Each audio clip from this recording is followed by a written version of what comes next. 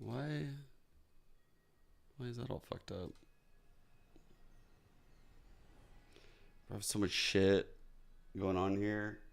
I don't think I was truly ready to go live, but fuck it. We ball. We're like trying to have fun as well, which was Listen kind of here. hard for me. Boom, Because boom, like I'm boom. feeling really sick, and like thank God like my team like they're just cracked and they're so good and they just carried me, so like I'm glad for them. Smurfette, you're also cracked. You're also very, very good as well. But I do have to ask, Smurfette you owns haven't actually. played many agents. I feel like you've really Oh, stuck sorry. to the things that you're best at your whole Okay. career. Yo, And what's up, Lena? Yoru today, I really wasn't expecting that.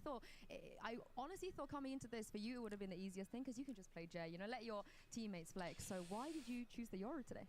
I think like Oh, I dude. will, like I want to start playing different agents to like get better. That's why I in feel which off. play. I'm like, I I'm don't wanna, hearing like, keep something playing funny. Jet all the time because like I already like played so many Jets. So yeah, I just want to like get some new taste.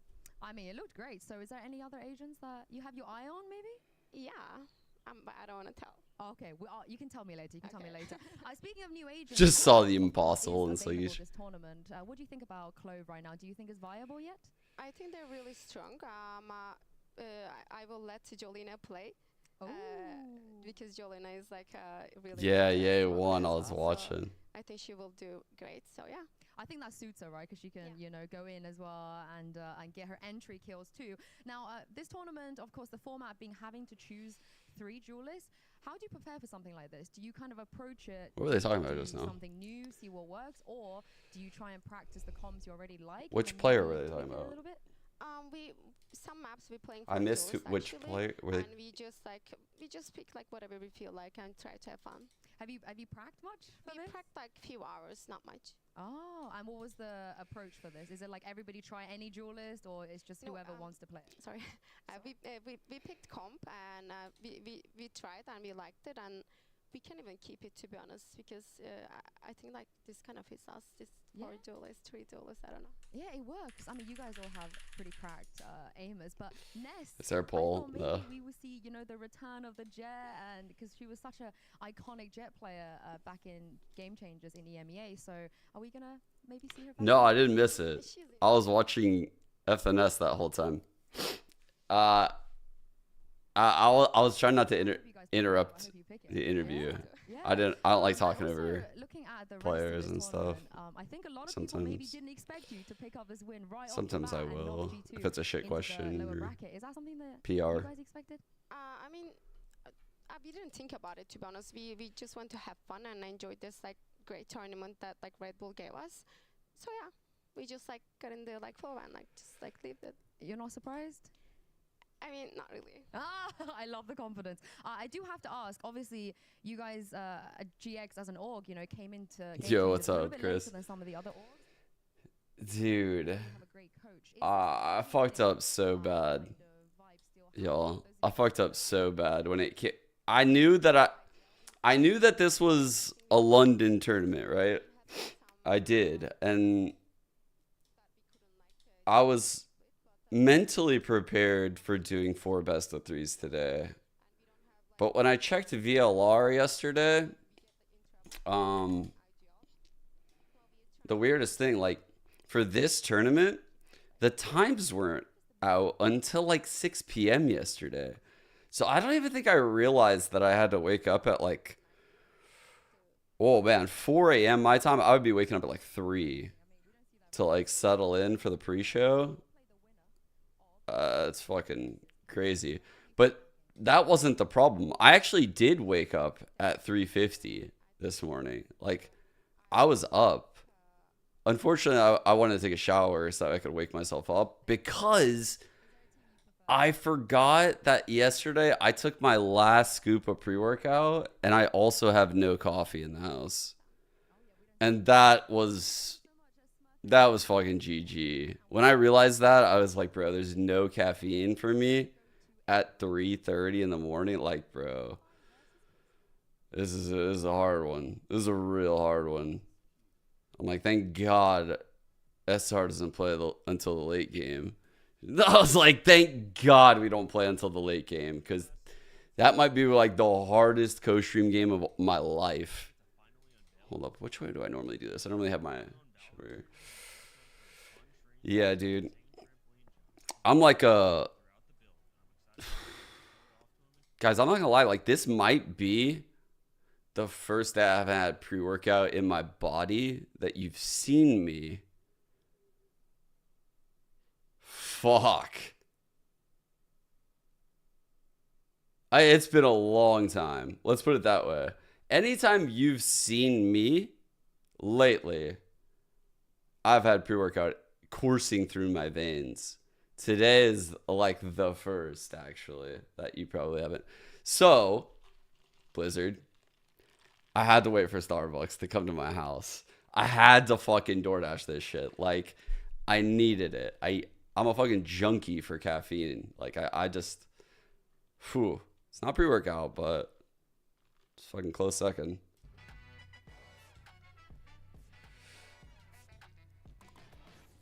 Well, let's do this. Well, thank you for shooting me. Yeah, no problem, man. Happy to. Yeah. Dude, So 6 oh, months cute. we've been talking about this. You've Oh my been God. this creation. For some of the people that might not know what's been going on, why don't you walk them through this whole project? Sure. Yo. My name's Danny. I'm a mechanical engineer. It's the dude and, that made the last Killjoy year, turret. I built Raze's Boombot from Valorant. And that was a big success. A lot of people were paying attention on TikTok, Instagram, and YouTube. And then from there, That's crazy. Jake Lucky found my project and tweeted about it, which was really cool. And then Red Bull found the project and collaborated with me to make this awesome Killjoy turret. What exactly is your background? Yeah, I'm gonna go from I this got to my, probably master's ranked in to mechanical Americas. engineering. My entire project experience and work experience is involved in like product development. So what that means is basically like you come up with an idea or concept for a product, and it's like the full cycle from like designing it and prototyping it. And This is testing so it. sick. It's like a manufactured product that's like sold on the shelf. Can you run us through all of the details that are inside this turret? You did so much in 6 months, but Yeah. let's see how much is there. Sure. All right. First is the shooting mechanism. It's powered by a out of darts Jupiter. So that's what's firing the Nerf rival rounds. And it's What? powered with a proton pack. So basically, the proton pack is this thing that you see in the back, and it can store a bunch of Nerf rival rounds. It's like jostling and agitating rounds inside this container to make sure they're like freely flowing. And then there's a brushless motor here that's sucking in air, creating a vacuum, forcing those rounds to go from here through the vacuum tube to the shooting mechanism. Towards the front, there are these super fast spinning motors Yeah, attached really to fast. flywheels. Yeah, like Whoa. 30,000 RPM is how fast they're spinning. And basically, they just like propel a Nerf This rival guy's round fucking out. The sick. recoil mechanism that allows this whole shell to move forward and back as rounds are fired. In the front of the barrel, there's neopixel purple LEDs that will shine and flash, just like What Tracer the bursts in the fuck? game when they like shine purple when a shot is fired. This There's guy's motors OP. in Each of the arm to move up, and then there's a motor under here that allows the turret to swivel left and right. Holy In fuck, here, bro. this little dome structure. There's a husky lens in here. I hope this guy, whatever he does for his Like, career, understands, like, is okay, making a lot of this money. is not a human. Basically, This that's a guy, board that tells all of the motors like where to move the turret in order to get. if he's not working for It's like maybe one of a top level company as an engineer, I hope he fucking owns his own there's an company. automatic sentry mode where it's like looking for people, right, and it's like scanning around. And then there's the manual mode, which is I'll power it on for you. Oh, yeah. Get the lights going. No, I don't even mean like yeah. as far as Killjoy turrets go. Just he's created this out of thin air, Jim. Like he's shown an immense level of understanding of physics, engineering, creativity, design. Like this project alone should get this guy hired at like a top level company in my eyes. Mad respect for that, because this is impressive. Thank you, man. Yeah, so have you built anything like the Killjoy turret? Or This is like he's that, or insanely is this talented. Yeah, I know. I figure you're probably kidding. Yeah, I'd say no. But- I think my passion lies in like. I mean, this 3D is so cool to modeling, me. And then in college, I got really into 3D printing as well. First thing I tried to make was I tried to 3D print my own Iron Man suit, and then from there, I tried to teach myself about robotics because I have this like engineering background, but I never Yeah. really did robotics or anything. And I did like a Valorant has the robotics robot project for my intro robot and the to Killjoy BME turret. class, passion and interest together? biomedical engineering. We had like groups of 4 and we built like robots that had to like do like all kind of tasks and shit. Before, but what made you pick? But nothing like this. First This off, I'd is say because I'm a This Killjoy is main. fucking But there's a lot crazy. to This it. is so. Just like Kyo, I'd say the Raise Boombot is like a pretty small scale project. You know, it's like something that will like bump into walls and like back up and turn around. Like I was thinking in my brain, like how do you graduate from that and like still challenge yourself to like learn new things? How long did this take to build, and how much did it cost? You're pursuing It's blockchain maybe shit. about 6 I months. love that I've feel. spent, That's a like, great choice, I don't think, know, like FaZe. 1,500 or 2 grand. And there's a bunch of different things that like. What add up are over you time, like learning shipping, specifically? like all the hardware. There's a bunch of screws on this thing that like really add up. This project is incredibly impressive. I Did you saw build that. it mostly by yourself, or did you have any help? Yeah, so for all my projects, I build it like entirely on my own. It's like Smart it's a security camera that talent can of shoot mine. And on paintballs? top of No, that, that's I fucking have to thank sick. my What? community because a lot of times I don't know how to solve this. I don't know what to do. No, I haven't As an watched engineer, Michael Reeves it's really content. good to brainstorm Wait, with other people. Michael Reeves, that's the one that's with Lily Pichu, right? Is that right? Okay, yeah, my wife did like content with him cuz she's the Team Liquid like esports and one second, just fucking, what's the name of this fucking shit?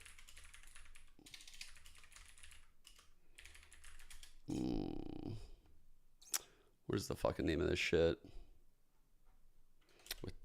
It was with Toast initially. Two people talking, that's the name of it. Oh, bro. Team Liquid should be so happy that I'm fucking just shilling their shit for them. But, yeah, like he was on this thing with Toast. I don't know why I didn't just... Michael... This one. And, yeah, Jennifer got to work with him. And, like, dude, Jennifer had only positive things to say about this kid. Like... You know, because sometimes I'm curious. Like, there's definitely a lot of influencers and stuff that I haven't met. And, so, yeah. This is... Why is it not coming up? Dude, what?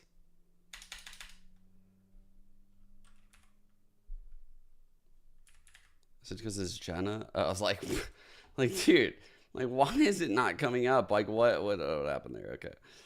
Yeah, she's head of talent. That's her role. She actually just went to Disney with, like, the whole Liquid crew 2 days ago when I was streaming. I was streaming when they did this.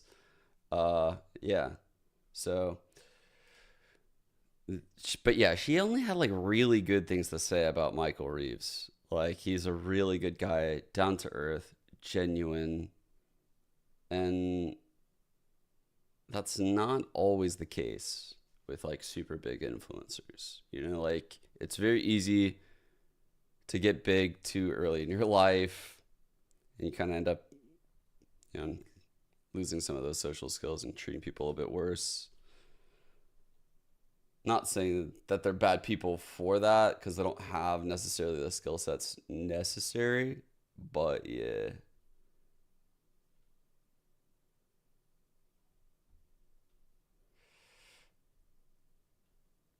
Yeah, the younger CCs, yeah. Very close game, but I just feel like maybe they found a little bit more from the double smokes than maybe we did with Mimi on Gecko. So It looks like Red Bull has some like cool stuff, like cool content and bits planned for this tournament.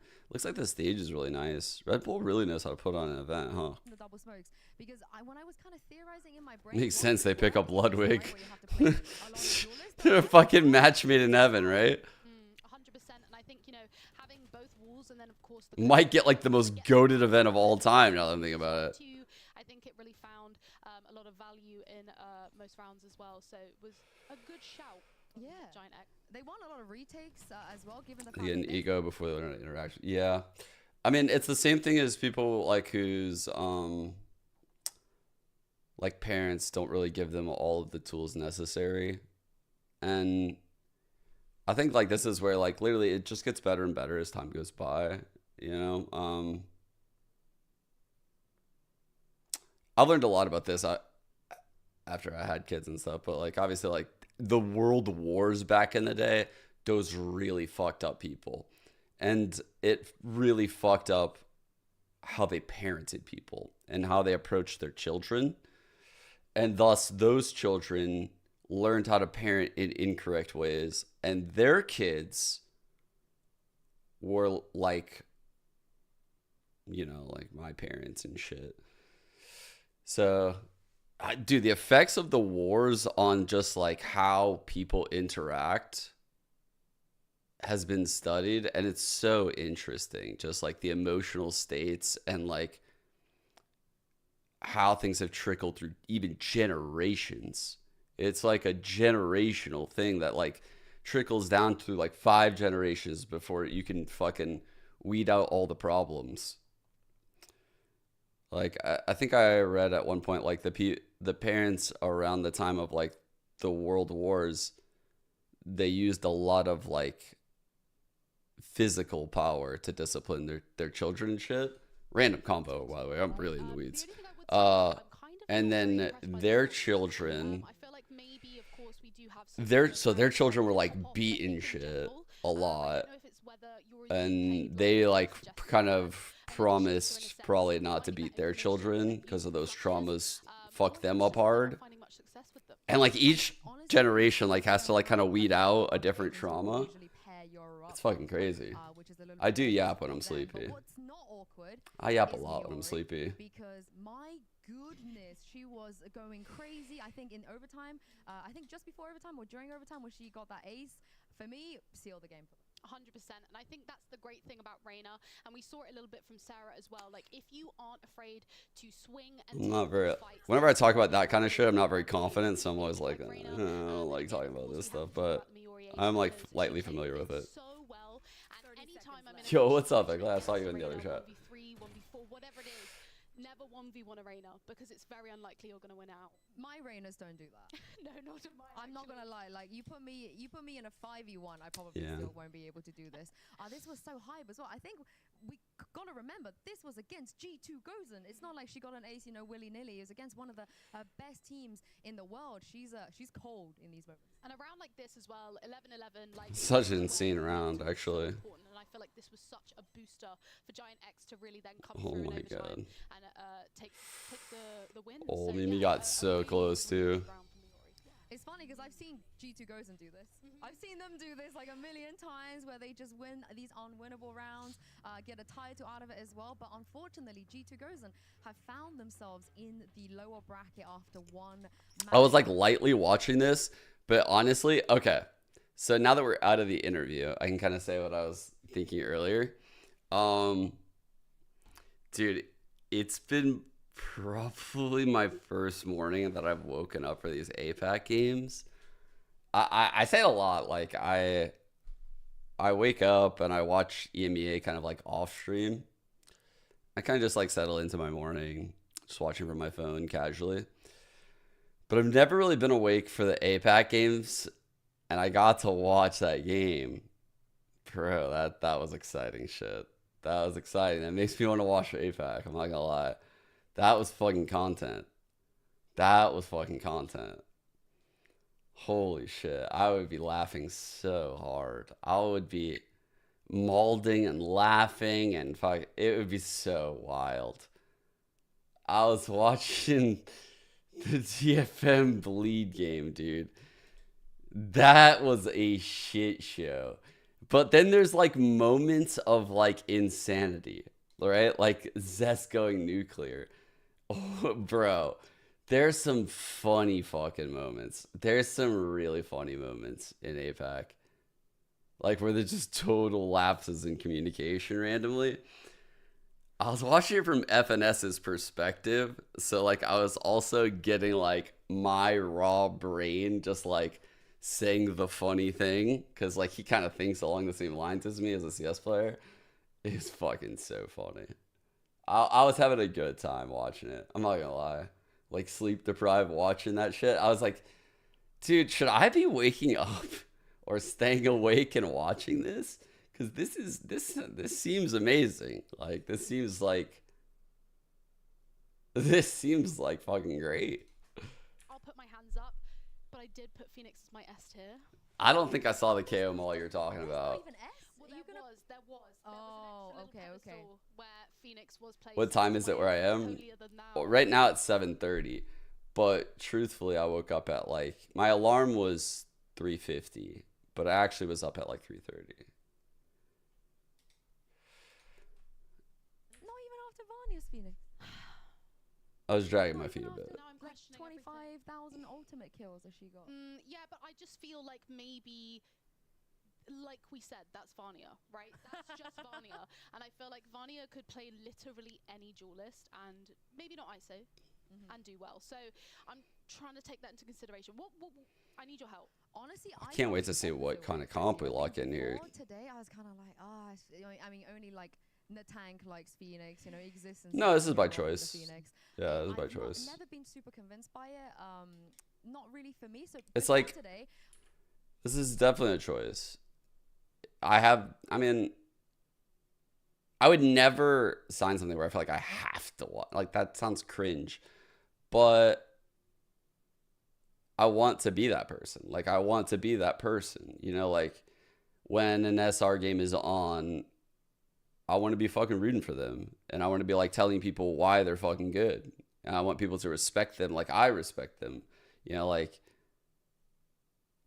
I like the teams that are on our org and I root for them. And yeah, like they play, I want to be there type of beat.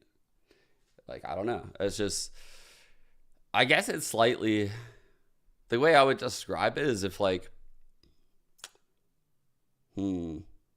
it's not even like you were born and raised in a city and you support a sports team. That's not what it's like in esports. It would be like if you fucking moved your whole life and when you move to a new place, then you support that new sports team, I guess. But this is even more different than that, I guess. Like, I don't know. I really like our teams. I really like MXS in Challengers. I really like the GC team. I've watched GC from the get-go, so I'm very familiar with these girls on our squad. Done like podcasts with Mel.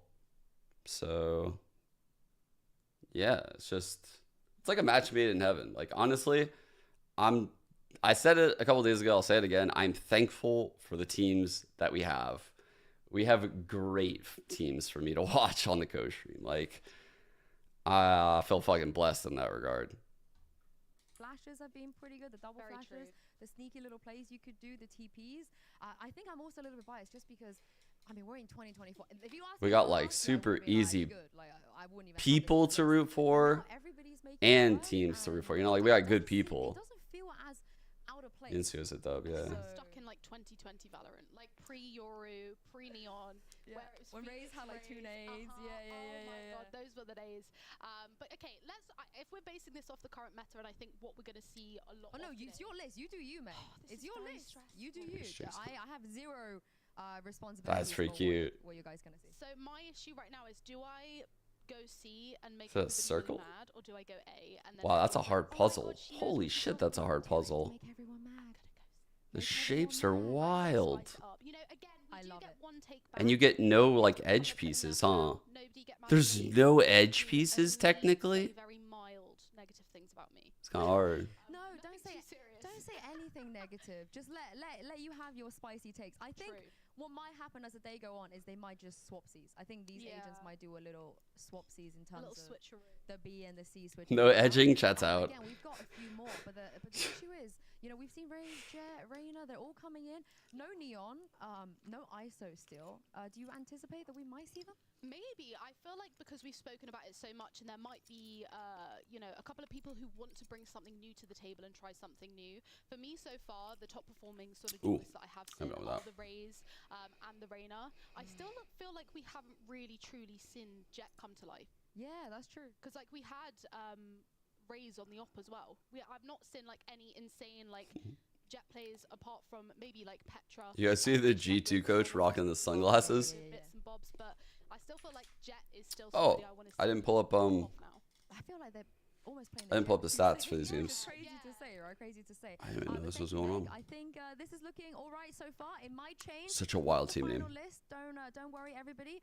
But if you guys didn't know, I have a little surprise for you because we're not the only person. Harper we're Viper, not the only Yoru people either chat. that's What? been tier listing the duelists in this game. In fact, the players in this very tournament have decided what they think how the duelists should be placed right now. So take a look at this and see if they are smarter than Meg.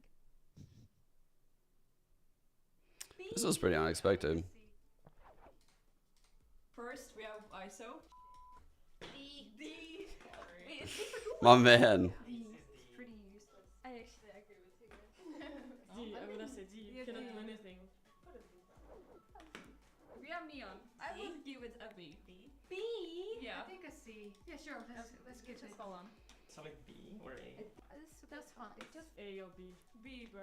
bro. No, it's A. High up B. We can What are they doing, Neon? B or A? B or A? Neon too, right? Yeah. Like she's played on like boom maps. Raise, bro. Raise. Of course it's Raise. A, bro. Raise. Say, come on. A. Yeah. A damage and Woombot for info. 3 against 1, so whatever. Wait, someone didn't put Race in it? Like if we can only have one, this is yes or sure. Both Yeah. maps, both I with guess so, raise. yeah. So based on vibes, yeah. You would put it in A? Sure. I'm gonna put it in A. If you have a good Yoru, Yeah. Wait, that's always get outfit. that's Floor? Yo, Floor's new hair looks fire, actually. I was trying to figure it out. I was like, do we have like a new analyst or something? Like, I was like, Okay, so we can change it. It's Yoru now, guys. It's time to decide. Floor looks great with the new haircut. And then it's, I'm digging it. And put I raise in think, S. yeah. We can put him in A for now. Now we have Phoenix. Honestly, like, I didn't realize it because Floor was looking confident out there. Like, I like it. I like what I'm seeing out there. Floor's looking confident, feeling good, looking good. Let's go. B, bro. Yeah, B is fine. Not A. He doesn't create any space. I'll play him with T, sorry. Which S. That's probably Like, Floor doesn't usually get, like, super involved in content, I feel like. I Like, would put this on top, bro. I feel like she should be on the outskirts of the team, you know? Nothing. So I didn't expect it to be Floor, and then when I was doing, like, a head count, I was like, wait a second. Next up, Reina. We do that. Yeah. C or D. I feel weird that my brace on. I would put Reina on. I mean, C, I think. They're You guys like my bracelet I've been wearing? Yeah, Probably haven't even Oh, noticed. wow, now we can change Chat, names. chat don't notice shit. yeah. Putting Reina on C, I guess. I'll probably see. Really funny, right? More useful than Man, we're below Reyna? Come on now. Doing ISO dirty. I'm about to go back to playing ISO one trick. Fuck it.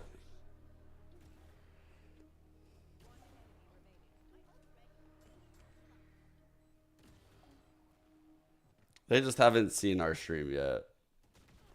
Don't worry. I'll convince them. Right before VCT Americas, after this tournament today, if they're free, I could convince them. I'm just kidding. Bro, I'd be the fucking biggest narcissist to be fucking serious about that.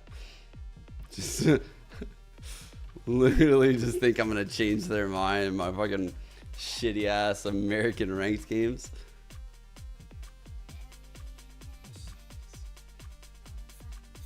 Another 7 minutes. Chris is like trying to time these nap schedules over there. It's like, bro, it's 7 minutes. Gonna mean I'm gonna miss the end of this fucking game. I've been there, man. I've been there with the kids where I'm like, okay, we got good time. And then like I see like a timer like this hit the screen, like 7 minutes, and I'm like, bro, you are fucking me right now. You are fucking my free time. I only have a certain amount of this, and it's only right now, and I've planned for this, and you're fucking me. Like, I would get so mad at this like 2 years ago. Now, I'm in the clear. I've got children that can talk, and it's great.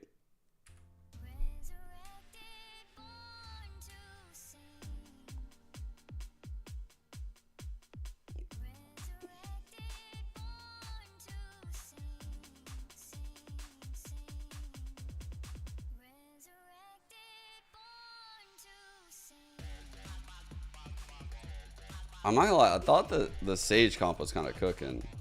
You guys want to see the comps that were picked here?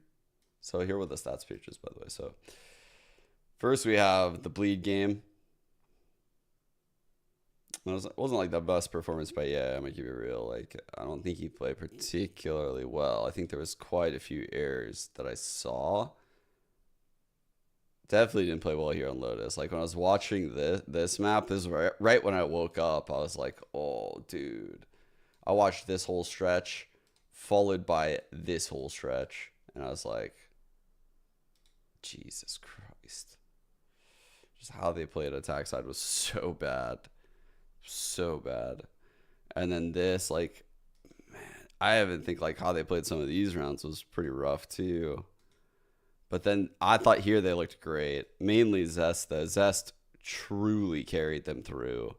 He was like 14 and something after 5 rounds, maybe? No, maybe even like 3 rounds. He was averaging over 3 kills a round, I'm pretty sure, at one point. Like 5 rounds in. It was crazy. He was destroying on that last map.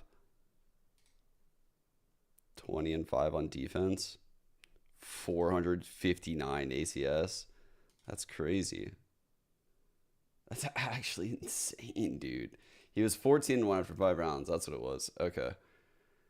14 and 1 after 5, 12 and 1 after 4. Oh, that's a fucking performance, man. That's a serious performance.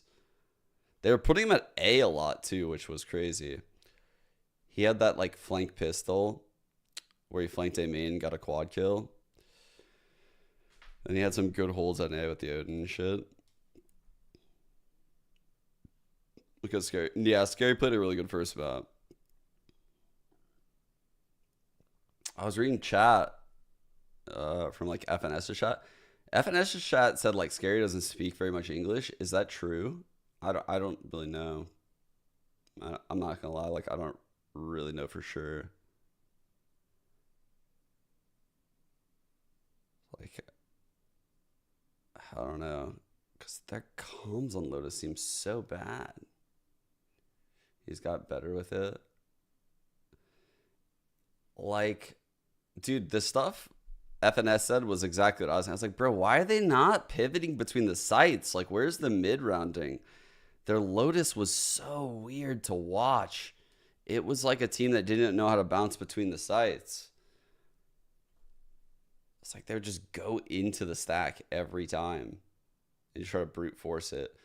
And Ye's like entries weren't very aggressive. Like he wasn't satcheling in. Sometimes he would kind of. I don't know. Their attack side looked so bad. But I'm still super happy that Ye got a win.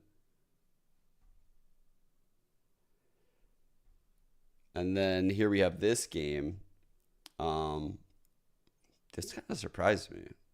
I don't think I expected Giant X to beat G2. I know G2 is rocking a new team. I know there's some weird comps and stuff, but Vanja's pretty sick. They kept Mimi and Petra. I'm not very familiar with Amy and Rescue. Smurfette. Let's see. Oh, wow. Smurfette a ruffers too. Damn, bro. The Reyna went 35 and 22 on Jesus Christ, Miori. What the fuck? Bro, Reynas have been owning on Icebox lately. That was like the one we saw yesterday. The Winthrop one.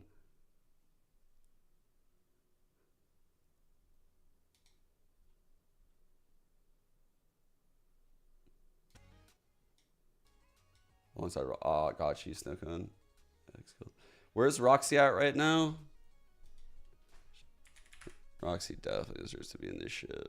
Where's she at? She's not on the team, I don't think.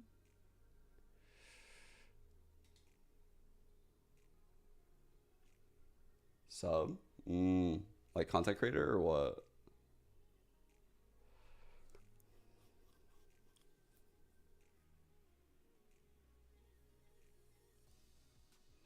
Yeah, I guess, Doc. I'm kind of conflicted with what you said. So the comment was like, it sucks that GC gets so few events, and the one big third-party land they're getting has to be this gimmick format.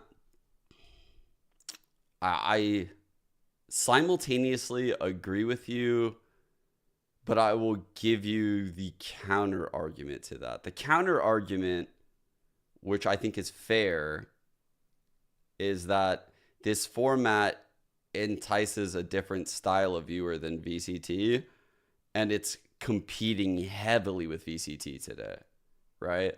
It's directly competing with VCT, which is rare for game changers. Like, this is a unique event that they can throw in the middle of the calendar because GC has those gaps that you talked about. So it's like one of those, like, it's like a bittersweet type of thing. Like, they can have this event in the middle of their calendar, but only 4 teams can be invited to it. So it's like not many teams even get to play in it. It's a very cool experience. It's good for the teams to get that opportunity to go to EMEA and get those like boot camp reps in.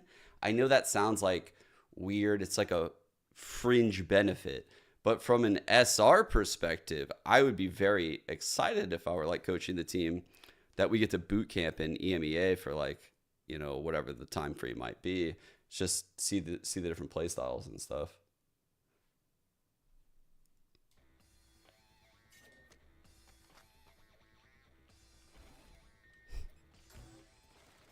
It's like a satchel.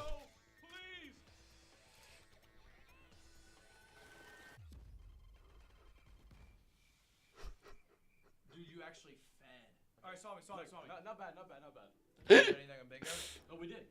Lose 2 rounds in a row. It might be a mid. I gotta dip and play mid. Check my movement. Okay.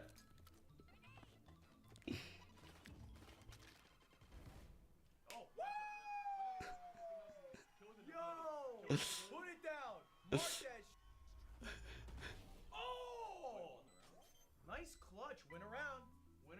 Bang. Look at that. I mean, technically, hopefully we do good enough. Our teammates ask for our ranks. Wait a second. Yo, I got Teammates ask for- ain't nothing. Alright. Is there anything we can go for, technically? Pick up an enemy weapon, yeah. Okay. Or just get an ace, bro. We're just kidding. Alright, good luck just mid-fight.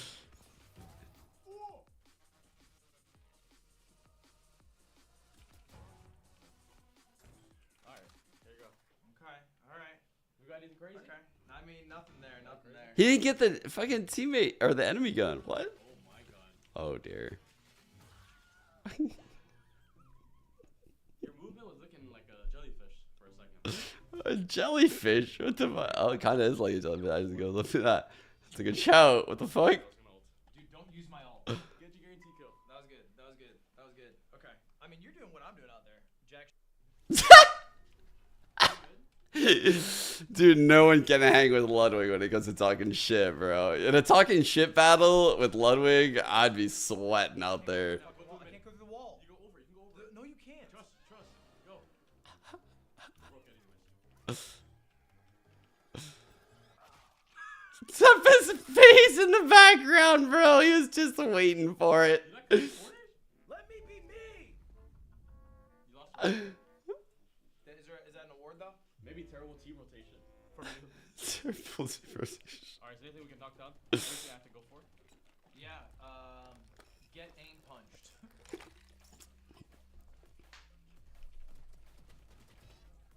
Oh, wait. He kind of... All right. He got it, right? He got in punch. Does that count? Alright, I'll let you play your game. Too much with the song. Let me play my game. Oh, God. Check this out. You know what they say about this gun? I play right here. What do they say? No skill. There's a lot of skill to positioning. So,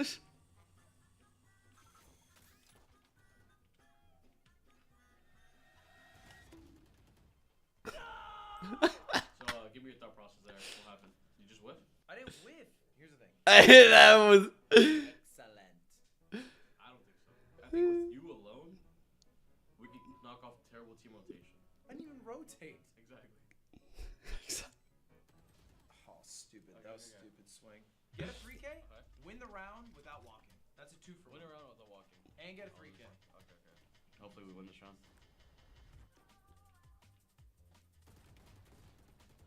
You have to win the round, by the way. Oh, what a throw. Wait. This deadlock's actually feeding.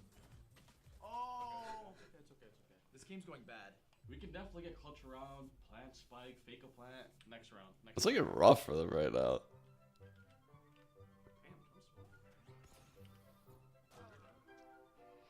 Damn, I'm telling you, the higher ranks doesn't get any better. Alright, Zeb, get a 3K. Alright. Nobody B? Alright, I haven't stopped running yet. I don't think. What rank are they in right now? You can't walk. Okay.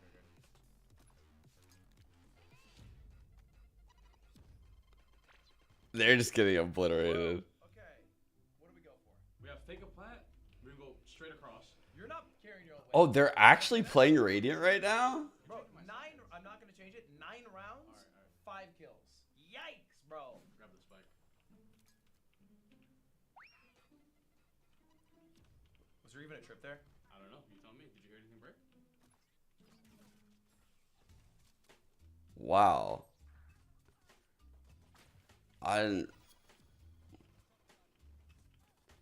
How'd they get this account?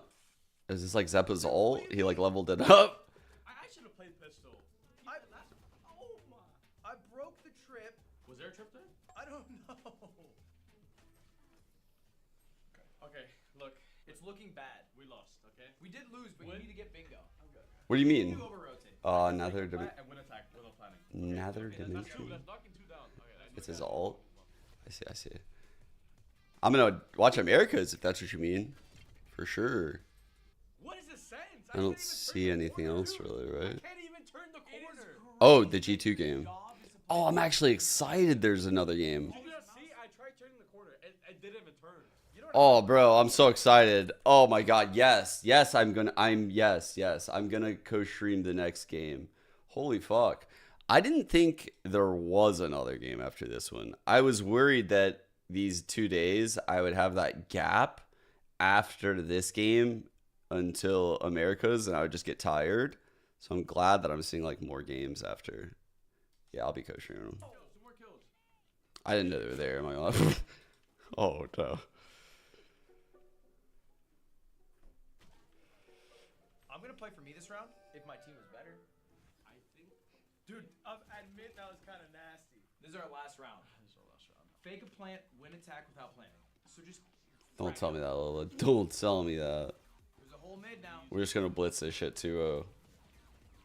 Time to get this shit back on schedule. You know what I'm saying? Fake plant, fake plant.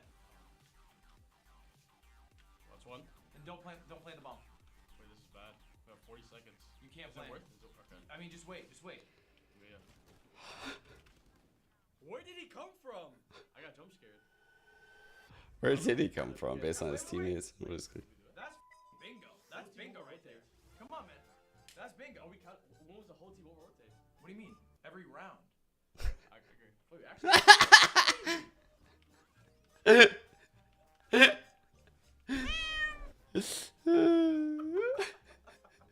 I'm getting targeted.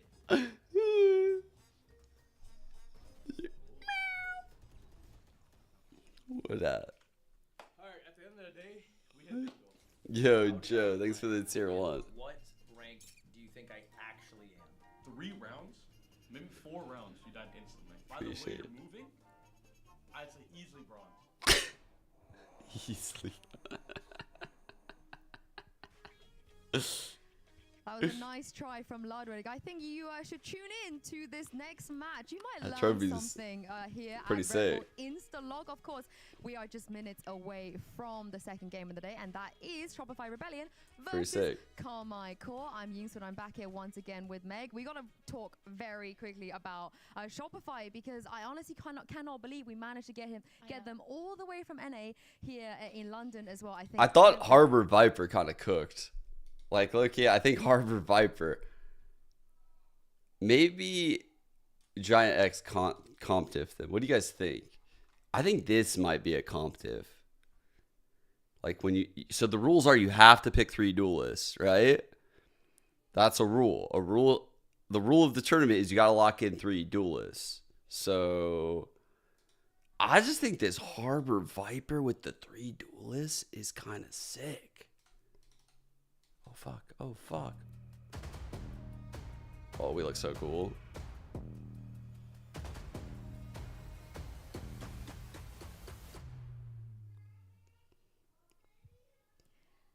It's like we designed the format. This is our tournament. And Fluorescent might go. I love the new hair. It looks amazing. It really does. I mean, Oh yeah, you probably just play. Yeah, you could literally run the PRX comp. They've done all the heavy lifting for you. She's about to, I feel like, dunk all over every. I think the Harbor Viper comp though is pretty legit for running 3 duelists like this and having like some flashes to get the middle ground between the walls. This is a pretty good idea too, though. Like Cypher Omen on Ascent. They both went with. I think that's the play on Ascent for sure. Maybe Killjoy actually. No, Cypher probably better in this scenario. The Sage versus the Gecko was like interesting, right? They both went with Viper, but they both went with different ways to get the spike down. I thought the Sage would win. Like I honestly thought the Sage would win here. I thought for sure they were going to take this map when I saw the comps. This tournament's so fun. Boo! Boo! Just kidding. So fucking unnecessary. Just booing the enemy team. What happened to their 5th? Sick or something? This team, they What's up? recently grinded their way all the way from contenders back into the main circuit of game changers. And for those of you that aren't familiar, some of these players, they have also won titles of their own. Nello in the beginning of this game was winning everything in EMEA. Oh, it's Glance? Of course, who unfortunately is not here with us in the venue today, who will be playing remotely, is also a former world champion herself. Honestly, where's this team, Glance I don't think from? anybody should underestimate them. No, and I mean, as we're coming Oh, into what? seeing She's Russian? I actually didn't know that. Okay, that's why. which maps, I'm actually Damn, dude, that fucking sucks. two I didn't know maps she was that, from you know, Russia. these teams are both strong on. Yeah, they are indeed. The bans are That pretty explains it. standard. They've been perma-banning both of these maps pretty much all But year. she's It in feels like France they right don't now. really Yeah, I have thought, for some reason, I thought like Glance was like French or German or something. And I was like, how the fuck are there visa problems getting into the UK? I was totally like blindsided by Russia when I saw it. I was like, okay, this makes sense. I would not like to see it here. No, I really wouldn't. I mean, we were literally speaking earlier about where Phoenix sort of comes through and where they're strong. And Breeze is not particularly one of those maps, although we have seen them played quite recently on this map.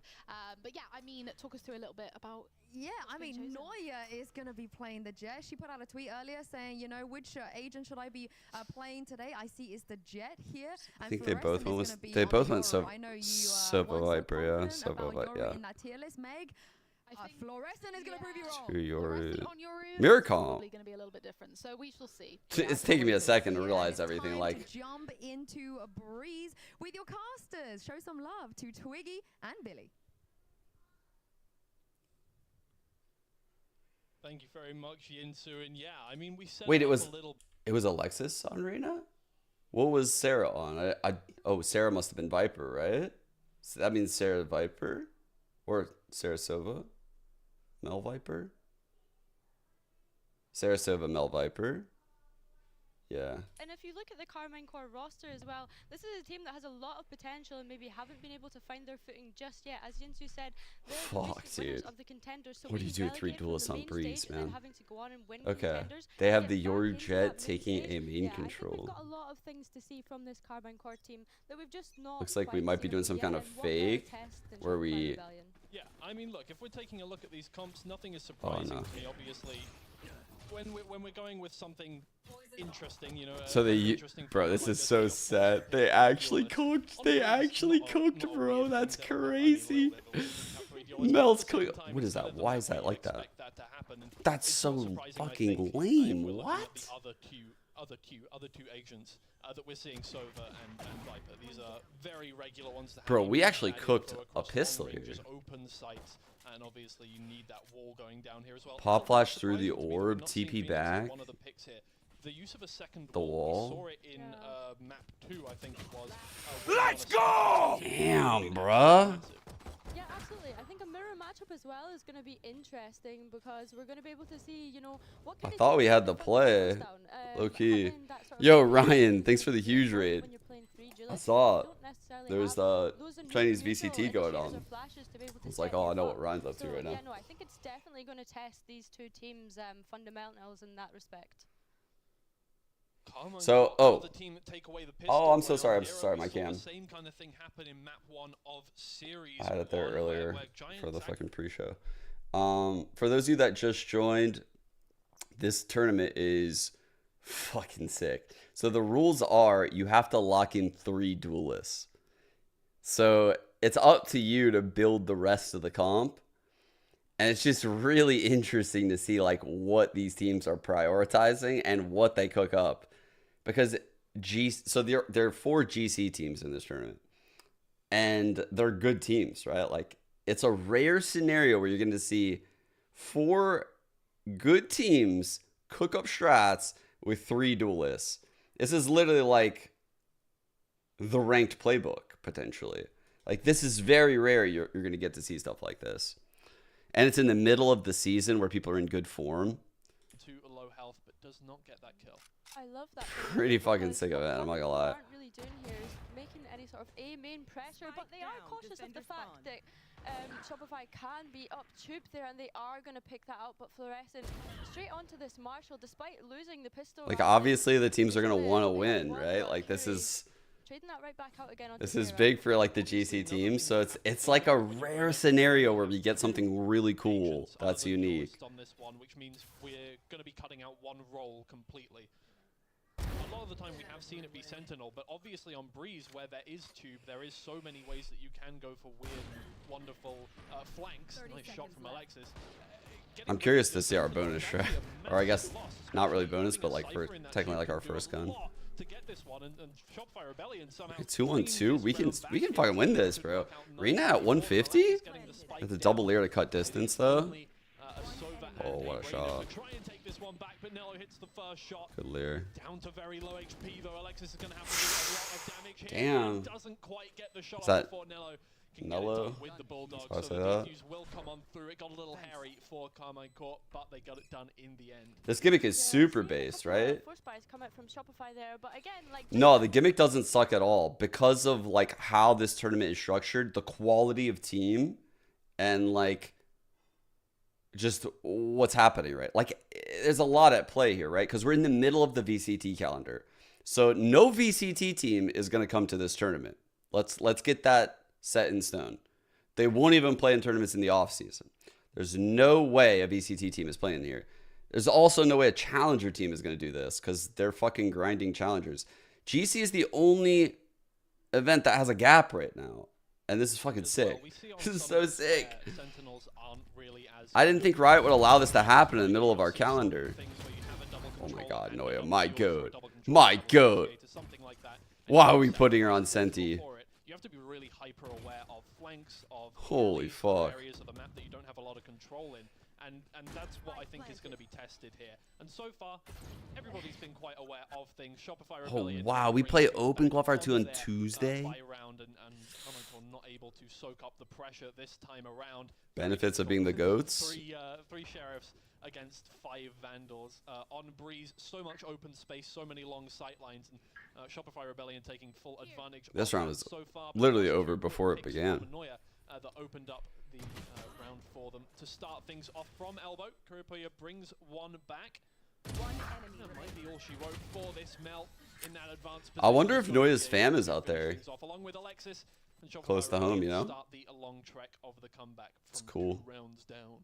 Yeah, Noya showing absolutely no fear there, going in and getting, I believe it was 3 entries to get them into the site there. And Noya, some EMEA viewers might actually recognize from competing in early EMEA Valorant. You know, she competed in Hunter's Trials, in Birds of Prey, before actually moving it's in London. to Exit in 2022. and making that Rules of the NA tournament, change. So have to pick 3 from duelists. someone that plays the Sentinel role in Frida. Shopify Rebellion, usually it's really nice So to see her the come teams out are onto required to the lock stage in and 3 that duelists, and then fearlessness they going get into to this one. That choose was a the really last nice round 2. from her.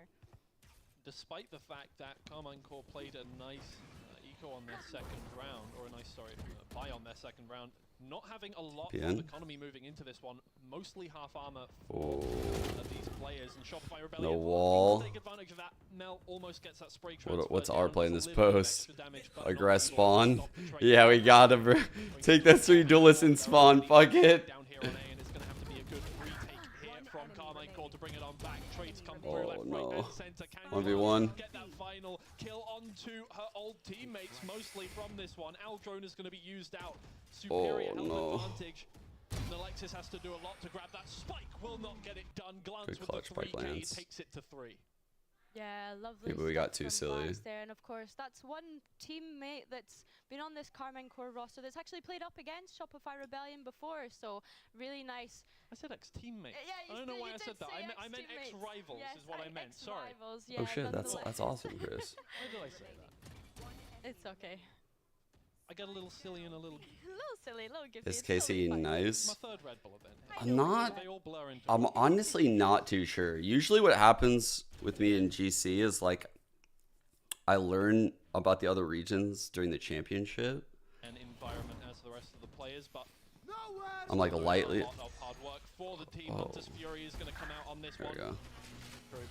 Does go That tag? down. Yeah, The got sole tag, control right? For the team means that Shopify Rebellion can take a little more here. Sarah shoots the flash, does not shoot the actual Yoru of Matrix, the primary duelist. Oh, let's for see this. Carmine Core.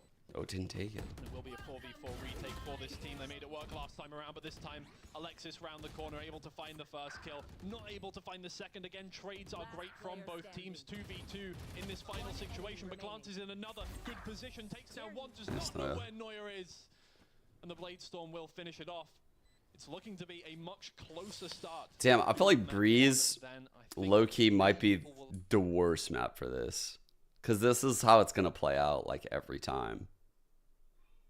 I feel like every map but Breeze. I was just thinking through like the map choice. I think all the other maps are more exciting than Breeze for this format. I just kind of wanted to make sure that they kind of got that round down. And we are going to see Carmine Core come into an eco round now. And although they were kind of making adaptations there of coming down tunnel, and Jet is technically probably Flora's best, but she does play Yoru, and her Yoru is probably the best on the team too. On B main, and just give them a free sight because Glance is only just starting to make her way over now. It's so funny because like,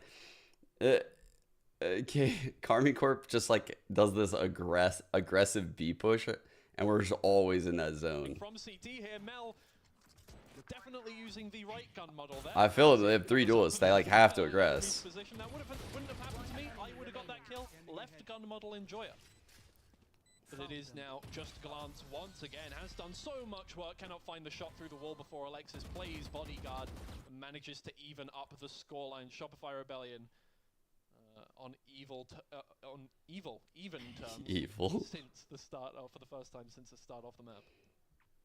Yeah, I think that's something that we're going to see come out of Shopify a little bit more, is a bit more confidence, right? A judge. Alright. We're going to see the floor ult right here. I mean, it's a little bit It's going to have the judge in play. I think for Shopify, Where's she going with that they though? should be going into this with full confidence because they are the reigning Since- world champs at the moment. So, What is that? of course, Oh yeah, playing that's our that great 3 jumps crash. as well, it Gonna kind of flash maybe plays for their into that pop. extra overconfidence, I suppose, where players might start overheating. But yeah, just gonna see them again funnel into A main. Yeah. Oh, the shots Damn, through bro. the wall there does a lot of damage. The Hunter's Fury comes out. Oh, Florescent fuck. Obviously using the ult to get in close. And that looks so Get easy. the first pick there with the judge. Nello is able to take out Mel. Makes me using want control to come out of my ult like of that. Tube there once again. Shopify Rebellion gonna find it hard to get any control of this site here. Fluorescent now stuck behind Orange. Judge in hand, Oh trying my to do god, damage, floor trying is to so do annoying. control, but it's Oh! left down to her versus 4. A great shot to Ooh. start things off, and you could have seen that going away, but it does not quite. The mirror matchup of Matrix, the other duelist. Bro, Floor did so much that round. What the fuck? It's crazy that 3 of them were alive at the end. It's definitely Fluorescent. We've seen her do it time and time again, not only in NA but at international events as well. And maybe not seeing her full potential on this map. So I think this is a rough half. You know, there's time to warm into Shot. it still, I'm sure. I think what we've seen. I mean, it's hard to know for sure, but like, it's Breeze, it's attack side. There's no Senti. There's 3 duelists. Like, I would imagine defense is pretty fucking hard. And while I think the game has been brought down to very much bare bones by this format with the 3 duelists, you do still have to use flashes. You do still have to take space and get into The site. whole split That's wall. gonna be your initiator's role. If you don't have a flashing initiator, which is the first thing you're going to sacrifice, you're going to replace it with a Yoru, maybe a Neon, but Neon hasn't been favored by the teams, maybe a Phoenix. So Like we actually are kind of cooking. Like, you can see this is the hall split wall, right? So it blocks the midline into the site here. Halls is blocked and like deep bridge is blocked. You Yoru flash through the halls portion right here to get out, or a Rainalier. Or 1-on-2. You think would be used as initiator is Ooh. main 1-on-1, 1-on-1. No way, not with the Sheriff in hand. The 1v3, the reload, 24 HP. That's 1 body shot from the Vandal. But all you need to find is 1 headshot. Not quite able to find the first round the corner there. Nice floor, Just waiting for reading the it defuse to well. come on through, the time ticking down. Looking for half his matrix. Ooh! The shot is there from Flores. Ooh! It's inevitable. Floor is her, dude. Let's fucking go. The worst health, the worst weapon, still able to bring it back for her team. God damn, she's so good. I don't want to say it was a little Holy. bit of foreshadowing, but literally the round Oh my god, bro. I got goosebumps right now. You don't want to be in a 1vx. Holy fuck. To clutch up an eco round for Shopify She's so Rebellion. fast. Again, seeing that real confidence and that real firepower that we wanted to come and see from this young player. How the fuck is floor 6 and 6? I feel like we've seen all 6 kills and they're incredible. ACS, the kills in this game, bringing Surprisingly, I have never seen anyone hold this angle, and I kind of like it. Hiding in your orb there is kind of fucking fire. Hiding from orbs. Or from darts. Why did I say hiding from orbs? What am I? So far, but Alexis is there to the rescue. Nillo finding kill onto the Jet player of the opposite team here, but Spidovka doing a lot of work there with the Blade Storm as well. Alexis gets her second. Oh, nice. Nice, Mel. Finds one the other way, but it's down to a 1v1 once again. Mel doesn't know quite. Fuck, 2 flashes. Flashes back here are pretty insane. So far, gonna use all of that Yoru utility to be able to. Oh, nice. Duel, but it is not to be. Oof. As once again, Shopify Rebellion brought down to 1 player are able to. Again, like, I don't think we're looking too hot right now with only 4 on this. Or I guess that's our 5th. I guess we're like bouncing back after pistol, huh? Yeah, we're doing fine. We won 5 out of 7. Like, things are definitely trending our way up on the gun rounds, but 4 might honestly be enough. Like, 4 already is alarming to me. That's why I'm a little bit nervous. Is going to run on in with a Vandal, so 4 seems like a lot. You know, delivery service. This is true. Yeah.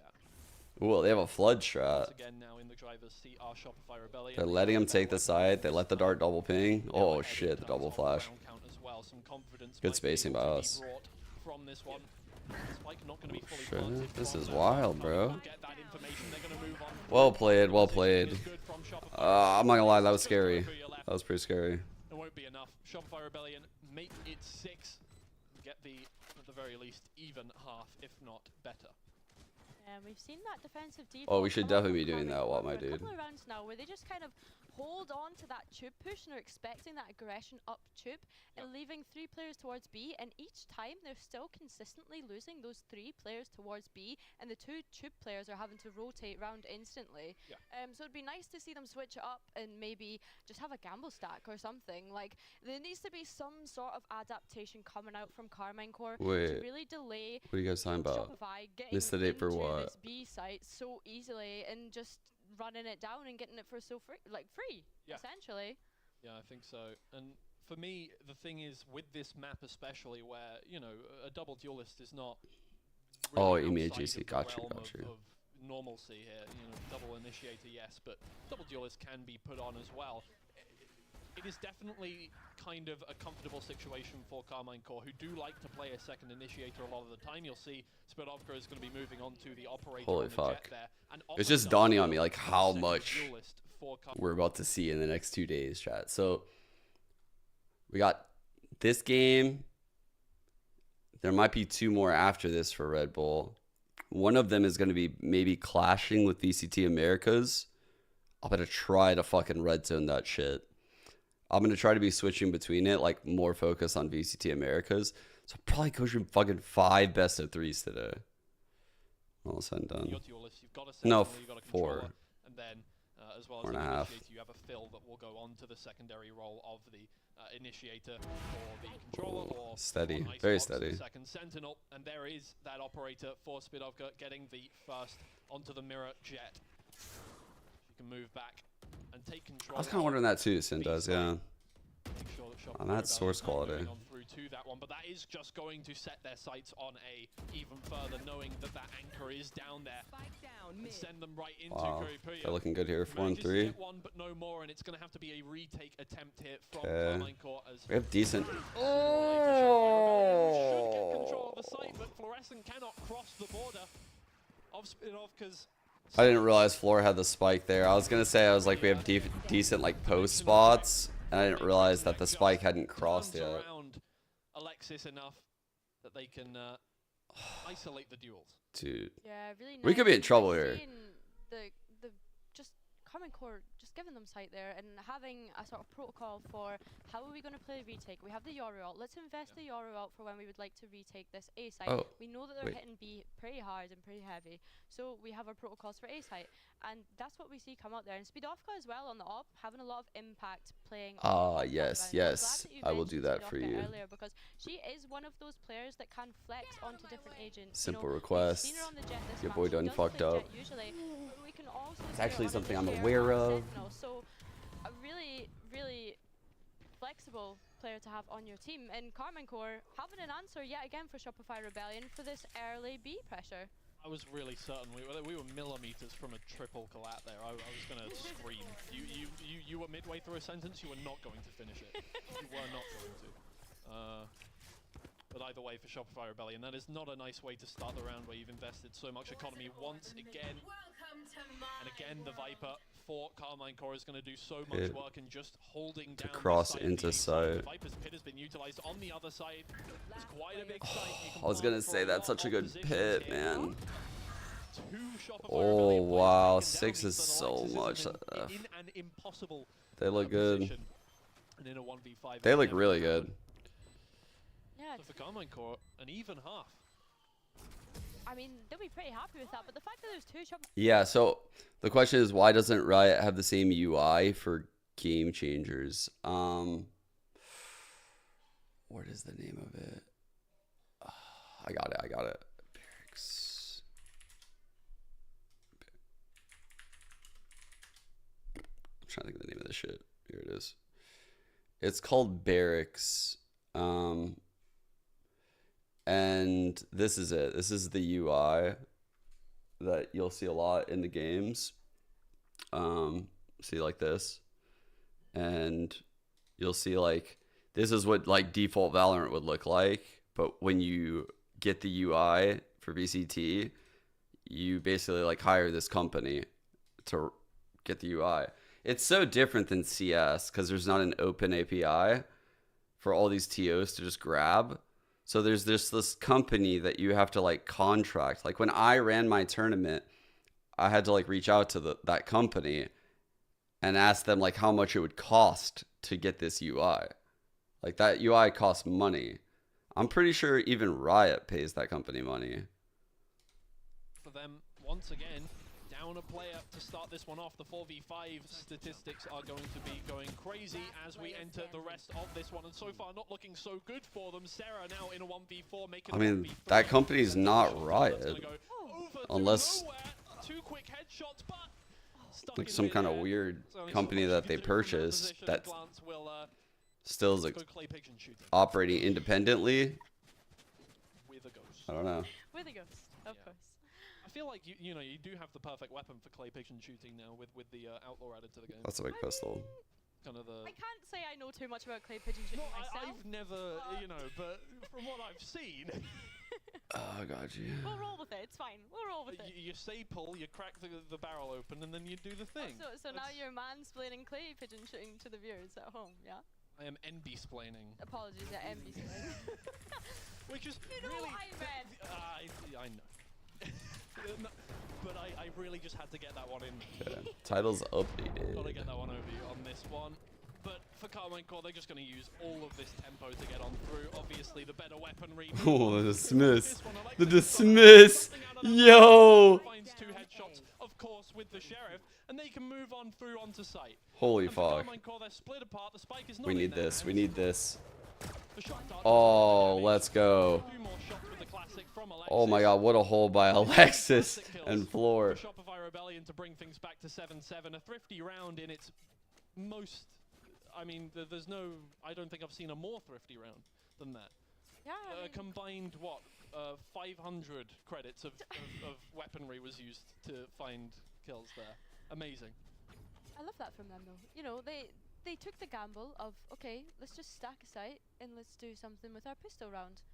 Maybe they pulled something out the strat book, and I don't hate that. Maybe they did. The strat book that has been built in the last, what, 2 weeks? Yeah. Somewhere around there. I mean, most teams you would expect to have call a it a pistol pamphlet, round. a strat Let's say that, yeah. It's maybe a bifold. So Yoru TP, all 3 duelists on Matrix will move in B to right start now things for off us. there. Not finding anything through the first flash, but there are walls up all over the place, considering there's only a Viper to be utilized in There's terms Sovas lurking mid.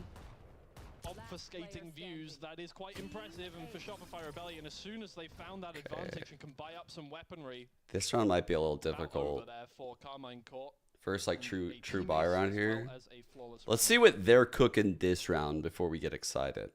Like if they can spread us thin and like abuse rotates, I don't feel like we use halls all that much, and I just feel like halls is a huge fucking weakness right now in Priest. You know, like without the Cypher there, just the Sova, that's it. Just feel like he gets timed so hard. One, which is a little bit disappointing because it should be there. Because the Sova's just going to do this every round. Just pivot between these two. So easy to timing that player.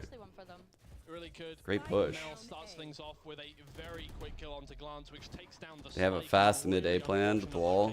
They're pinching at main now. Obviously, they have to come get the spike. That Yoru is definitely not real. Although it drew the attention for just a second there from the Shopify Rebellion. It's very players, but risky they have full control of the spike now. to put They the are Sova over here like this. able to play defensively as much as they want. Fluorescent tries to make a move around from Orange. Gets caught out. So for Carmine Court, just defending a position where they cannot win the round from. But at the very least, they can try and get some kills from and maybe make something out of it now. And as Shopify Rebellion have given It's one of those weird scenarios where guarding the spike is going to fuck us, huh? time to make a move, and once again the attack ramps up for Carmine Core. They find 1-2 now in a 1v2 for Alexis. Needs to find these headshots. Empress form. Oh!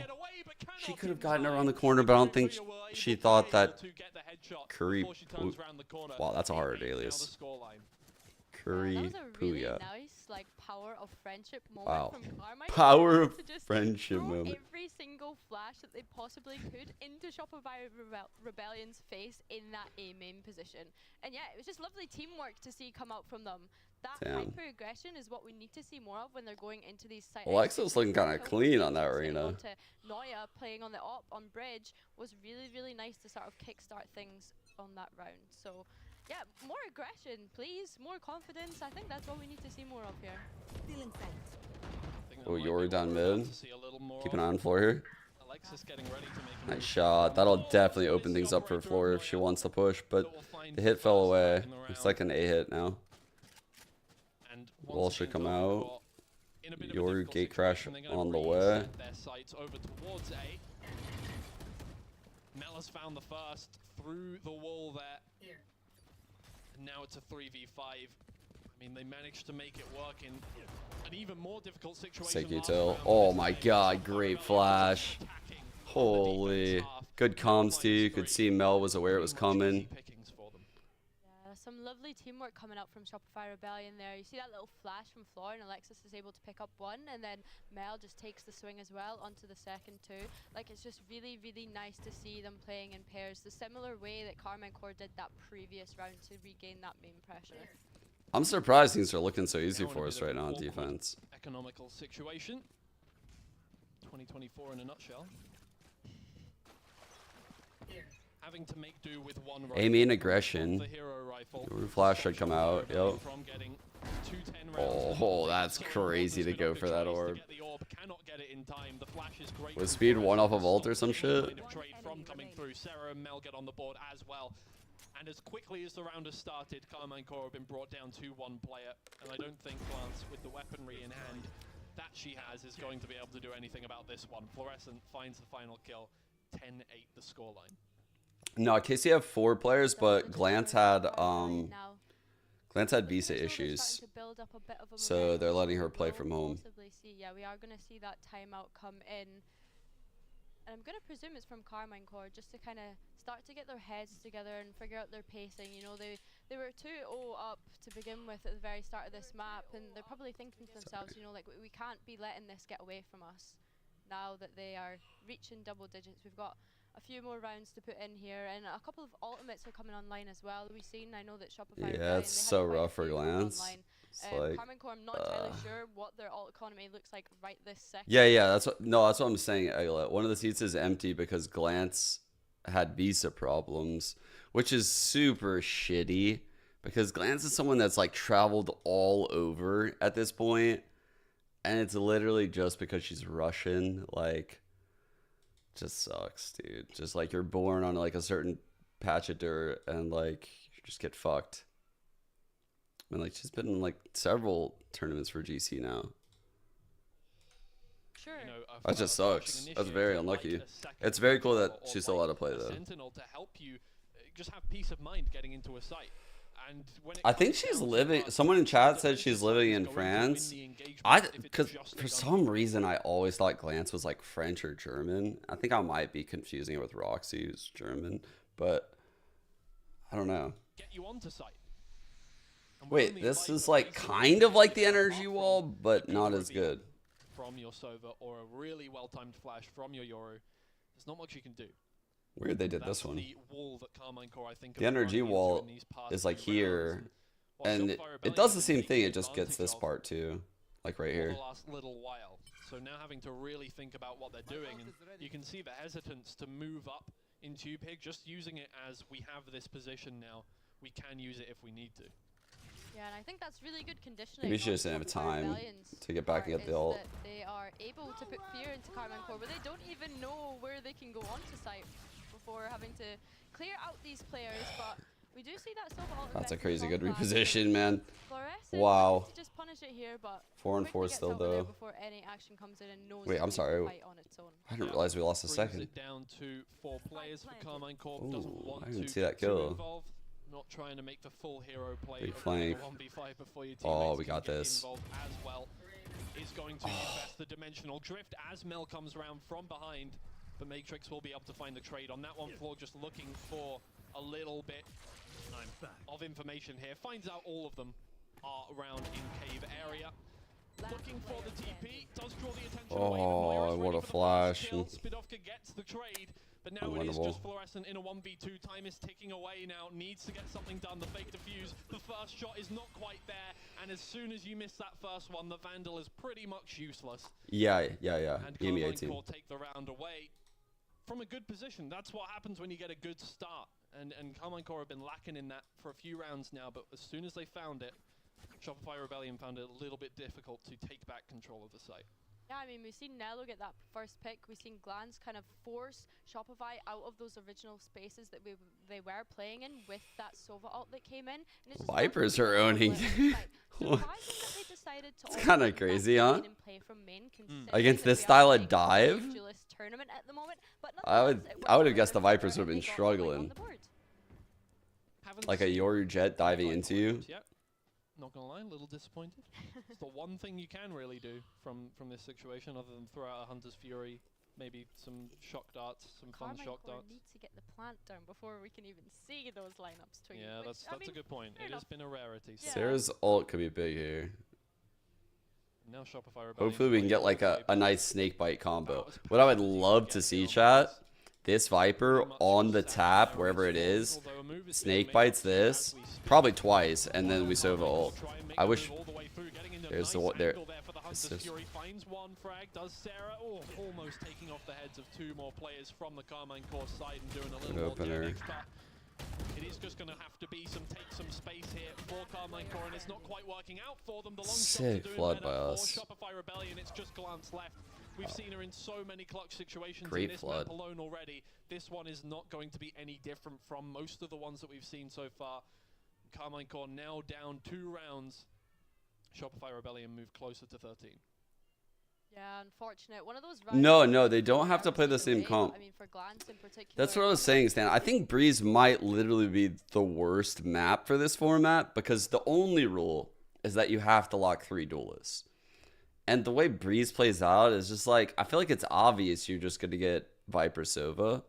Like, you might find a team that runs like a Cypher Viper or some shit, but like, it's going to be the same bench comp on Breeze, I feel like. Take that early A main pressure, but like Yoru's OP, Jet's OP. People love playing Reyna. I just feel like this is what we're going to get on Breeze a lot. I'm more excited for the other maps. Secure a plant at the very least. Now, the task for Shopify Rebellion is essentially just to clear the first couple of members moving through that Viper's pit. Yoru utility utilized to try and keep Might get a KO. Instead of a Sova though, for like info. So just one shot, one stray shot into I'll show you some of the comps of the other maps right when we're done with this. Ooh. What? Oh, nice fucking dash one. Oh. Dude, she decayed so low. I don't know what she was at when she got hit last because she decayed to 1, but Noya going crazy in that one. Full confidence again, just dashing at PewDiePie, recognizing that, okay, she's taking 2 of my teammates down. I might as well just send it because hopefully she's reloading at this point. Or that felt like I was watching Floor for a second. Like I had to look at the name. I'm not gonna lie. It felt like a Floor dash. You need the confidence. 40 HP, 1 HP. Precisely. Yeah, just go for it. Go for it. And that's exactly what we see. Oh yeah, that's right. That's right. I was gonna look for the other game. Sorry, forgot what I was doing. Have been struggling for. There we go. Got it right to talk about. This whole map so far, and once Alright, again, Plants has all they're buying half armor, they're buying 3 chances. Rifles, especially on Breeze, where you want a Vandal in your hands. You want a Vandal, you want an Operator. Maybe, you know, bring out one of the other sniper rifles, but apart from Noya's holding a good line. It's not fun to have to try and play against a full We have a good flood wall. Vandals on this map. See the gate crash coming in with a flood wall that blocks off mid, main, gives a pocket. If they don't clear it properly, they'll be. Oh, that'll help a lot. Oh no! Oh no, the Yoru. Yes, she can. But it's going to be a lot more work than just that, because out come the Carmine Core players trying to clear her out of this position. Decoy sent out, flash sent out. Looking for a star-studded play here. Trying to just find isolated one of these Carmine Core players. Holy fuck. This reposition is so crazy. Imagine she read that. Imagine she was actually reading that situation so well. Carmine Core. Oh my god. She's such a fucking dangerous player to watch. Yeah, Carmine Core are really looking to keep themselves in here. And it's so scary. Like if you're rooting against her, thank God I'm rooting for Floor. Because watching her like move around that B site right there was like, oh bro, I felt like she was gonna win the round at any second. Like there's so many. I know her skill is like has the potential to crack this open. The second anyone on that other team makes a mistake, like we could see a chain reaction of fucking headshots. That's what it feels like when I'm watching Floor. Not right now, not this minute. So she got that aggressive line on B combined with the Reyna. and then TP's out when they realize it's clear. I think this Viper heard some shit and then called everyone back. The result already preset, I think, in the minds of a lot of fans. It is just going for plays here. Look at the reaction from Shopify this round. I know, right? Although I'm so surprised by like the defensive scores right There's now. one kind of waiting tube, but they've already decided to rotate towards B. Like, Carmen Cloudburst. have 4 players to get through here before they even think about getting that spike down. Dimensional drift used for Damn, Matrix. towards the backside, take out the operator player there of Shopify Rebellion, and now it's a 2v4. Dimensional drift used on the other side. 2-on-3, winnable. More than 1 kill there from the window position now. This is very doable. You feel like Shopify Rebellion is Carmine Core. Headless chickens running all over site, not able to get the spike down yet so far. Saw 2. Fluorescent looking for One tapped. around the corner here. Know where all 3 are now. Looking for something from half wall, and as Oh! Oh! No! Oh, dude. Stopping fate in its tracks once again. Shopify Rebellion cannot close this map out for the life of them. Damn, Floor was there too for that trade. Like they did anything wrong that round. I was honestly surprised Floor was fighting there because I didn't think that like the fight was possible. It was actually great that Floor moved up into that position to take the fight when she did. She just couldn't convert the kill. Rare. It's very rare to see Floor. I think it was the right play though.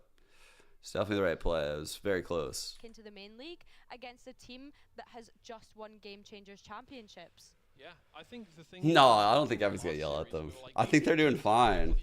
I think they're doing fine. Won the group stage flawlessly in the most Maybe. recent series of Game Changers EMEA. It's hard to know. Seen really amazing. There's been times where I've been fucking molding. Take a best of 3 against G2, despite G2 being an incredible team. This time it's a little different, right? You've got 2 teams. If I were coaching them right now, what would I say? I would cook up a strap. With these comps, this is my favorite.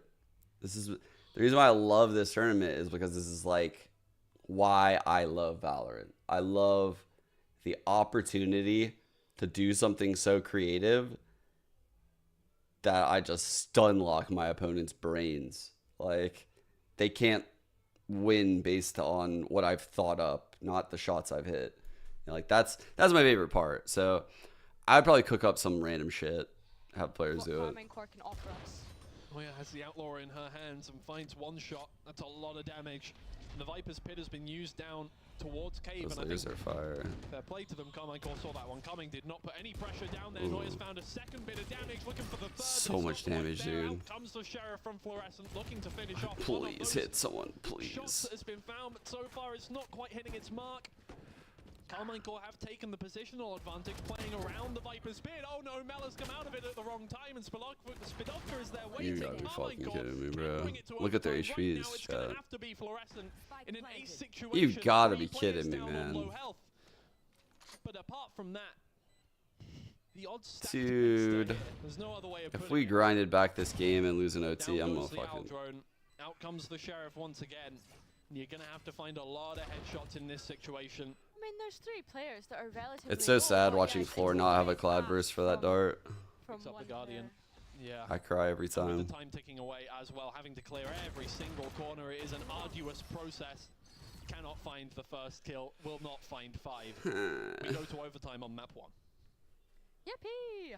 Jimmy! Okay, that put a smile on my face. I'm not gonna lie, that put a smile on my face. But yeah, so like, again, the rules, triple duelist. You have to lock 3 duelists. So you can see on Bind, G2 versus Giant. Look at these comps, dude. These comps are fucking sick. So GX went with Harbor Viper. I actually think this fries. This is pretty good. And they went with Brim Gecko. So like very different ideas here. And then on Icebox, one team went with Sage and one team went with a Gecko. On Ascent, they both went with Omen Sova. Omen Cypher. Bro, why what is wrong with me lately? Am I getting fucking Several powerhouses here today, tomorrow. And if this is a banger of a matchup, then I dare say... Oh shit. This drone got the moves. Shopify Rebellion Rebellion finding it a little difficult to find their footing in a game that, on paper, they should be winning. You think G2 is the best EMEA Having to team? play things a little more slowly, a little more by ear. Yeah, I'm not going to fall for anyone that tells me they're not. I'll tell you that. I fell for that troll last season. With 3 duelists so far today. Because there's only so much time in my days, and I watch so much Americas with like GC Challengers and VCT Americas that I don't really get to watch a lot of EMEA. Not even like VCT. I'm not like super in tune with, but kind of. So I never get to watch GC and EMEA.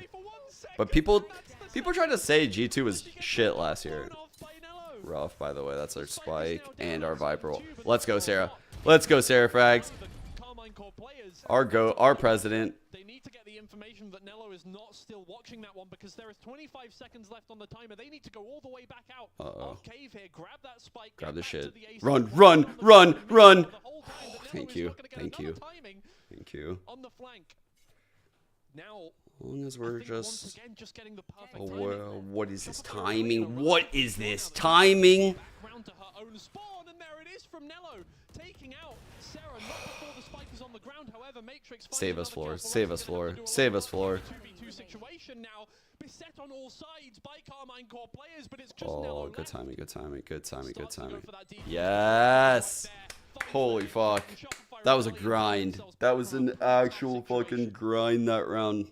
So much on Nello's shoulders there to try and close out that round, and already having the most impact. They had to sweat for that. The spike and the Viper going. Oh, Jesus. I don't know how we pulled that out of our ass. I'm not gonna lie. Like, that's... 2 seconds earlier when they went to get that felt fortunate. Yeah. Huge shots. Man. What a game. Yeah, it's a tough one. The timing on Nello's flank from Halls was so perfect. Either to just run in, pick up the spike, and still planting it, even though Nello could have came from main. Like, fair play. Noya has gone glass cannon on this one. Brings out the operator. Whereas, been seen. Needs to try and get out of that position. Will not get out of that position. Wow. Finds 2 as well. No. 2 of the highest fragging members of the Shopify Rebellion side as well. Pretty much puts this round to bed unless something pretty amazing can be done on here 5. by the remaining members of this team. They have to make their way back from the opposite side of the map. They have to, you would expect, in just a second, defuse the spike. And they're working from a pretty tough situation here. Sarah not aware that Noya is to the right side of Nello, and finds that kill. Wow. Nello is finding 2 now. Alexis, 1 versus 5 Clean round by them. situation. If there was any time to get it done, this would be pretty amazing, but Thalia does not do enough work to stop Carmine Core from finding that kill. We move to overtime number 2. I really like that positioning from Nello as well. Like, yeah, Zach. Required to lock 3 duelists. Yeah. Previous round. So you know what, guys? I'm gonna play back a bit and wait to see if anyone plays our own game as to what we just did, and it plays. Damn, dude. Yeah, it was an interesting decision to stay when drone tagged. I was looking at my mini map. It's so hard to judge some of these things because 1, Noya's in the jet role, which she's not used to, and 2, they're just lacking a lot of info. Like when I looked at mid, if she would have left a main, there was actually no info on if someone could have been coming through the door. So it's like, is it really her fault for fighting a main there? It's kind of like the comp made them do that. But then you would argue like the risk of going into the unknown and peeking mid might have been better than that. Let's go, girls. Let's go. Let's go. All right, 4 and 3. Pretty good trap positions. We're in a pretty good post here. Push yellow, mid door, 2 side. We're not very aware of the flank, but holding it from sight. Good dart. Oh, the double swing is so good on that dart. Oh my god, the micro play is fire. Good calm, wherever that came from, wherever that calm came from. Probably Mel. Really lovely stuff from them there. Carmine Core kind of struggling to come in and retake as they were already down. Yes, Effies, do you have a question over there on the right? Yes. What's your question? You know, the first overtime round, we see them take it really slowly and being very He's raising his hand.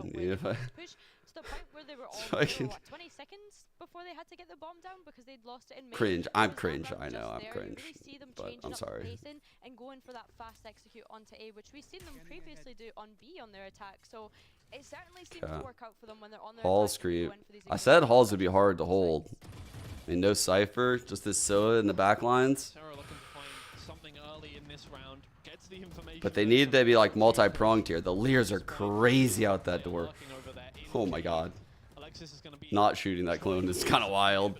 Let's go, let's go. from the side. Sarah comes in from 4 on the 2. other angle, gets that one done, and now it's a 2 versus 4, and it looks like this might be curtains for Carmine Core on map 1. 1 on Matrix 3. finds one the other direction, but it's going to have to be 3 more to take this to our third overtime. The flash comes through, but there's a lot of empty Nice, ground good double between face right there on the herself and right. spike. It will not happen. Shopify Rebellion. Some would say Sarah lost. Oh, fuck. It was pre-pop off. I'm kidding. I'm kidding. I'm sorry. My goat, Sarah Frags. You're my goat. A scoreline that we expected She to looked just be stone that cold though. close, I thought that was but after the taking win. the win on They took us Breeze back in there, time. So I'm thinking, do you know what? Like, they look pretty tired. I was like, bro, Sarah didn't even react to the win. We said it before, NA, they usually dominate their games in NA, so they're probably not used to being pushed to overtime. Was it? I was actually gonna check that frequently, too, like that Casey I don't know mapping. how they're gonna last in a best of 3 against a team that they've never come up against. Sure. That we'll find out. I was, think there's wow. a lot to talk about after that first map as So we well. play Ascent now. Obviously, you know, there were a lot of rounds where, and with a different format such as this, I think a lot. I of think it we is might gonna be run the okay. Omen Cypher We too. just kind of got to get used to what's going on here. There's a Curious lot if they're gonna run that's, that. Not quite what we would expect going into this one, and maybe a lot of it is kind of just okay. Well, The you know, duelist this is might how get this kinda is. It's not exactly the most switched up. important games we've ever Like played in this our might be the lives. trio. This might be the Definitely comp we some highlight see. moments from them and some lowlights moments from them. And going into map 2, I think there's a lot that both teams can change. Yeah, definitely. I think, like you said, like having to make these adjustments. This is a pretty good one too. to this format, like, To be honest, Yoru might be the better one. a bit more cautious when in reality we want to see them playing with more confidence because they I think Yoru almost has to be one of the 3. Like in this format, I feel like Yoru almost has to be one of your 3 duelists. Just what he provides in like a multi-duelist comp. The ability to play both of the sites when you're lacking info is huge. Like you could play A and B on Breeze, you play A and B on Ascent. You could do it on Split. There's several maps where Yoru can just like pivot between the maps really well. I see Bind.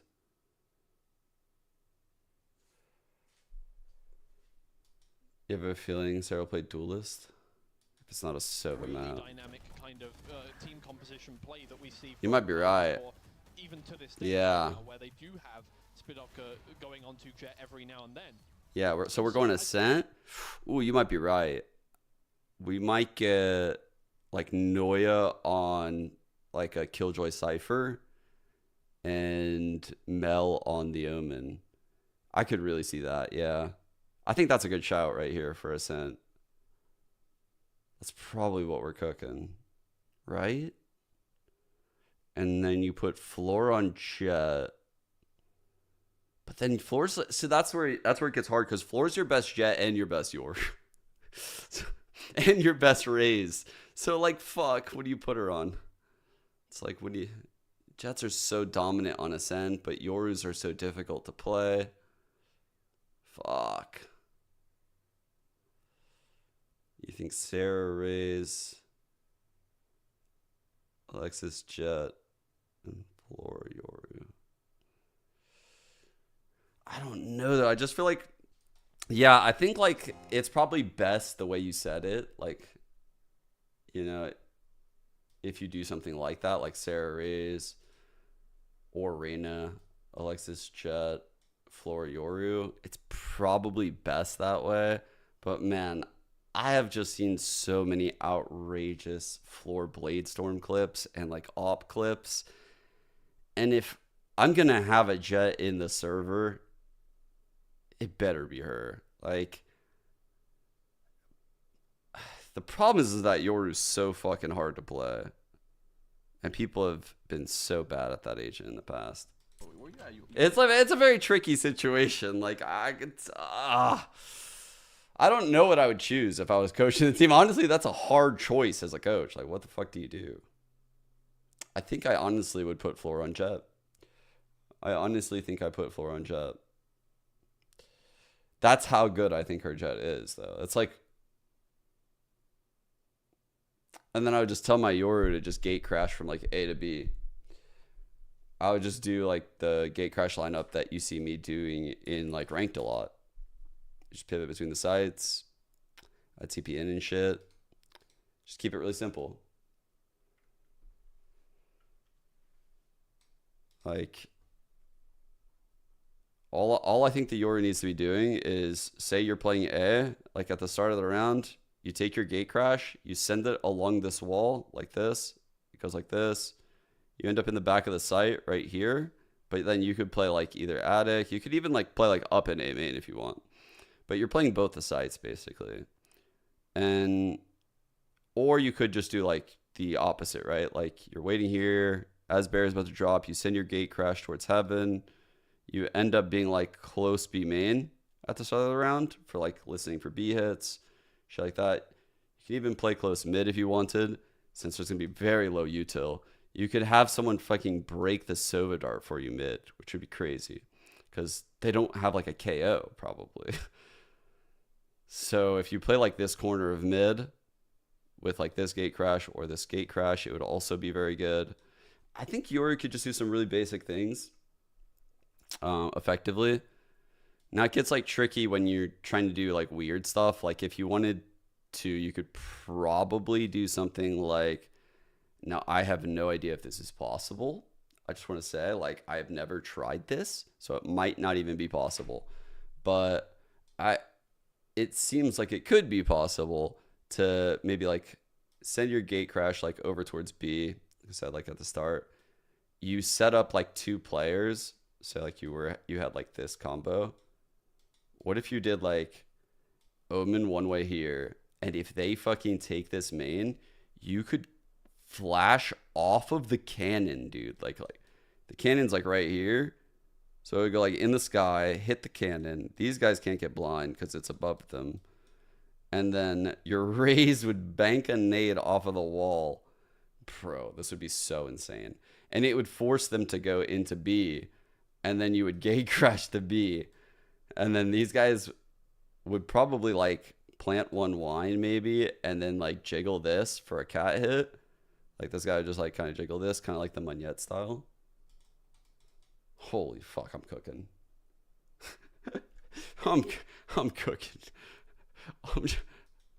All of this just to teach someone how to play Yoru. I'm basically just telling someone how to play Yoru. Oh, these two are back. It's GG. It's a wrap. That's not GG, though. I'm not moving. So good luck finding me. You're never gonna find me. Go play hide and seek. I see you. You're in a corner right now, mid. There you go. Hold up one second. Yeah, like, give me a fair someone fight, you know? Ask for me. Someone find out for me if clove's in the meta. Can they lock? Can they lock clove? Oh my god, I almost lost that. This is so bad. This is so bad. Here's the thing, I got nothing to lose. You got a lot to lose. You have to come chase me. Dude, wait, no! You started cat! You started tiles. Bro, you're crazy. You're crazy. You started cat. So you're on Bulldog now? I'm a Bulldog now. Dude, no, hold up. It's over. You have no chance. Pick me mid. Why are you cat? You're so lame. Bro, you're jiggling. Did you start cat? No, I cheated a bit. Oh, wow. Wow.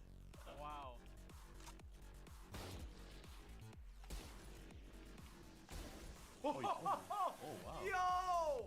Wait, you're up now. Wait, I have no chance. Yo! I actually think it's GG for you. Where are you starting?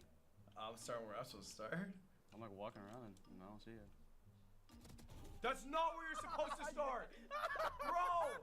You're so cheese! Hey, leave me alone. Hello? Oh, I knew it. Swing me, bro. You're a pro. What? No, you ghosted. I didn't. I did not. Swear. I swear. I timing you. Fight me mid like a goddamn alpha. Alright, you ready? Oh my god, of course he giggles. No! No! You say start and then you do nothing. I'm here. Jiggle. 3, 2, 1. Dude, you're playing so lame. You're playing so lame. I just can't believe it. I can't believe it. You gotta do what you gotta do to win. Apparently. Don't be nervous. I'm not nervous. I've never been nervous around you. You're holding with him. I see you. You can't see me. I literally see you. You can't because I'm not there. I'll let you walk out. I'm off. I swear. Wait, where are you? I'm right here. Now you're like looking around all scared. No, okay. You ghosted. I didn't. No. Where were you? I just heard you, so I just was playing with you. Oh wait, Yup. wait. Yup. Wait, I think you won. Where are you? Oh, you're saying that you haven't peeked. I'm out mid. No! Wait, you're on Odin or knife? Odin. I forgot there's a knife. Don't waste our bullets now. Don't waste our bullets. Wow. All right, that means I have to knife kill you. All I'm saying is you're supposed to go back a gun because the knife do. Ready? Hey, what is this? What is this? That's a knife kill where I'm from, kiddo. What are you doing? No! All right, you ready? How's your knife game? Is it nice? It's actually nice. All right, knife only. Come on.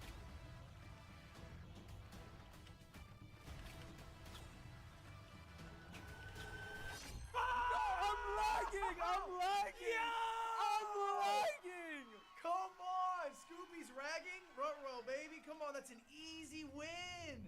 I hope the people see this. Well, thank you all for watching.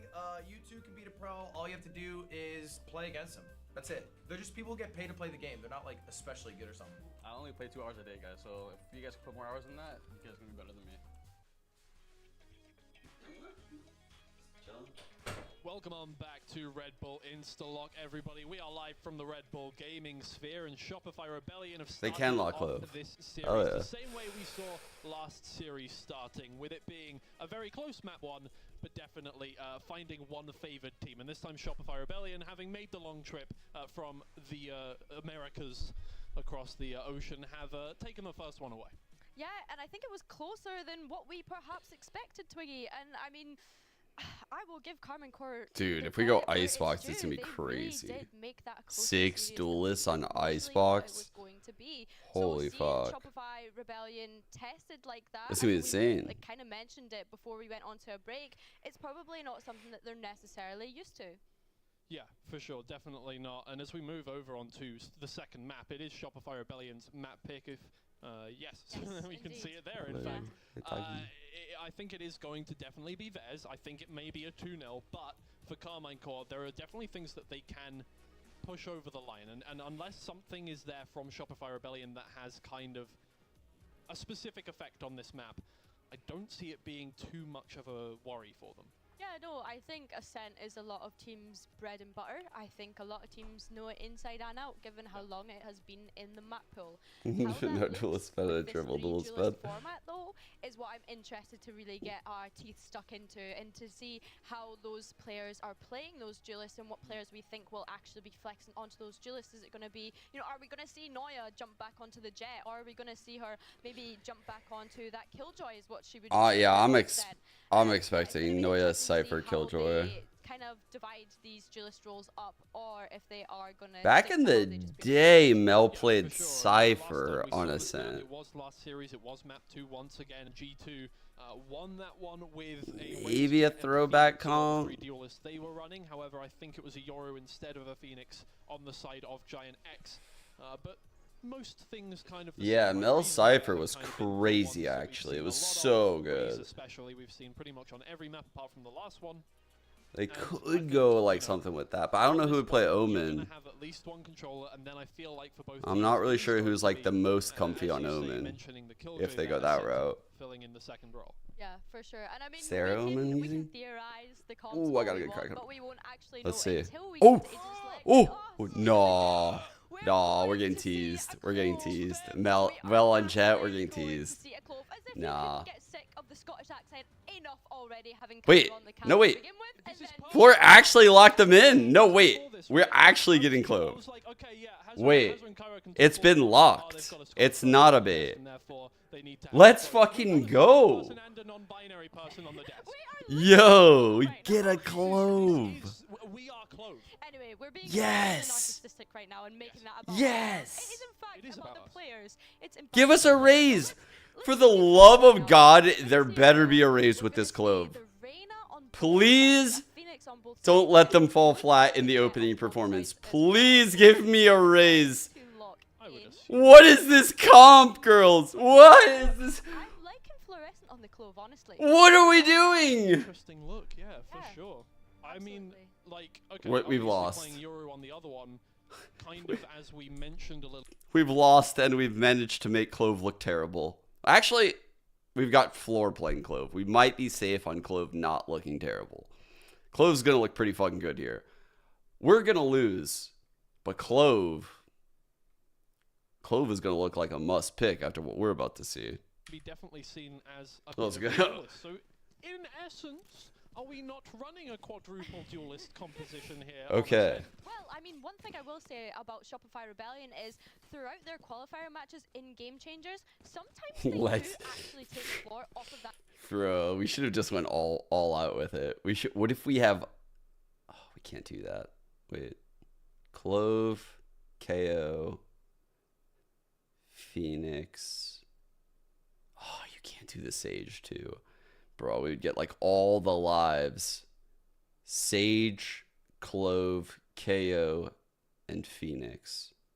All the Played together lives. since 2020, so a lot of team chemistry here with those two. Does mean that they are foregoing Shopify Rebellion, the Sentinel in their composition. Instead, and One way? obviously like an Omen controller in this one. I don't know how aggressively the Clove is going to be played. Oh man, So we're gonna far, get comp very diffed, aren't we? aggressively. Fluorescent runs head first into danger and gets the head taken off by danger as well in the first round of this one. And you have to say, I think, when I look at these two comps, I do see the Carmine Core composition as being the more sensible one. I don't think there's any comp you can run in this tournament that is sensible. However, in this, having, I think, the Initiator and the Sentinel makes a lot of sense here. Running a Initiator and a Controller, obviously, a little different. Oh, for the people asking questions in chat about the comps. So there's one rule for this tournament. One rule. You have to lock 3 duelists. You have to lock 3 duelists. So you can pick whatever 3 duelists you want every single map, but you have to lock 3 of them. You can lock 5 if you want, but 3 of your agents have to be duelists. So like we've seen some teams go with like double controller, or we've seen some teams go with like controller Senti or controller Initiator. It's just interesting because like these teams are quite good. They're teams. Like we're watching high level GC teams in the middle of the circuit while they're in good form, cooking with triple duelist comps, which is why I'm excited about the tournament, right? I'm going to keep saying this again, so just people understand every now and then. So I'm sorry for repeating myself a lot. But yeah, you're not going to get like VCT and Challengers teams to do this probably ever. Maybe in the off season you might, but like usually they're so burnt out they want the time off, and the teams are like changing their rosters and shit. The same can be said for Shopify. They would never do it during the season. GC just happens to have a break right now, so really beneficial for them. this is pretty amazing. These comps, whilst they don't directly counter each other, they should be most favored on the sides that they have started on at least. So I think it could be difficult for either team, to be honest, to find their footing. And something that we've seen from Carmine Core in the last map was they picked up the pistol, but then they struggled to convert that into a map win. Yeah, I do think as well we're not seeing a lot of combo plays. We're not seeing a lot of interplay between the agents of a team. They're going to be really rough for info this whole entire half, which is basically what we just kind of like cut noise and starve them for info. We also have shocks to break these trips. It's like, honestly, we might have a pretty good counter comp. Low key. Like, we have ways to break the trips, and they don't have info right now. So we're kind of cooking, maybe. We also have like the vulnerable thing come out of the shock. Sure, and I think that's what we want to see more of, is having these protocols, having these fundamentals. You know, I think, like I said previously, that Ascent is a map where we really see that come to fruition. Yeah, Raised Clove is so sick. Yeah. I mean, not too much we can pick apart from that round, to be totally honest, with it being Carmen Core's Unbreakable. bonus round and Shopify's buy round. But That's a good trip going too. into Probably this, the cam up top on the left wall, yeah. Yeah. Team now, and it'll be the first full buy round of the map. Flash dash tiles. As we get a little bit of what we maybe theorized was going to be something last series. Oof. The full-on plays, Threscent taken down, but moves back round. Try to find something else on the other side of the map, pick up the spike and take it towards A. Already a defensive kill comes out. Omen Blind should be coming in, right? Surely they still have that. No. Spike planted by Fluorescent. Where did they use that? I don't even see it. Probably be main on the push. Carmine Core definitely with the advantage here, but need to play their Floor gonna play aggro with this ult here. Let's go. Yeah, absolutely. And Floor has that ultimate online. Should she wish to use it? Oh, fuck. Extra life, and it is going to come into Oh my god, Alexis. What? Wait. already cleaning up the I don't know if we get POV replays. Do we get POV replays? even really necessary. Oh, bro, we don't get to see that? But, you know, Alexis definitely made sure she was on the other side of the site. Sure, yeah. Could not get that final kill to make sure that make use of the ultimate there. That's really selfish. We're so spoiled with VCT. I'm so spoiled. I want that replay so bad. We'll see a lot of that from Alexis anyway, because they usually are the... Wait, they're cooking. No, okay. I thought the Phoenix was going to look up and curveball through that window for the jet. I was like, bro, they are really cooking. With situations like that. So yeah, it's not surprising to see It's the most budget KO flash I've ever seen. More aggressive plays towards mid. At the start of the round there from Mel. And some shots through the wall don't quite find their mark. But the trades favor Shopify ability. Ooh. Ooh. What the fuck? Feed has frozen, but somebody has won the round. Okay, Nello, Jesus. And as I heard a Cypher voice line there, so I'm gonna assume it was Carmine Core. Yeah, I think I would assume it's Carmine Core. The feed is in fact closing on our end right now, but I can hear Cypher setting up their site, so that's fine. That's no worries. We can theorize on what's going on here. Yeah, we can. I'm gonna assume that Stream can actually see what's happening, so maybe we should just be quiet until we know what's going on. But I think what we can talk about right now, Twiggy, whilst we wait for that to come up. In fact, you know what? I totally forget I even mentioned it. So the reason why this in particular is probably pretty cool for you guys, chat, and what I'm gaining out of this right now, truthfully, like, I mean, when I watch normal BCT games, I love nerding out because I'll see like cool util that I can use in games. This is like actual what your ranked games are like. Like, it is so common to have 3 duelists in a ranked game, and I feel like I've lost those games before they've even started. Like, I'm not even joking. Like, sometimes, like, I don't even know what to say. Like, I'm just like, we're fucked. We're actually fucked. And this just kind of gives me ideas. Oh, God. Good job, Mel. Good job. Oh, you saw it in your mind's eye, but Mel is able to stop it just in time. I think it's important to be able to know how to play with these comps if you play, if you know how to play ranked. I'm gonna refresh this just so I'm not bad. Very, very dynamic out there. I think is. Wait up.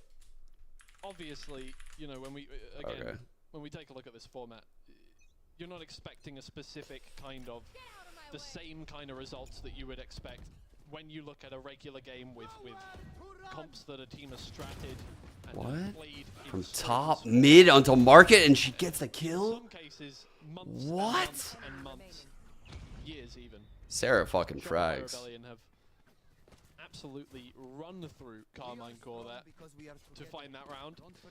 Four versus Alexis, three. 3 off already. Versus 5. That is the general state of Valorant. But 4 rounds, 2-3 now for Shopify Rebellion. And neither team has really felt in control so far. Yeah, I think that's fair to say. These rounds have been pretty back and forth, and perhaps seeing a repeat of what we've seen in. Would the this ever be first tried map, in but VCT? Honestly, if the correct blueprint is made, it could be used for a one-off game. The problem with running something like this in VCT is that the opportunity cost of the time you lose in practice and like the shelf life on a comp like this, like, yes, you could win up with a comp like this in VCT, but maybe only for like 1 or 2 matches, like tops 2. You would have to drastically reinvent yourself every time. And there's only so many win conditions for a comp like this that, you know, like by the time you're on like the 3rd win condition, your chance of winning is so low. 4 players across there. Oh, but this. I don't think they'll have it. But the first time, it's very punchy, and the other team isn't ready for it. Oh man, the timing as well. The B lurk is absolutely catching my eye, and Neuer does get caught out before she can turn around the corner of CT there. But the rest of Shopify Rebellion have made their way in towards the A site, as we mentioned earlier. They've been so aware of Mel coming up in heaven. Despite being in a 4v5, they do have that post-plant position to try and make things happen. Spidovka now with the run it back moves. Ooh, whiff. Some kills from the Holy fight, fuck. able to find the head of Mel, who's able to save Oh, his man. own life here, and Fluorescent playing under heaven is able to That whiff actually cost him. distracted players of Carmine Court close out one more round for themselves. Yeah, lovely stuff. And if I'm not mistaken, Flor picked up the op at the end of that round. Did she? Possibly? Seemed that way. Yeah, it seemed We that are way. still trying to fix some tech issues on our side, so we're actually really not watching what's going on between rounds here, but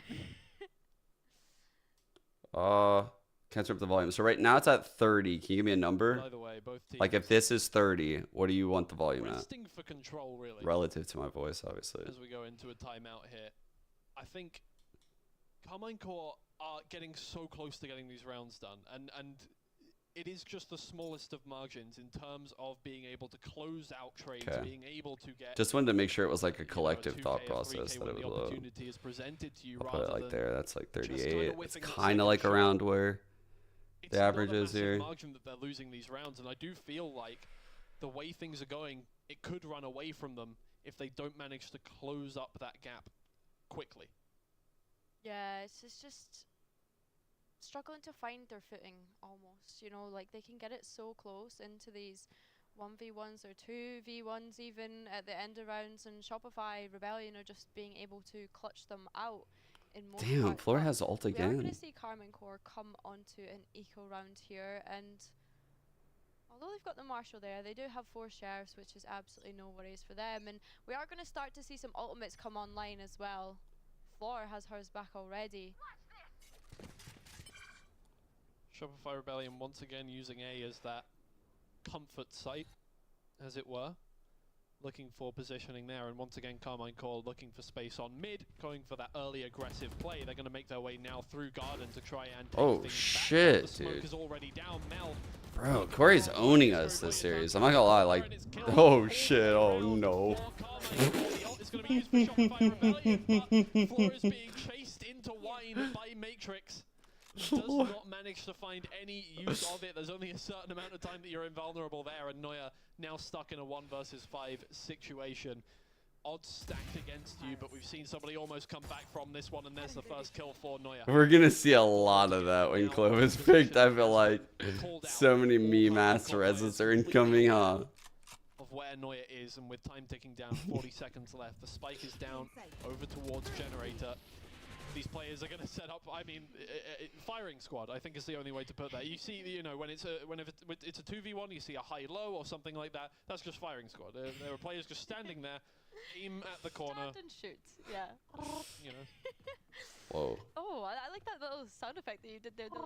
I What? could never do that. I can't roll my R's. But either way, I really liked that Carmine Core are looking to seek that early engagement and get that early information just through grouping up together as a 3 through mid.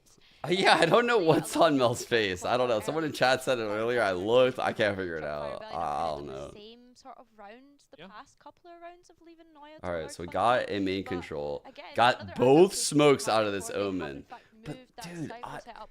honestly, the Omen's kind of crushing it at holding this A site solo against Triple-duelist. Is the one that gets the first, and Speedofka gets the second, and traded out by Mel onto Glance, but it forces Shopify Rebellion into this B main position now. Yeah, usually by this point, oh man, and the push is coming through from Nello. I'll hold my thought for just a second here. Run it back is used on the side of Shopify Rebellion. Oh no, but the flame is not being protected. And I think there is going to be a nasty surprise waiting for Alexis when she gets back from her ultimate. Nello is going to use hers in turn, knows exactly now where these Shopify Rebellion players are heading towards, and it is tree through to the A site. Some of the things Carmine Corp does and like the shots they're hitting are quite nice actually.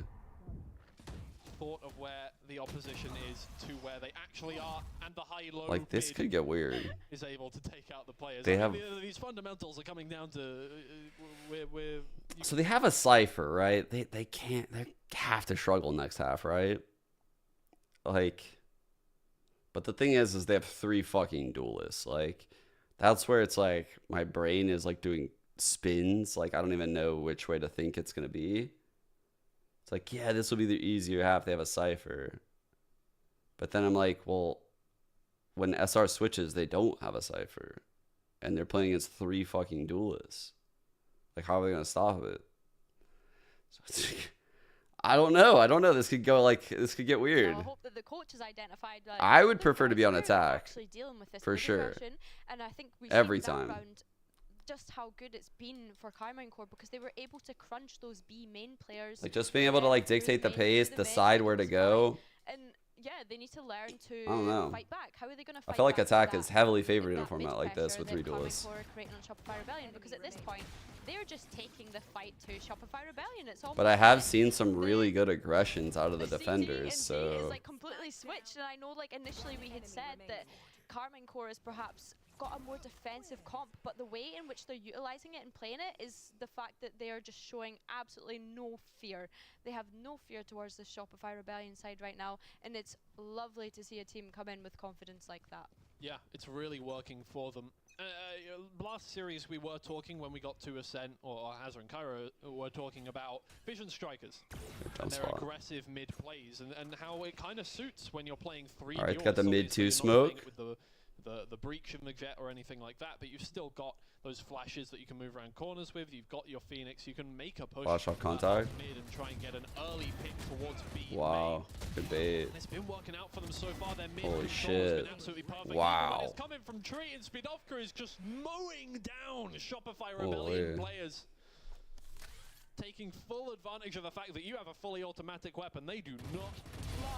And now it is just Sarah left. And Carmine Core make it 6 for the half.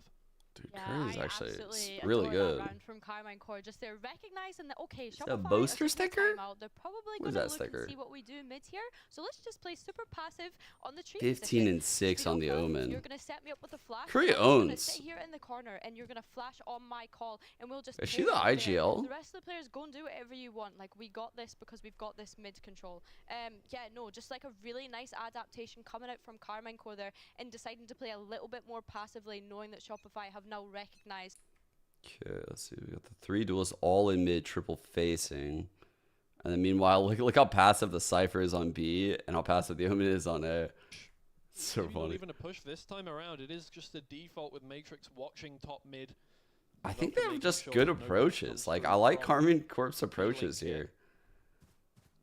Matrix moves around courtyard trying to pick out a player and may actually just catch the Sober on Oh. guard. Sarah turning around the corner. Sarah gets one as Matrix is on scopes but gets right back on that quick The fact scope that to Mel find lip that is kill nice. there, that trade, and down to a 4v4 now. Ooh. Speedofka's run it back, taken Can't away. believe they all Mel got in. holding down Oak House, trying to stop players from no. making their way in. Finds one through the Good wall Omen onto ult. Mel, as a bonus. Makes It's a great omen ult. for the half, just about by the Insane end of the Cypher setup. Good approach. Like, bro, I think like, see, that's the type of shit I'm talking about. Like when I watch this, next time I play Ascent with like multiple duelists and I have like a Cypher that I don't trust, I'll be like, bro, just like double trip play like backside super passive. Like I'll like ping, I'll like just sit there. Like they can come B at any moment. We're not gonna rotate to you. Like you three play mid. I'll just play A solo. Like don't worry. Like if you fall off mid, just don't worry about it.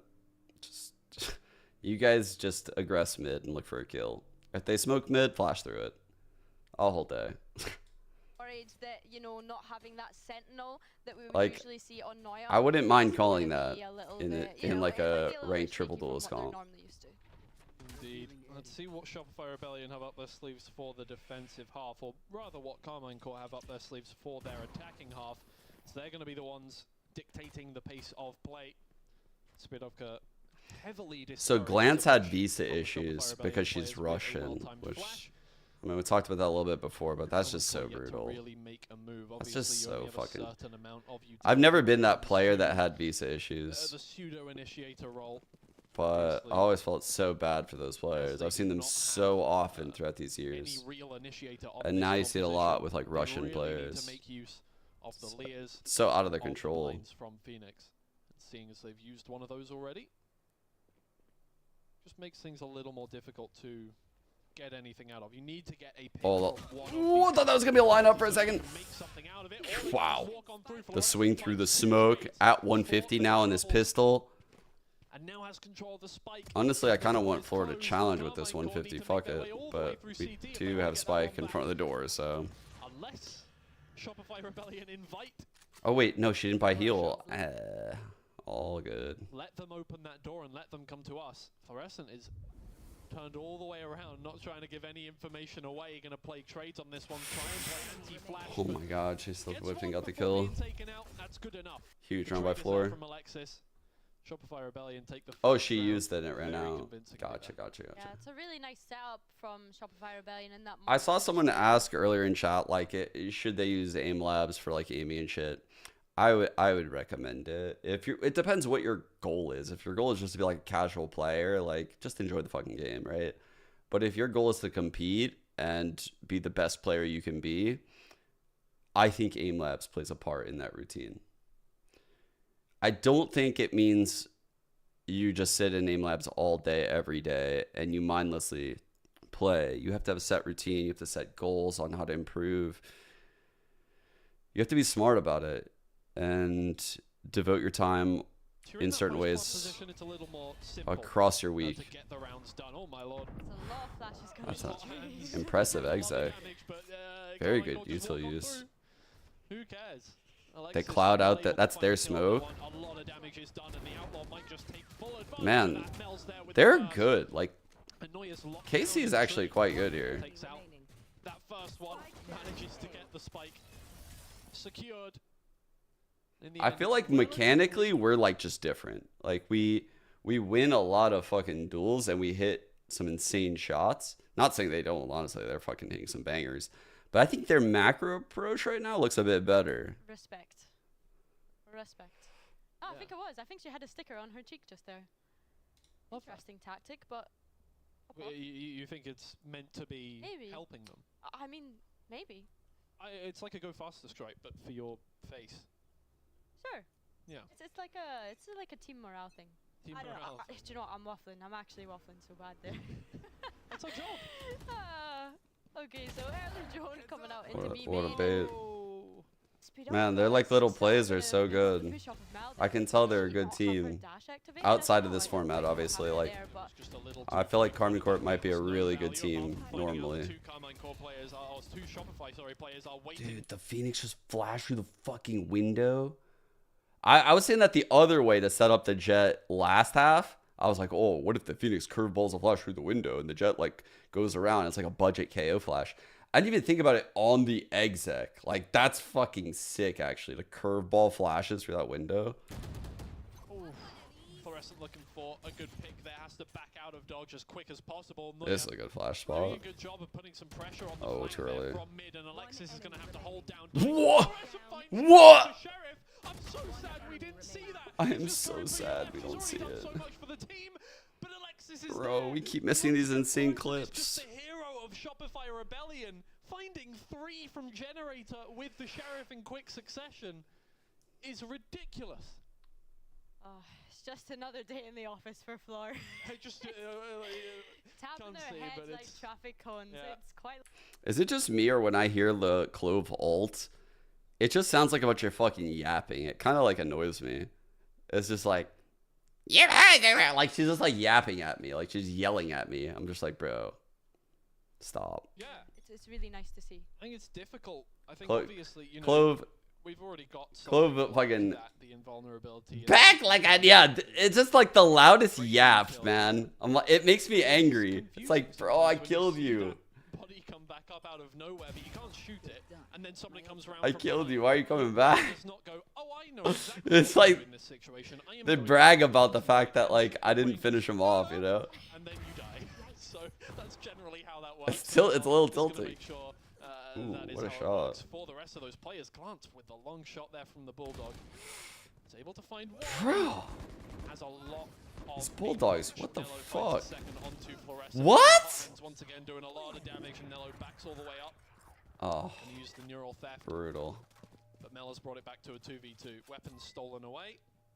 Two Trip Vandals in still? the hands of the remaining Carmine That's Core players. crazy. Spike down on That the was a ground trip? on the A site. You're not gonna use Be a that? difficult retake here for the remaining Shopify Bro, Rebellion I can't players, believe but this trip isn't being used right now. have a little bit of It would go circle so left. crazy. One shock dart, one recon dart. Things could be okay for them. They first just need to figure out where these Carmine Core players are playing from. Yeah, Alexis really throwing all of her utility into tree there and hoping for the best. But Mel does dash in here, and she's got the Sova dart to back her up. But Nello looking to possibly poke out of this smoke. Oh my god. Switch and time is ticking away, and Mel. Oh, dude. That was questionable. Was the play... Do you think... Did Glance have like one of... What is it called? Like, Devour. That's what it's called. Did Glance have a Devour? Is that what it's called? Doesn't sound right, but... The thing that allows you to dismiss. They managed to get that round, and that is, I think, where Shopify Rebellion do have a slight advantage. Like, if Glance got that kill and insta-dismissed, it would have worked. But the trade was so fast. Accomplishments, you know, the accomplishments in the Devour these nuts. They are really good players. And it shows in moments like those where you need to keep a cool head and just make sure you're playing the game right. Now they are defending the B side. No, these have a name. I think the things have a name before they're actually created into Devour and Dismiss. They're like soul orbs or some stupid... What is it called? Absolutely just Carmine Core running into the hands of I'm looking this Shopify up right Rebellion now. here. Yeah, I mean, Shopify had the read as well, right? There's just so many of them towards this B site, ready for Carmine Core to execute out onto B just then. So really nice to see them doing that. And yeah, I mean, what else is there Soul to say? orb. Like, they just kind of ran into Instantly Shopify consume a Rebellion at nearby that point. soul orb. And that lack of initiator, they didn't really know what exactly Devours they the were heal running and into. dismisses. But the actual like package collectively of them together, like I'm going to purchase my soul orbs. Said no Reyna ever. If my Reyna said she was buying soul orbs, I think I might fucking mentally check out. We're losing the game. We're definitely losing that game. Team the whole time. Back to 38. Shopify Can't lose Rebellion it. just have that slight edge enough to stay ahead so far. And now that they're on double digits, things get even more tough for Carmine Core. Yeah, definitely. Yeah, I think Sarah that's a really is good point the to most make, chill 'cause, you know, player. like, it's not like it's been a dominant map whatsoever. None of these maps have been any sort of dominant performance. You know, Carmine Core have been able to keep themselves in it, and will be need to take this moment to just take a breather and think about things really truly. And I think one thing we can say about all of these players is the LAN experience that they have, right? Every single player on that stage right now has some form of LAN experience. Of course, Shopify Rebellion have been part of Game Changers Championships, international event. But then Arena you've also Harvest got Soul Matrix Orbs and for Sudofka, Viper's who've been in things daughter. like Rise to Oh Supremacy. yeah, the You've got lore. Elo, who's played Spike Nations, and then you've got Glance as well, Game Changers Championships, and Kuru Project Queens. So every single player on that stage has experience of playing on LAN, and we're really seeing that come to fruition. Oh, and Core do a very good job of finding value. TP here in across. the round of theirs. Woo! Clean it up, she will, with those final 3 kills. Maybe didn't need to waste the money on the heal thingy, but all good. Looked cool. It is a Trivial boasty. round once again. Oh yeah, there's a sticker. So camera pans away very quickly, but yeah, again, you expect them to win that round, but Carmine Core, they would have liked to get at least one more kill out of that. As you can see, still not looking so great in terms of a buy. Yeah, and if they lose this one round, Twiggy, it's match point, you know. Shopify Rebellion. I don't know how, but our defensive halves have would be a swift to been outrageously Shopify good. Rebellion, and that's not saying that Carmine Core haven't put up a tough fight, but we are seeing a bit of a pace change here from Carmine Core, deciding to go into an A split, but Shopify Rebellion just completely shut that down. Mel with 2 on the op here. Old school Mel out. Chamber days. Pogging out. One of the players there manages to find the kill. Grupuya will use that Ooh, to get all good the way swing. in, but distracted by the recon dart, gets taken Okay, out, Mel. finishes it off. It's a flawless round in the most base of its meaning. There was absolutely no sweat from Shopify. El Diablo. Like, once they got to 10 rounds, they were like, okay, time to close it out. Night, night. Do you know what? I was having flashbacks to Mel's chamber that round. Like seeing her on the off again, I was having serious flashbacks to seeing Mel on chamber because she used to be flawless on chamber. So seeing her pick that up here on the jet. No, I know. That's why I She laughed. still got it. She has still got it. One more round now for Shopify Rebellion to close out this series in much quicker fashion than our first series was closed out. And while I feel like the one way from close is not as good. This may be first seed versus 4th seed in the competition. It's not felt. Oh my god, the triple, bro. Get the ace, clip, please, Mel. No, dude. Oh, it would have been amazing. I really wanted the ace there, I'm not gonna lie. Oh my god. There might just be fluorescent to close things out. Oh, dude, that would have been so sick. As Carmine Core look like it's just about over for them. There's no way from coming back from that one, whether or not you're going to win the round. Shopify Rebellion take it away 2-0, and what a round to end it on.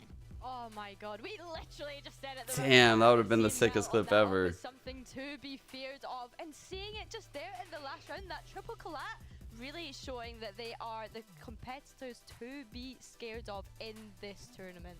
Yeah, there is no way you can be looking at that match as any other team, as G2, Giant X, it does not matter which one you are. You're thinking, okay, if we win our next game, no matter what happens, we're probably going to come up against this team, and I'm scared. I'm a little bit scared after that one. Look, map 1 was competitive. Map 2 was still competitive. We played Giant. But both times it looked like Shopify Rebellion knew what they were doing and were warming up into this format really quickly. Yeah, definitely. I definitely think that they were the team that kind of were able to make adaptations on the fly as well. And don't get me wrong, Carmine Core, so we're going to go straight into G2 versus K-Corp here. This tournament, and one that we've yet to see some potential of, but nonetheless, Game Changers. This must be a best of 5, yeah?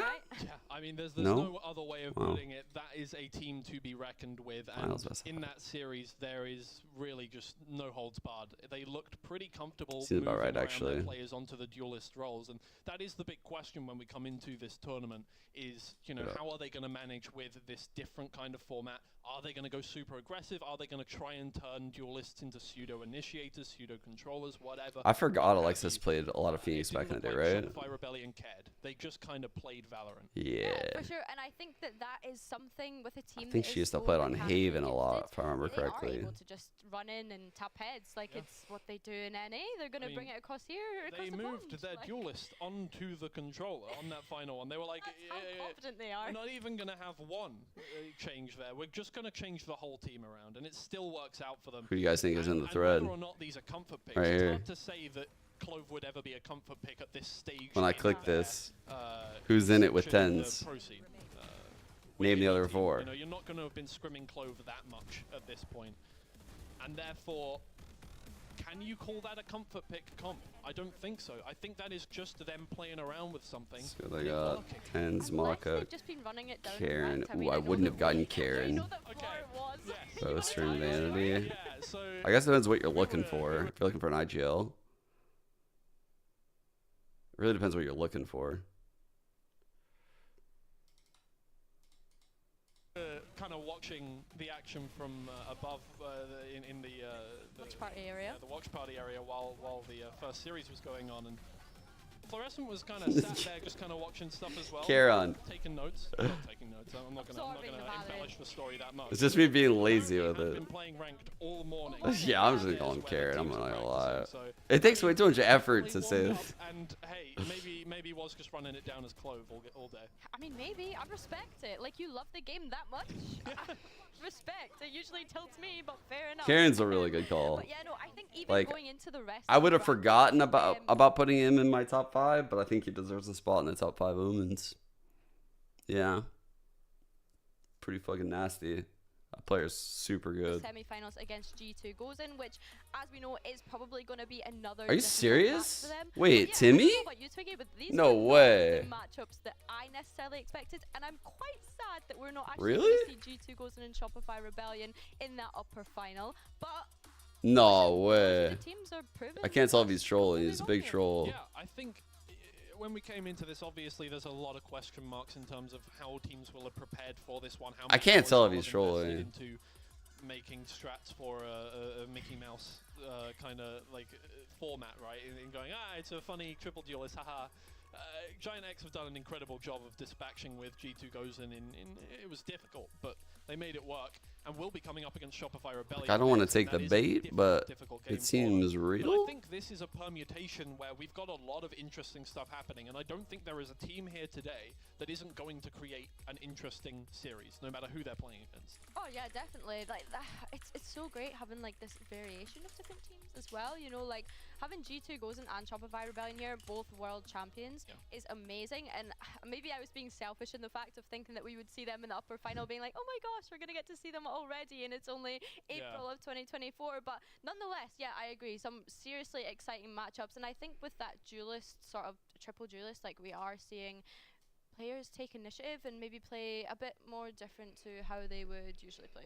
Yeah, I think so, and I'm excited to see how players kind of warm up into this one, how the teams kind of Yeah, bro. learn what the other. God damn it. Why'd I have to read that after I click send, Saturn? You're so gonna be right. It's a fucking animal. It's a fucking animal. I took the bait. It's gonna end up being an animal though. Interview ready with Melt from Yinso, so take it away, guys. That is right, Twiggy and Billy. I'm Still rocking the by sticker. Mel from Shopify Rebellion. Mel, welcome to London. Good day in the office today? Have fun? For sure. It's been a surprising day in the office, to be honest. I don't think we were expecting to do the roles that we did on Ascent. I love Oh, it. really? They weren't expecting that shit. Quiz you a little bit. You know, see your Valorant knowledge. Do you remember the last time you played Duelist in an official? I want to say it was back in like 2021 when I was on Cloud9 with Annie, and I think I played Raze on Haven. Oh my goodness! Wow. I'm gonna be honest. The whole like the past few days, like Flora's been joking. She's like, "Oh, I'm gonna lock Clove," and I'm like, "Do not lock Clove. Like, I'm gonna be unemployed. If you make me play duels, I'm gonna be unemployed." That's I made a hilarious. strategy before we went into game. I was like, Floor is so fucking giga Chad. when we load into agent select, so I can lock my agent, so she doesn't steal it from me. Okay. And I'm in Asia Select, and she insta-locks Clove. Bro, that's the story behind why Clove was I was locked. like, okay, I'll play Jet, because if I can't... That's hilarious. What? 0 and 24. You know, I'm not Which you didn't. Which you didn't. Make space. Yo. Very unexpected. I'm gonna say That's first so of all, awesome. Great memory. You're spot on. It was 2021. The Star Duelist just February, like back on giga camera, chatting the playing IGL into playing Jet. in the past. Oh. Yeah, there was. I remember that one for a reason. Oh man, Vibes supposed to be immaculate right now on the team. Considering that you had to kind of That's a shuffle goated move by Floor. your roles around quite last minute. Why has Floor been so into this Clove thing? She telling you the reason? She's just a huge troll. That's it. No other like motivation. She's just a troll. I mean, she's played every agent in the game at this point. That's kind of impressive. She literally has. If you go to her tracker. Yeah. I think it literally is every Really? agent, maybe except one. But Oh, I think no. she recently Really? Yep. I had that confirmed. I didn't think she was playing all the agents like that. Really? That's why. I didn't even think of that. Maybe that's why she did that. What did you make of her, Clove? I mean, I knew she was gonna own on any agent. So it was a matter of, am I able to do my job? Hey, I saw you What? into a smoke, cheeky updraft with the. Bro, I had no idea. And I could die 0-24. Once I get the op, I've just been seeing her for so long on Duelist now on our teams that this is outrageous. How did he react to that, Clove? Wow. Not happy. Oh no! Yeah. Oh no! I mean, surely now. Oh no, she's in trouble. Oh no. It's all good. It's all good. I don't want you to leak anything, but whoa. She got in trouble. Oh dear. Actual plan. No, for you. You don't have to. Sorry. Oh, we're going there. We're going there. Okay. I didn't realize that was the vibe of this interview. But what would you have liked to play instead of Jet in that situation? I mean, actually, sounds like the most like love obvious that. thing. But in my head, I think, I mean, this can always change, as you can tell. Very adaptable on the fly. Like, who knows what agents we're gonna play? We don't even know. But in like a logical, with my IGL mind, I think Omen in like a 3-duelist comp makes the most sense as a controller, as a single controller, because you need util for the duelist to actually go in. Like, they do have their own util, but like having like the blind and like the TPs and stuff like that is very useful. No, just pew pew. Who cares? I mean, just pew pew. Well, I'm pew pew and then win. Yeah. God, so Mel gives such good interviews. In situations where every map you have to play 3 duelists. How does that change your IGLing? It was actually kind of a fun challenge. On Breeze, it was pretty interesting because I was like, how do I want to IGL? We didn't really talk about it too much. Effie was asking me some like thought exercises of like, all right, it's round 3, we're on Ascent, we have this comp, what do you call? Wait, like, beforehand. Oh wow. But we haven't really thought about it super in depth. But Bro, Mel should like, make a podcast with me. We'd make a goated yapping duo. Like trying to play into your comp's strengths. She's the goat. Sometimes you won't have like KO knife, like all the basic tools. So it's been kind of interesting to see like what you can do with like your toolbox. Is that She's the app queen. Motivation and intention coming into this tournament? Are you guys just trying to challenge yourselves, or are you sort of playing what you would normally play anyway, and just to see maybe you can come up with? She's so comfy up there. Look at her. Mostly like the posture, the really answers. Like any funny like let's play Neon Breach Astra, have a perfect Yoru TP. Wait, like, the Ascent comp wasn't TP funny. Nah, nothing like that. But it's mostly just to like have fun. We're just here to have fun, like and like pretty much like pug it out. Like we aren't gonna try and like make the most like insane strats. I think we're pretty good mid rounders like as it is. So I think we can make anything work. Just adapting on the fly. I actually think it's more interesting to see you guys get into situations where you have to adapt, like you said, have to see, you know, because you can't kind of fall back onto that. Obviously, in the past, when you guys go to international tournaments, you have played against European teams before. You're about to play Giant X, of course, with Smurfette and Ness on the roster. You knocked them out back in 2022 at Champs when they were on Guild. But how different it is to play kind of other European teams you might not Mel's done it all, usually go up against. What do you think about them? Super talented. I think it's a really cool opportunity because, like you said, there's one international year.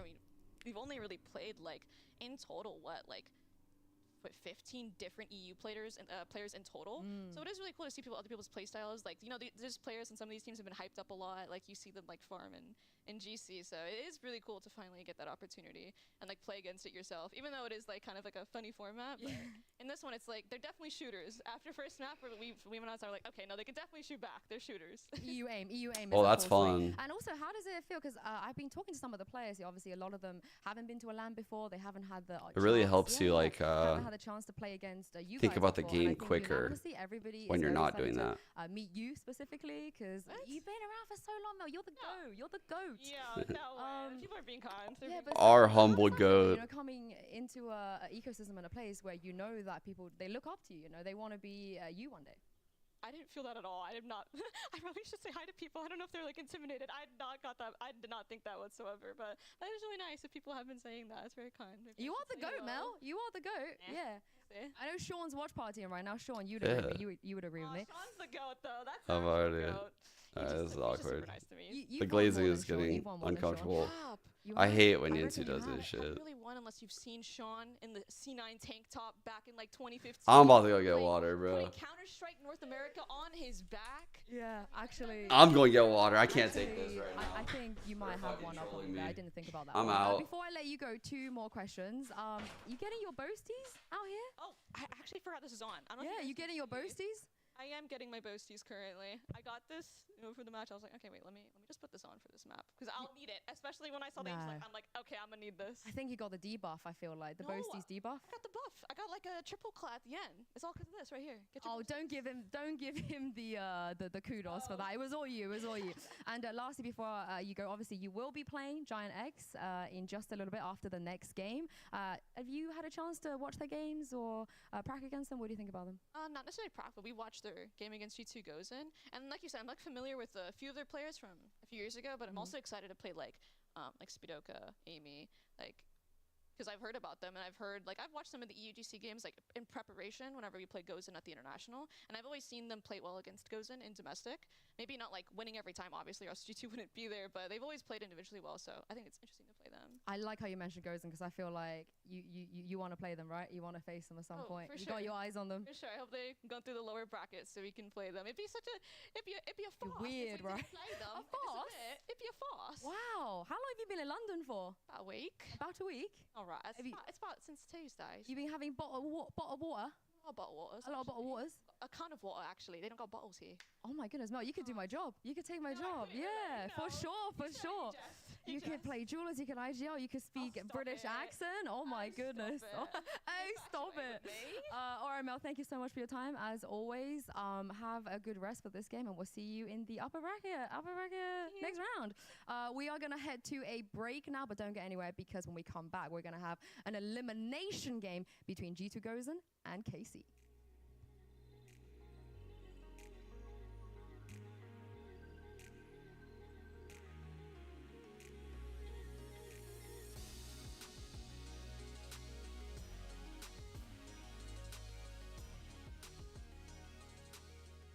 What's up, guys? As a streamer, I'm blessed to have a really good PC and play all these games at the highest settings, but a lot of people are not that lucky. Today, Red Bull challenged me to win Valorant games with a limited computer. And what I mean by that is that I'll be starting at 240 FPS, and every round I win, I'm gonna lower it by 40. And on the last round, I'll end up at 10. And on top of that, every 3 rounds, I'll be getting a new challenge. Let's see how I do. It's game time, people. We win this round, my FPS gotta go down 40. I have to throw the round. Turn up, my boy.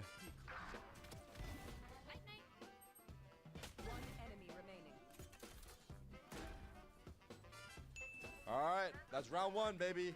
Down to the next. 200 FPS. Here we go. There we go. Also, you can see it on the top left of my screen, so you know we don't have cheating you here. I think that if I had to guess, it's gonna get real hard at around the low 100 mark is what I would say. Let's see here. What's up, my bro? What's up, dude? Come on, bruh. Oh, I actually died. Wait. There's no way that guy killed me. Okay. All right, we lost a round, so we don't get to move on to the next level. The jaw. You're fucking. Where you at, my boy? You're crazy. It's a fucking. Knife him, bro. Get him.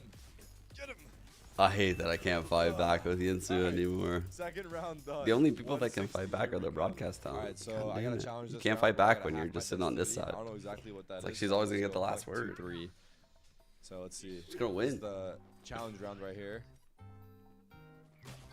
Okay, that's real cool, man. Where's Terry Real cool been? for that. Taking a Bro, break? Look at my On team. vacation or What something? the hell is this elo? I will bet $1,000 he does not win this round. Let's go! No, wait. No, that's definitely not it. That's definitely not it. Yo, Roy with the raid. God damn. Thanks, Roy. Yo, thanks for Thanks for telling me all the challenger. I don't know how he won the rules, round. bro. All right, 120 FPS. Let's go. I'm not gonna lie. This doesn't feel that bad. I'm not gonna lie. 120 is I not was that bad. lost. I was so This is playable low key. Are you gonna watch the next game? You're not gonna keep You're watching it? kidding me. All right, well, we lost that round. The girls play again in like probably like a few hours, huh? Oh yeah, you're back a few hours. All right, I got you. Are you out there, by the way? All right, so now we're on to 80. All right, here we go. 80 FPS to start. Let's see how we do. Oh no, yeah, you're doing. Yeah, never mind. You're definitely not out there then. Smoked. Okay, 80 FPS is not that bad. I'm not gonna lie. I thought it'd be worse. It'd probably be harder versus like better players, but I think you can personally hit Radiant with this.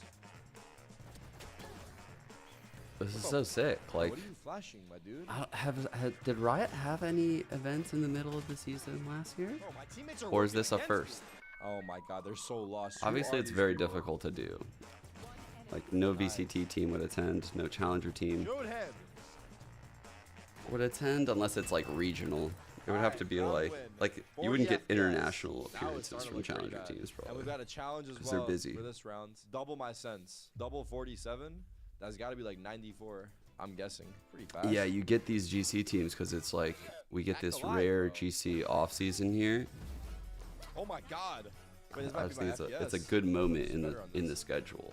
It's a really good moment. It's not really an off season, but we're in between. We're like in between the splits. There's a bit of a lull. Damn it, my ace. Oh yeah, baby. Yeah. Round 1. Challenge continues. Although I think like 10 aren't the girls trying to FPS. qualify through Okay, now that's the through challenge Premiere we're and stuff looking too, for. through I actually- challengers. okay, if you Like can there's a hit lot of this, shit going on right these now, are right? metal.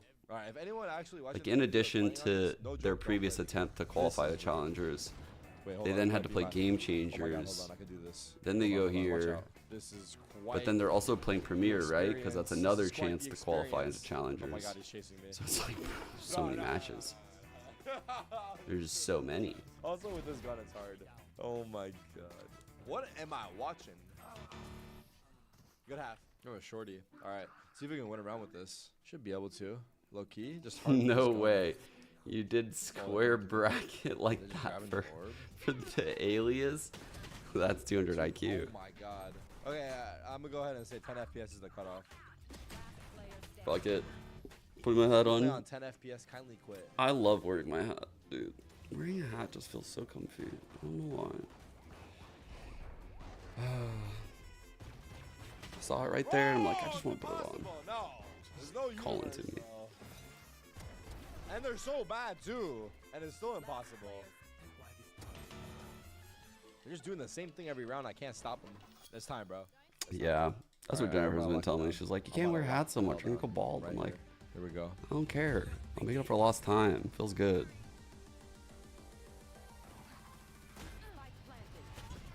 That was a bad idea. Oh my god. Oh my goodness. I cannot move them if they move. I cannot shoot them if they move.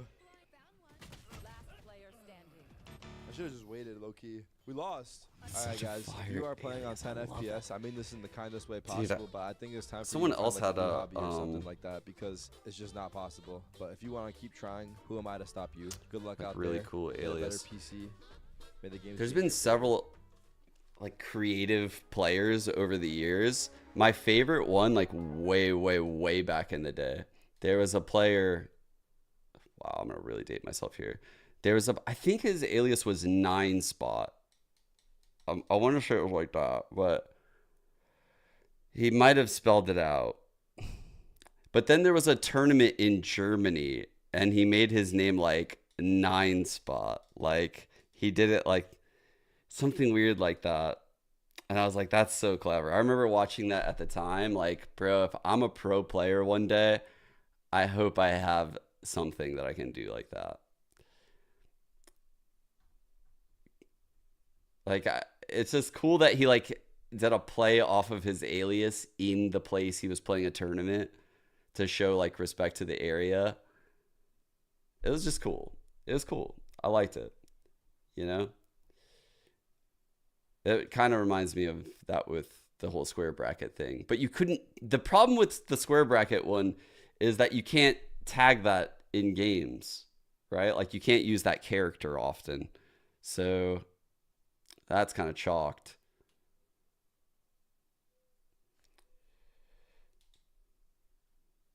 Wear tank top. Dude. I was wearing it. When was I wearing a tank top? Chat? Was that yesterday? I've been wearing it a couple days. Yeah.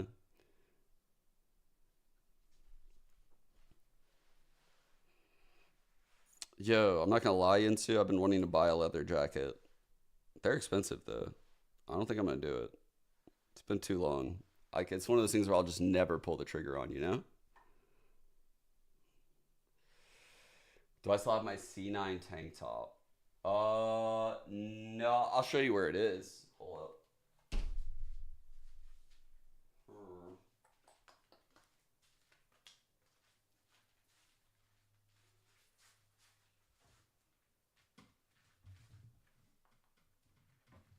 Where is it?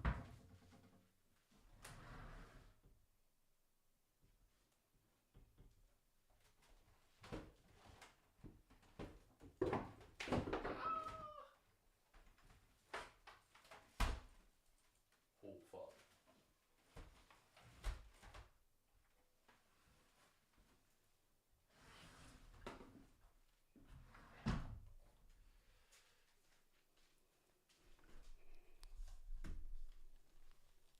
So I gave a lot of them away back in the day because we only had like a handful, and typically I would like sign them and give them away after the tournaments, but I kept like one or two, and then I think one of them like fell apart, and then the last one was just like taken and put onto this like quilt, which just has like a bunch of like Esports jerseys and shirts that I've gotten like over the years. It has like my old guys club jersey, my Echo Fox jersey, a Liquid jersey, Misfits jersey, just a bunch of shit from over the years, just like all kind of stitched together.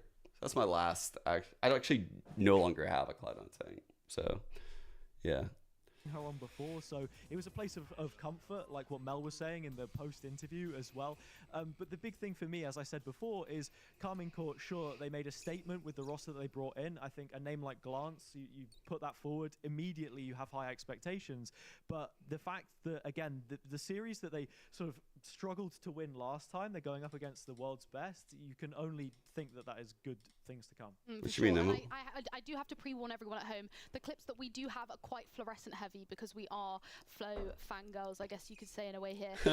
But, you know, of course, with the Sheriff in hand, I guess, like, you can't count someone like Fluorescent out, of course, with the 1v3 there, with the Sheriff in hand. And I mean, let's swiftly move on to the second map and sort of talk a little bit about that, because this was the first time we've seen Clove be played. First time that we've seen Clove played in this tournament, and first time that we've seen Fluorescent on them as well. So the Flove, as it has now been coined, is well and truly Flove. And there are a few moments here as well where you can see that she gets really huge value from their ultimate in situations where maybe you go down on a first fight and then suddenly the best player in the server has a second win. So this was a prime example of it. Fluorescent gets taken down, and then quickly behind cover. When I play pro, would I wear a jack on stage? Nah. As well to note here that I was. It was a 7-5 half, so they kind of go in. I was like very particular about not having certain feelings on like my hands and arms as a player. Like, I hated wearing long sleeves. I hated wearing hoodies. I always cut my nails a week before tournaments. Like, the feeling in my hands, my fingers, my arm on the mouse pad had to be consistent when I was a pro player. That's how I felt. And if something fucked with that consistency, I wouldn't like it. Like, I even thought about like clipping my fingernails, you know, like that's the That's the level of like fucking craziness I was on. So yeah. It's a little bit rough though, because back then the setups were so different from like tournament to tournament that like there were certain things that like you couldn't really like plan for.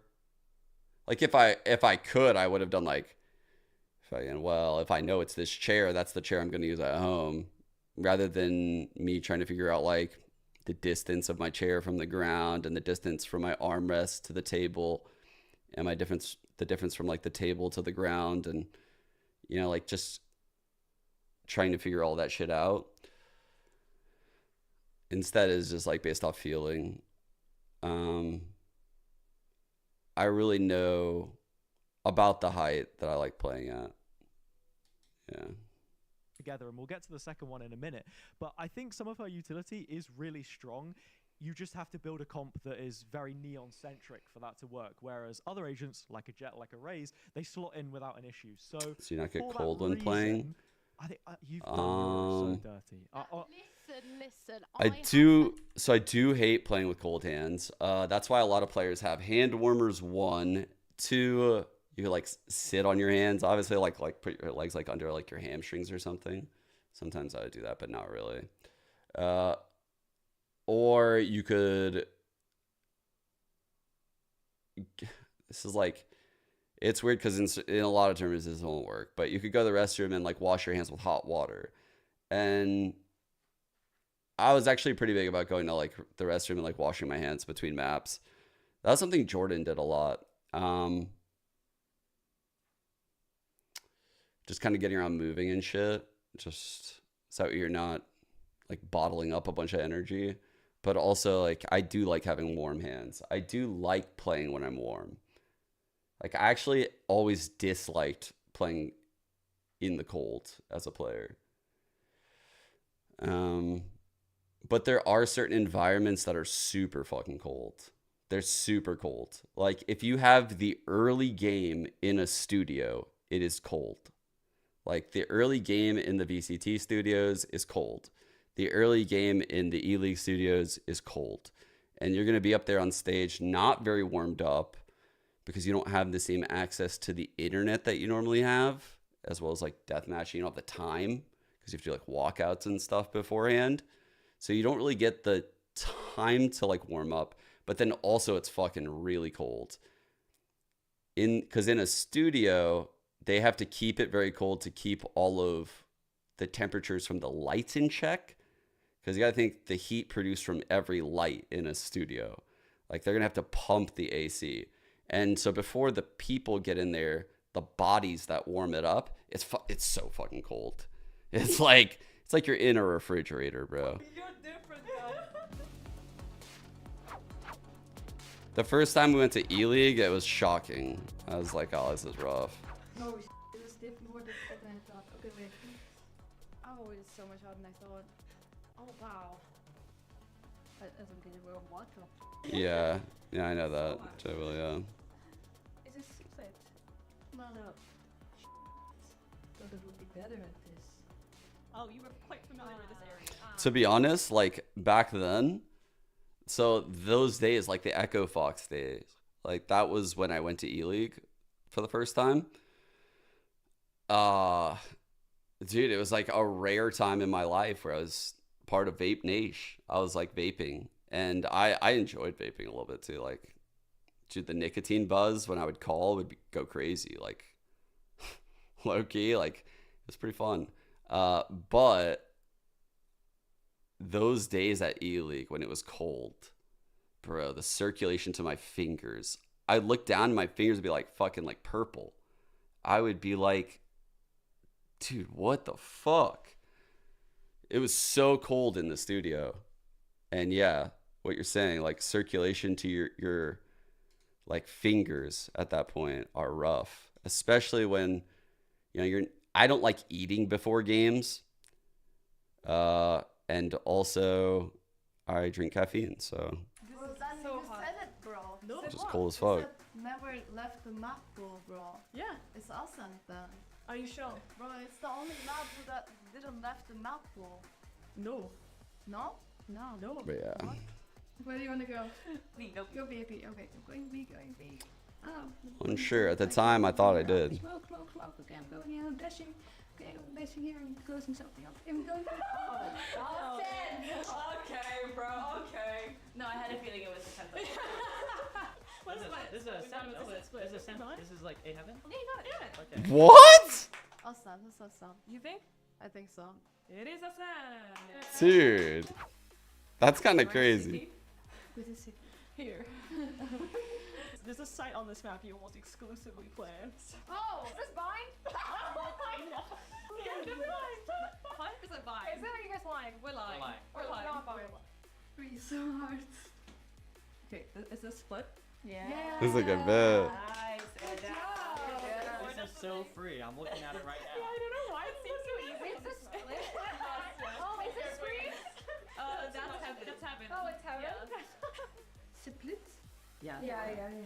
Oh, This is the bottom of the map. Split. Damn, Yeah, bro. where do you put the camera? On the camera? Yeah. The camera is over there. That's kind of crazy. This must be a record or something. There's no way this is not a record. That's kind of crazy. I can't do that.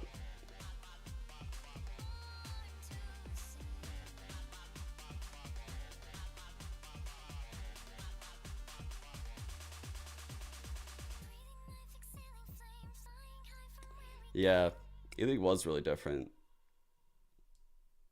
Something that was really cool that I learned like when I worked for E-League that I never knew. So what was E-League part of? Like TBS or Turner or some shit? Like I don't know, like the main channel, like the main thing, the big parent company. But basically like E-League is filmed in this giant studio in Atlanta, or was TBS. And they have like a lot of shows that are filmed there. Like you walk through and in the halls you see all like the Cartoon Network shit. You see like all the stuff that they've done. It's crazy. It's crazy the stuff that they've done. But I learned that like even though obviously E-League is part of TBS, the way it works is like they still have to buy the studio from like the parent company. Like the daughter company is like purchasing shit through the parent company. You know what I mean? Like the money is literally like just staying within the company. Does that make sense? Like that kind of tripped me out. I was like, wait, so you guys actually have to like move money around for this? Like they don't just say like, oh, it's E-League's turn and they just give you guys the studio? Like, no, it doesn't work that way. I was like, what? It's like, that's so weird. That's so fucking weird. It's like these big companies, these big ass companies, they're just so large and that they have to like treat their own company like they're like independent contractors. Intercompany. Yeah, I don't know fucking shit about any of that stuff, but I mean, Riot even operates like that in some ways. Like the regions sometimes don't really operate on the same wavelength. They're very different.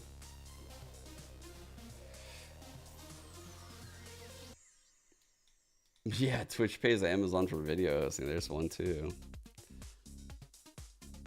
It's so weird.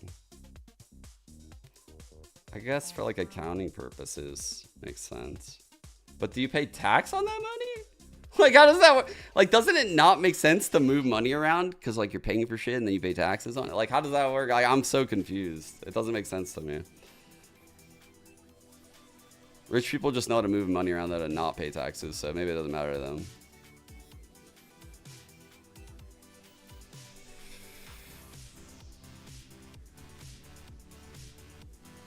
No, so they can write stuff off as losses and get more money. That's the trick. So, like, they're actually getting more money out of this.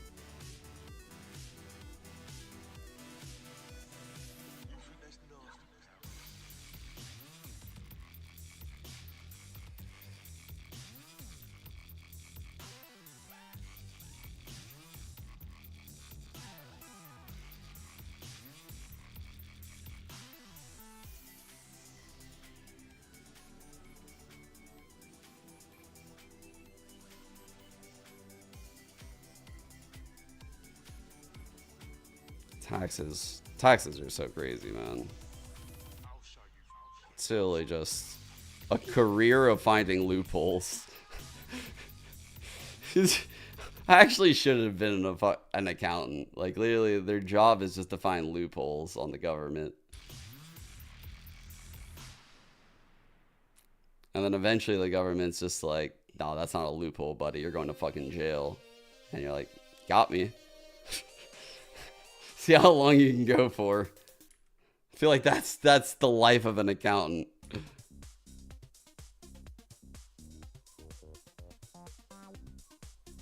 Casually idealing some tax fraud. Yeah, please earmuffs, IRS.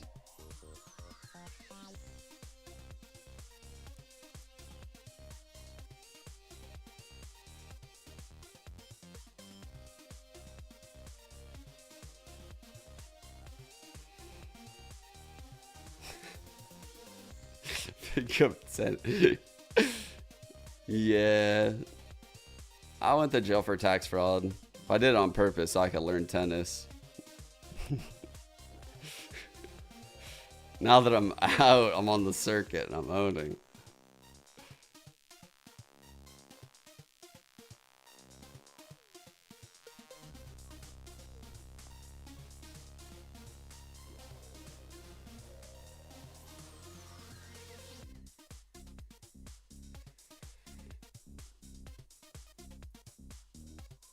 Great place to be a reading list. I gotta catch up on some reading. I'm not gonna pay my taxes this year. Really falling behind. And I'm spending a lot of money, so figure I'll just not pay taxes this year and kill two birds with one stone. What are we talking about?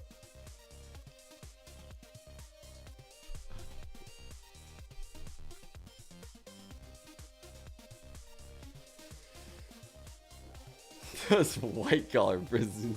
Get the BCT channel. Honestly, that's a great question. It's a great question.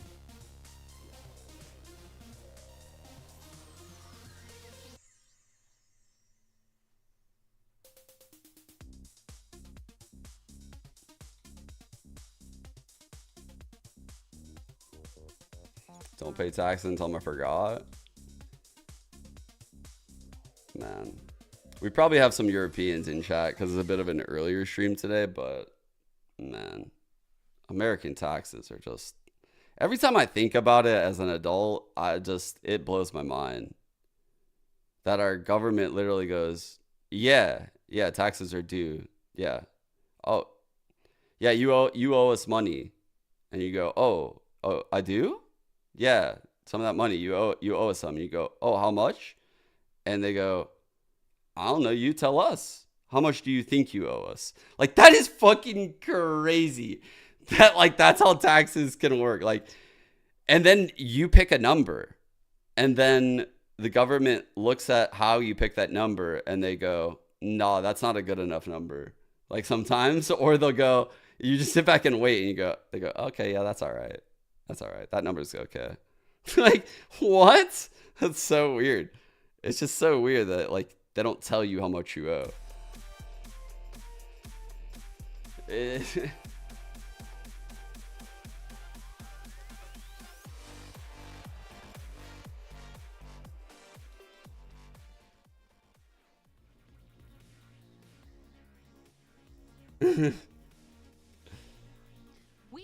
Yeah, it's just automatically deducted like Europe, yeah.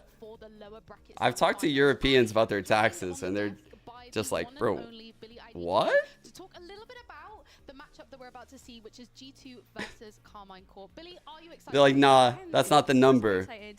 Yeah, you see this cage? Come here. Come here. Yep, no, you did. Your number was way too low. Come in the cage. Get in the cage, sir. Sir, get in the cage. Taxes are one thing I definitely don't fuck with. Like, fuck that.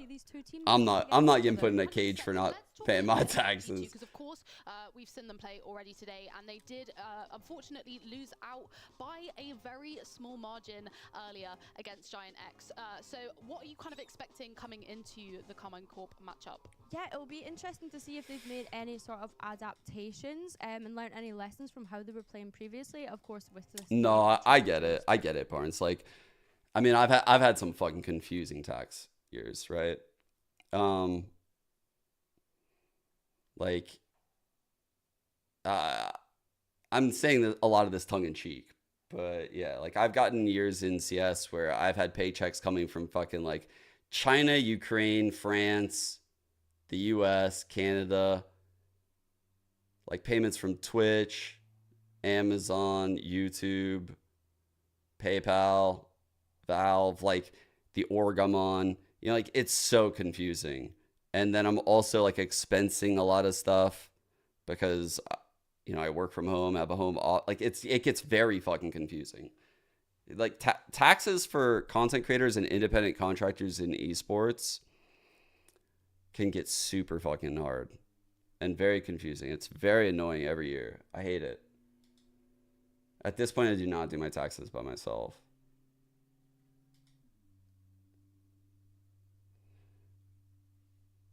I think some content creators do that, Dylan.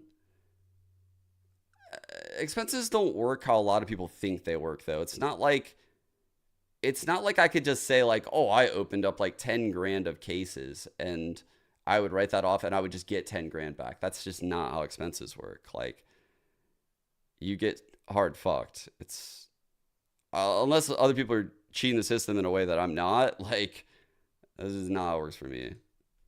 Shopify Rebellions threw their paces in that matchup just then, and like I said on cast, it's a team that we've maybe not had enough time to gel together just yet. You know, you've got a lot of really great individual players on this team. They just need a bit of time to kind of fill out those dynamics and see how they want to play as a team, and I think this is a really good matchup to test them for how they're going to proceed further within EMEA Game Changers, with both of these teams coming from EMEA Game Changers. Yeah. And there is definitely a... I mean, you could definitely argue that you could write off skins as expenses if you're a content creator. The reason being, you could describe it as like a marketing budget.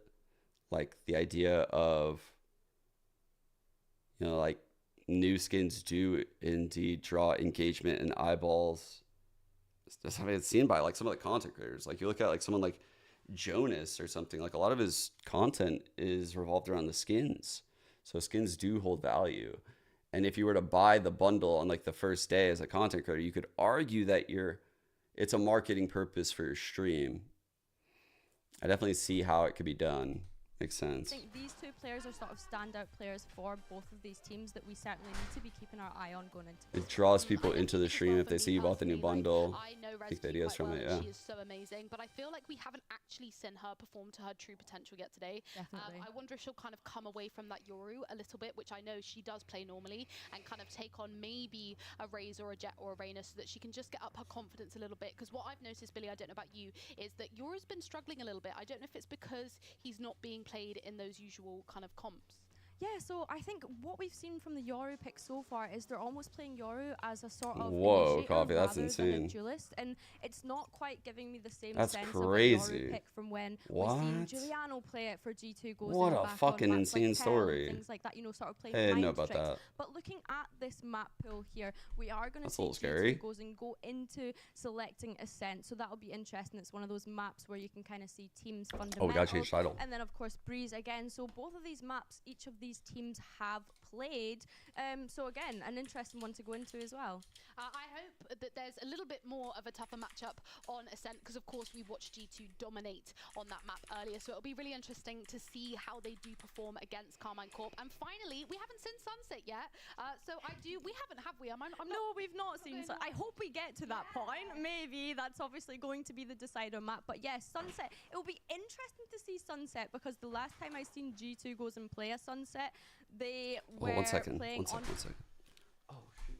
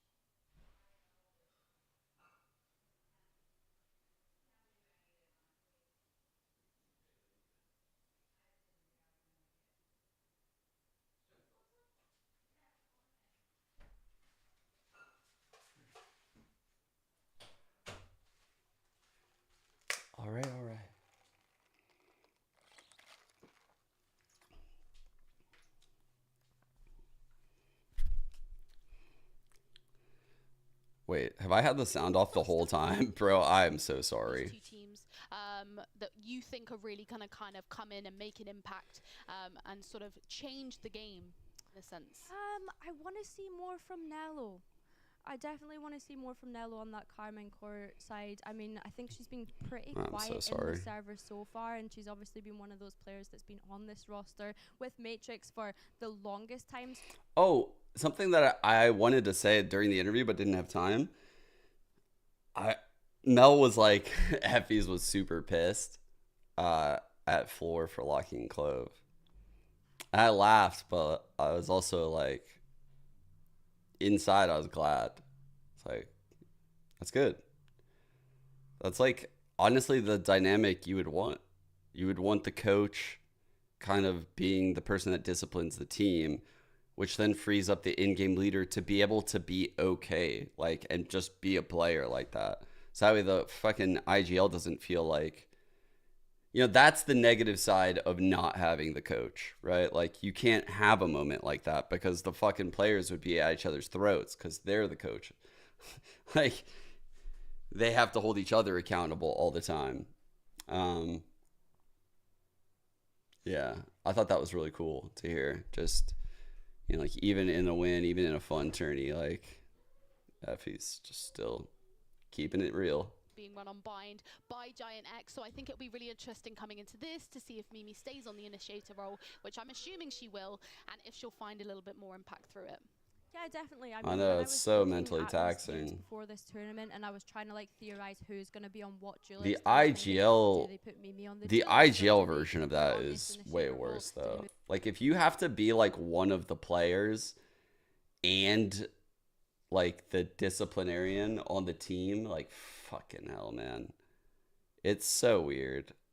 Fine, but I agree. Like, we've not really seen sort of. It's like standout every day you just moments feel like from everyone Mimi hates you. just yet, and that's something that we're used to seeing from Mimi. So maybe we are being a little bit critical. Who do I think will but win? She's one of those players that's kind of hype. Yeah, very true. And you may Let's be see what wondering, comps are why running. are these two ladies waffling for so long? There is a small audio issue that the players are facing, so we're just going to head to a quick video whilst we get that sorted. Let's see.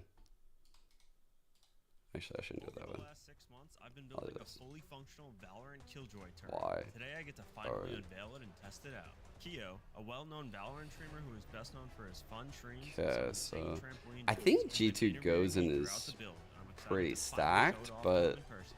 obviously the format could. Alright, so we got the turret set up right here. So Kyo's they gonna be ran- walking through those doors. They any ran minute. pretty So the goal is for good him to comps walk with good in, the turret ideas. detects him, and he- G2 doing. Where are we going? Just hold up.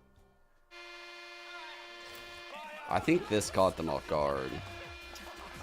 That would catch me off guard. A Harbor Viper. Hey! Nice to meet you in Yeah, person. sick. This is insane. I mean, it hurt a little bit, but it was really cool. Yeah, sorry about shooting I'm you before, favoring but, you know, G2. Hey, you know, I respect it. This thing is I don't so like good. this trio as much as maybe. Actually, I think I actually like this trio. Yeah, I was gonna say Yoru, but I kind of fuck with feeding ults into the Phoenix. Wow, what a game by Vanya though. Jesus. Well, thank you for Vanya. shooting me. Yeah, no problem, man. Looks like they're running a lot of Phoenix, huh? So 6 months we've been talking about this. You've been building this creation. Phoenix might be a pretty good pick. That might not know what's been going on. Why don't you walk them through this whole project? Sure. I think I'm favoring them. Yeah, I'm gonna favor G2 here. Last year, I built Raises. For some of the people that might not know what's been going on, why don't you walk them through this whole project? Sure. My name's Danny. I'm a mechanical engineer, and last year I built Raises Boombot from Valorant, and that was a big success. A lot of people were paying attention on TikTok, Instagram, and YouTube. And then from there, Yeah. Jake Lucky found the project and tweeted about it, which was really cool. And then Oh yeah, dude, it's 420. Bro, it's 420, guys. Let's see. We gotta look in who's playing the late game today. Who's playing the late game today? Vanity's in the late game. Bet all your money on Loud. Bet all your money on Loud. Okay, go say bye.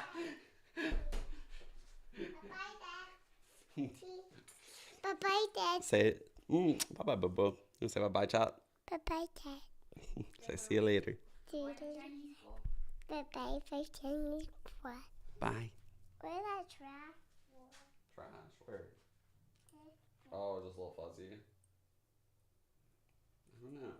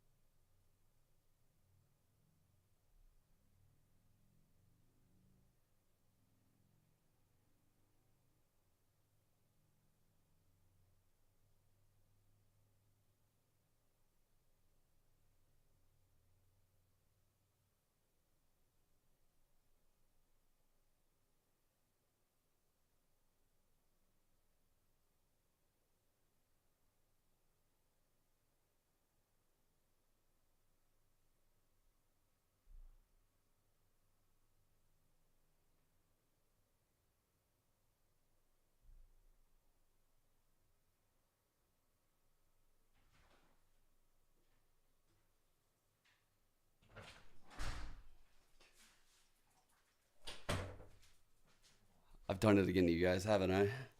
I've done it again. I've left you on a blank screen with no sound. And apparently we're not going to get to see the rest of what the comp is. That was a big prank, okay? That was a big prank. That actually was not the correct thing because the lobby did fail. So just bear with because you probably the exact same Vanity, yeah. I forgot about the vanity comment. That was so out of pocket. I don't even know if Vanity smokes. On the graphic for that one. Just picked him out of the group. So out of pocket. We're professional. Yeah, exactly. It's not a problem. Agent comp psych. Yeah. Not really.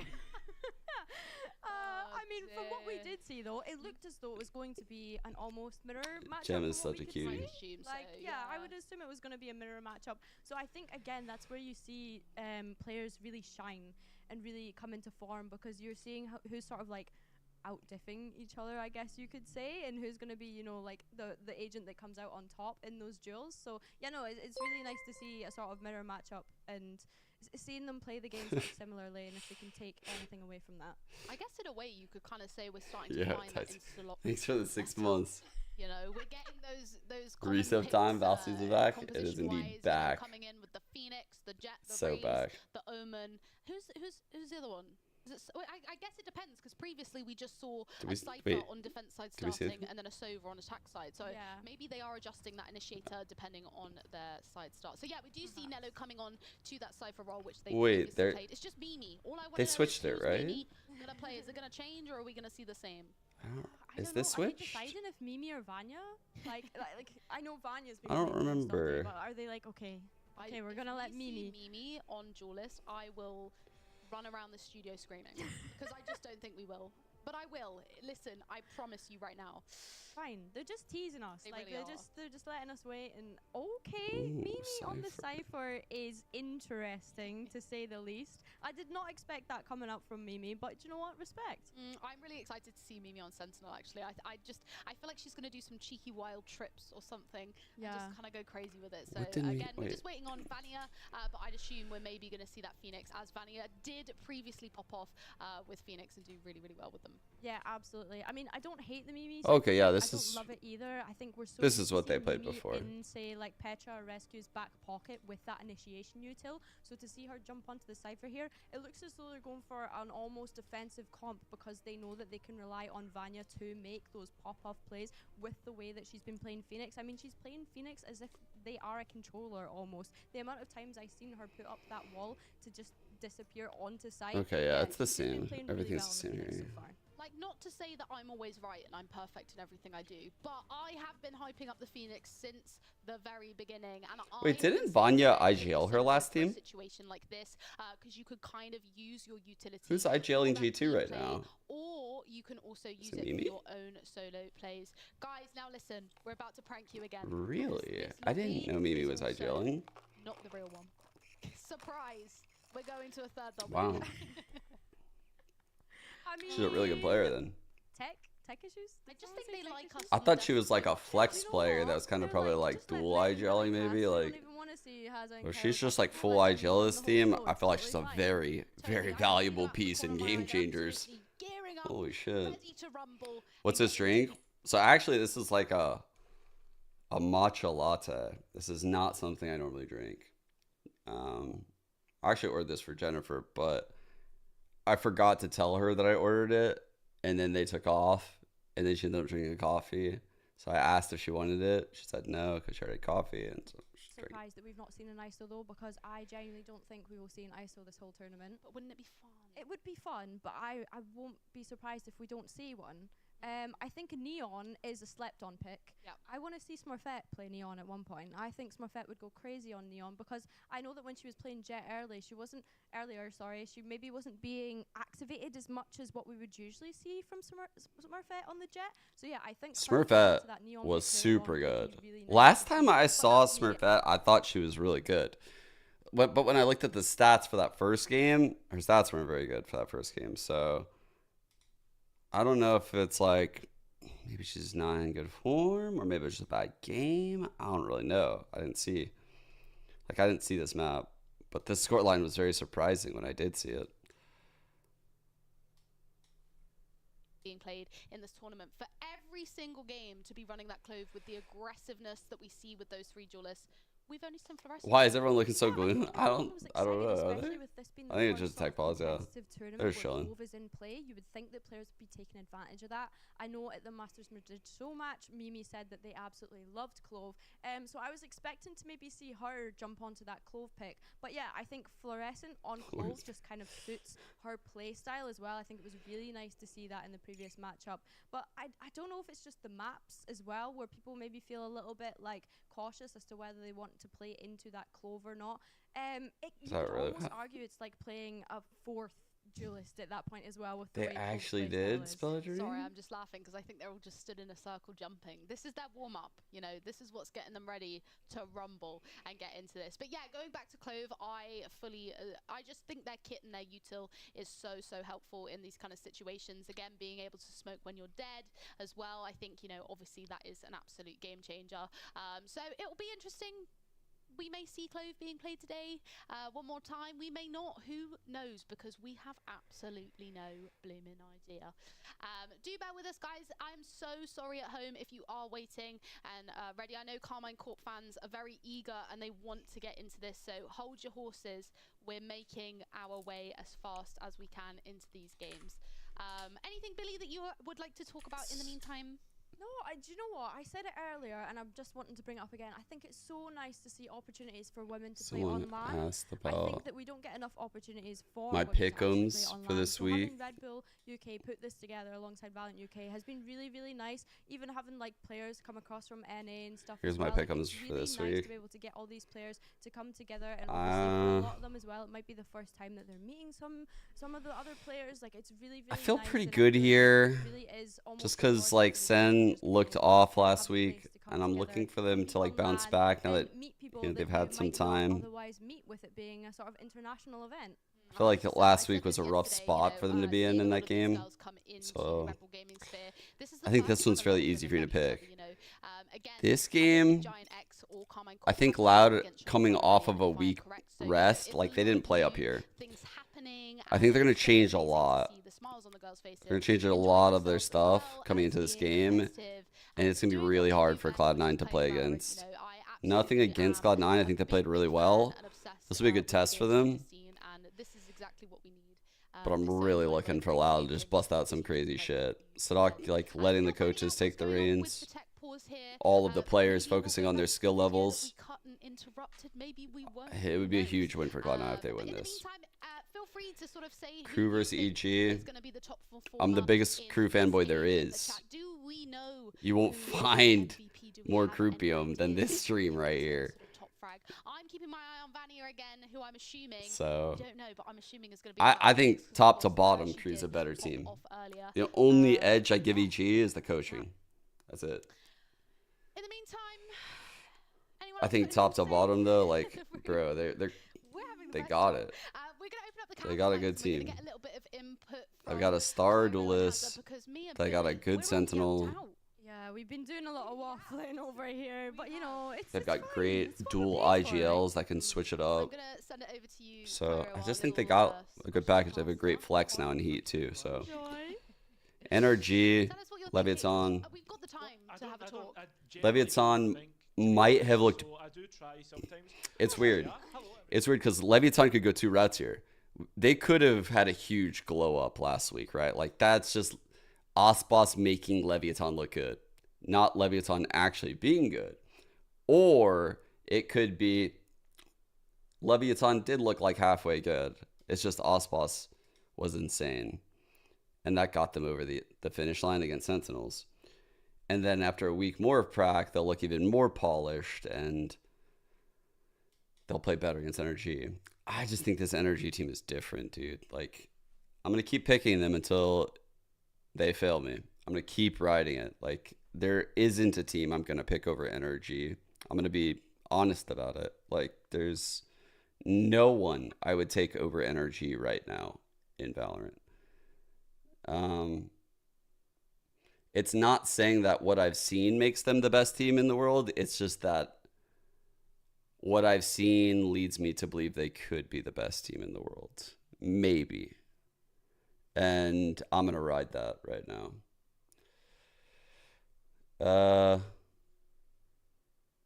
Where are we at? That was the energy game. Oh, fuck. As you said before, a rematch now. Former teammates. Has energy dropped a game yet? And with it all on the line. The only series they lost was the series against Sentinels. Unironically, the one series to qualify to Madrid. They lost to the tournament winners. And they could have 2-0'd them if Tens didn't get a 3K top E-box at 12-11. It's fucking wild. It's fucking crazy, actually. Paranoia straight in the face, but well dealt with G2. They had cleared the corner for just a moment, but that is where Fury makes matters worse. Matrix to Okay. close. One of those legacy players that we were talking about already had Damn, instant impact. they couldn't even get out of B main right there. Holy fuck.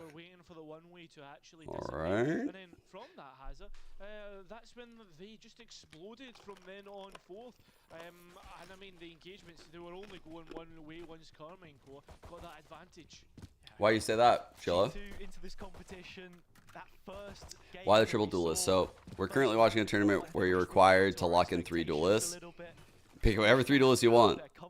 Pick whatever other 2 characters you want. It could be 2 duelists. You can rock 5 duelists if you want. We're all against Falcons. It's pretty cool because you get to see these teams like cook. They're really cooking with like ranked comps. Absolutely crazy. Just shows you exactly everything that can go on. And Nello from up on high. Dude, Nella's impressed me. Everything on the site as you'd expect a Cypher to do, but only with the Bulldog, not even with the utility. Nello's another one of those players as well, which had a moment. Chat, anyone familiar with EMEA game changers right now?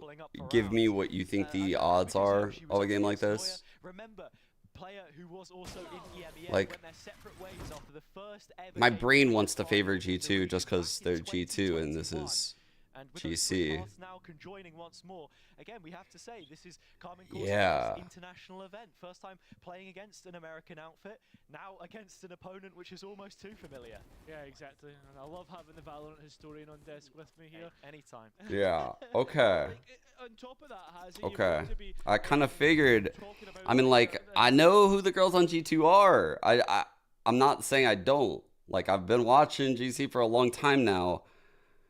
But the K-Corp, like, the K-Corp squad has looked quite solid. So, like, maybe I'm like, I am definitely not up to speed if they've caught up in the last, like, year. And it looks like they could have, like, when I watched them play. These are fire kill trips. Oh, dude, does it got one. The other one's still up, though. Phoenix. Oh, Vanya's too smart. Good job, Vanya. Good clear. Go down as an extra one in the back pocket, but you want to be upstanding and have value here. Vanya planting the spike, so now only one off into post plant. It's going to be a big one if it does come online, but I mean, maybe not wanting to use it again, as Billy had talked about previously. The Blaze Ball being used to stop players actually coming forth. That is not going to be the case. As KC are already Matrix jumped over. Didn't even see. But look at this, it's G2, it's Pinstripe, it's going both ways. Oh, fuck. Yo, I told you. Crazy insane. This Omen's so good. Bro, these two. It's actually just these two. It's Shaq and Kobe. Like, they're playing the off roles too. The support players. Holy fuck. But they couldn't fully convert now against an opponent which, as I could see it. When we were playing them, I'm telling you, I could see it. They're good. I actually think they could beat G2 here. I agree with what you guys said, chat, when you were very G2 pilled, because that's what my brain is doing right now based on everything I've seen in GC before this year. But what I've seen here is like, we could have something, especially Glance on the other team. Like, they got some experience. I don't recognize a single other player other than Glance, though. It's exactly that. I mean, a team which, again, you have such high expectations for.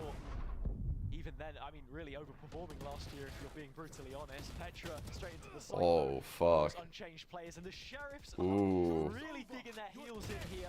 Uh-oh. Do the same from backside, cause some issues, only good for one. Down and out, just like that. It's a 1 versus 4. Spike planted. Not a chance in hell. I think we're going to see this one overturned as there is an op being saved. Let's talk about Icebox. This is deja vu. G2 win the round following a bonus conversion from the other team. Careful now. Oh, really? It's the exact same thing that I said about G2 with such high regard that we hold them in. Those are expectations they've created for themselves. For Karmine Corp, you have to think of the weight that the blue jersey carries as soon as you pull it onto your shoulders. The support that you have behind you. But again, those fans just hungry for the results, and with a flawless run through contenders. Oh, wow. So G2 would be heavy favorites then, based on that info. Of that momentum being harbored, despite the circumstances that they find themselves in. Yeah, I think so far they've been really respectable. You think of any contenders team going up against the world champion. Let's not be honest. Let's be honest here. I mean, against Shopify, they pushed them the distance. Realistically, Karmine Corp, they deserved a third map to be played against the American champs. Hop out on Matrix. Here we are, in mid. And that will be G2's first No Sova, guys. Keep in mind, there's no Sova. Matrix holding on to Hop in mid sounds fucking nice, actually. What the fuck? Catch me in mid hopping for sure in this comp. Not just one.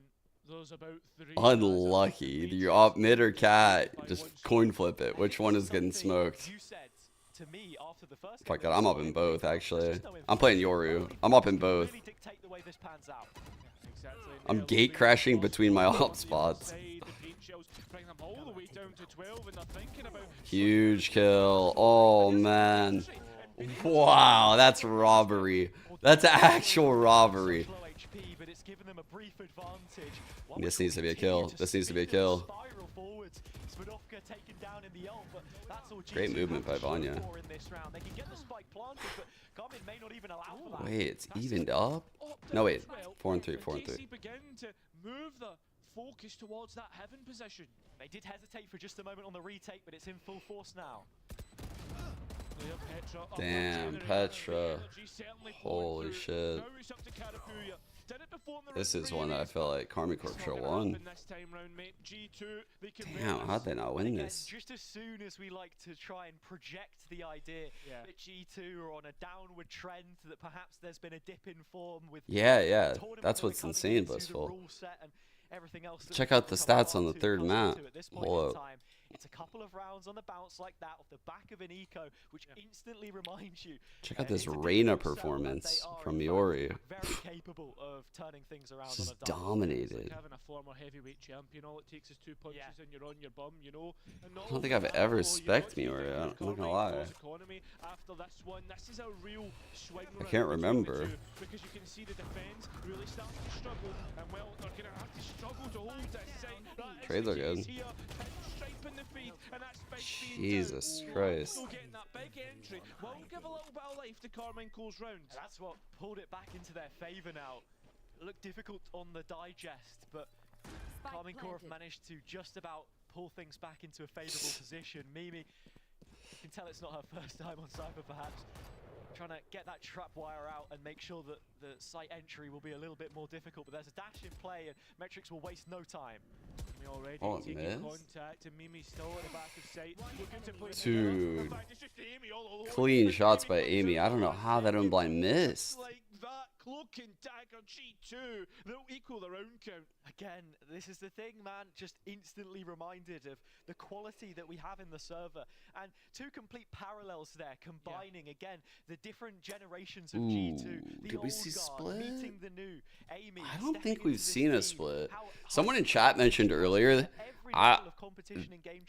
strat guys on split must be to just copy Paper X's playstyle. They literally ran a triple duelist in Madrid and in their region. Like, it's been done. You can literally just take their playbook. Only been playing roles outside of the duelist that combine in that last round has, and as for this round, it seems that Oh shit, nice shot. Dude, that was really nice from Karapuya. the GOAT of A site. With there being that lack of information, it's either you get it on the side hit running straight into the jaws of the beast, or you find out soon enough That's when push up. comes to shove. Rex forcing the issue by herself there. Showstopper coming out, Vanya with another pick. G2 holding down the heavens this time. All of the silver linings for them as the lead is looking to be theirs for the taking.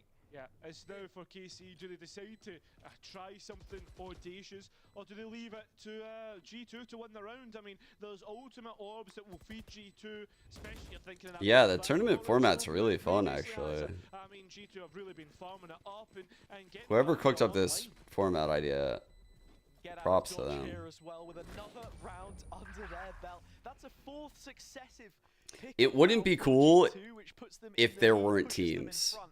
And the big thing that we have to say about a situation like Like, this, the fact that we get teams that are cooking strats with these fucking shit-ass comps that we all have to play in ranked is what makes this cool. Like, we finally get to see what competitive Valorant is. Like low-key, this is actually what competitive Valorant is. And this is competitive ranked. The highest level of ranked you can get. By themselves, Karapuya focusing towards mid, and G2, I mean, they're just going straight for it. That's to run it back on. This is like if you were to solo queue and get like the best players possible to fill out your team. very quickly brought down into a grubby cycle of economy, the doldrums, but Matrix has one of the deluxe picks here, and the operator has already found its first kill from Vanya right at the edge of the ultimate ability. Glance goes down, it's a 4 versus 4, and Carmine Corp have all of the space to make this Oh my retake god. happen. The cage to get out. I mean, it's really far forward, and as for the site, it's completely under siege. And down to 1 versus 1. Picture so low. Curry wins these, bro. Curry wins these. Yeah, of course. Of course she wins that. This Omen is the GOAT. Actual GOAT. Like, just every time. The wall trying to jiggle around the dice there, but a quick grace to the ankle is all that was required to take her off her She was feet. owning us. Carmine Corp, just as What's soon she at as right we now? said that perhaps the time bank would be Has needed that like to a get pretty easy good stat into, line. they felt as if they had the right read, that they could make those reads. I really should learn how to say her alias. It's kind of doing a disservice to our game. To the setup from G2. It's just Just like that, the scoreline is level once more. Yeah, I was gives me anxiety just looking at it, like thinking about what I said. Stuff like that has a, do you know Karapuya and Matrix were Too many the vowels. ones who were positive over the 2 maps that they played last I'm in round TP series. across to get that space. Trying to come up with a positive play, and it's through You can hear that TP, by the way, from Cat. So I think Matrix has a pretty good idea the Omen could be up here. Oh, the market angle exposed, actually. The one that was taken in the end is a spam on the edge of the box, I should say. Reaggressing B You main. don't care how they come. If you find the kill, It's that's super most important. proactive. Man, I love the ideas here. Clearing this out. They're like, okay, we could just leave the Cypher setup, actually. Let's just go stack A. This is As a long as that trap wire doesn't get met, and G2 know at the very least Good pace this round. Given like how the game has been going right now, you can see the pace of this round is throwing kick or ball. Do they choose to re-clear main? That's where they found a couple players nestled before, and it quickly made for their undoing. Puja. Towards site, being that sentinel. But as for the other 4 who are off site, Hazza, 3 of them have ultimates, one of them being the big one, the run it back. It's such an early contact that she's taking with that spy cam as well, so there's plenty of heads up on the Carmine Core side. Rotation slowly starting to filter through, but G2 are already going to hit. Holy shit, the trips. Gets another 2 players revealed by the trapwise, and 2 I'm telling you, their setups are good. Yeah, they're cooking with these, with their comps. Will destroy it, saving Amy's life, but as for the rest, they're now coming in, they're now starting to engage, but it's Oh, I was about to be a little bit frustrated if Glance didn't win that. I was looking for her swing. Yeah, Glance bites back with a vengeance there. Big kills on the round, a quad in fact for her. And while she may be playing remote, her presence is still felt within the gaming sphere. A little look there from Mimi, even a slight glance. Yeah, perhaps. dude, that would have been sick if SMG came here.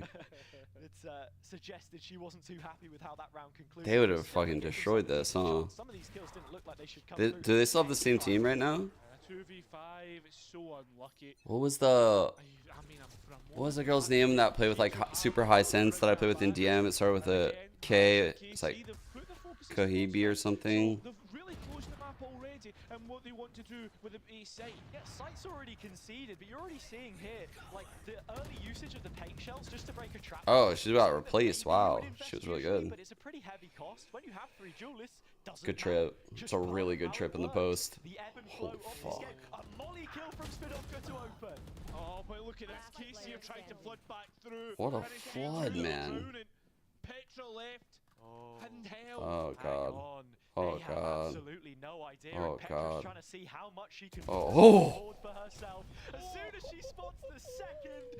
Oh my god. Holy shit. To forget for Petra. Oh, mate, you think you can see it all starting to come together. It's unfortunate, but at the same time. That man has glasses on. We're playing a triple duelist comp. He's coaching. He had to cook up strats. And the date happens to be 420. And he happens to be wearing glasses inside. I'm not going to throw out any accusations here, but with this economy, so it will be. I want to drug test him if we lose the game to this team. I'm just kidding. Try and get that ultimate or back up for Vanya. The mid excursion, maybe with the one hot under the collar. Single kill, Spidovka. DQ'd by drug test. G2 making a long rotation through spawn, and Nello is the one to greet them. Oh, he's able to take the first engagement and get out. He takes off his sunglasses. His eyes are fucking more red than this G2 background. Been offered such an opportunity, a poke and a prod. Oh, Matrix went searching for something that wasn't there. Amy taking her down, and that's the numbers now for G2. Yeah, it has. I mean, I feel as if the first engagement though was the false promise. You know, the false information. They saw it was the strats are fire though. And immediately they pivoted towards the other side of the map. He cooked up these strats on 40 milligrams of edibles. Trying to see what gaps of the map are available to them. A death ball, if you will, and look, it appears simple on the surface, but when you compare how often was I drug tested as a player? I think like twice, maybe. By ESL. They were like random drug tests. Beginning to get themselves towards A, but it's let G2 set up.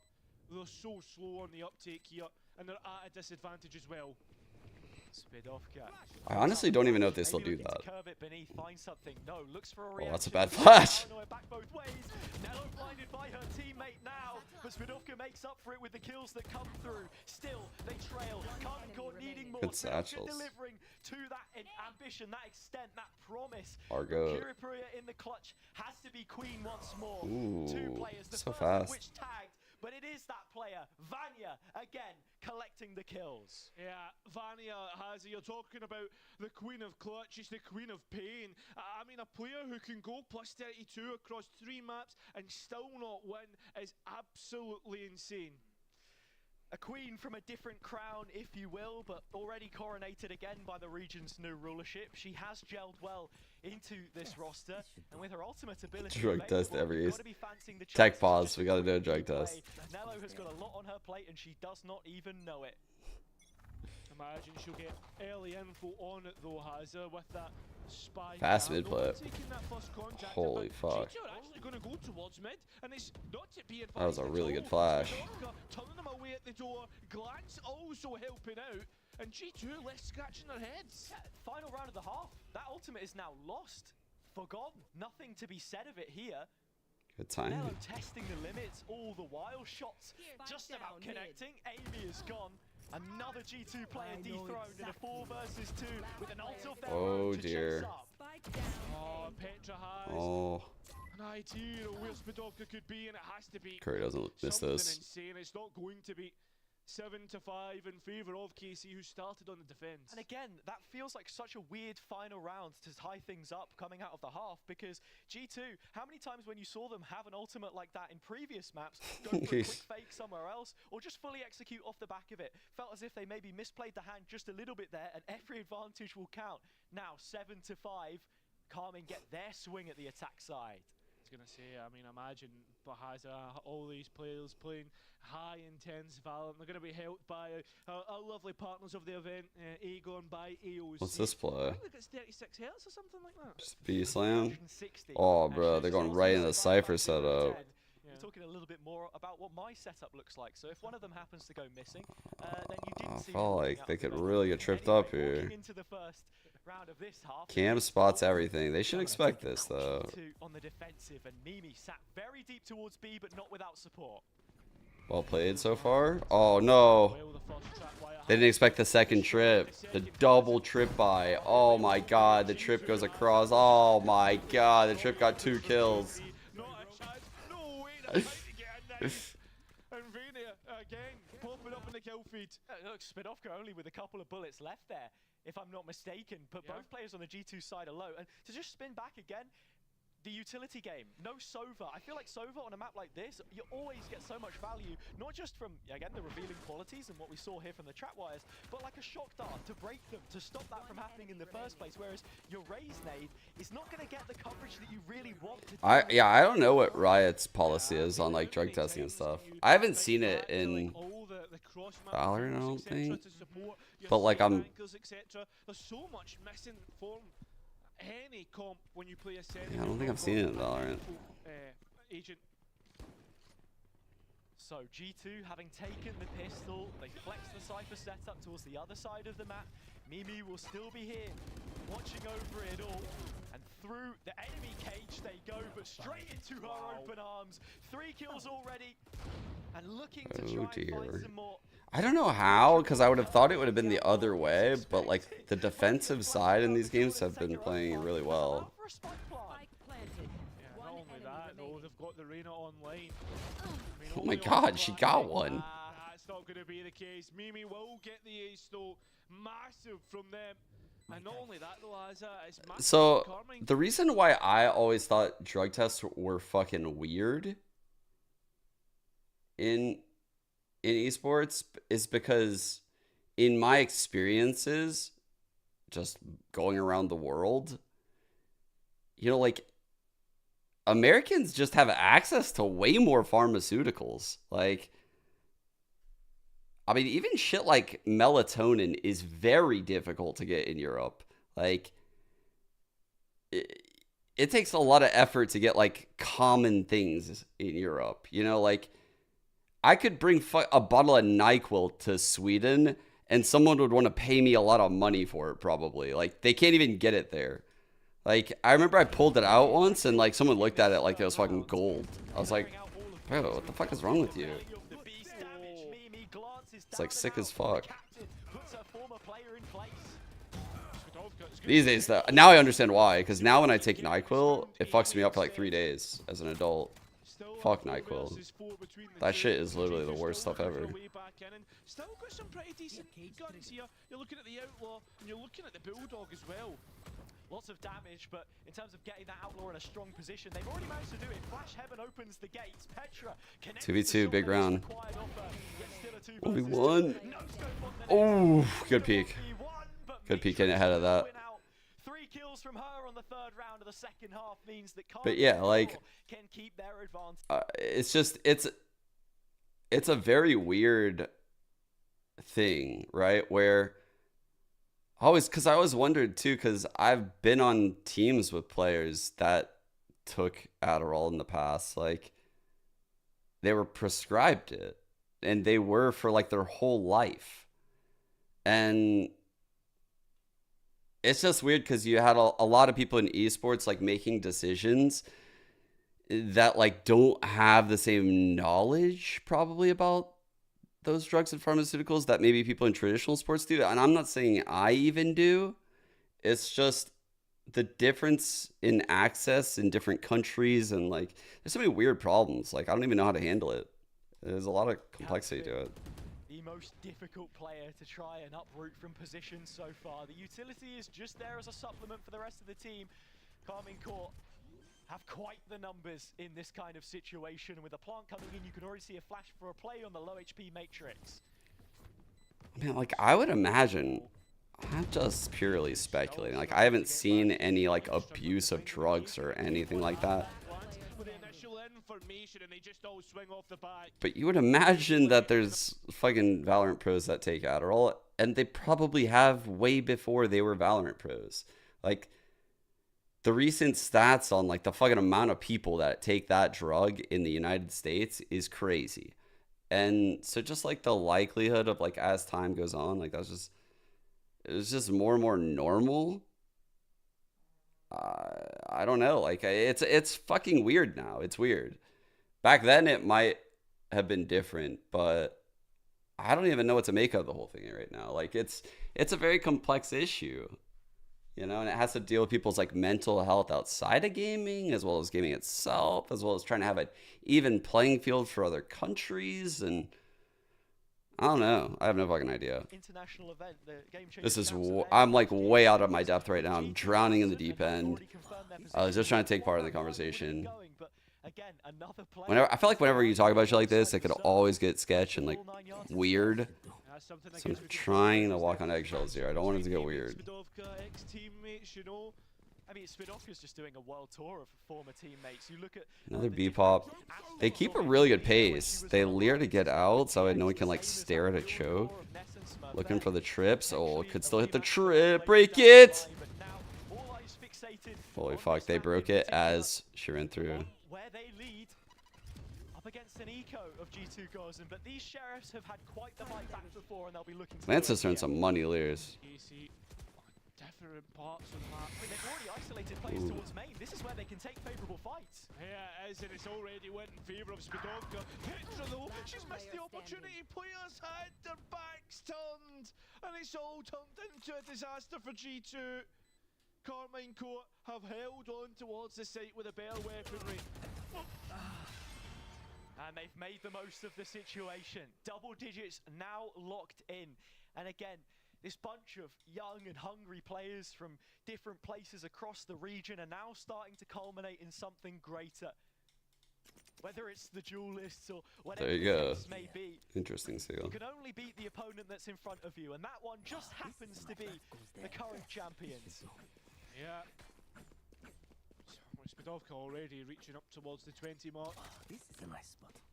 And the rest of the team though has it. Again, it's Like back to the ultimate conversation. I'm gonna say this. The reason why I even feel this way about it is because when I was a player, I'm not gonna say who it was. I'm not even gonna say what team it was on. But there was a player on my one of my teams that was prescribed Adderall, and they had to submit like documentations to ESL and all kind of shit. I don't even remember like what the outcome was, to be honest. Like, but that was a while back, and I don't remember what it was, because like I said, like that was not the top of my fucking priority list at the time. Like I was fucking designing strats and calling strats. So, but I just know that did happen back then, and I want to say that player was given the green light by ESL because they had a prescription way before, from way before. I want to say that was the case. But like I said, like it's not like this was something that was abused like by this player. I don't know. As spike planted towards backside, the players slowly gathering their forces. I don't even remember what the outcome was. Like I said, like ESL made the decision. Guillotine is prepared.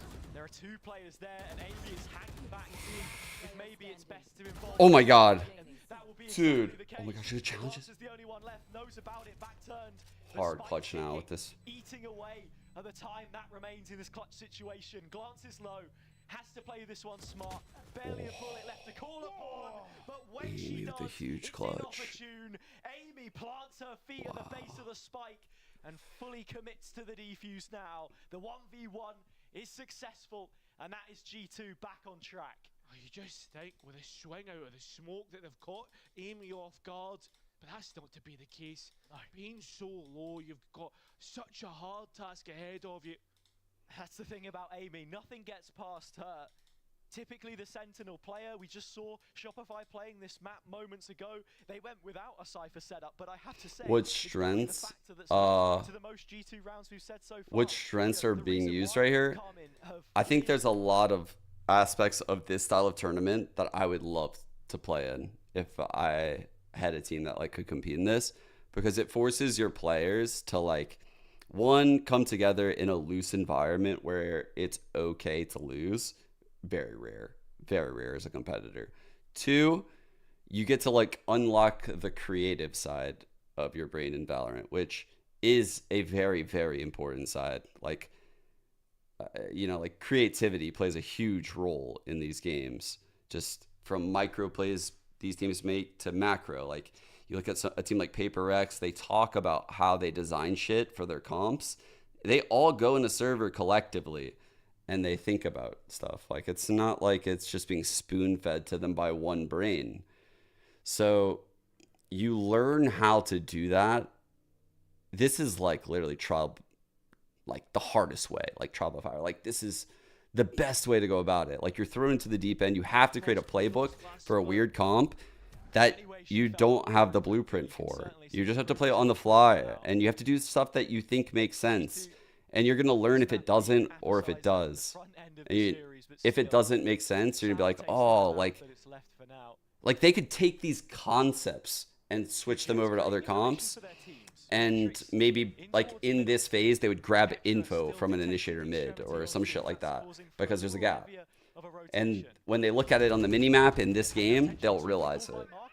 It is a great learning experience if a team uses it in the right way. I mean, they've already debated out the ultimates from G2. It teaches you that you don't have to run the fucking meta comps, which I've always said is important. Petra could have got that. Petra could have got that. That was a really big one. Good one way. Well, where was the owner? I didn't even see. Is it a fake? I didn't even see what happened. I'm looking at my meme. Wow. Clean up the site. As simple as that. When you think there's a chance, Casey snatch it away. Yeah, and again, I don't think perhaps some of these players are so used to not only playing with the Phoenix in the comp, but sort of a variety of different flashing agents. You saw a team flash on the way back through there from Vanya as well. It's like the classic, oh, my teammates in ranked comment, but to not disrespect her as a player, of course, you look 10 assists, so the value is there. I think the big thing is on a round like that, dude, they didn't fully commit to the instant retake. Babe Bonds. That's a name I haven't seen in a long fucking time. I remember being a kid, like watching those like home run races, and I saw a picture one day of like Barry Bonds with like a tank top on. I was like, holy fuck, those are some guns. That guy was fucking jacked. He's probably barely swinging the bat in home runs. Again though, the Phoenix and the Jet move up mid. So yeah, different issue for G2, and look what they've gambled on. Yeah, oh, look, they've made the decision. That's what the game plan is on this round. set the numbers. Oh, on it A, definitely juiced the have a cam gills. for B if you need it, and It was really fun to watch. watched over. They should just let them all choose. Fuck it. I think as well, like if you're Karma and Co, you've got to respect G2 and what they've done. Like with nothing happening, maybe they were thinking there's a little bit of a trap Full there, retake step 5v5 for 12. If they once they get the spike down, they realise that B is completely free. Ooh, good time on his feet. Contact is hit, Mimi will Lovely. push her troops into battle, one from which they may never return. 12 rounds will be the case if this one doesn't go their way. How much more do you want to throw at a lost situation and potentially feed it into the hands of a hungry Spidovka? Another player around the edge of the smoke, and sure, Rescue will manage to get the takedown eventually. Dude, they're doing this. Is there, and it will continue to be dealt. This is shocking. KC look to reach the first map point of this entire tournament so far. Oh, fuck. They will do it a flawless round. I mean, they got damn near close against Shopify. Yes. A couple of situations on Breeze where it looked like they had half a chance. It was Shopify that threw away the lead when they hit. The revenge tour, chat. This is Glance, by the way. Glance was on G2 Gozen for a long, long time. And they were good. I thought Glance was really good. I was surprised when they got rid of Glance. What was the reason for that, chat? What's the reason for that? The flash stretches further than most of the other duelists. Yoru, of course, with the most, but we saw that used earlier and it wasn't to the best of effect. Yeah, Phoenix with the fast. She chose to leave? Why? Yeah. What? The devs for that change. Towards short is where Carmen are going to head on this round, and it's not for the first time. Vanya managing to get one on the fadeaway in through main. One of the arms of this split has now been broken, so all focus can be turned towards Tree. Oh, That is where Carmen what? Core are looking to sprout this push. Yeah, but look at this. Instantly after getting that pick, he tried to hit towards CT, tried to hit towards B, and Mimi's only good for one, cutting off where they've exited from with the 2v3. blaze wall. That spike will go down. They're losing All numbers duelists in the left. process. Holy fuck. Shedding the fat around the edges, down now only to your final two duelists. It's all duelists in the server on what could be the last act in this first map of Ascent. Petra's position Having is the key. dash, having The pink possibility of shells. CT being taken is certainly lingering on her mind. She has to make sure that the timing is right, but already the rest of her team have made their way out, and the issue needs to be pressed. Yeah, the thing is though, all the duelists disconnected. Dash is traded. And look, that's G2 on the spike. Matrix has to fuck, peek bro. out, has to get one more. Pops the button, a right click might be all that is needed, but it's not this time round. Oh, It's no. G2 that swipes Casey's chance away and makes sure that they stay alive. Dude, I thought she had it. I thought she had it. Oh, the panic. Oh, no. The right click. Oh, no. Let's hope that doesn't come back. Greener pastures for some, but it all just decays from within their hands. Some key kills picked up. Petra perfect on the timing, and just when Matrix looked like The energy was there. Like, honestly, it was the right play. I like the play. The second that first goal happened, I was like, oh, please pop it and updraft. Do it. And she did it right away. It's just, I think it caught her off guard how Petra, like, moved up so quickly. She didn't expect to have to adjust like that. Change of pace from Carmine Corp as they wait to see what G2 want to do. Let them have their way with things. If the defenders can gift you some opening picks, then you'll take it every day of the week. But we've seen a lot more discipline as this one has dragged on into the evening. From those first games, the early jitters. Oh, that's a big trade. Petra finding the first. Okay. Cypher set up on A, but I think that's an unbreakable behind the door. Look at the trade and what is being lost though, has it? Carmine Cole's flank is I got completely it. opened. If G2 should elect to go for it, in fact, no, they're going to elect to try and hold the site. Phoenix Smiley slightly misses. In fact, flood out through that. Oh, that's a great double swing. Mimi has some space for herself. This might The be rest of it. the team is there, but they've got to land the shots. Running back coming through. They did it. Spidovka safe. May just be in the Holy support of fuck. her teammates. KC. Yo, You can this see team is there, so good. letting off a roar as they led off steam, built up in the series against Shopify, now released. Where do we go now? I didn't. Against old opponents. Yep, I mean, you've got to think. I mean, they lost to Shopify Rebellion. That is respectable. What's the map? But at the same time, they're pushing G2 on the back foot. Former world champions Breeze of again? EMEA so far. At this No, moment in not time, Breeze this feel good again. factor doesn't seem as if it's going to be ending for Carmen. No. While some of the names on the KC side may not carry the same kind of weight in terms of accolades, they have been active domestically for so long, waiting for the moment when the right group of players can come together and make something happen. And we may just be starting to see the beginning of this now. After the contenders run, qualifying back into the main event, they have that to wait for on the horizon. But Why now are is a teams chance using to Yoru so prove much on some people Breeze? wrong, to silence some doubters, and they've definitely been doing that, Cairo. Yeah, they have been. I mean, this is something that the KC fans have been on.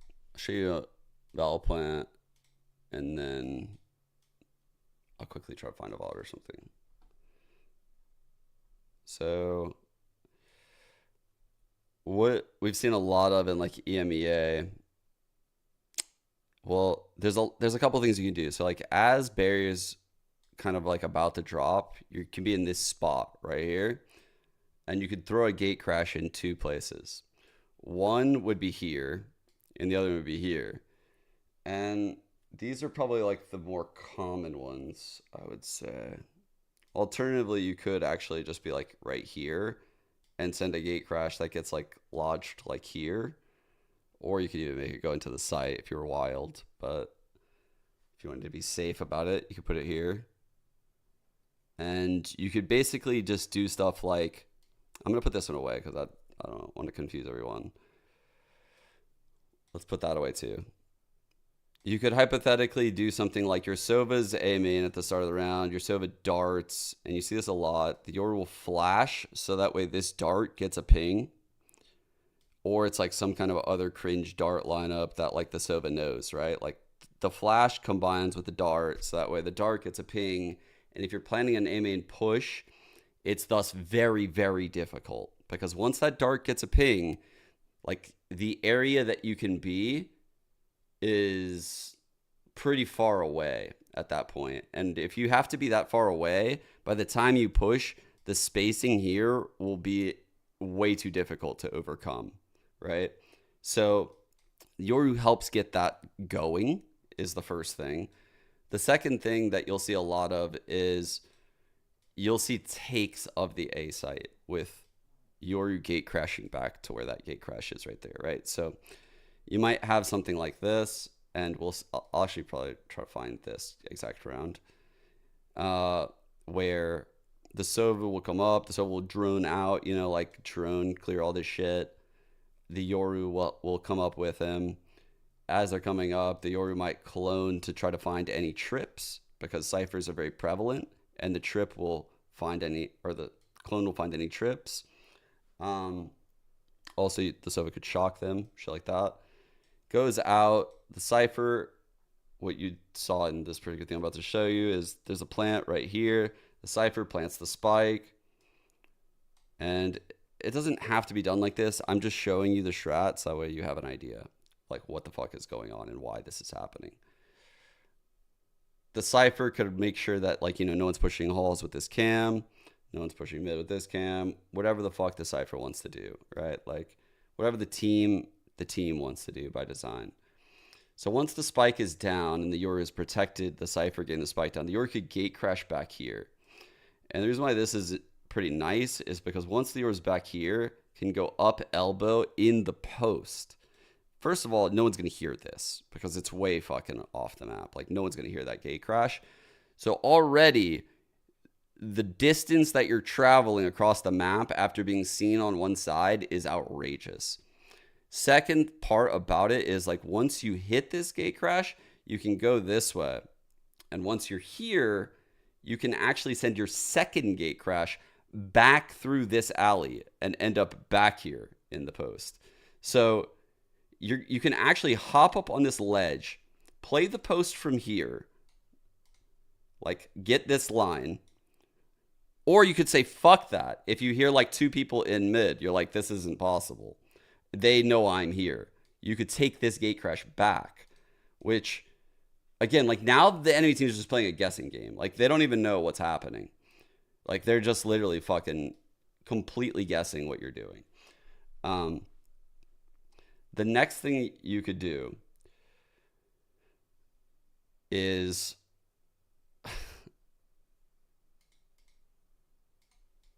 so the next thing you could do, you do something similar to what I just said, where you have this cam holding this line, right? This cam is holding halls, just spotting to see if anyone's peeking this. Like an op is holding that line. You start off in the same base setup. You could throw this gate crash. Could throw this gate crash. It's literally, it doesn't really matter. You help get the Sova's dart off. Then you go halls. You leave that gate crash there as you go halls. You tell your Cypher to check cam, make sure no one's peeking. When you go up, no one's peeking, you move right. You move up to here. Cypher, check cam one more time. Yep, no one's peeking. Okay, we initiate the hit right now. All right, he's running it down. Viper pops an orb right here. Potentially Cypher could cage it, but preferably the Viper orb, because you could do shit like this as Yoru, which is what we saw yesterday, where you're running up halls in a scenario like this, and these people don't even need to be here. Like these people could be over here, right? Like you can make it look all the same if you want. Yoru can open the door and gate crash to A main on an A hit, or open the door and gate crash to this elbow lurk. Or you could like gate crash to many other places, but these are the common ones right now. It doesn't mean that you can't gate crash like here, or fucking like here, or here, or I've seen one go here, but this is very risky because people will run by it a lot. It's not very good. You'll see gate crashes like off of barrier that go like here. We actually saw one in this tournament right here, where like yours will just take this ground very quick with like a dart or something and a flash. You saw the one out of Gen G where the Astra put a star right here, and this was actually really sick. So here's how it worked. The Yoru was here. Astra put a star here. The Sova had some kind of cringe dart. Don't really remember where it went. Let's just say it landed on that like fucking pipe right there. The Yoru's gate crash comes out. It travels along the wall. It goes right here on the inside part of the site. The Astra pops the smoke at that point. The dart lands at that point. The Yoru flashes above the smoke, so the dart gets pings.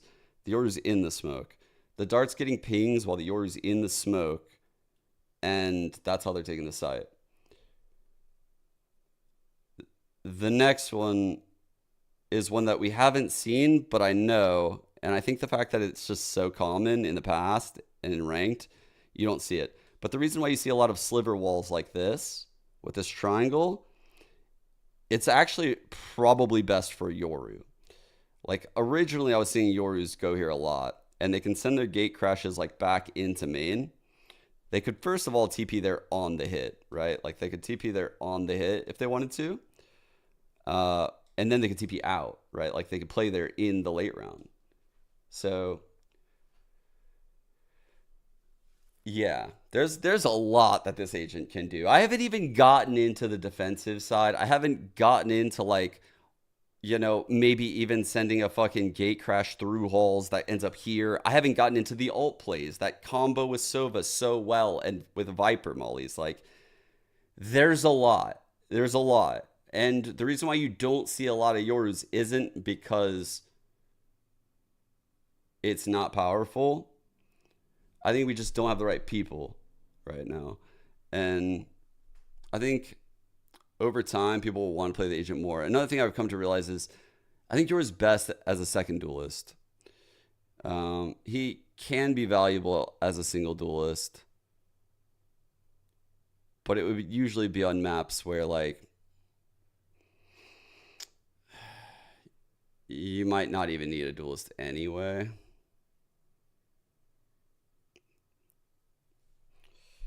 like just how the spacing of the map works out.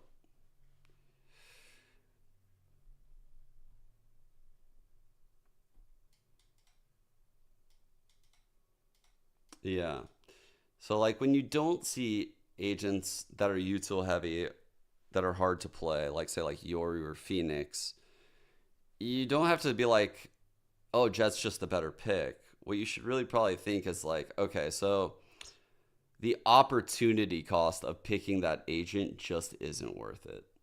Like while Valoplant might make it look like that util is better, the fluidity of like a Jet that's put in like 10,000 hours at this point, like, is hard to beat. It's fucking hard to beat. Even a nerf Jet that's like a fraction of what she was, you know? That's a hard thing to overcome. Like, yeah, the kit's fucking better on like Neon. Yeah, the kit's better on Phoenix. Yeah, the kit's better on like some of these other agents. You can do a lot with it, but the players look super comfortable on like, you know, the ranked agents. Even get the first map, puts them in such a good position. We were talking about it earlier, Hazza, about Casey having a little bit of a feel good factor around him, a comeback from how they played in that first split. Going undefeated in contenders. Fair enough, they lost to Shopify Rebellion in the last official, but now coming up against G2, former world champions of EMEA. They are the ones that strike first. Multiple champions. I think we have some of the most decorated players in Game Changers full stop in the server. Mimi, one of them, of course, as well. You look at her being a two-time MVP within Game Changers EMEA as well. The first Danish player to win a Game Changers championship, but not the last. That was Neuer in the series that Carmine Core had just played. And as you said it, 0-4 record in the group stages of main into contenders, 4 unbeaten. Now they find form with that next stage on the horizon. Next map going to be Breeze, which G2 have selected, Hazza. So it's no surprise that maybe G2 did lose out on that last map, and it's Carmine Core that are going to be starting the attack. Yeah, look, if you want to start dosing up, ramping up the copium here for G2 that, oh, we're going to get the rematch against Shopify. These guys have both come to an international land. Surely they have to play against one another at some point and not get knocked out.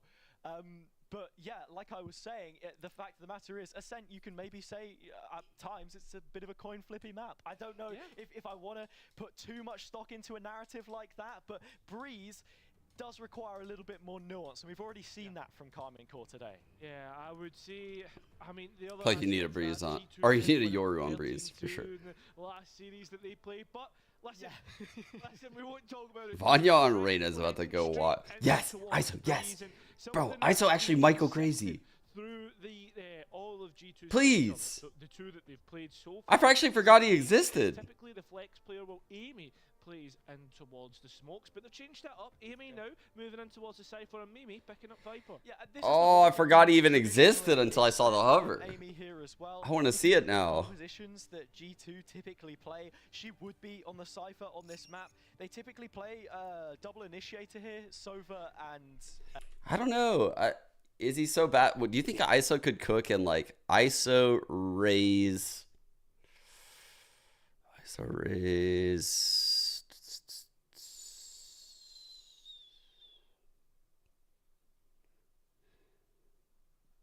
Who would be one else? I don't even know. I just care about ISO Raze. You guys could pick the third duelist. I feel like ISO needs to be with Raze. ISO can't cook. Team commit towards an information agent, and that's exactly what Glance has done, picking up that Sova, which I guess you could say, Hazza, when you think towards how Breeze is generally played. This is a big Sova map. Yeah, it is, but at the same time, playing Breeze without a Sentinel isn't something that we see all too often. Yeah. I think it's fair to say. Not unless you're, going deep into a double controller or something of which the like. We are unexpecting to see at any point in this competition. Yeah, I think Breeze, you can be spread very... Wait, we already saw a double controller. You think towards what you have to look at. I mean... Is that what he said? Doors and you've we had it here. They ran it on bind, actually. Nest. so much. And I'm glad Harbor that you mentioned Viper. Tube there as well, because that's now going to be identified as a bit of a weak point without the Cypher being there. It does require a little bit more proactivity, some presence on the map, and you're already seeing that. In fact, they filled the gap with G2 the going other Cypher. information agent, the Sova that we were just talking about. It's Glance that'll get a first look. I don't know. I think Sova is Sova better than Shire? What a player to go up against. Like, yeah, I mean, His ult. you 1v1 I don't know actually. Neural Theft on Breeze As pretty she was OP. making her way out the door of the Berlin headquarters, it would have been Vanya walking in, brushing shoulders with her. So perhaps, I don't expect there to be any bad blood of any sorts, but certainly we can say one thing for sure. These players are accustomed to one another. And Glance immediately gets familiar with things. Ooh, nice shot. But players trying to fight main, a fight that they aren't winning out on. Rescue with that first kill. Still sticking about, still wanting to double dip, and well, you know what they say, Hazard, you should never double dip when you're on your own. I'm not too sure who's been telling you that one, Cairo, but I don't know. To be honest, I understand what you mean. Yeah. You have to live and die by the play that you make, and they go down with the ship. Glance one back, still a 3 versus 4 situation. And there is a gate crash for Rescue. She's just going to be lining them up through the midsection of the map instead. So all over the place right now. Everywhere that you look, you're greeted by a G2 player. Vanya and Rescue, the newest additions. We haven't seen 4 or 5 duelists yet. No, it's been that wild. We've been talking about across map. I think the funniest thing we've seen though is what Mel said in that interview. What Mel said in that interview is so fucking funny to me. Oh yeah, when I left, by the way, I laid the seed, chat. So apparently the only reason why we got Clove is because Floor just insta-locked Clove and made Mel play fucking Jet. So she goes, thank you, going back to controller, thank you.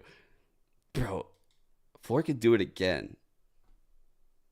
Why is she acting like Floor can't do it again? Do it again. Fucking do it again.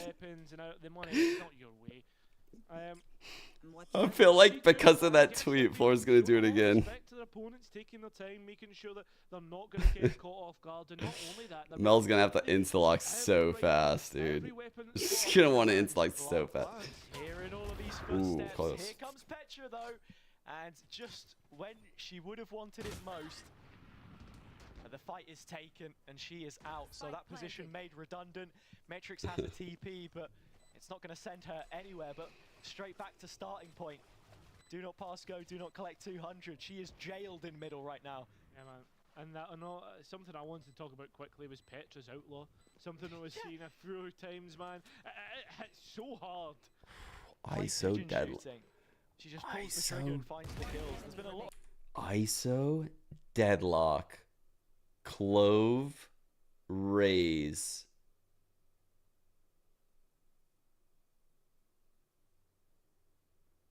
Are we playing for the tournament or are we playing to win VCT? Because we could do both right now from this point.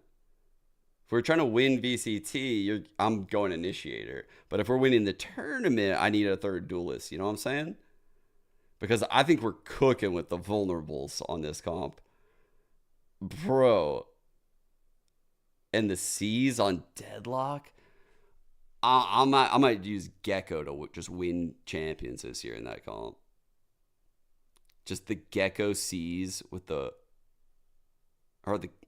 deadlock C's with Gecko Molly, or the deadlock C's with the Vulns, the paint shells. Bro, God, the synergy with that comp is crazy. Too bad all the agents suck. Calming course straight down the center this It's like a coach's wet dream, but like in a server, it just would never happen. The other Smidovka, she's known to have her place.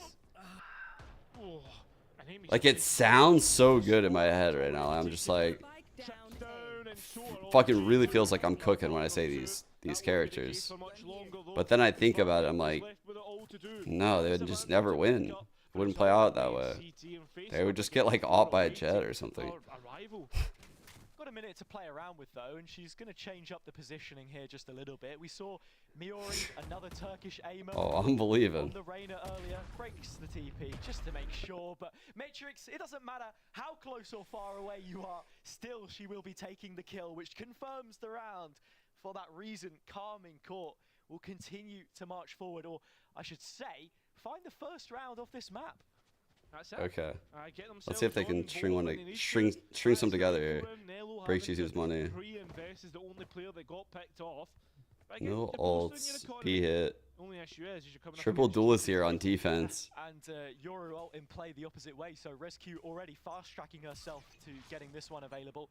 Oh, I didn't see this ult. What? How did I not see that? There is no facade about this one. Looks to be a pretty straightforward B execute.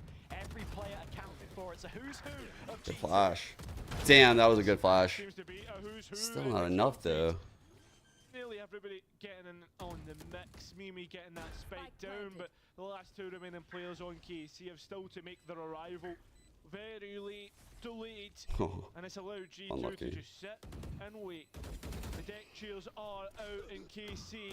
I mean, they're nowhere near the fight they are. Corey's so insane. And the toxic screen stops a player swinging off the side of it as well. Vanya Oh takes shit. it to an extra Oh extreme, my god, wait, I think she got spotted.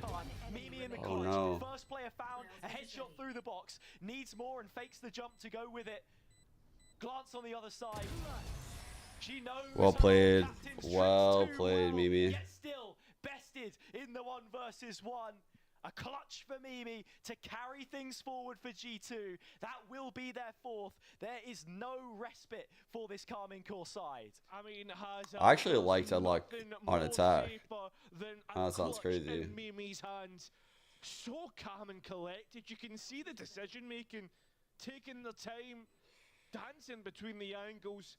The G2, I mean, such an experience that they have to hold back on, rely upon. Brilliant stuff from Mimi there. Now Nello needed the shot, but Vanya will find it for her. Cuts her work out for the rest of this round. Straight up tube G2, and they continue to pile on the pressure. Yeah, straight on to the site. The only issue they have is Bedovka down on double doors. Finally dealt with them, well, so is anybody near the site. The last two remaining players is Matrix stuck in a dimensional drift, and Karabuya up on bridge, trying to find a way across into the site, and has done so with taking out Vania. Lots of ultimates invested into this round, but for G2, this pit is just coming from a place of security. This is looking like we're going in to a good third. position to try and win some of those fights. The main push was a little segregated from those coming out from atop the think stairs. Carmine Corp's attack side wasn't too promising against There us, are several right? options here. She thinks better than to take these kinds of fights and disengage.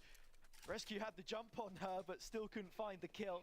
For that reason, this Vandal will be collateral into the next. It's alright. Karabuya playing the lunchtime bully, taking pocket Got change 6 out of on both G2's apps. pockets, but that's all it's going to be, as they are forced to buy up once again. Spike down in a round 1, they're going to continue to build that up. All they're doing is almost stopping an inevitability in the economy front as of right now. KC need to change it up and actually be posing threats in rounds. You can still see smiles on the faces of the G2 players, something that's always been prioritized by them in, you know, the trialing process and really making this team work, is that there is a sense of family amongst them, and you do think feel the it in moments caster's like that as well. Scottish. Petra, Amy, while they may be sharing 2 kills at the bottom end of the scoreboard, it doesn't look to have dissuaded them. I don't know. I can't make all the accents. 3 rounds to the good now. Yo, what's into up, the man? next when guns are available. Mimi is just early utility on the A front, but getting ready to join the rest of her team for the push. Well, Karabuya's taking first point of contact on the B site. The player straight in, and This B site feels like it's impossible to hold. it's nothing really in terms of engagements. Yeah, no. Site's been taken for free. Not too much going on. G2 still haven't planted the spike. It's just looking to bait out an engagement, but Carmine Core giving nothing away, not allowing them to take it on their own terms and conditions. Already the TP towards the backside, Hunter's Fury coming in, but Metric's not allowed to close the gap. Fuck. Yeah, we're definitely going 3. This shit's over. The count of players, and Vania doubles down, helps out. One player left, glance. I don't think you're going to get much from this one. Perhaps already thinking about resigning and maybe No, the way you save that rifle. no. Stick around for a little bit more, but that's all it's going to be. Goodbyes are being said and the round's over. Smoke from the barrel, but as soon as she finds the first fight, 45 HP isn't going to be enough to get her through this one. And yeah, G2 straight onto the site. I think Casey can do this too, but this is rough to their confidence if it keeps going like this, you know? It's kind of like a very aim-heavy map. 5-1 on the attack side, but still, look, a few more rounds here for Carmine Court, and they are still within this game. I mean, but the thing is though, mate, right? You think towards that last round, it was 5v5, the site was vacated, Casey gave nothing away from G2, but at the same time, they still allowed G2 to make up a plan where you're seeing Petra going and taking 2, Vania is like going and holding on towards B main.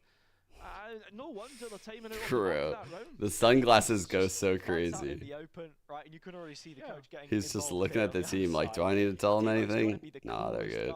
They're good. We're winning by a lot. He's got the sunglasses on. I'm seeing him dripped out with the chain as well. It's just looking all too casual. And this is the funny thing about G2. If they do win this map, sure, maybe not in as dominant fashion as we saw last time out. It's going to be another situation where they were slow to start, but built themselves back into another series. Perhaps this could be. Can we try? Wait, what comp? Wait, what comp? Already speaking about like Mimi and how what comp? Like, she was feeling generally, the fact that she felt in a bit of a rut, etc. I mean, sure, this is a good time to face these teething issues and officials in a off-season tournament. No, that's the comp. That's the comp, dude. You're always going to have those peaks and troughs. That's the comp right there. Deadlock, Raze, ISO, Clove, Gecko. For G2 as well, think about all the util combos. Bean, think about them all. Think about the fucking combos. Think about the combos with that comp. Tell me you're not horny for the combos on that comp. There's so many. Like, literally all of the agents synergize. They're just shit. That's the problem. The problem is that the agents are shit. Now, I think we can make it work just because the pairings are so good. A cool fight and your opponent is G2, you know? Yeah, no, you'd be sweating bullets in that kind of situation. I think it can honestly work. I was just going to bring out an anecdote of my own. You remember when Breeze first came out and there was the Breeze exclusive? I'm really jamming Deadlock into this comp. I'm fucking just jamming Deadlock in there. Like, honestly, she might not belong, but that C's is getting in there. I don't give a fuck. Exactly recall. But the big thing was, the map was huge. There wasn't anything of the sort. Fracture hadn't come in just yet. I went and queued up a bind immediately afterwards, and it felt like someone had put you in a matchbox, honestly. So. Oh, we don't need Popeye, dude. Petra, what are you talking about? The Outlaw is back, and it's already got a player pinned to the corner. Already. We have like 0 space creation. Petra, not knowing about Nello so close. So rough. He's in the top of the orb, and the hill drone coming out needs to be broken by Mimi. Yeah. Still the player they've seen. You're thinking for a moment there it was to clear Nello, but that's the thing. G2 don't clear have this? kind of utility to expend, so it's a difficult one to try and take. It's these ratty positions which will give you the most. Yeah, but look at Rescue. Look how far out they've found themselves. All the way out to bridge. G2 waiting, and the activation. There goes Nello. There goes the clear. But here comes Glance. Finding 2 on the entry, and finally they'll be traded out. It's 3v3 and the player count for the time being. But Spike yet to go down. Again, just the agents that are missing are the ones that are creating the gaps. No clearance, but it's your bridge player that finds the first pick round the corner.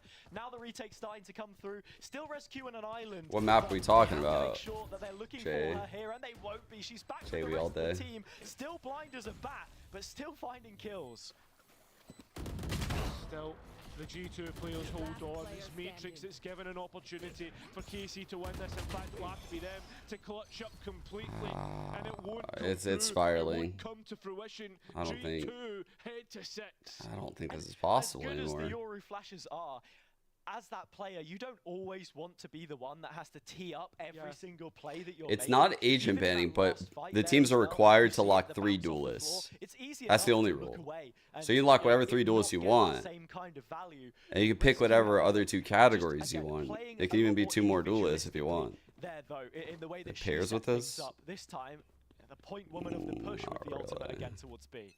You've got to be thinking. Gonna as well, scout out the G2 site iconic though. comebacks, It's gonna be the so hard to hold it. championship grand final and the Breeze game that they played there. Dodging the I mean, ult it was well an though. iconic map for them then. Will it be an iconic map for them now and a comeback? It certainly seems to be the case. Good leer. Despite going down easily enough in KC, they're trying to be chaotic. They're trying to force G2. There's that Yoru corner. And when you do that, it's only going to go one way, and that's flawless. You cannot take G2 down to the bare bones because they will grind you to bristle.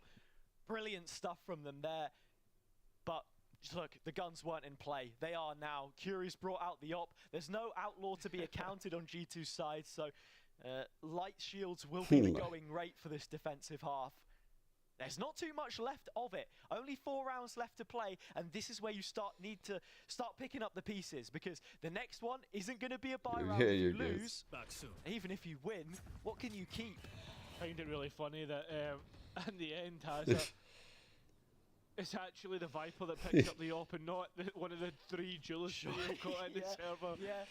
I mean, how many points of ways to disengage do we have here? A dash, a TP, a dismiss, doesn't matter. Just set your feet to the ground and do your job. Anchor. That's what they get. Again, Tube is open, and for that reason, G2 are going to be called over to this side of the map. Mimi once more pulling the strings. The puppeteer that props up this attack has been dealt with. Yeah, well thought out by Karapuya. Knows exactly what is afoot. Has the barrel just been seen by Valorant? I don't think we can run my comp on Breeze. Quickly draws the bow. We could try this. Play is revealed, and one that isn't, again, is Nello, just tucked towards bricks. A solo clove on Breeze could be a problem. That's not if Nello finds the fights herself. Flash into a quick trade. The follow-up is fantastic. There we have it. Carmine Core get their 2nd round on the board, and it comes at just the right time. They keep all of the guns, and they've got 3 more chances to make it look better. Yep, Hazard, get 1 round and you've doubled your round count. That's good for KC. Yeah. At the same time, they've got to keep building here. That's the key point. Build on the back of your momentum, and a key point for that was the operator. Sure. Yeah, is there? I mean, maybe that's I got a what the question. 2 in G2 stands for. In you know what the G stands in for? halls right here. Gamers, yeah. I think there's like a hole somewhere in the roof. Can I throw Dizzy through that hole and blind people in the site? I need to know for my comp. I need to know for my comp. That were required. I need to know what I can get away with here. Okay. All right, we're cooking then. We've got a lot of options. Yeah. Point there, but Bro, we got it. We're fine. Try and take an engagement by We're fine. We only need clove smokes like here and here then. We're good. Or here maybe. Just depends what we want. No, we got cages actually. No, wait, we don't have cages. We don't have cages actually. We have a deadlock. Players getting revealed. This could be a problem. We're back to having problems again. Loaded through the hat that's left Amy's head. You can see the reposition from the Rainer on the other side as well, right? They've completely vacated. B is the The shots. Okay, they're turning things around. 3 on the board. Might need another round or 2 here though. We were talking about Rescue earlier being that 17-year-old Turkish duelist that's been insane for G2. It can't be said enough. But you've also got Matrix on the other side. Actually, don't right now. No, I don't have a treadmill. Being introduced to this so young on the Carmine Core roster. But that's the big thing. At the exact same time, they just don't have anywhere near the same kind of experience. Weird ass Viper wall. Top level as well. Youngest player on the team, as I said before, having played under Kurapuya back in early 2022, back on foot female at the time. So much has changed since then. Yet much remains the same. That timing was awful. Only 1 kill on this occasion, however. It's quickly put to rest as G2 have managed to fix things themselves. Oh, but Mimi lies in wait. A predator with their prey nearby, and they can smell it. The cam to then take the fight off the back of it, combining 2 and 2, putting it together, but deducting the fact that mid is clear. I hear that fucking voice and I just have Billy flashbacks. Back of the wall going up as it drops. This easy collection and a dismiss away. Just Glance once again in this position. And how many times can you say that Glance has found themselves in this position? Has to send it, has the money to buy for next, but unfortunately for them, there will be no value off the back of it. Sorry. 1 round away from the cursed scoreline. Oh, look, I don't know if I even dare tempt fate. Lisan Al93. As it was written, I don't know, man. I don't think so. But G2, again. So Artist to me doesn't sound like this guy, but he sounds like the other guy. I don't really know what else there is to say about this. Are they from similar spots? And when you look at the Or am I here, super American with that statement? on the Carmine Core side, but How American am I with that statement? the pit's going to count for much if it On has a to scale be of brought like into the late game. 1 to McDonald's. Big F has it. That's if we even get there already. The players take these gunfights and Okay, 4 on the board. They could do this. They could do this now. They could do this for sure. there's a bug on their win screen. But the thing is, though, has it. You've got to be thinking about Nello. I mean, they are playing against a Cypher, though. Remaining in the back of the minds of all of these G2 players could quickly be taken to the forefront. Amy has just about seen her in the rear view mirror. There is Nello.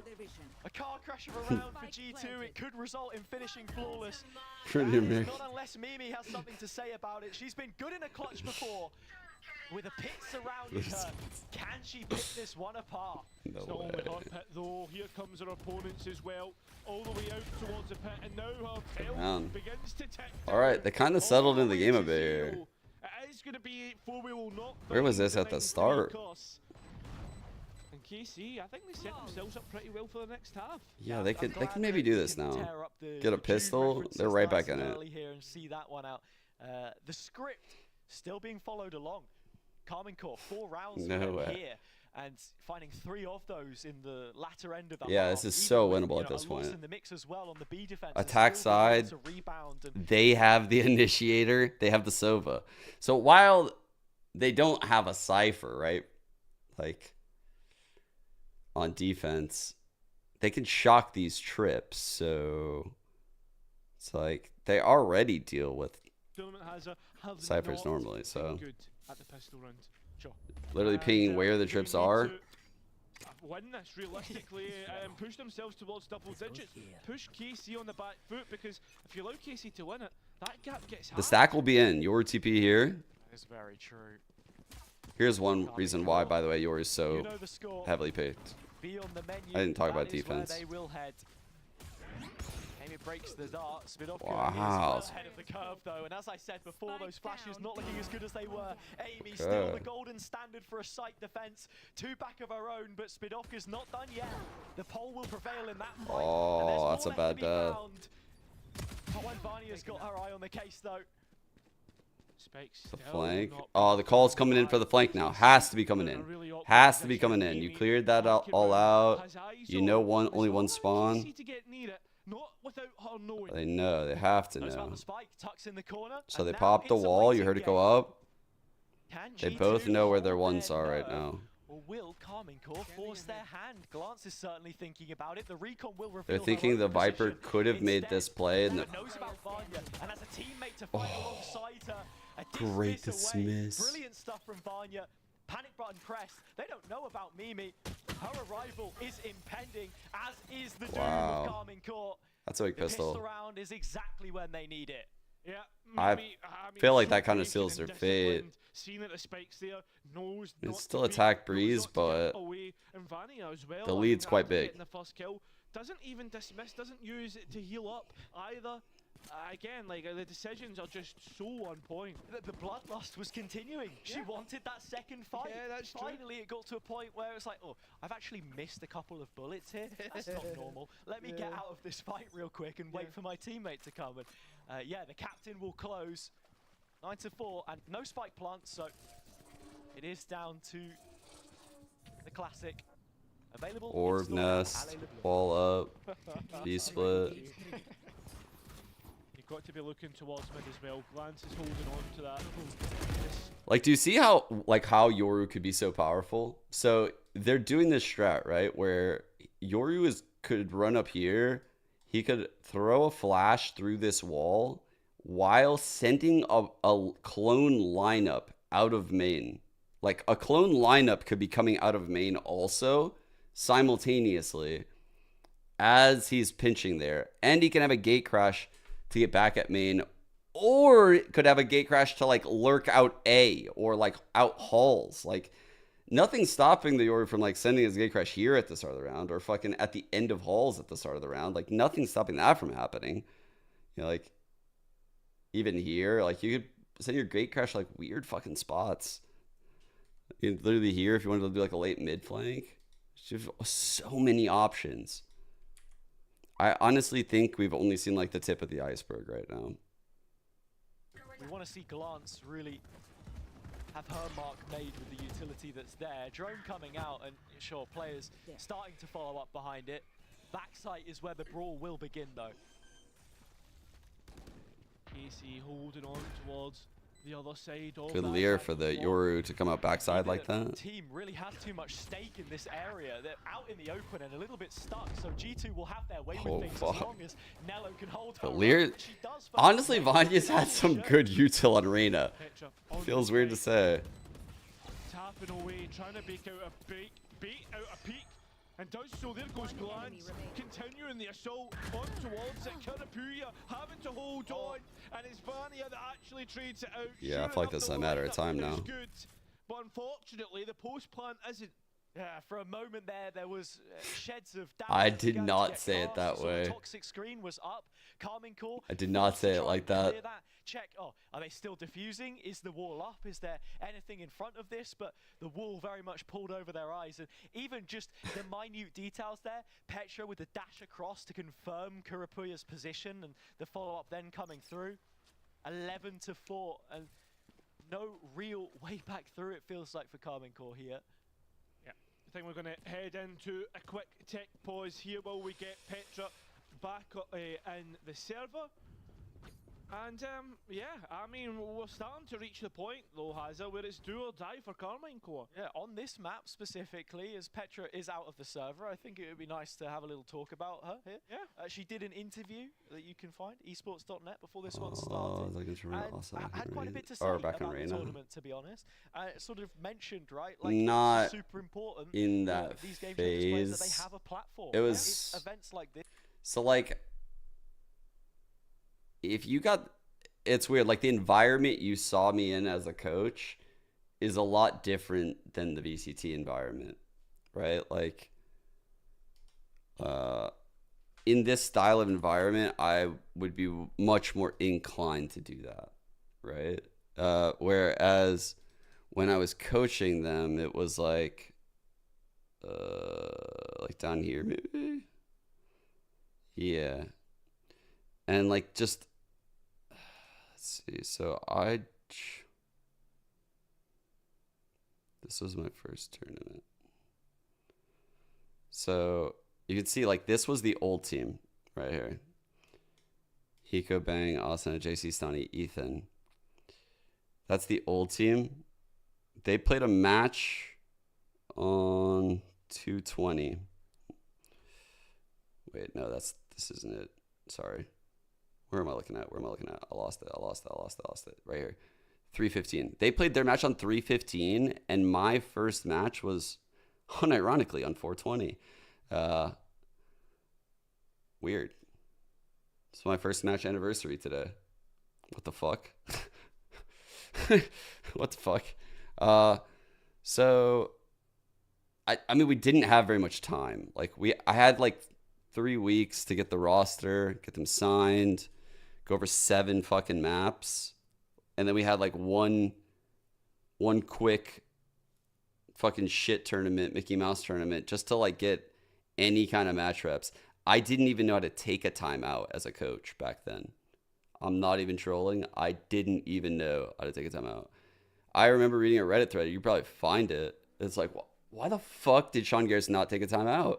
And I remember talking to the players after like one of the games, and I was like, yeah, I don't know, like I thought you guys were fucked. They're like, why didn't you call a timeout? I was like, why didn't you guys do it? What are you talking about? Why didn't you guys do the timeout? Like, why didn't you guys do the timeout? Like, it's you guys. You just say something. And they're like, dude, you need to do it. I was like, oh, fuck. No one told me that. I'm sorry.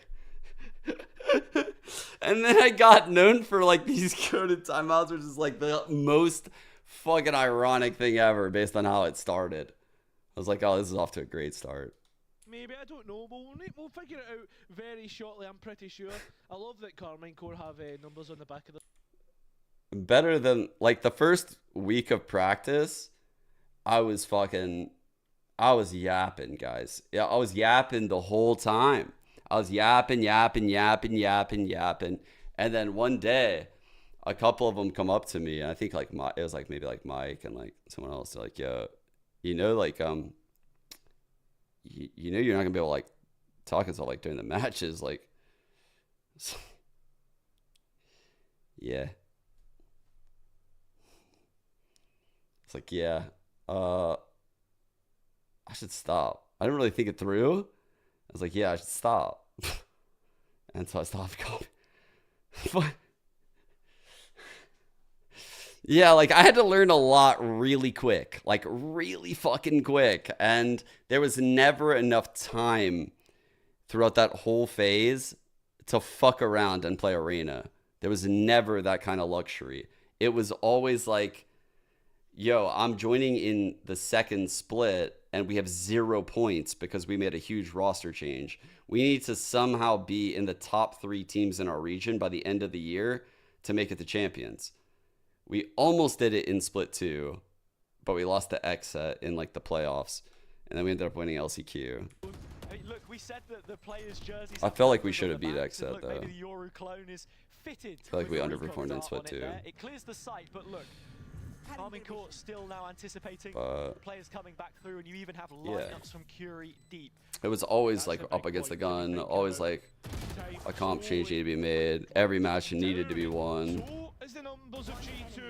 The pressure was crazy. I hated it. But it's not going to be the case. Amy again having to tip out. That was really nicely played from I saw that the well, fucking Darwin clone. Something I failed to mention is the fact that Vanya was in hot pursuit. She was closing the distance through tube to make sure there was no post plant. Carmine Court, of course, they have the Sova as well, so there's Shocks, a Hunter's Fury, up and available. Ways in which you can really grind this down to a snail's pace for G2's retakes. The triple ping? Just layering the players. You mean triple ping? Sure that trade comes through was the most important part. Even going to call a timeout. I wouldn't mind a Sova buff. They had to. A few rounds being slipped, and I think as well, after a few rounds not going your way, it's nice to get that momentum break as well. I think I miss like the voice line for the double bounce Shocks. I miss that. I feel like that should still be in the game. That was like one of the coolest things in the game. It was like a skill ceiling thing. I was like, fucking so sick. Why did they remove that? For extensions, you have a couple of options. I don't even play Sova. Like, I've never liked that playing Sova. I don't know a single double bounce shock lineup, but it's just sick. It was so cool that you could double bounce a shock, break a piece of utility, and get a voice line that told you did it. Because while they have that clearing utility on a Sova, you're probably not going to expect them to be dropping it straight at the spawn barrier. You're really not, and you don't want to either. Oh. But why would you waste such a powerful and important ultimate, and especially in I guess a tournament where you're guaranteed to have 3 duelists, and some of those ultimates aren't the most impactful. I mean, look, as a Sova player, that's all you've got at the best of times. That is your Roman Empire, if you will. Yeah. And sometimes a deep drone really does it to you. Yeah. How many times do you think about the Roman Empire a day, has it? I don't know. I think a lot more about the focus roster that was 2 rounds away from knocking Gentamates out of Ascension, but that one's for the Carmine Core fans probably as well. I've given thoughts to coaching GC in the past. It's just, I don't really want to coach right now. Definitely want that to be my first coaching a hero rifle to play through. but I don't think it's going to come to fruition here. As you see, KC taking that extra space. Finally, the They might be able to get something going here on a comeback. And Kuri is actually still holding down mid, where Petra has caught them off guard. Melee out. She's just got to get away here as much as she can. Lure Petra She predicted the dash, though. though. Take a fight that, quite frankly, she didn't need to. She does win it out. But the big thing is, it's the amount of damage that it's cost her in the process. The rest of the teammates going down on site while all of this was happening. 5 points of health in a Vandal. Yeah, I think at this point. She's giving it a look. Yeah, thanks, Apple. Why? Much love. What did she see? Just have to find out. It's a 1 versus 3. Look, you even have the Hunter's Fury. If it gets that bad, which I don't expect it to, and it won't, they might be cooking, guys. Attack side Breeze. They got the Sova. They got the Hunter's Fury.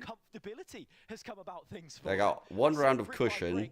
So, yeah.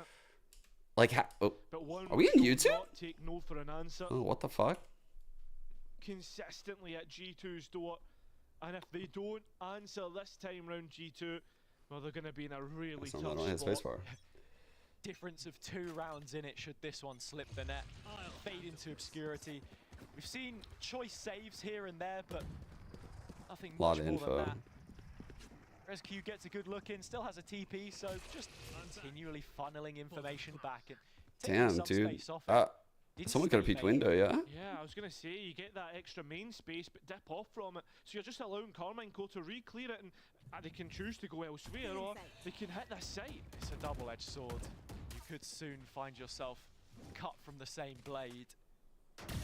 Oh. That served you well. G2. Oh, dude, that could have put him away. Like I said, That could have really put him away. But the information is there. G2 have them cornered, Carmichael. I think that maybe there's something up mid. You can see Amy dancing between angles, clearing out holes all the way to the back side. The dimensional drift is going to be the big aspect here as you look to just try and hit. That's not even the person. That is beautiful team play. A combination of ults. Glance's position Dude, revealed. they're oh my god, everyone's blind! Here comes Rescue. Something of our own. Still not enough. The numbers in their favor. The spike 4 on 3. Drone still. Might drone right from here. Again, through mid has it. Need to be wary of that position, and G2 have no idea. Good line. There's a great line. Holy fuck. I thought she was getting all 3. Okay, they are doing this. A couplet for her as well, and the dynamic duo deal the damage. You have to think about Matrix's ult as well, just pinging out those player positions, and then the Hunter's Fury off the back of it. A very well crafted result for a situation which did not best suit them. Yep, look at this already. G2 full arsenal of sheriffs. They're really scraping their money together. You think towards that last round, they even had an op invested as a. They're allowing. Well, this is like an. This looks like an OBS overlay that was added after the fact. It doesn't like interact with the UI. Looks like just maybe. They will look to take the fight to them with this. Petra gets her first. Oh my god, they're fucking really closing this gap. Petra's holding on towards the back of site, has disengaged successfully, but it's unfortunate for them, or you should think. They're going to have to take on Kuri. The rest come in at the right time. Still winnable though. 2 on 3. This is like a good line though by glance. Still a 3 versus 2, but guns lost. Well, I think one of these two need to progress up though. Oh man. Okay, there you go. Not against Glance. I think one of them needed to move up to the left pyramid sooner. That's the round done, and that is Carmine Core on the 9th, as we expected. Yeah, next round again is the next opportunity for G2. No, not forcing the same comps. They're not. The only requirement is that you have to pick 3 duelists. So you can pick whatever 3 duelists you want, and you can pick whatever other 2 roles you want. So like you could have like 3 duelists, 2 senties. 3 duelists, a controller, a senti. We saw 3 duelists, Harbor Viper. So that is my brother. Basically, what you have in your ranked games, which is pretty dope. So they put the trip inside of the pit. They do not know how to come up against KC for the past few rounds. That's even after a timeout. You could even say that mid is a little laissez-faire, which means leave alone. Pardon my French. Matrix up ahead, but has been beheaded. Amy on the angle, very swiftly dealt with. That's exactly what G2 would have been looking for in a round like this. Especially after the last round where Matrix got 4. Vania knows that Curia is out. That's a good tag. Just confirms If that she wasn't holding that line, then Vanya thinks that it's clear. There's not a rotate. There's no pressure on A. Instead, she has to give up main, which then puts a gap on mid. So now they're like kind of wondering like what can come through mid. Because you can see, like, it's not like Petra can hold that line directly. So the Yoru has to hang out around here, which is then creating an opening for these three to get a 1-on-3 here. And they'll know exactly where the last player is. It's doable. Oh, Amy's peeked out again and decapitated. Amy's owning them. KC, not even with a chance. Spadovka tries to insert the blade between the shoulder blades and not even given the opportunity. Lance? On the other hand, no, it proved to be a different threat. Spadovka swivels That round, doesn't get the kill they're looking for. Time getting low, Glance forced to try and get the spike down, and finally G2 find that map point. Maybe with a silent jump Should've- up around the why side, did I the say what pit I said? closes, but like you say, Carmine Core there, that one falls flat after the first pick. It didn't feel like they had the answer. Absolutely no idea what they wanted to do, and with the commit towards B, Amy getting more. Now their chance to bring out another timeout. Their second of which, and something I will say, they found big value from these so far. They have, last time that's really started their tirade Classic. in the rounds. Something else I'll say though, Hazza, is that this is the last opportunity that we'll see the KC coach being introduced for this map until they, and if they reach that overtime. Yeah, I mean, look, you've got 3 rounds to play with. You wouldn't expect too much more from the coach. So in that 3 kind of chances. Situation, right? It's just the right amount of breathing room to set up your end game, find what exactly it is that you can do to manipulate G2. Because right now, I think that they've just sat back on what they had working for them before. You've got an op towards an extremity. Maybe they didn't invite, like, I don't know, like South America. Maybe Team Liquid didn't want to go. I don't know. That's a good question. I didn't really think about Team Liquid. Someone asked earlier about SMG. That would have been a good show, too. That would have been sick. That would have been sick if we got those 2 teams. Context matters. They only need one more. Yeah, that's true. Listen, I think SMG would have went crazy in this format. Oh, the Reina Yoru Lear flash come. That was pretty sick. Holy shit. KC, just when you think they're going to be able to bolster themselves back, they've also gave G2 a chance to talk, and the talking matters in the server. They knew that A had a chance to take a fight, and they've Oh, it started to doesn't? do it now here. Poison Cloud covers the left side, the cross. Petra has all the rest. It will finish flawless. G2, they move on to a third and final map. There is no way we were going to see them go out the competition in that kind of fashion. No way. Of course, we had to be pushed towards a decider map between these two, Hazza. I mean, it's thoroughly deserved, especially after the start that G2 had on that attacking half. As we move in towards that final decider map for G2 We and go for third. KC, you've got What did we say it was? Sunset? how their I don't think we've seen that yet. I think this could be really good. Yeah, Carmine Core, of course, eliminated from the main stage I do of think- BCT Game Changers EMEA last time. Chat, what are you locking? What are you locking on Sunset? I kind of feel like you need that Cypher here. Which means it's going to be Bedge. It's going to be Omen Cypher. I'm almost certain the teams are going to go Omen Cypher. But they could go like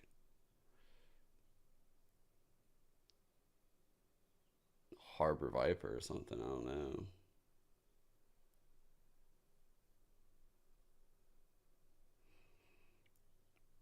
I think I might, like, I didn't even think about running Harbor Viper.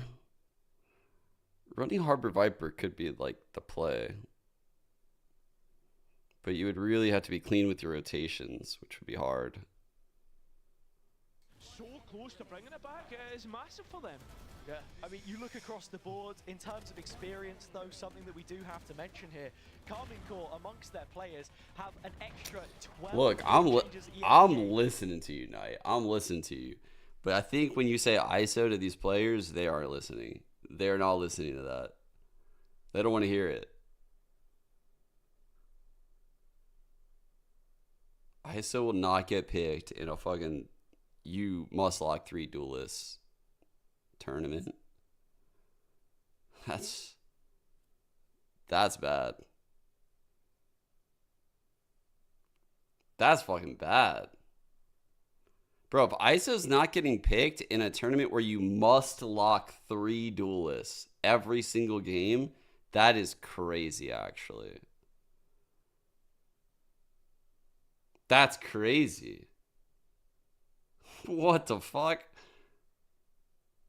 Like, now that I'm stopping to really think about this for a second, like, it's not even a consideration, actually. It's like they hover ISO for the lull. Like, no, not even here.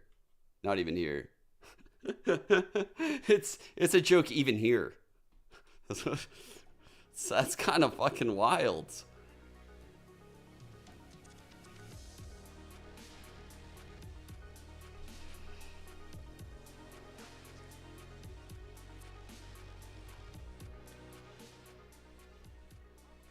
Pro Valorant player than your average rookie. Be honest, do I have a chance of beating you? No. Well, because of that, I've given myself a handicap, you fool. The handicap is we're playing gun game. You got 17 total guns. You win with the gun, you get to move on to the next one. The final gun is a knife. And I get to start at level 5. Be right back, chat. I'll put this here. I'm on a classic. Pathetic, tiny baby. All right, are you ready? I'm ready. All right, let's just run it. I'm gonna go. You nervous? I'm not nervous Stretch at all. for a minute. For everyone watching, we're playing Ascent mid only. I'm allowed Blood to spawn flowing. Cat or cat. Drinking my coffee. And coming back. Okay, all right, you baited me. Alright, go back. Wait, I died? Yeah, you died. Go ahead. Oh my That's 1-0. god. Okay, that's 1-0. That's 1-0. Go ahead. Wait, I think my game's wait. No one gamble can't on move. KC? Why are you saying that? Oh, is the gamble lopsided or what? Crazy! Oh my god, wait. You're camping, bro. That's crazy. But you know I feel what's like crazy? chat's gonna That go you're super trying to hard kill on me when I G2. told you I can't move. Well, I Yeah, didn't. but I go was ahead. just trying to I'm check it ready. out. All right, Go all ahead. right, all right. Put it up. Put it up. Put it up. That's 2-0. Where's your head start? You're jiggle peeking in this, bro. I have a frenzy. What happened? Come on, peek me. Okay. Yo, Dean and my Go ahead. goat. Go ahead. 4 months, thank you. I appreciate you. Thank you. No, I'm not getting. I'm tough. Okay, we're back. Oh! Wait, how'd you kill me so fast? I went. Put up. What gun are you using right now? Spectre. Dude, you're gonna be stuck on this for a while. Go. Wait, this is gonna be hard. What? No ability? Alright, you'll be stuck Dude, in that one for a while. this is gonna be I'm catching up, miserable. I'm catching up. Okay, all right.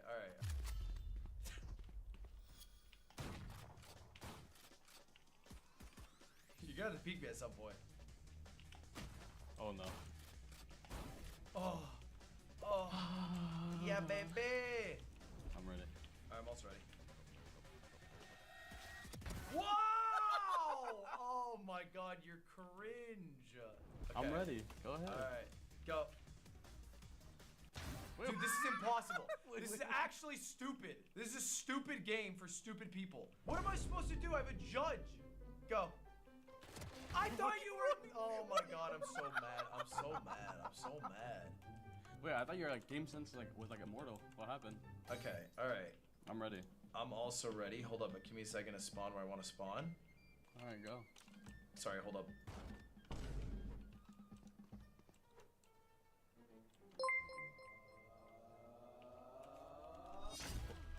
No! Go back a gun. No! Wait, this is scary. You're like hiding in a corner now. What if I hide in a corner like no one's getting a kill?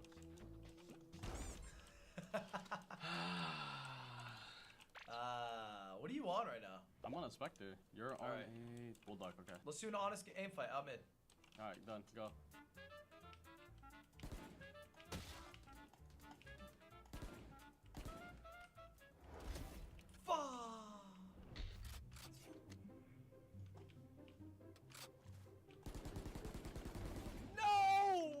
You're gonna be on this forever. Forever. It's GG. It's a wrap. That's not GG, though. I'm not moving, so good luck finding me. You're never gonna find me. Go play hide and seek. I see you. You're in a corner right now, mid. There you go. You're. Oh my god. Okay. You gotta, yeah, like, give me a fair fight, you know? Come on.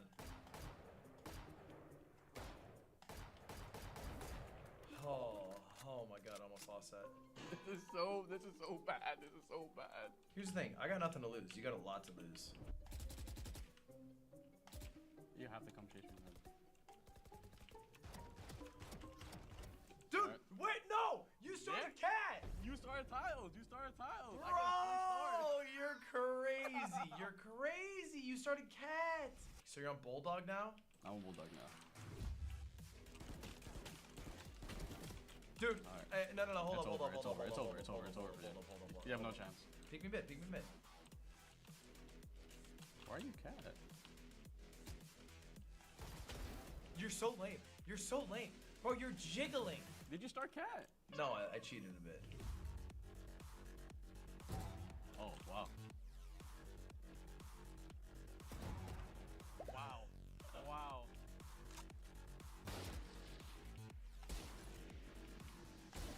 Oh, wow. Yo! Wait, you're on an off now. Wait, I have no chance. Yo! I actually think it's GG for you. Where are you starting? I'm starting where I'm supposed to start. I'm like walking around and I don't see it. That's not where you're supposed to start! Bro! You're so cheese! Hey, leave me alone. Hello? Oh, I knew it. Swing me, bro. You're a pro. What? No, you ghosted. I didn't. I did not. Swear. I swear. I timing you. Fight me mid like a goddamn alpha. Alright, you ready? Oh my god, of course he jiggles. No! No! You say start and then you do nothing. I'm here. Jiggle. 3, 2, 1. Dude, you're playing so lame. I just can't believe it. I can't believe it. You gotta do what you gotta do to win. Apparently. Don't be nervous. I'm not nervous. I've never been nervous around you. You're holding with him. I see you. You can't see me. I literally see you. Oh, you can't because I'm not there. I'll let you walk out. I'm off. I swear. Wait, where are you? I'm right here. Now you're like looking around all scared. No, okay, you ghosted. I didn't. No! Where were you? I just heard you, so I just was playing with you. Oh wait, Yup. wait. Yup. Wait, I think you won. Where are you? Oh, you're saying that you haven't peeked. I'm out mid. No! Wait, you're on Odin or knife? Odin. I forgot there's a knife. Don't wait till your bullets now. Don't wait till your bullets. Wow. Alright, that means I have to knife kill you? All I'm saying is you're supposed to go back a gun because that knife dude. Ready? Hey, what is this? What is this? That's a knife kill where I'm from, kiddo. What are you doing? No! Alright, you ready? How was your knife game? Is it nice? It's actually nice. Alright, knife only, come on.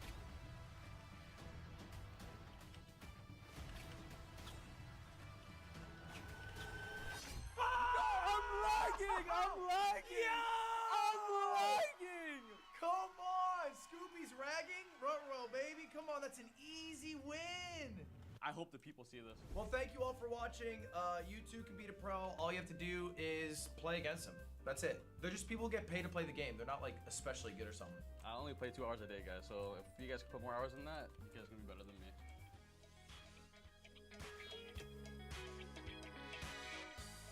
Welcome back to Red Bull Instalocked, live from the Red Bull Gaming Sphere, where we have gone to a third and final map between 2 of our EMEA frontrunners. Many of these players you would have seen brought into this world on the same roster, and now one of them's got to go.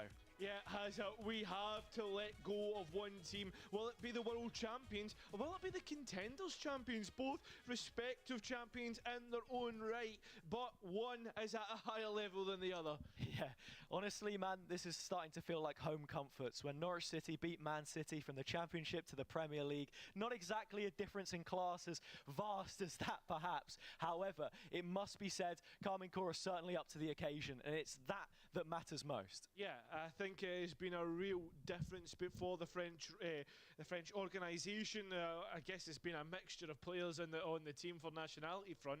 But yeah, Carmine Corp looked like a rejuvenated roster, it has to be said. 100%. First time that we see Sunset in the competition, it makes its debut, and already Rescue locking in the race. Something which looked so good for her on previous maps. Now an opportunity to take it one step further, and Vanya hovering the Phoenix as well means that I think we're in for a treat. Certainly are. Again, I think when Sunset was being created, this was something that was prophesized, is that we could see a Phoenix come to fruition, just because of how the geometry of the map works, the 90-degree angles, the way that you can bend those flashes round. It's not came to fruition. But yeah, I think Vanya can very easily contest for these orbs and really make it work for them. G2 with the record being undefeated of EMEA lands on their back. Carmine Corp, their first real outing in a situation like this. Sure, they have names that have been there and done that before. However, it's as a team, as a unit now, where they need to show that togetherness in the Holy server, fuck, that was goated. this opportunity right in front of them to seize the chance to take down the Goliath that is G2. Something to note as well, going back into it, just to I've been keeping a note of, Mimi and Amy still have yet to play a duelist. And that can be said the same for Karapuya. 3 players only not played duelist so far in this whole tournament. A statistic which will be put to bed for one of these sides by the time this game comes to a rest. Yeah, Omen Cyphers. Looking at it here now, though, Karapuya has locked in the Jet. As I like the Phoenix on Vanya. I feel like every time we've seen Vanya pick Phoenix so far, by the way, on like a... Dude, I hear my own stream on my phone. I can't... What? I can't. Like, what the I've just noticed I thought it was another tab. I was like, confused as fuck. Teams have to be using that race to break the trips, especially on B main where all the engagements are taking place first. Yeah, I saw Timmy's hit with a dog, dude. The second Saturn said that shit earlier, I was like, bro, that's definitely what this is. I fell for the bait. Can't believe it. They're starting to now make Should have inroads known. towards the A site, but it's that Cypher utility that you spoke about, and there is nothing that they can do to break it without getting up close and personal. The retake will be pretty hard. These are blind, yeah? Trips either for information. Vanya will take care of the first, the one way going up, but Nello not really wanting to... Like, Mimi having her blind is a huge dub. Now, how did G2 The triple challenge stairs is good. on the back foot? Got to try and take a few liberties. A couple of fights, and on the fadeaway, Kirapuya makes her first involvement on the Jet. The Sheriff lands the shot, the all-important one, to give them twice the numbers, but there's a smoke on the spike, and Mimi with a chance, perhaps, to find something around the edge, and she will. It's such an awkward one to try and navigate. Yeah. KC Oh, do it pistol. so well. Alright. Radar for exactly where G2 want to be, and they land everything that they need to. Yeah, I thought that the spike was in a much more open position than it ended up being there as well. Pushed right to the corner. They had a player elbow, but again, not too much that you can do in a position like that. It's the VCT EM. Yeah, I know. I saw Curious on chat. That's the first time we've seen that, yeah? Whether they've had a one-to-one with I bet she's about to fucking tear them up. Yeah, could you imagine just staying emotionless, giving the comms? Put smoke, shoot smoke. I wonder if she's like familiar with Jet. Like she plays Jet. If you actually... If she actually plays Jet, I feel like she's about to get a lot of kills. Pull upon personal experience, and for Kirapuya, look, it's just more of the same. You reap what you sow, and success is the name of the game for her on this outlaw right now. Oh no! Oh, bruh. Oh. Still a 3-on-3 though. And it's just a disengage towards market, and Carmine Corp have all of the space that Oh goes wow, with these she's played. positions So as she's well. played Glance quite a even bit of denying Jet. the possibility of a spike plant there. It's got to be towards the pillar, but This could bait out a fight or two, which G2 will. Oh man. Oh dude, this is such a silly round right now from K-Corp. Oh dude. Joke's over. For the spike to be planted, they were expecting Kurapir to be a little quicker off the mark here. They want to take the fight to her. Yeah, they're on it back, taking the and going so far as to backside. It's the outlaw that stops Vanya going any further. And when This is Spike's such out, a bad maybe needs to round. be wary. She's still so healthy, but it's this drop that matters most. And that's what Mimi will do on Bro, that's such a rough round. swing as well, and a situation which That was a really bad round. is one which they will convert. Second round goes their way, and already you can Fuck. see the drop in mood on the Yeah, side. look at them. I mean, Hazza, that's a big Oh dude. the anti-eco, that's around it. Shit, even though shit was like a little bit wild before, guys, like now we're on the Elim map. Like the players, the vibe will shift here. It's gonna shift. Like even though we're in a fun tournament, like they're still sweating. They're still trying. Like they're not running it down right now. Oh fuck. Sniper in the hands of Kurapir, and look, she'll get the tag this time, but Like they're actually kind of pissed that they lost that. They were sad. to see rescue out the door. Rescue needs to be wary for the next Oh. couple of engagements. 2 Vandal bullets. Surely, She's gone. surely this doesn't come back to bite you, Ethos. The pacing is just The so slow in the these mid-rounds. already talking shit. That's outrageous. It's 1-1. How confident could you possibly be? Wait. Again, Wait, you bet on KC. I'm so confused. You're not talking shit at all. It's the first of the kills that she'll collect. Rescue straight in, but everybody knows about Glance. Oh, you're too smart for me, actually. You're just way too smart for me. Holy fuck. I'm just catching up to you. Holy fuck, this is insane. Wow. You're like watching my stream on like 2 times speed. I'm doing it in like 0.5. We spoke about earlier. You're ahead of me. 10% chance that that stack's going to end up working out. G2 walk into it, but the engagement just do not work out. Just the anti-jinx in the chat. That's Yeah. it's kind of crazy. This is kind of crazy, brother. Look at this push play, dude. They are cooking. They are cooking. Is someone? Oh man, why can't someone tap the orb? There's a Cypher set up towards A. And God. Carmen Core are going to be looking towards early on. Good ult. You can really see everything from like the corner, right? You can see the side. You get clear vision of back elbow. It's actually probably better than taking the full risk and going. On rotation, which allows more time for Casey to get Ooh, spotted, take these that's engagements. not good. Delo already finding the first and puts them in prime position for a retake. Hello, back of the net. First one goes in No charges left. without a hitch, and there's damage onto the second player. Petra's grouped up with Vanya again. Yeah, the blind ready. Trying to make something happen off the back of the flash for the Catalyst. Plenty of different pieces of utility that G2 are looking to profit off here, and the first of them. So fast. What is that? Fucking Phoenix Flash. Who is that? Vanya? Quite enough to take her down. 30 seconds left. Spike still not committed towards this one, and it's a nice re-engagement towards the back of sight, but Hazza, it's still an advantage KC, and especially in the health count. G2 need to try and find a way out, but both players in a perilous position.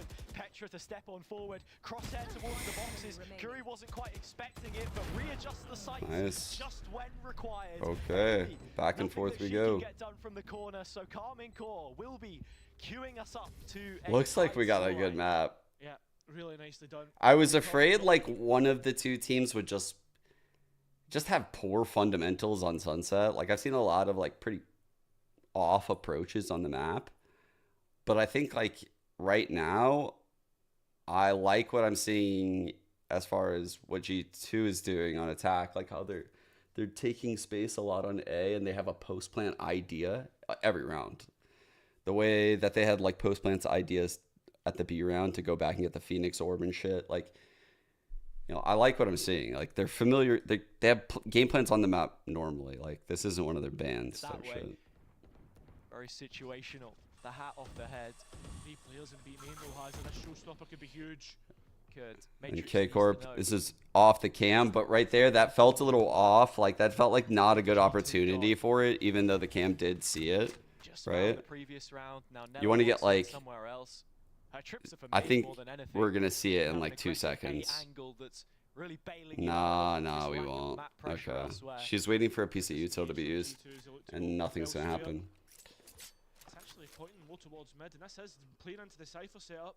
Yeah, they may be just faking the runaway for a second, but instead it's Kurpia on the angle, and you have Spidotka taking first contact. Still trip not broken, so big heads up here for Carmine Core. They've not reacted. Oh, a lot of pressure. They Phoenix walled. Nothing to this. It is But the like cam this. is back. It's been so long the Cypher got cam back. They've got the cam to completely Huge bait. Huge bait. They won't expect this. It was Arena.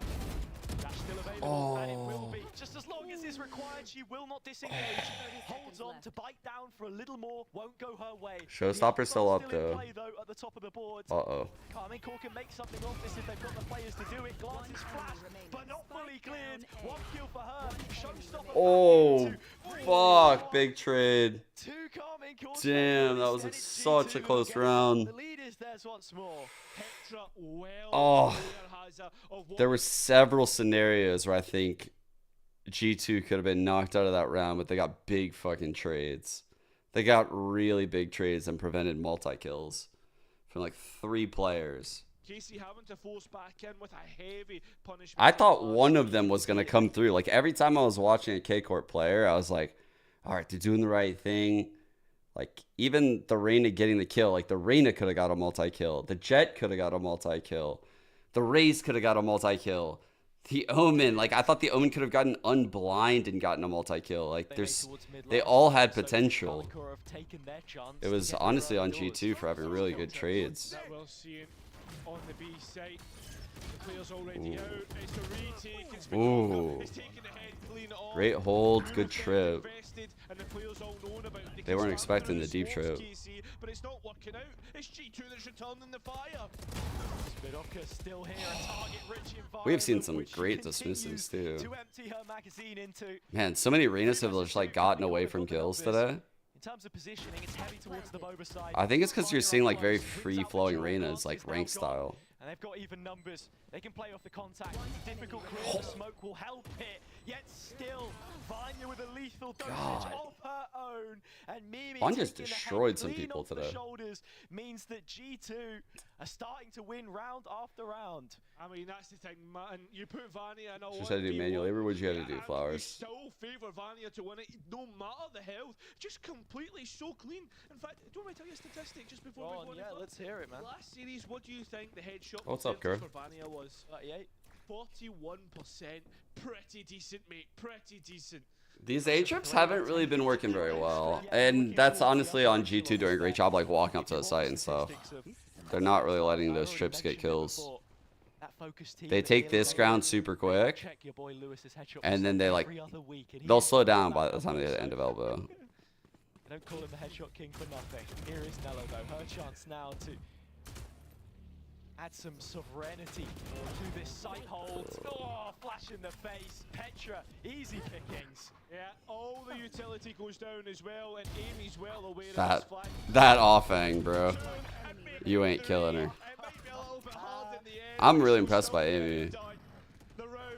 I think this is my first day ever watching Amy play.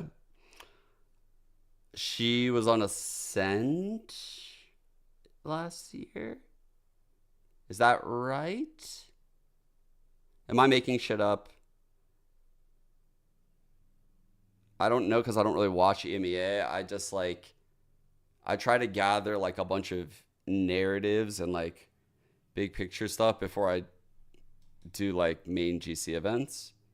And I remember, I think I saw her on Ascent. Yeah. But I've never watched her play. I've been very impressed. I don't know if these are her normal roles even. I think any opportunity that doesn't land against G2 is a missed one. Any chance they give. I would imagine she's pretty good if G2 picked her up though. I don't think G2 would pick up a bad player. Like they want to win a championship. You're exactly right, and this showstopper is certainly looking to try and make his way through. A bunny hop over the trap wire. I don't know anything about Rescue either, actually. Like, this is my first time watching Rescue too. Sinking A site. So I've actually really enjoyed this. See the rest of the players slowly coming in, and still Curry is nowhere near the site. Just to note, KC, they want to get things done before that, and it is so individualistic, so disconnected from the main push. Can you believe like she just like didn't play Jet ever before that? A powerful position though. Petra plays it well. How many times have we seen her bunker up somewhere where there isn't the utility sufficient enough to clear it and win her fight? Purity on the exit. Glance another one. Make it a third. Now a two. What? She's 16? Rescues on another Uh-oh. planet, and she's got to try and rescue the Oh my god. of defeat. A shot through the smoke. Bro, May first just have bullet. been enough.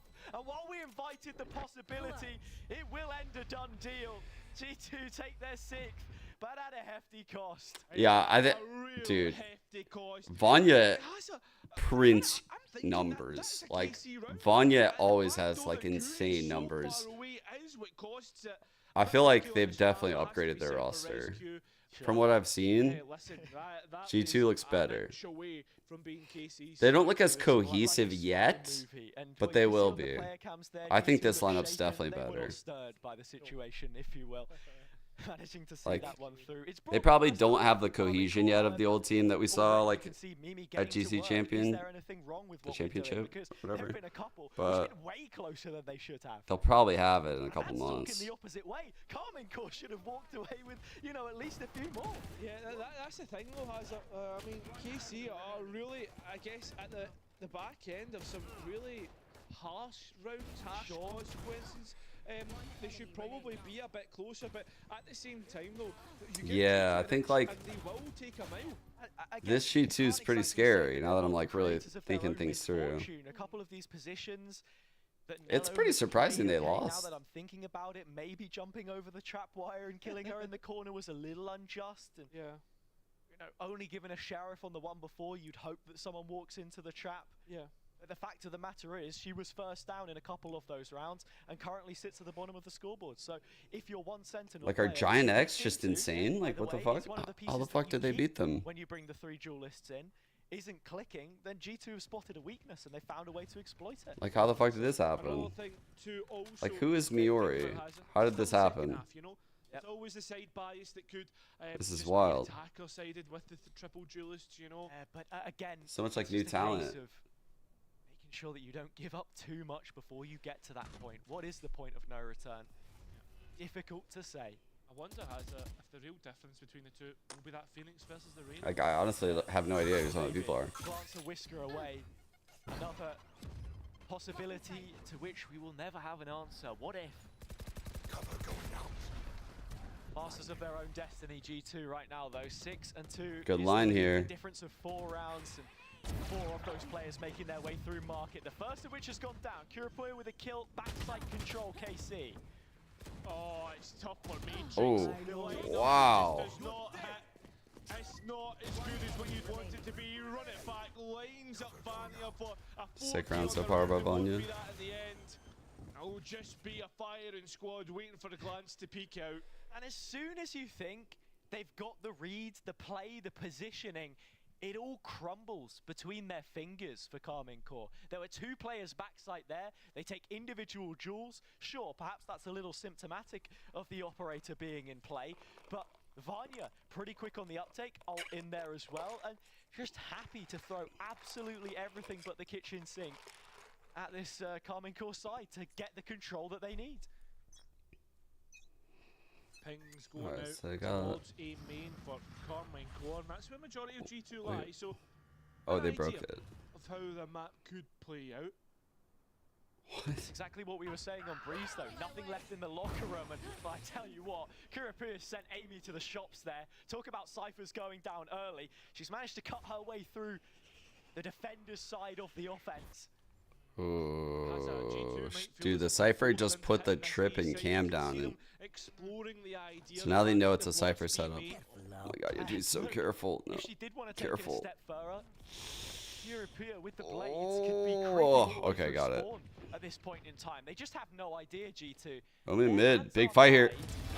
Huge by hoping Mimi. that Mimi can maybe give them a little bit of luck, or a kill through mid, in fact. That'll do quite nicely, because it means that the rest of Karmine Corp now need to move around and deal with this issue. Yeah, it's a bit of respite in the round, because look at this already. G2 begin to move towards the B That side, timing. pivot elsewhere.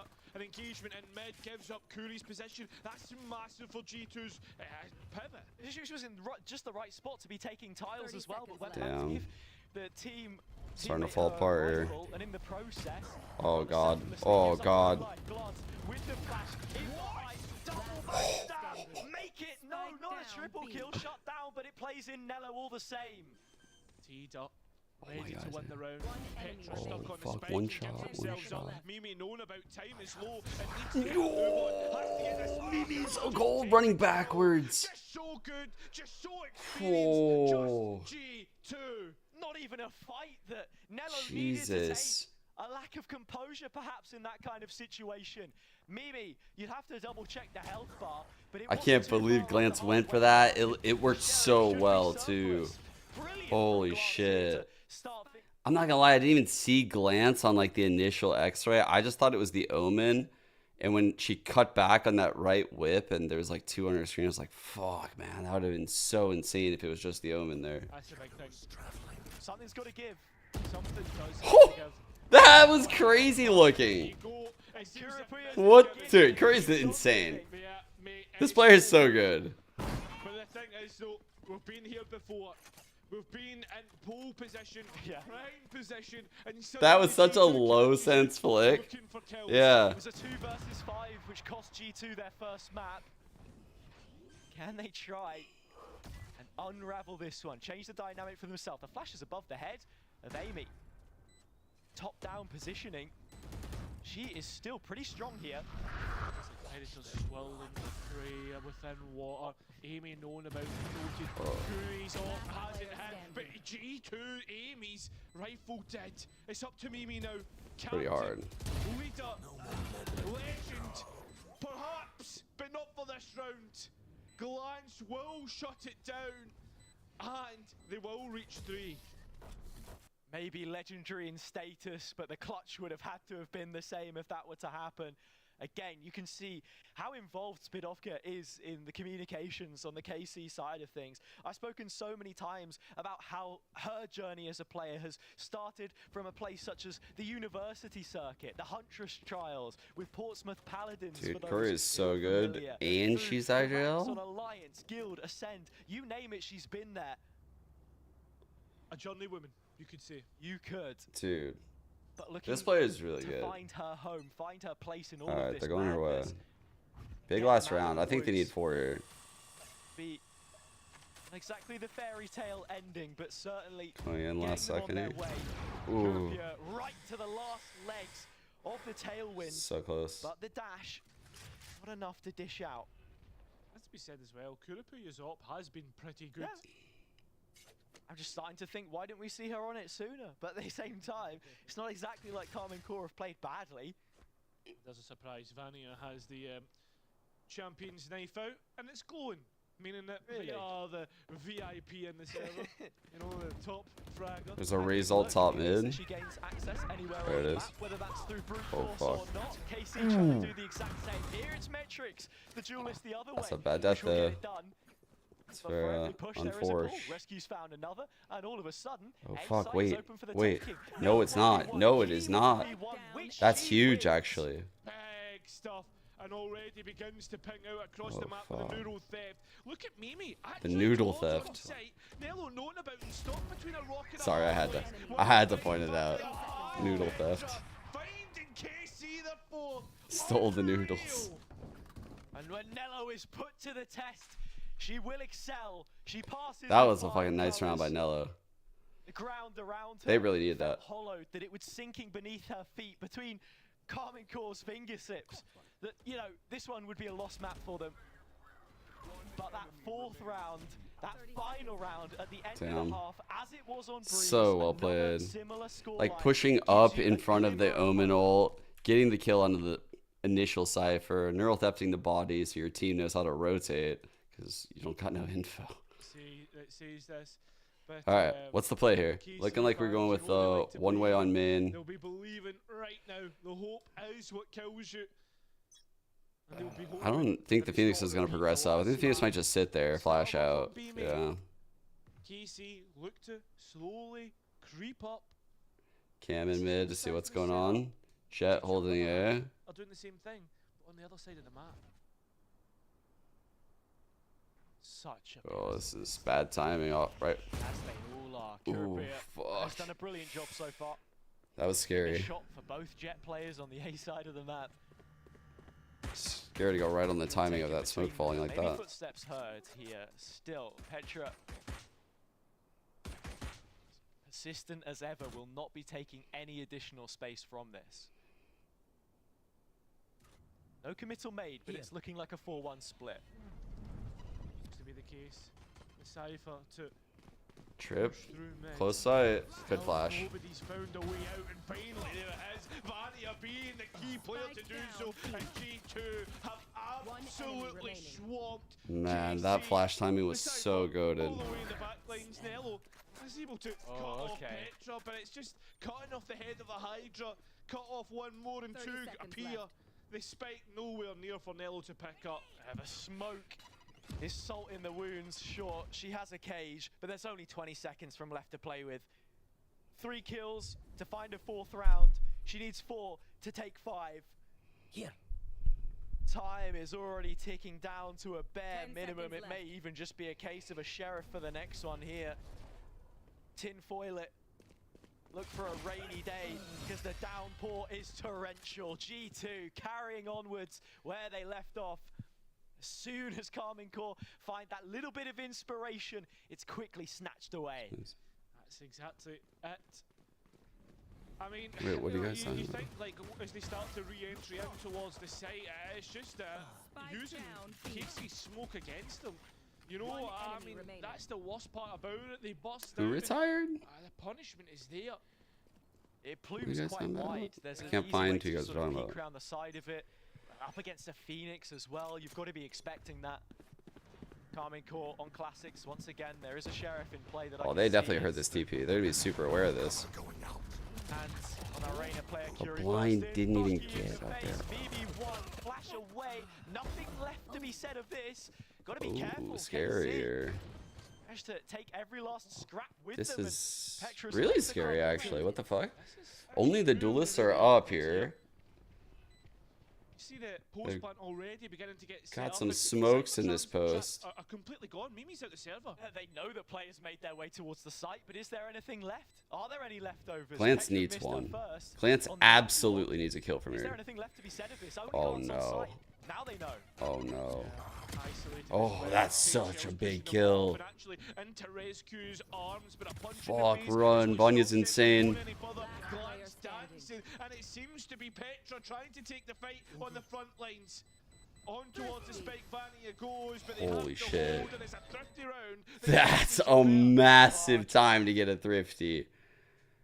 Like, it was beginning to look like it was over, you know? So, They're still in it. keeping KC alive. Holy longer shit, than dude. Maybe you would have thought towards the latter end of this game, but again, it doesn't feel like any more than they deserve. There were a couple Holy of fuck. opportunities that Honestly, I was ready to count him out. against them, but still plenty I of was time ready to to count. I think if I was looking at 4 to 10, I think I'm counting him out. The scoreline and think, well, it's been not a little bit one-sided towards G2, but then in terms of the kill department, it's pretty even. Smoke across top the mid, board. Lear. These teams have now won their second round. Looking to so see you if they're can going to throw shoot that top personal mid trip. statistic somewhere Sometimes else, teams just because like shoot the mid wall. They are right now. doesn't look to be too Just much missed here. it. Kurapura now Big punish on the A push. Outlaw repossessed and reaping the rewards of it. Vanya down, but do they expect any more behind Uh-oh, this? They've uh-oh, already made their way uh-oh, towards uh-oh, the side. uh-oh. Okay, there we are. Oh, it's getting close to line up, but it's still KC that come out on top, and you'd expect that to be the case with the weaponry that's in pocket, or in hands, I should say, more importantly, as we move now into what is essentially a bonus round for KC. And look, again, KC a little temperamental right into this next round. It's all sunshines and rainbows. 3 rounds to the gap. They got the guns. They kept the majority Okay. of what they were able Let's see if they to can have the recollect success and that G2 had on attack, though. purchase for themselves. I mean, that is a really strong buy. I mean, it does seem like it'd be pretty hard without info. Said, you know what? We were lucky to come onto this reserve of guns. Let's reinforce it a little bit because Gonna be this a brawl round at is A. mega 5 important. duelists here. There's Ooh. No way. The satchel didn't get away. That's two big pieces of the board. The entries, the movement duelists. Damage dealt in the process. Still 4 on 3 numbers. Spike far from being committed. This is Cypher coming one good. off, dude. If I'm the Cypher, I'm grabbing the A orb and I'm neural thefting that body. I'm going back A. I'm telling my team we're going back A right now. We're reclearing this out. There's no challenge for B main. We have to be careful of this line. It's time to try and reclaim some lost ground. That's definitely what they're going for. Worst case scenario, the Cypher plants and goes back and neural thefts the body. We'll be looking to try and get away cleanly. All the orb's not there. Okay, that's the worst case scenario, so that's where we're at right now. We're gonna have the Cypher plant and then go back and neural theft the body. I don't know why we don't have the flank tripped. We don't talk about that though. Crossfire set up with Petra here. Smoke? No? Fuck it, we swing. There it is. First fight will be hers. It's a one-way smoke straight in the face. Nothing that she can do except drop down onto the site where Svidovka will reveal that positioning. 2 more players through Link. That's Amy, that's Petra, and that's going to be another G2 round. Double digits finally reached. I think Svidovka is just a little bit too eager on the reposition with the dismiss.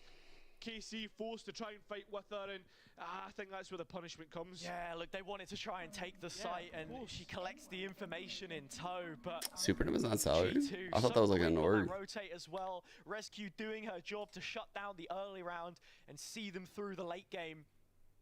Similar positions taken up. And the same cast of players on the Carmine core side as well, trying to undo what we've just seen. Seems as if Carmine could have an idea about rescue. Dude, the Outlaw has put in fucking work, man. She's sick with it. Real load of damage. Also saw the It has to be so annoying. Know that there's at least a couple of players in this So every round, someone just get. just the ones they've already spotted. Oh. Els escaped, but can't escape much more. Oh, it's easy. A TP The Omega Lolman. punishment straight on that.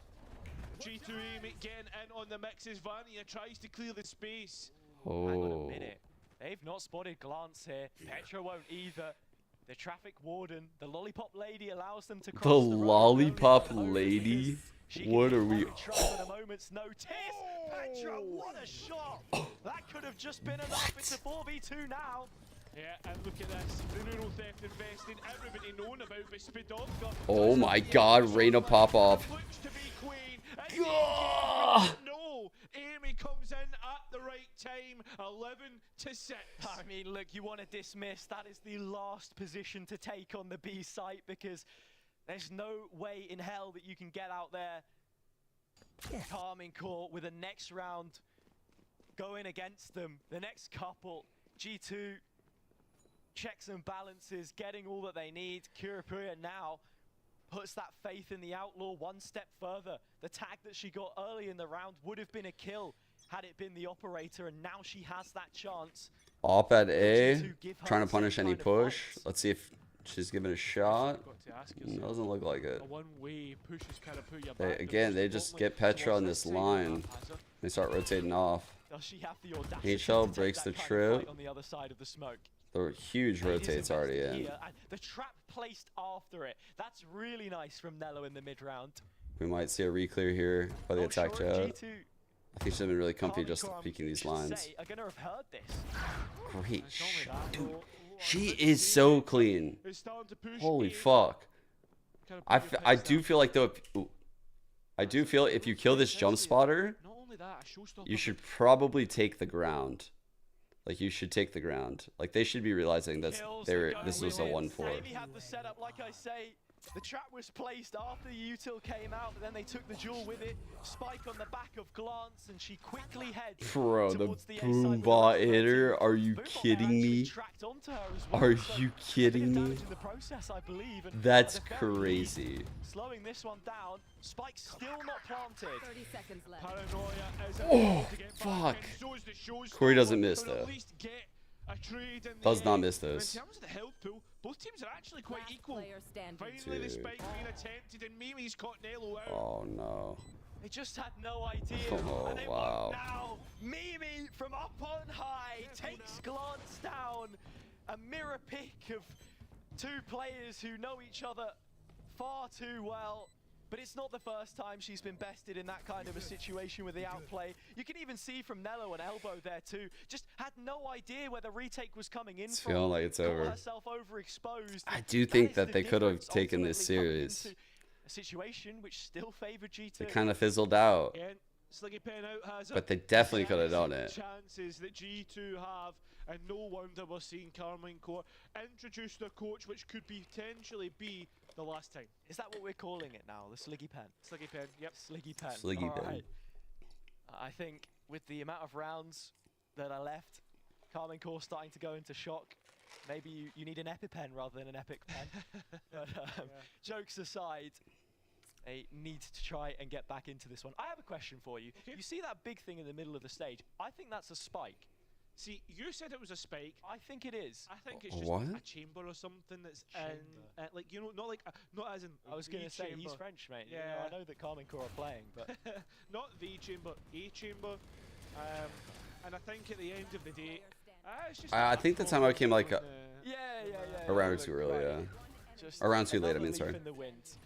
But speaking of spikes, right, Carmine Court with quite the situation to try and defuse. 6 rounds the gap now. In terms of what they've talked about, I'm sure it'll be a lot more serious than what we've said, because this is the moment that can make the difference, the ones that matter. 10 seconds left on the clock before we're straight back into the thick of it. G2's defense has looked strong enough so far to see them They through. pinged that spot, by the way, because that's where trips have been.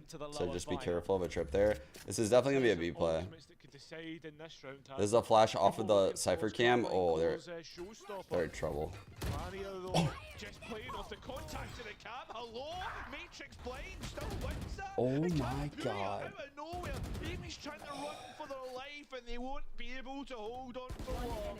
KC, blistering start for this one. Well, the timeout seems to have worked. Jesus Christ, You know bro. what they say? Why did they 4 not take the timeout sooner? All of those girls can shoot, and you've seen it just there. I mean, both ends of the split push held up. Kurapuya in through middle. The What players the hell? Why did they not take that timeout What looked to be sooner? a nice set piece from G2 to That coach knew that shit the whole time? taken early. The fuck is he doing? I was Keep like- being aggressive in these last few rounds, because very quickly That was actually these guys well can designed looking there. at some of the money there as well, and some of those purse strings now getting a little bit tighter. Rescue only got a sheriff. Petra's on the blades. Smoke bottom mid. I don't know if they've shown this kind of fake aggression ever. Like just fake aggression. So they leer through, making it kind of obvious. Oh, wow. Never on Curry's watch, ever. That she was gonna go. And don't fucking forget it. Place that she'd end up. That's a takedown. Bro, G2 they get shut 2 them off. there? Push 3 on 3. There is life left in this hold yet, and Amy is trying to play it ahead of time. Taken out. Curie collect. This is my new favorite player. Those rifles can be picked up though. Bro, I think I like... Ones as well. Vania does have the shields. I fell in love with the Omen on Ascent. Run it back. Now I'm just hooked. This is the player. Trip gonna reveal one of the She's gonna be like the making GOAT their in a way year. back through the How Gozen. old is Curry? 2 samurais by themselves and made to be Get the Ronin, ace, fuck it. a solo warrior. Holy trying to shit. take a fight which they just can't win. Not today. While This is IGL, Kurapuya's by day. the way, How proud, IGL. in fact, taking that one by the scruff of the neck and taking Carmine Court one step further to making this one a possibility, a real possibility. At this moment in time, Hazza, it is just a splash of water in a big pond. Still 4 rounds to go before this gap is closed. What? And it is a timeout from G2, by the way. Porned? While they sit and think about everything that's going on. And you can respect that. I mean, they're immediately putting the brakes on after KC did. You collect that many rounds without a Out sweat on pond. the brow, and you find yourself in a situation Oh. like this. G2 Gozen. Oh, timeout so far in a this map. drop They have of plenty water more in a remaining blockers that they pond. can look to invest if they so choose. And Mimi, again, Oh. just calling things from this kind Well. of position. We've already seen Carmine Core burn through both of theirs. So Ignore it she's all. had a couple of Move minutes on. worth of talk, spiel, you know, in the server. Cheerio. As to what it is that she thinks needs to change. On the Carmine Core side, deadly silent seems to be Bone apple teeth. preaching to the choir instead. Yeah, exactly. I think as well, though, you've got to think this is Three head. which G2 can use. A second perhaps can be introduced towards the second or the latter stages of this half. If so, they need.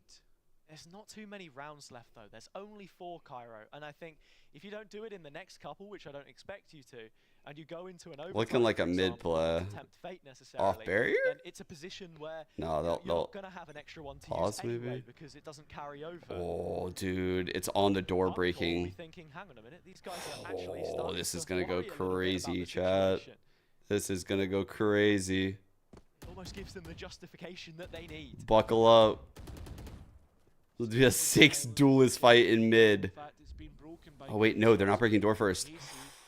Oh fuck, they're making the perfect play. G2 have read this well, respecting what's coming through. A bomb of the run it back and a goal And by by perfect, I mean perfect to end it. G2 and a moment's Vanya's insane. Oh my god. snatch away this season, snatch away Holy this shit. G2 will survive. Sick KC will round. drop out. Yeah, the blue wall has collapsed in this lower bracket semi-final. Man, this The G2 team has some seem to be shooters. coming, but they'll have to wait longer for their renaissance in this one. Out of the competition, without a win. Yeah, I think yet G2 still, has a they pushed really good 2 of lineup our right world now. champions to the limit, and for that you can give plenty of credit. Yeah, I think as well, Has, you've got to be thinking this is just an And- off-season tournament. At the end of the day, And I think, did Vanya IGL her last team? Am I right in saying that?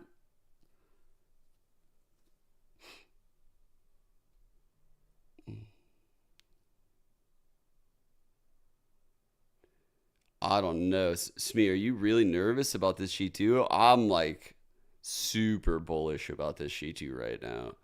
I know they're like not looking polished as fuck right now, but I see it. I definitely see it. They're stacked right now. Like their lineup just seems very stacked. Let's check out.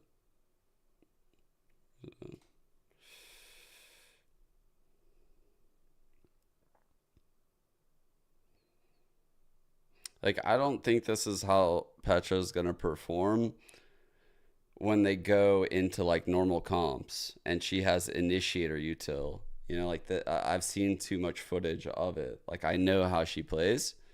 So this is definitely an anomaly. Like, Petra's just a very like low risk, high reward type of player. Like, when I've watched her in the past, she's like not the type of duelist that's going to make a lot of risks. And because of that, she uses initiator util really well. Like really, really well.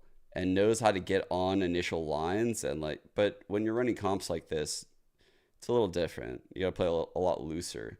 So not really her style based on what I've seen, but it's good to practice it nonetheless, for sure. It's definitely good to have all of the tools in your tool set. But like Mimi is incredible. Like whenever I watch her, I'm guessing she's going to be on like a flexi type, like initiator type agent. How are they going to do this actually? Doesn't it, like who is like their controller? Is it Amy? No. Vanya?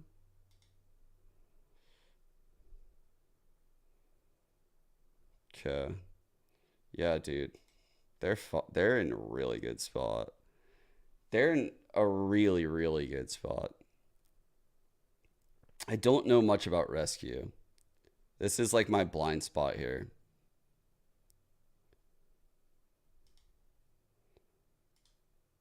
Like if Rescue doesn't like pan out, then the team won't be very good.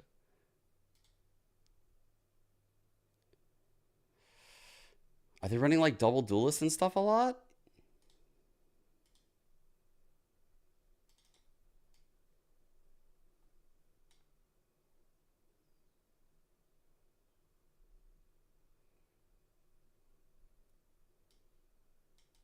What's Petra playing?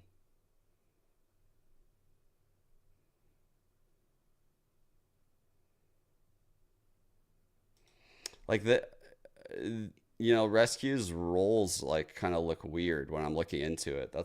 Now I'm a little concerned. This is like where I'm getting slightly concerned, because when I look at these four, it has nothing to do with Rescue as like a player in the game. It's literally just, I see like an IGL that's a heavy fragger. So this is a player that's like cerebral and thinks team first. That's a great addition to the team.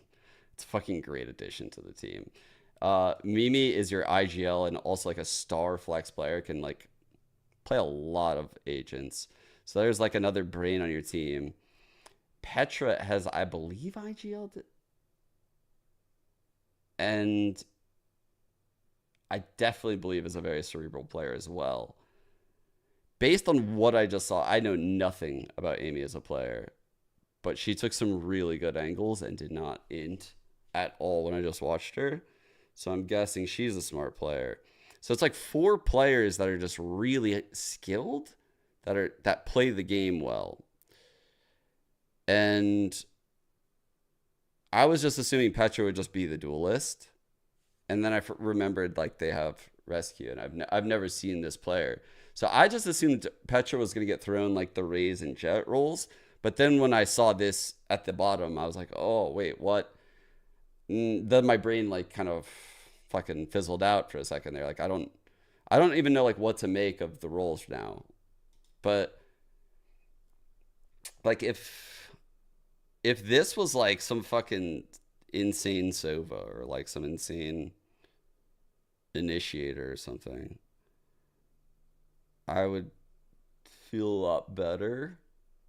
But I guess I just don't know anything about Rescue. So it's like, Rescue could be some superstar duelist on the come up. I don't fucking know. Someone in chat said she's like 16. 17. Yeah, she's probably just a fucking mechanical freak. Like, bro, I guarantee she's just popping heads. Take it as official, like Loki. And I was trying my Oh, best. yeah. Yeah, They're good. Like Yeah, Oh, no, yeah, I'm they're sorry, good. it's almost, you're so... Okay, I'm back on board. I forgot that was the 16-year-old. They got all the pieces. That's exactly what they need in that role, actually. They have too many brains, and they need a zoomer that can just out-aim anyone in the server. That's the one piece they were missing. And it doesn't matter what the role conflicts are. They'll figure it out. They're experienced enough to figure all the rest of the shit out. Like, that's the right play. They actually made the perfect changes in the offseason. Holy fuck. Those are some goated changes they just made. Get used to the sound on stage. There is like stuff Respect that to whoever made those play on them, decisions. and it's like helping us a lot. Like everyone here is like happy to have LAN and to play it, because you have to meet the like team you're playing against, see their face, like the screaming is also important. Yeah. Like, there is so much going on that you're like, it's very nice to have that. It's a totally different vibe, 100%. Who do you, now you guys have been eliminated, personally think is going to take the Instalock trophy? I mean, we Good played with question. Shopify and G2. Good question. I personally think, like, even if G2 like lost against Giant, I think it was just because it was like first game, stage, and everything. And I personally think that they will win, because they just like keep finding solution. And I don't know, I hear them on the stage. They're like very punching and everything. So I think that they will be the one winning. Shopify are like, they will be good. Giant will be good, but I think G2 like will dominate. Yeah, I mean, they're always adapting. You know, they're kind of used to those situations, I think, when they're down and they kind of need to find a solution. She basically just said what I was saying. Like, they have like 4 brains on their team. Like, they have very smart I players. see them like coming back from that. Yeah. Yeah, definitely. Is there anything that you would like to say to sort of all of those who have supported you and your fans? I mean, like, from Carmen Corp, there is like so many fans. So like, again, like, thanks to like all of them for like following it. Like, even though it's like not official, like, thanks for like being there, following us, like all the message and just like I hope you enjoy the moment because we did, and we'll be back soon. 100%. I mean, the Carmine Corp supporters are so proud, and they're always If they showing up kept at Patron masses Duelist, and they kind of could've- showing their support. I think So this thank is you better. so much to Carmine Corp fans, and thank you to you, Nello, as well, for being amazing as always.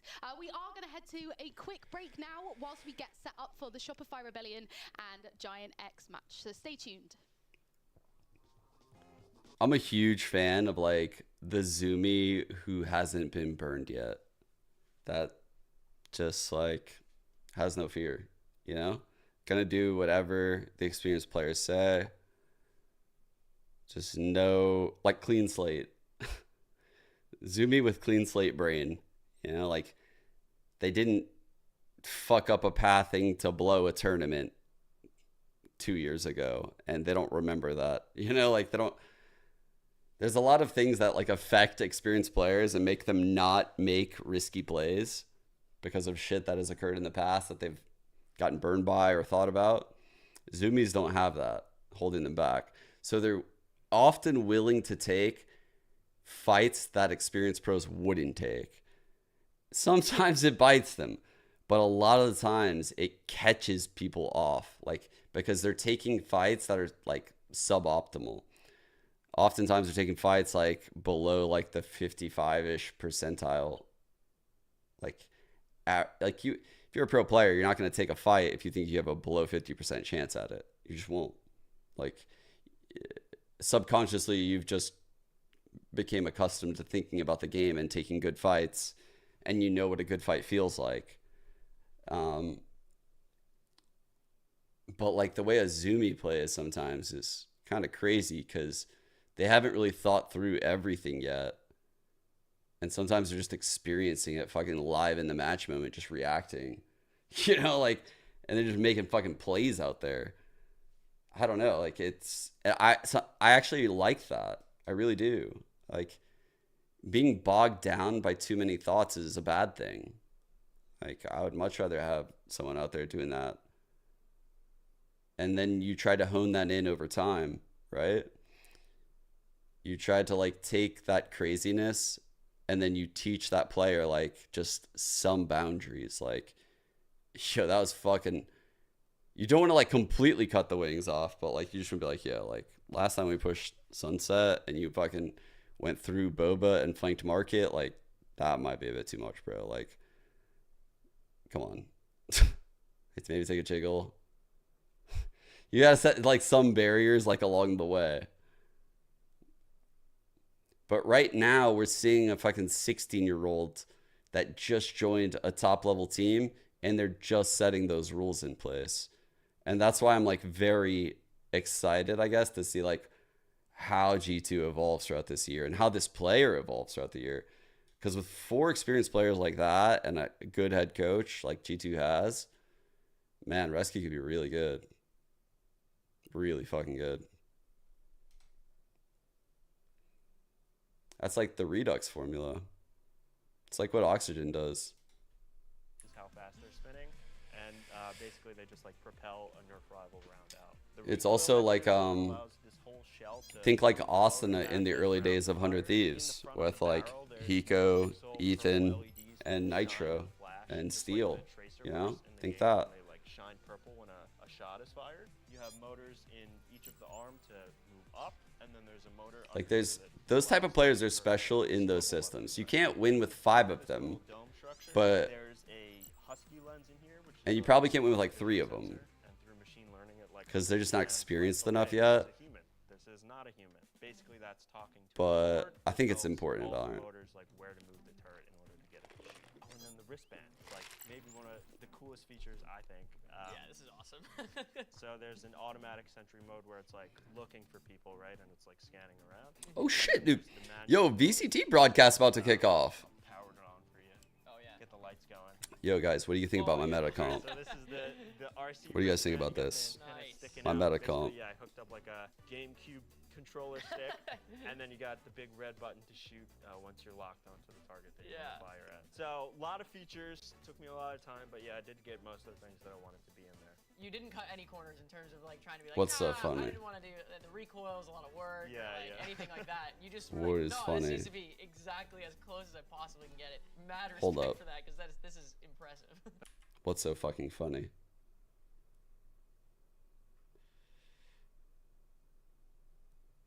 You see the vision? Do you see the synergy? Do you see it? Do you see it?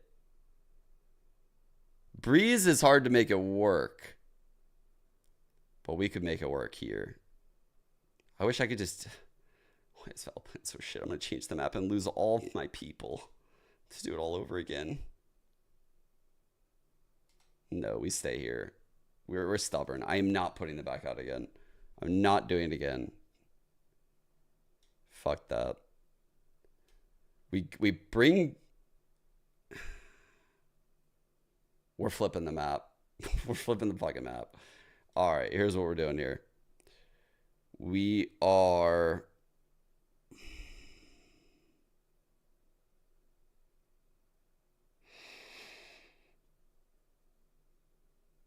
We might need to throw Dizzy straight up in the air at the start of the round to clear the halls push.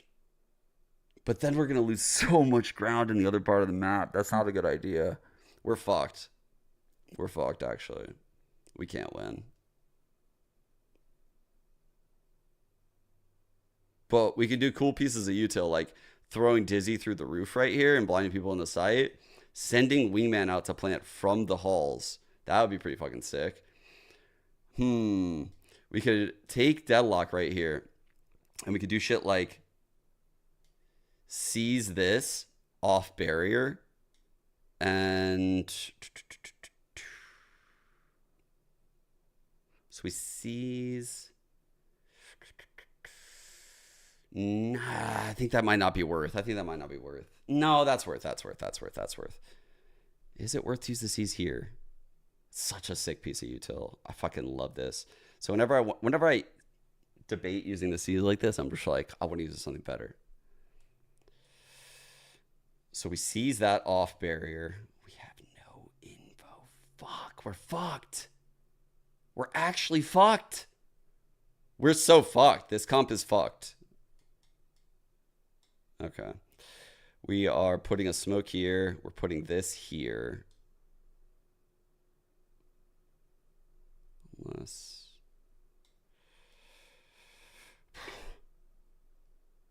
It's also bad.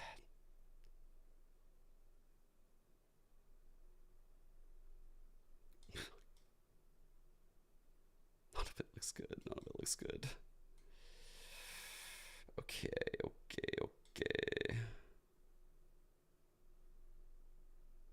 So from here, we want you up here. We definitely want you up here. What are we doing with you, though?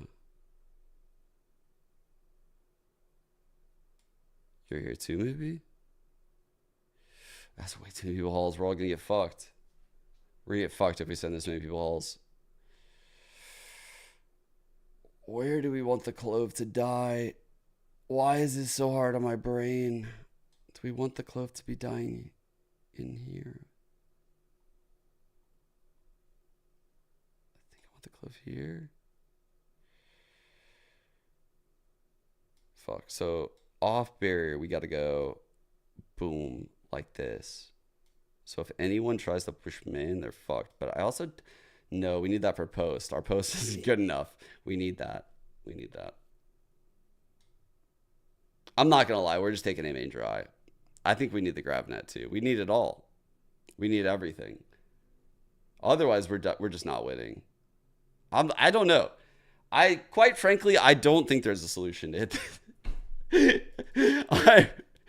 I have made a mistake. It is so hard to figure out a good way to layer this util on this take. It is so hard. I'm trying desperately. I really want the Dizzy through the roof. That's like, I really want the wingman coming out the back. But man, I feel like it's too difficult to figure all this out. This comp could work on a different map, but when a map that I need a Viper, it's so fucked.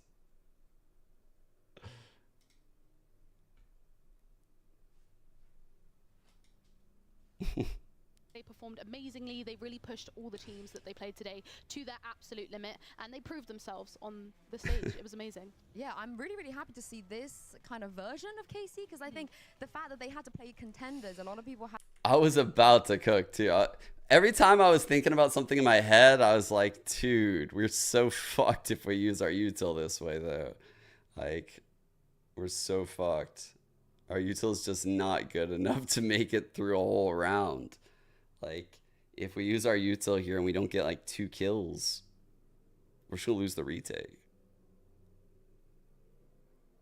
That's why I kept running into that problem. Every time I would think up a solution, I would be like, no, that's not really that good of a solution.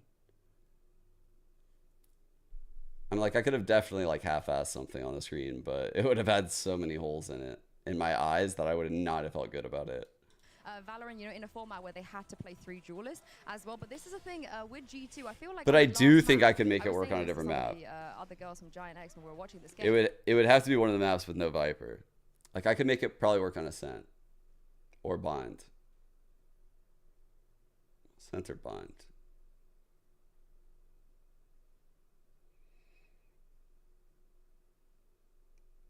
Binds might be hard to stall out.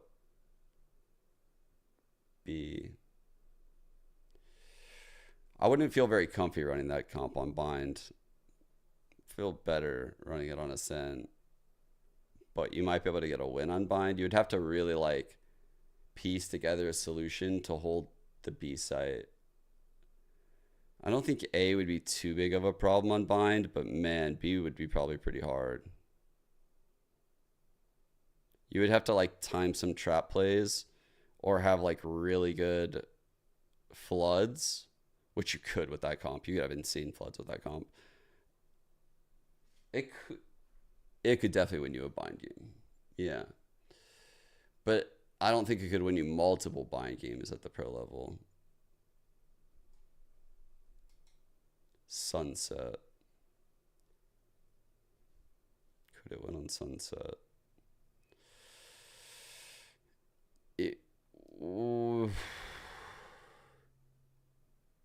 What's Clove's range from like... I don't remember if Clove can reach the one way from here. If Clove can reach like the A one way from Market, it might have legs. You know, like that's like a key selling point. Because I would want the potential to like pair up some of the others a lot. Like, I think the Raze and ISO would pair well together. I think the Gecko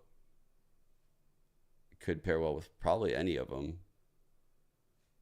Have you guys seen like the Deadlock C's Gecko Molly kills?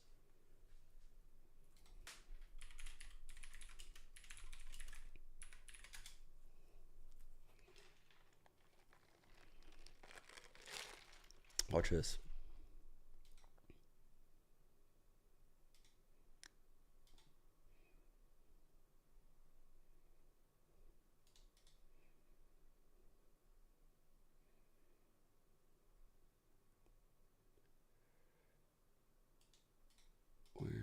Oh shit!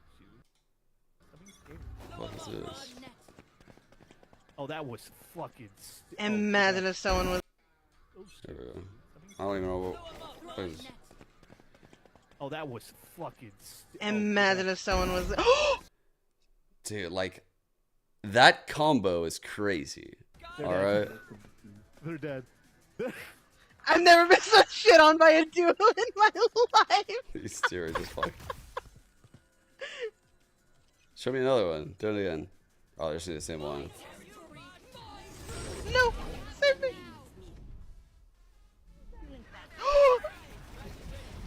Sleepy. Wait, that guy does. What? Oh, let's go around. Let's do the other one. Let's go. Let's go. Just quick. Just quick. Just quick. God, oh god, I'm gonna miss it, dude. I'm gonna Oh, miss it. they got lineups for the flank. This is crazy. I'm gonna miss it. I'm gonna fucking miss it. Alright, ready? Remember where to aim. On the orb or what? 3, Oh no, wait, 2, that's default, 1, right? Go. I go for like default. Team.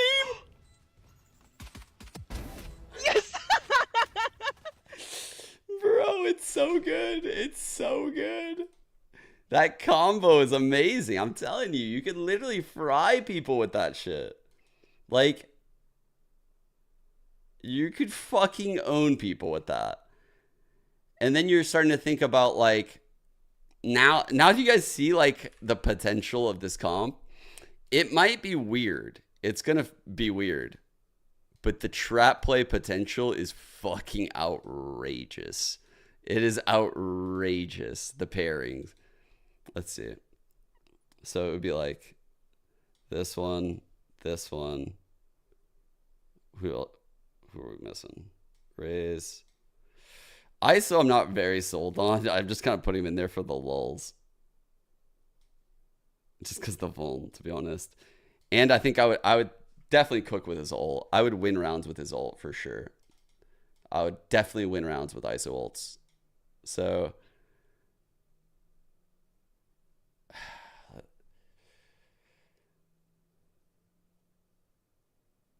dude, yeah, you could cook. You could definitely cook. You could do like potential like early like Gecko sees mollies like all over the map if you wanted to. Or you could save it for when they tap. Like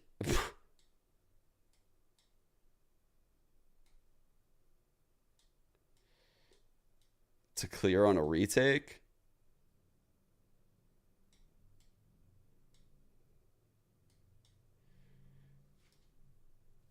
Why, thank you, Joshy.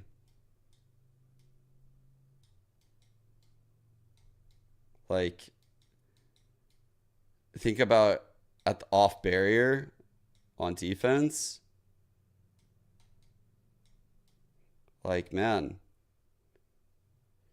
some of these are crazy, and I'm only just doing like one combo, right? Like, I'm very aware that Clove has this fucking thing that's gonna tank everyone till it's super low HP. They also have paint shells. They also have a fucking ISO vulnerable.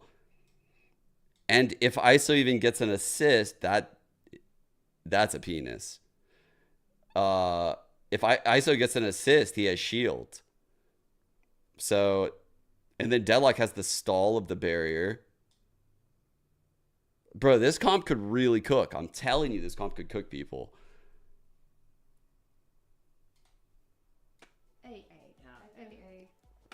A damage and Roombot for info. 3 against 1. So People will be like walking on eggshells to get around the map. This is surely the S tier. Like if we can only have one, this is the S tier. Well, The map's both worth so, raids. yeah. So based on vibes, yeah. I'm saying he's shooting people, bro. He's fragging out. Those are free kills for him. Everyone's at 1 HP, just fucking running around. People running out to swinging to trade. Yeah. Do you think he's better than you? For sure. Really? You think? Okay, so we can change it. It's Yoru now, guys. It's time to decide. I feel like we can't put a character in S that pro teams don't even play. Wait. Put him in A and put. I'm not gonna lie. I truly believe something similar to that comp without ISO could be very easily run. My fucking Clove Brim idea with that comp would go fucking wild. My Clove Brim idea with that comp would go fucking insane.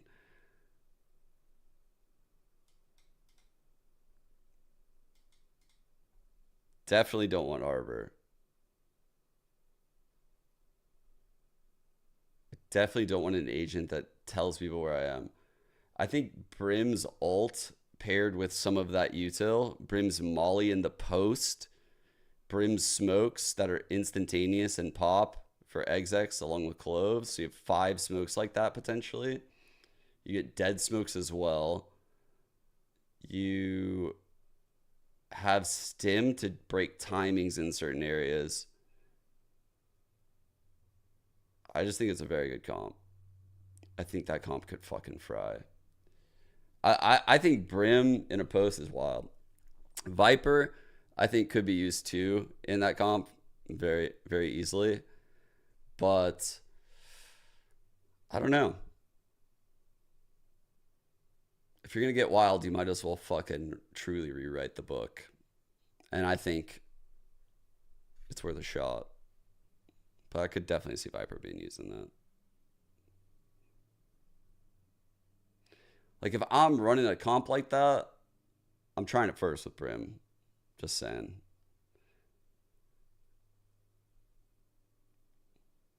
Because I've played against a Brim deadlock in ranked, and I know what it's like. Like, it's fucking... It feels like shit. Bro, it literally felt awful. Like, it made me hate the game when I played Brim deadlock. And this was when I was in my deadlock era. So, like, I was the only deadlock in the servers. In, like, the upper ranks in the West Coast servers. Like, I was the only one. And then one day, there was one in the West Coast server playing against me on Sunset. And he had a Brim on his team. It's fucking insane, man. It was so hard to deal with. I want to say it was this comp. Oh, what was their fifth?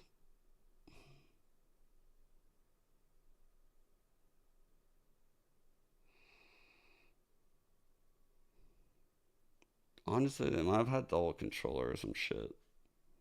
They might not have even had Cypher. They might not have had Cypher. I think it would be best to use a Cypher, but they might not have had one.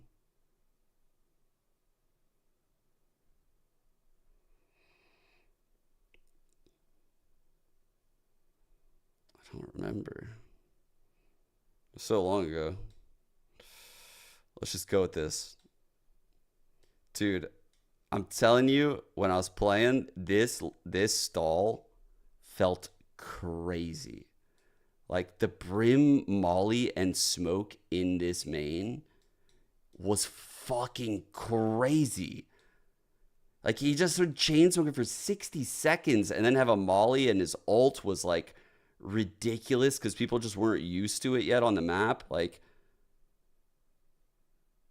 I'm telling you, this agent is just so underpicked. This agent is so underpicked. Like, this Molly could really just shut down these chokes. Like, absolutely shut them down. There's not much stall that's like this in the game. Like, most stall isn't like this.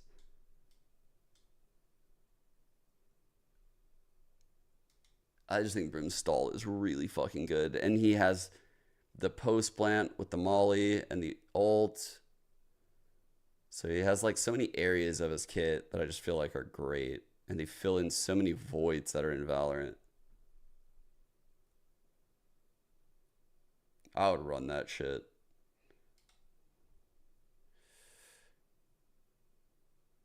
God, I'm so on board with that shit. Before, it was just a myth. Like, I didn't actually think about it. I was just like, maybe Brim and Clove can work out. But now I'm, like, really kind of, like, sitting here doing this, like, triple-duelist shit. And I'm just kind of feeling like it's doable. Kind of feeling like it might just be possible. Like, the geckos have been looking so busted. Like, I could get so much value out of my gecko in this meta. So, like, him as a solo initiator is kind of cooking. Raises are insane. The raises working with so many vulnerables. So that's good. It will be very difficult for the raise to get out, though. Like, only entering off of, like, fucking smokes and fucking Dizzy Wingman. A lot of the area could be cleared, though, by the Molly. The Gecko Molly.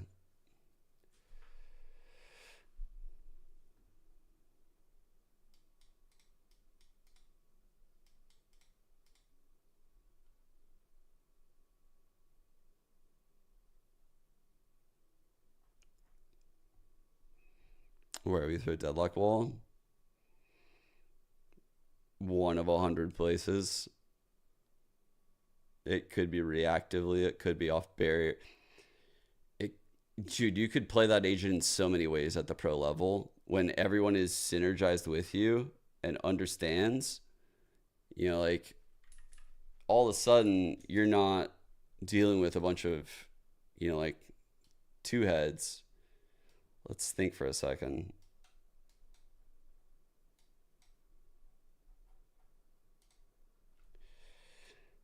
So obviously, like the start of the round, I actually think what could be done is this. Let's see. So you could like lean super fucking heavy B side. You could try to get Deadlock set up early, right?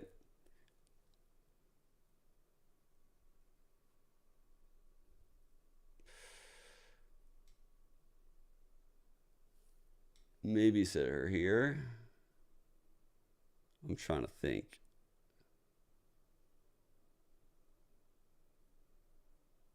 I'm really cooking in my head right now. Okay. So the first thing I would try to do in a custom, just off the top of my head, is find a lineup for something like that would trap the duelist in elbow.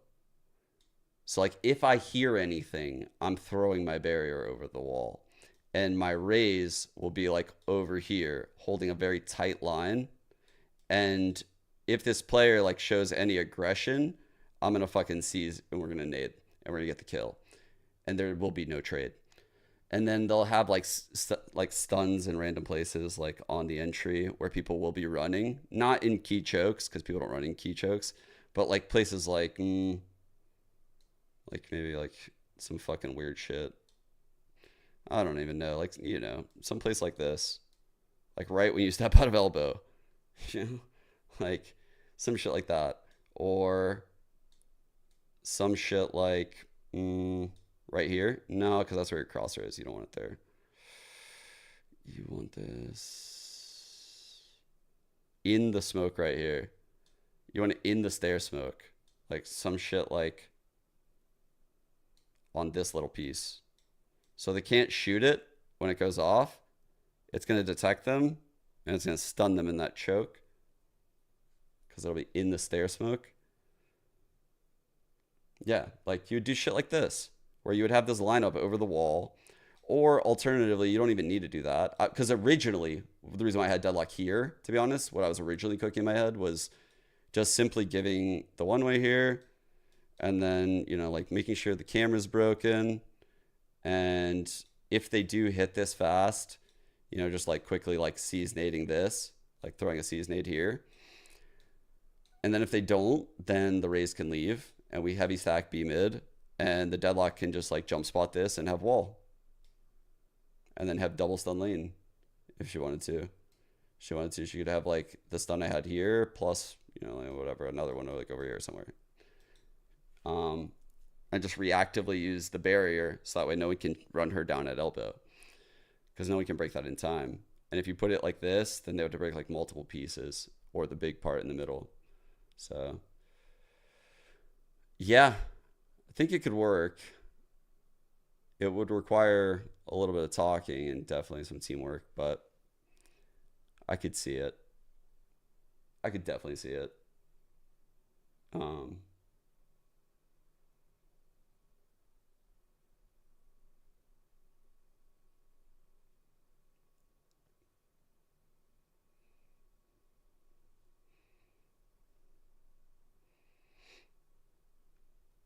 Yeah, like you potentially literally like play here as Deadlock and, you know, just like literally let maybe like a duo of yours like play a little bit aggressive over here. I'm trying to think. It'd have to be on the rotate. You have to be like rotating over. You could literally like wall shit off on their hit and really fuck their hit up. You would have to have like very specific lineups though. But man, you could really fuck them up.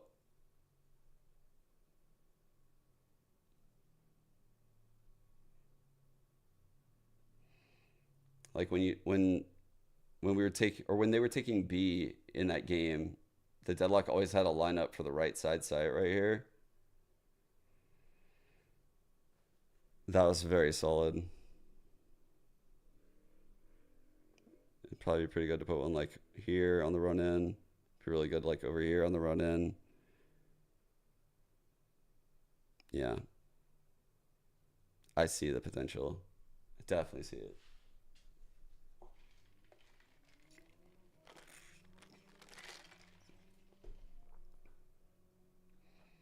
what are the weaknesses of this comp? It has no playbook. No one's run it before. So every single decision you make will be created by you. So that's the downside, is you don't have anywhere to go to look at it. You don't know how. That's why, like, you see how I'm thinking it through. Like, I'm thinking, even when I went to Breeze, and I'm like shuffling the agents around, trying to get people in certain spots. I'm like, do I want the Clove to die in this spot or that spot? Like, you know, it's not only like I need the pairings of abilities. I need the people in the right spots at the right times. Did they make the pressure in the right areas of the map to push and pull rotations? Like, I'm only just talking about like very tiny aspects of this. Like these tiny interactions and ways that it could possibly be used. Or I guess I'm looking at it like very broadly, like macro. Like, this is maybe how I could get the deadlock to get like the key anchor value, right? The key anchor value, which is like the solo A player, right? I'm first, can I do that? If I can't do that, then it's not going to work, right? Because my competition is what, like Cypher and Omen, or Cypher, Viper, Omen. And that means that my anchors and my stall need to compete with that, or my ways of dealing with the meta comp need to be very good. So that's another thing with the comp, is I need to be thinking like, can I beat the Cypher Omen comp with Raze? The Cypher Omen Raze comp? And quite frankly, I think I can with that comp. I don't know how long, like I said, I don't know how long the shelf life is on a comp like that. And it would require me to grind out a lot of reps and to really like create a whole playbook. I would have to create a whole playbook before I'd ever know. There were times on 100 Thieves where I created a whole playbook and the players fucking wanted to change comps the next day. And I was so mad at them. I was so fucking mad at them. I think that was one of the days that I fucking yelled at them.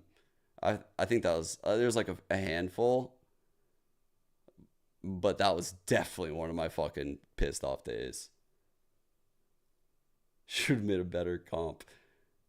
I don't even remember what the reason was. It was something so fucking weird. It was like the players wanted to play a certain comp, but then when they got in the server and played the agents, they were like, I don't want to play the comp anymore. But they only gave it like one scrim, and I was like, bro, I was so mad, and I didn't feel like they gave it all their effort. The scrim didn't feel like 100% effort to me. And then after the scrim, they're like, we don't want to run the comp. And I was just like, bro, I was livid that day. I was so bad. In Berlin at the time, and they finally they got me tilted that day. At the Queens, I get this time around. But the thing is, again, against G2, they played well. I feel like a lot of the roles that they ended up putting their players on made a lot of sense. And Miori's having a day. Miori has been absolutely popping off on whatever duelist. Who is Miori and why is she the GOAT? On bind on that Raze, kind of coming in with those no scopes, the buckies, any weapon in her hands was dangerous. And then, of course, you know, we have seen her on the Yoru, and I'm guessing we will be seeing her on the Reyna again as well with that ace on Icebox. ISO. Then she can do it all. Please, I would love somebody to have played every single duelist over this tournament. I feel like they could, and I feel like it would be fluorescent if it was anybody that would do it. But GX, they're coming in with a lot of firepower, even though in comparison to Shopify, they haven't been together for that long. But given the fact they haven't been together that long, I think they've done brilliantly. 100%. And I think, you know, we kind of spoke to this at the very beginning, how they are kind of like the newbies in the game changer scene, but they don't look like it at all. They look like they are very, very sort of well gelled together as a team. Is it the video where Sadak says he's going to like relinquish to be fair, or give control to the coaches and stuff? They're that duo. They're the dynamic duo. And that's it. Like, you could say that they're a new team, but they're all sort of professionals, and they've all been in the Game Changers scene for a long time. But as a whole, as Giant X and as a squad, you know, this is all quite new. So yeah, but you definitely also have that experience and that team bonding from previous teams as well. Well, the question is, they've taken down one former world champion. Oh, wait. Can they do it back to back and actually take down Shopify Rebellion as well? We heard it from Mel.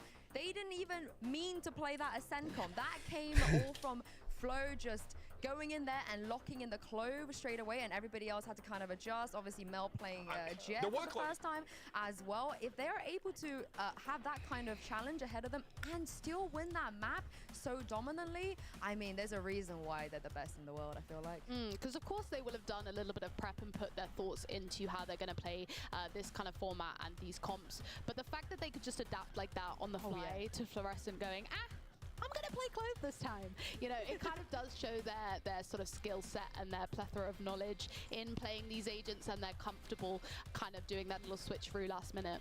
I mean, this is the thing. Mel I'm not gonna lie. IGL. She was talking I'm about interested, but I also made it a little bit more interesting for her, don't have it in me to read 6 minutes of subtitles. How to kind of call around 3 duelists. I think it's because I woke up so early. Giant X, they don't have an IGL. That sounds like kind of pug it like Paper X style. a tall task right now. I like that. I'm not mad about it. You know, I was listening to them on stage. Like, I want to actually know what he says, but I also don't want to read for 6 minutes. Flow, so it doesn't sound messy or chaotic So or I'm like very they're butting in at conflicted. all. I think it's just in those moments where maybe they kind Sounds like I'll be tired after. input, they're happy to do so. Yeah, well, let's take a look at the map. Sorry. We're going. Giant X have That's the brutal. That's the ban honest truth. the Ascent. I guess they don't want to see Fluorescence Clove. Again, Shopify, of course, they permaban the split. That's not Just really pretend I'm a understanding. surprise. Just, Lotus that's probably what I do. finally, Just finally, like Meg, we eyes get glaze something over. that isn't Breeze or Ascent. Thank God. I mean, Lotus is actually my favorite map currently. Ooh, we have. Wait, we haven't seen Lotus yet, right? I mean, it's not hard, is it, though? Because I have to say the maps How are we not getting split? but the exciting thing about Lotus that we were just discussing, are we going to see Mel on that chamber? Oh, this is the other thing. On the other side, though, Giant X, they do play chamber here. The two teams have such a weird kind of philosophy, it feels like, when it comes to this map. You have Shopify, that they lean into the Fnatic comp, they lean into kind of the nerdy things, the defaulty way of playing. And then the other side, best week of Giant X, scrims. they go, I believe, Breach Sova I'm with the the goat. chamber as well. But obviously, I mean, they have to sacrifice. Yeah, dude, Flowers, I'm so surprised at this change of direction. Like, I haven't listened to the video, so take what I say here with a grain of salt. But we watched the other one together on stream where he basically said he was going to get like full control of the team. And, you know, like he had been thinking up this like Breach Phoenix shit and he wanted to do it last year. And he sounded so like enthusiastic and ready to do it. So I'm just surprised to hear like he was ready to give it up because of like the burnout factor. It's just, that sucks a little bit, but I know it's probably for the best because I trust the Doc's vision no matter what. I also feel like Fluorescent is teasing us here. She's kind of going in between Clove, in between Deadlock, in between Do it. ISO, Please. please. Yes, I yes. would Yes. die. Is this Yes. the SMG comp? Am I looking at the think it SMG might comp at Game be. Changers where they accidentally locked in 4 duelists? Actually, They I'm not sure did. they had They had an the... Omen. No, they definitely had Cypher and 4 duelists. That was They- yeah. this that might be was it. That was a beautiful Lotus map. Yo. And they absolutely banged. They pwned on this map with 4 Po- duelists. she said it And, with a P. I love Giant X for this. You know what? 3 is not enough, Meg. We're going to win with 4. I also knew Fluorescent was teasing us. I think she was we got listening baited. in and wanted to be like, maybe I will be that Whoa. person. But no, she is on the Rays as well. And again, we're seeing those 3 duelists played alongside Fade and what looks like will be Omen too. So obviously they have the smokes. Is that going to be their advantage kind of coming into this? Yeah, this is the thing. I feel like they've just played what the comp they normally play as well, and they've just replaced Killjoy essentially, and one other thing. I can't remember what. Man, that actually is really good. I should just unfollow Yinsu one day and just like pretend like nothing happened and just see how long it takes her to say something to me. That would be a long troll. Although she might think I hate her. Instalog with 4 duelists. I'm gonna throw this over No, she to your wouldn't. casters, Twiggy and Billy. What do you Dude, make of this? Yinsu always fucks with me. You don't get it. You don't get it. She did it on the broadcast earlier. Bro. Yinsu and Boaster both are like huge trolls. Quite that the final game today, the later game in the chilly evening here in London, is going to be Shopify Rebellion, and maybe if they're still a little jet lagged, they'll be a little happy about it as well. But yes, this is in fact the well, I was going to say infamous, but definitely not infamous. This is a famous. Honestly, SMG comp. I am obsessed. I literally said on the desk before, if there's anyone I want to see quad play A push. Neon, it's going to be Smurfette. I want to see Smurfette popping off on that Neon and getting active in the server. So I am so Yinsu's actually hilarious. Flexing onto Dude, that Neon rather than the Jet. Yinsu is so fucking funny off broadcast. Like, she's got like the British banter thing going. And I don't know, like back in the day when like the broadcast talent would just do the whole like NA versus EMEA stuff, you know, like we're the best region, now we're the best region, like that kind of stuff. Bro, I'm telling you, Yinsu would be winning those fights. Like, she's a fucking savage. That name, but she goes they are a hard. Team to be reckoned with. So this She's game witty is as fuck. certainly going to be interesting going up against the defender. Super world witty. champs. Yeah, I mean, you look at these comps here, and obviously Shopify Rebellion opting for making use of the two non-duelists that they have available to them. Oh my here, god, the while send it Giant strat's X are working. Going with the SMG comp, 4 duelists, 1 Cypher, no controller whatsoever, which a bold move, a really bold move, and maybe you do need to make bold moves against a team like Shopify Rebellion. Precisely, and I don't hate it. I mean, the fact that we've seen Bro, come SMG on, do man. it before, maybe unintentionally. 2 on 2. Yeah, Both on C. Oh, fuck. Ah! Actually unintentional, or whether or not that was just some talk for the interview, but That was actually a good swing by Miori. I thought she was going to kill Noah right there. Good tap, good tap. Hell yeah. Great read. When they played Ascent last series and won 13-7, so who knows if it'll work out for them. However, Shopify Rebellion are not a team to be messed with, I don't think, and Giant X are still going to definitely have a tough time getting anything out of this. We set up the stakes for the last series, Shopify Rebellion versus Carmine Core, as, you know, I'm so surprised they went with the quad duelist here. There is not going to be a team that Shopify Rebellion come up against in this tournament. Surely that's a mistake. Can't say that technically. Now, yes, they are not as much of underdogs as Carmine Core were, but Giant X still do not have a world championship, so you know. Oh, great dismiss. Oh, Sarah frags. Oh shit, that was nice. Wasn't even touched. Like any team that comes up against Giant X, of course, we are. That was so going to be clean. like, okay, bit of an underdog story, but you know, I like an underdog story, Twiggy. I feel as though you have nothing really to prove, do you? Because you have nothing that's expected of you. So. Yeah. I think going into this one, they could have full confidence. You know, they made it all the way to the lower bracket finals. Unfortunately, I'm keeping an eye on VCT, by the way. EMEA game changers of Split 1. So yeah, it's certainly a team that has a lot of great individual players that are looking to make a name. Depending on what's going on here, we might. You know, undefeated in the group stage, 4-0. If this is a blowout map, that's the only way I'm To switching. begin with there, and obviously getting knocked out by the second place contenders. Their is map not won't even go live for anything to a scoff at while. whatsoever. Probably not even type So, this map. yeah, this is definitely a team to be reckoned with, and if they're going to be confident running a comp like this, then who is to stop them from doing that? Probably That's a big Shopify punish. Rebellion, but we are yet to find out. Obviously, Shopify Rebellion's bonus round now, and Empress has been popped. So looking We to haven't seen this invest cam some yet. amount of play into this one. A little bit of hesitance towards the Cypher time. utility here from Shopify Rebellion as they move around the map, but they do have rifles to play with. So they'll probably be looking for some long-range engagements. Obviously, those first 2 rounds really went very quickly because a lot of the game plan on the defense with this kind of composition from Giant X is run directly at them on the A site, and that either works or it doesn't, and it didn't. But either way, it's going to be a quick round. Fluorescent hunting for kills here. One caught in the tether. Oh, sidestepping the bullets from Miori. One got 2, but they're gonna flood out, I think. Yeah. Brings it down to a One shot. 5v3, and Smurfette makes it even more of a deficit. Mel finding 1 in return, but that should be about all she wrote. Juliana takes out Mel, and Giant X get the round that they were hoping for with only 1 casualty. Yeah, really, really nice. I think Shopify Rebellion kind of started to put that pressure towards B after the initial C push, and obviously Fluorescent looking to get someone that may be overheating towards that Right, C Juicebox? side, but all in all, Shit's hilarious. switching it back to the C side and unable to close it out. But I mean, it's to be. Yeah, I'm gonna be watch C9 expected loud to win. after. Shopify on a bonus round there, so nothing to look into Holy too fuck. much. But we are going to see some full buys come out now. best of And we these. can really Let's sort of go. start diving into how these compositions are going to play out. Here we go. The sole non-duelist for Giant X going to be heading over towards Mound here. Gets the first pick as well, and that's a valuable one onto Neuer too. Very confident. Gets out scot-free too. No trade coming out from Shopify Rebellion, and in fact a little more damage done to Fluorescent. It's going to make her job even more difficult.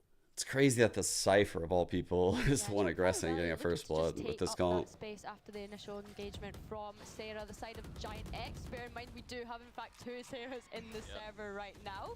And both of them are fill players, which is really useful. Are flex players indeed, yeah.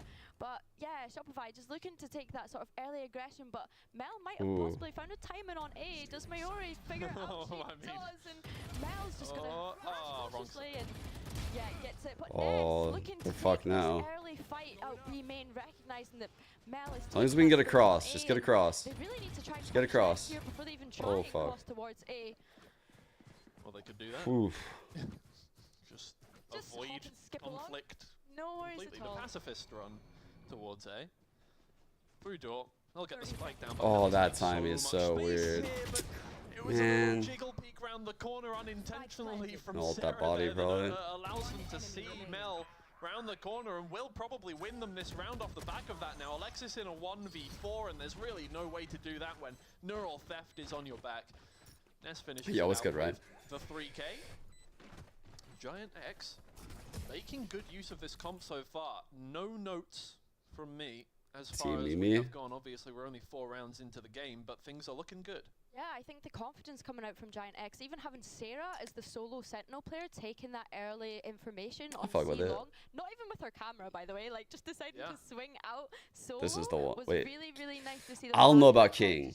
I'll know about King. This team is a world champion. Get them down whatsoever. They're going into this one really strong so far, and it's actually forced Shopify Rebellion onto a light buy now. I mean, if nothing else, with this composition, with 4 duelists, 1 Cypher, Where's the you're going one? to be looking at it like, hey, we can do whatever we want, because if we lose a player, we don't lose insane amounts of utility anyway. Precisely. Yo, Cooper. And that's, 9 months. you know, My not losing a goat. controller who has 3 Thank you, smokes, thank you. that they can throw down. What? Shopify Rebellion doing really well, though. Start of the round to soak up pressure. They'll head back towards A here, where only Smurfette is waiting. The primary duelist of Giant X, usually playing on that duelist role, is going to be pushed back to back of sight and all the way up into heaven as well. What a read. What a read. Will be able to catch Oh my god, Sarah's timing. and make sure she does not get out of there without taking her own life. 140. For Giant X, the 3 versus 4, and they need to try and retake this one. The tether is so important Nice there play. from Alexis. She'll finish it off with the Ghost, knowing that Sarah is down to low HP off the back of that, and it is just Ness left. Definitely clutchable, Damn, but Alexis. not if Alexis jumps around the corner. Mac 5 with a Ghost in hand takes off her head. Shopify Rebellion bring things back a little bit. Yeah, and that was just a really nice reaction from Shopify Rebellion that round as well. Noticing that, Carmen Court? I'm way past in the previous map.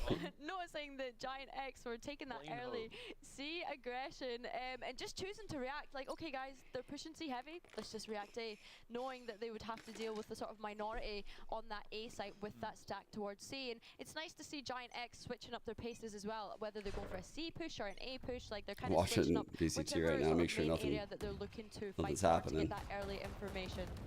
Once again, Cypher taking Quad push A again. Is that Paper X style? Or I'm sorry. It is Paper X, but it's also SMG. I meant to say SMG. Giant X make real good use of it there. Miori takes down 3 with the Guardian. 1 assisted from Ness as well. Bro, this style's actually working against On us. her lonesome. Bring them down. But look at the position. Already used. Left it in a 1v1 here. Miori has not run forward and picked up a Vandal either, so staying with the Guardian in this fight, and it will aid her well. The 4K for Miori here on the A push from Giant X. And that's what you got to do with this comp. Fuck. Run head Chat. first into them. Fuck, please. And if you're with Give me the fight, positive you win the affirmations fight. or something. Really no other way Say around positive it. It's a things. great Make me flash feel to start better. things off. It sets them off tempo completely, and they can't quite Oh, recover hey, love. any What's of up? I think what we need to point out as well that's really worth speaking about from that round in particular is the fact Say- that Alexis has used that fake You're going to the park? Say, go floor. onto the C site. She's invested Say, that ultimate go as well as the Shopify. fake onto C, but it doesn't even matter because Giant X have played so aggressively yippee. onto that A site there. Precisely, and once again it is going to be that A push. Good Out comes the satchel. showstopper, it's well placed, it takes out Florenzo, but there are trades back and forth all over the place. Why am I Alexis working finds still? one With the classic, two with the classic. Alexis has got 4 kills on gun rounds with pistols already in the first 6 rounds Playing with the of this badges. game, and it brings it to a 1v3, and Sarah Say, cannot good do round, anything girls. against Sarah. Wow, I feel like these rounds are Look just at getting 'em. quicker and quicker and Yeah, quicker. I mean, look, the name of the tournament is Red Bull Instalock, and the whole point is that we have rounds like this, and Kitty yet it cat? still doesn't come there a as any kitty less of a flashbang to my psyche. I think again as well, we've seen Mayuri invest that raise ult that round. So like an ult for an ult, you know, they used the fade on Shopify Rebellion previous round. Yeah. They used the raise one on that round just then, and none of them really finding a whole lot of impact. I mean, I think the raise ult could have gone big there, but I don't know what happened. Alexis give her a pistol and she just goes crazy apparently. Apparently, Smurfette looking for one. Jolina is there with the trade in the end, but the damage is done, and with the tether, out comes the boom bot. Jolina cannot get away even if she tried, but she's down on 1 HP, so it doesn't matter if you're... Well, I don't know exactly what the range is, but it's pretty fast doing damage with the boom bot there. Shopify Rebellion, still 2 ults to play within this round, 3 ults to play within this round. We really And need to now, win this half. with the spike Like- down, all of the time in the world in their We need hands. to win this Showstopper half. is utilized. Forrester's just going for it. Why not? Send that up. Missed. The door's right there. That's unfortunate. You know, it is what it is. -8. Let's just pretend we didn't see Yeah, it. All good. They'll still win the round, right? It's not like that's going to lose them the round. There's no way. That would never happen. That does not happen. Run it back is invested from Giant X. This could go very badly. Mel finds one, and things look like they're still in hand here for Shopify Rebellion. The half has been done by Ness, but she cannot get back. Oh, y'all to done? Okay. Damage control We're back. for Shopify Rebellion there. It was their round to lose. They didn't lose it. All is well in the world. I mean, perhaps a little bit of trolling there. We do a little bit. We do a little bit. I mean, it is the Instalock tournament. It would be rude not to. And if there was one person that was going to do it, of course, it was going to be You're not going to Floyd. come all the way here to London and not have a little bit of fun. Yeah, of course. It's the point, right? It's the whole point. Exactly. The whole point. So, not too much to read into. Of course, they did kind of force the Phoenix ult, run it back from Nest there to get back into the site. But other than that, I don't think there's too much to look into.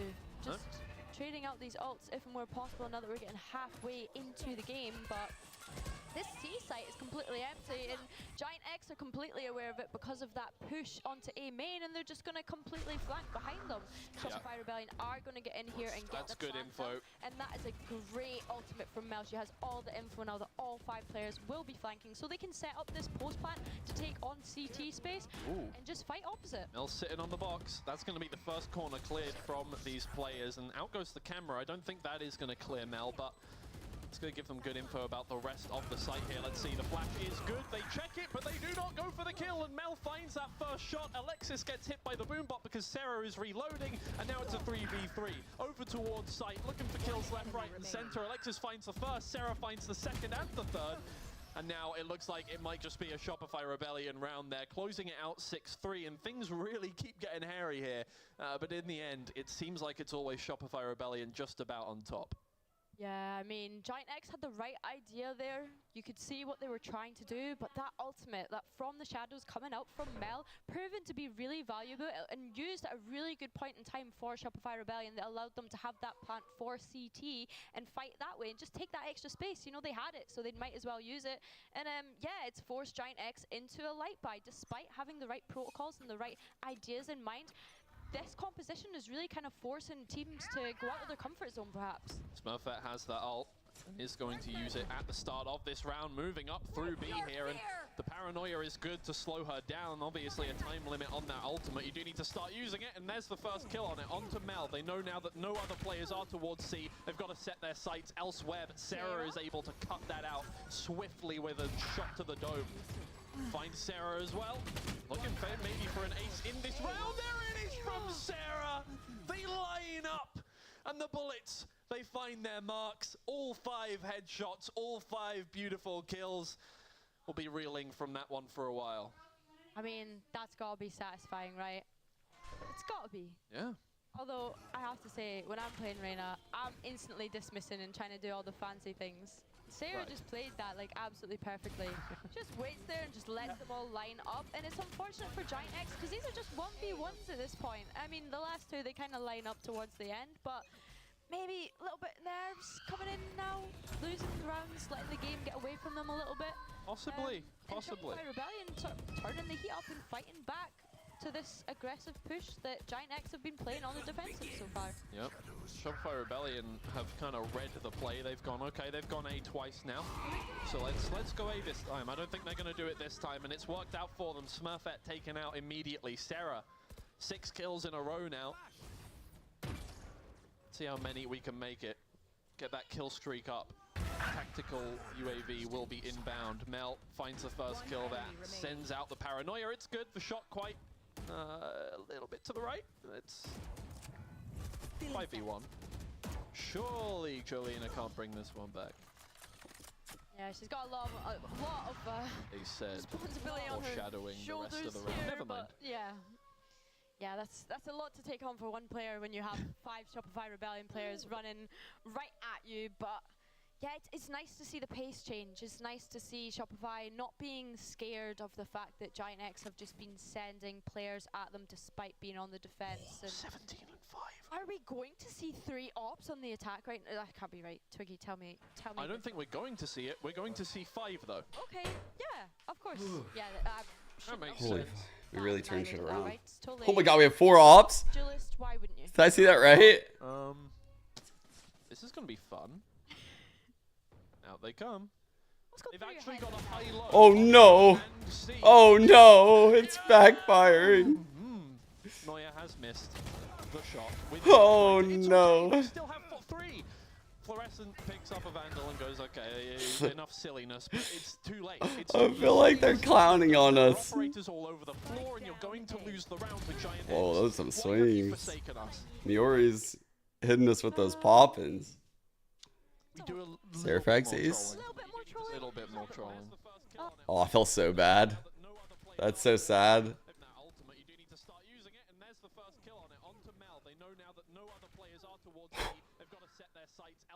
Holy. Peeker. Oh my god. Yo, actual duelist diff. Not even 4 of them could take her out. Holy. Okay. The question is, how are we going to do this right now? How are we going to do this? It's not time yet, but it's certainly getting there. Well, guys, it's not diabolical in the sense that it's horrific. It's crazy. Yes, diabolical is crazy in a good way. Anyway, just doing a little bit of translation for the Shopify Rebellion fans as we move on forward here. Sarah once again adding to that tally, looking to make it 20. Girl, just win the pistol. Taken out for her troubles, but has already taken down 2. And all of the Giant X players getting on the board pretty much. It is Fluorescent. 1 versus 3. We've seen her get a 1 versus 3 already here. The flick is so closer. Dude, that would have been fucking crazy. You're like, okay, it's not gonna. It is gonna happen. It's gonna happen. It didn't happen. It was close. She's just one of those players that just keeps you on the edge of your seat. Like, it's not over until it's over. As long as Fluorescent's in it, the round is not over. I mean, what is that? This flick is absolutely disgusting. And if Miori doesn't peek onto her there to trade those 2 kills, I worry for how that round is going to end up for Giant X. Yeah. Yeah. Yeah, most of this tournament, that has been me, speechless. So I feel so blessed that we've been able to do the Shopify Rebellion games. Like, and yeah, we every single team that's played this tournament so far, but this gameplay. I is hecking EMEA love this crafters, right? team. Like, yes. Right. 4 Giant X, all mounted. Nobody's looking behind them. Gotta They choose have my a title. cipher and nobody's. Okay. It was a classic. There's only so much you can do at that point in time. Neuer isn't able to find anything Trying to with just get the this Sheriff done really either. quick before And this Giant gets X will crazy move as now fuck. in towards C. Waiting at the door here is one of these players, and Alexis really consistent with the classic. Commendable. Okay. 2v5 though, Bulldog in hand, obviously doable, but armor on the side of Giant X, not on the side of Shopify Rebellion, makes that fight a lot more difficult. Alexis goes for the kill, it's not quite there. And Mel left to clean things up. 1 versus 4, classic in hand. The Carmine Core skin as a send-off, I feel like. I can't tell. I'm gonna choose to assume that's not toxic, and that's. Yeah, I would just. Sentinels versus MIBR, but something with a lot to prove, I think, for a team like Sentinels, because like the desk have been mentioned, We watch the pistol, we go back. It's actually gonna time so well. Oh fuck. Yeah, and it's a rough one for MIBR. This is super weak. Our teams are playing Live, go! Start the fucking pistol, go live! The bonus is about to start. Now that is tough. That's tough. That's like getting shoved in the locker, and then I mean, Energy's coming knocking for the lunch money after. That's when. But that's a rough one. On the other side of that, if you want to cope for MIBR, Sen might not be prepping as heavy for this game because they have to balance it out. Oh, okay, we got 13 seconds. Against EG. Triple stack from Sen here on the pistol. And they're not even going A. Oh, we got way more than 13 seconds. Bit of a tumble and a tussle maybe here with a Oh my god, yeah, because this is nothing. It's a big nothing burger. They're always a little risky because it relies on somebody taking contact on the defense side who could die early. FRZ is great with the shot. Oh, we've been seeing this cook. Just jiggling here the season. His hand actually misses, rebounds it back into him. Oh, hit the backboard. Quite good though. They don't commit the nade and the paranoia off the back immediately. Not wasting that utility. FRZ out there looking like the campaign on Tumbo. Just no, I'm not. No, I will not let that C's come kill me. Absolutely not. I'm gonna block that. He's watching at a slight and safe off angle. So come back here, try and play for that retake. We get a retake, 44 retake. Meanwhile, over here on this bonus, this very important bonus. Looks like Giant X are just going to take that. Things are not looking good. I am worried as fuck. We tried to troll with the ops, and now we're too silly. They just won the bonus on attack. It's not looking good. A little bit more palpable for them. Paranoia now finally gliding through.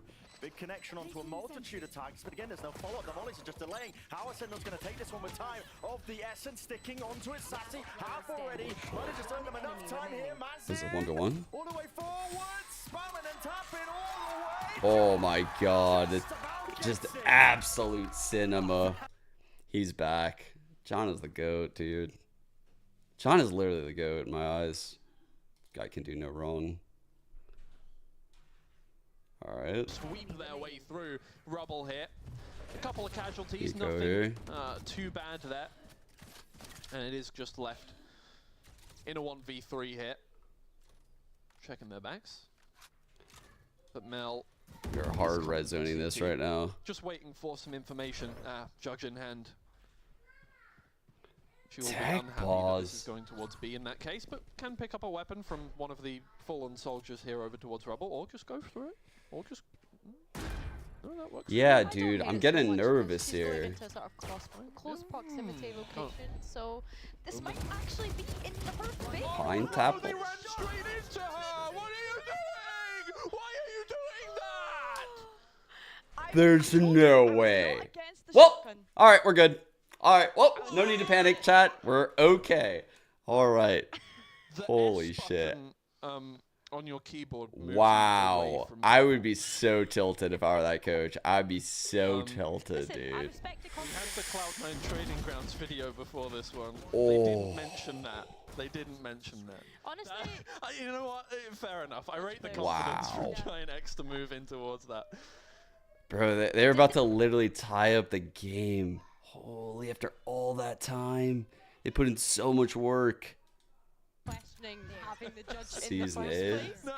No, and then it works. You know what? That's what I mean. I have been made a fool VCT of. still tech paused. FYI. As with every day of my life, I have been made a fool That's a of, really good and flash. I'm not mad about it. We get content. Oh my god. So what? We get content. So what? We see. The good bounce of footage. that song was terrible, but the idea of the Giant song was good. X, taking it in stride, at the very least. They have started out this round with a bang. 5 versus 3 now. And ultimately, Meanwhile, with Empress, Showstopper, Neural Theft. I love doing that. I love flexing my name of the abilities, my knowledge of the abilities names. But only agents before the release of Yoru. Spike down A. Because I don't remember. what are we yapping about right now? I don't know why you're admitting to that on cast right now, but you know what? Respect. Look, What the if fuck are I'm we nothing yapping if about? not an honest person. I admit to my flaws. Once again. What are they talking about? I'm so We've confused. just seen this in the previous rounds. Can she do I was it watching again? what was on my That's the screen, and I'm question like, what are that they lies talking on her about? She's not got a judge this time. She does It's going to make things significantly more difficult. Operator. Going to pick No, up I'm just the going op, to and save in it. fact, yeah, she is looking to save it here, and honestly, I don't hate it. Yeah, I feel like the Bro, universe is they're set up you and- really working us right now on this attack side. Like, nothing has really looked that good. We shouldn't have won the round we just won, and immediately we're just right back at it, you know? It's not a great sign. Meanwhile, on his own with the flash.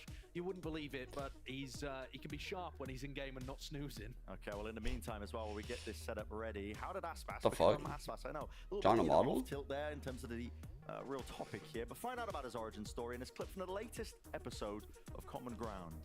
Fancy Fishy. Was that the transition for you? Like, did you get into gaming because your dad was gaming when you were a kid? Yeah, when I was 3 years old, I started playing with my dad. 3? so What crazy. game? I mean, what game are you playing at 3? Oh, it was CS 1.6. You were playing CS at a... No wonder. This makes so much more sense now.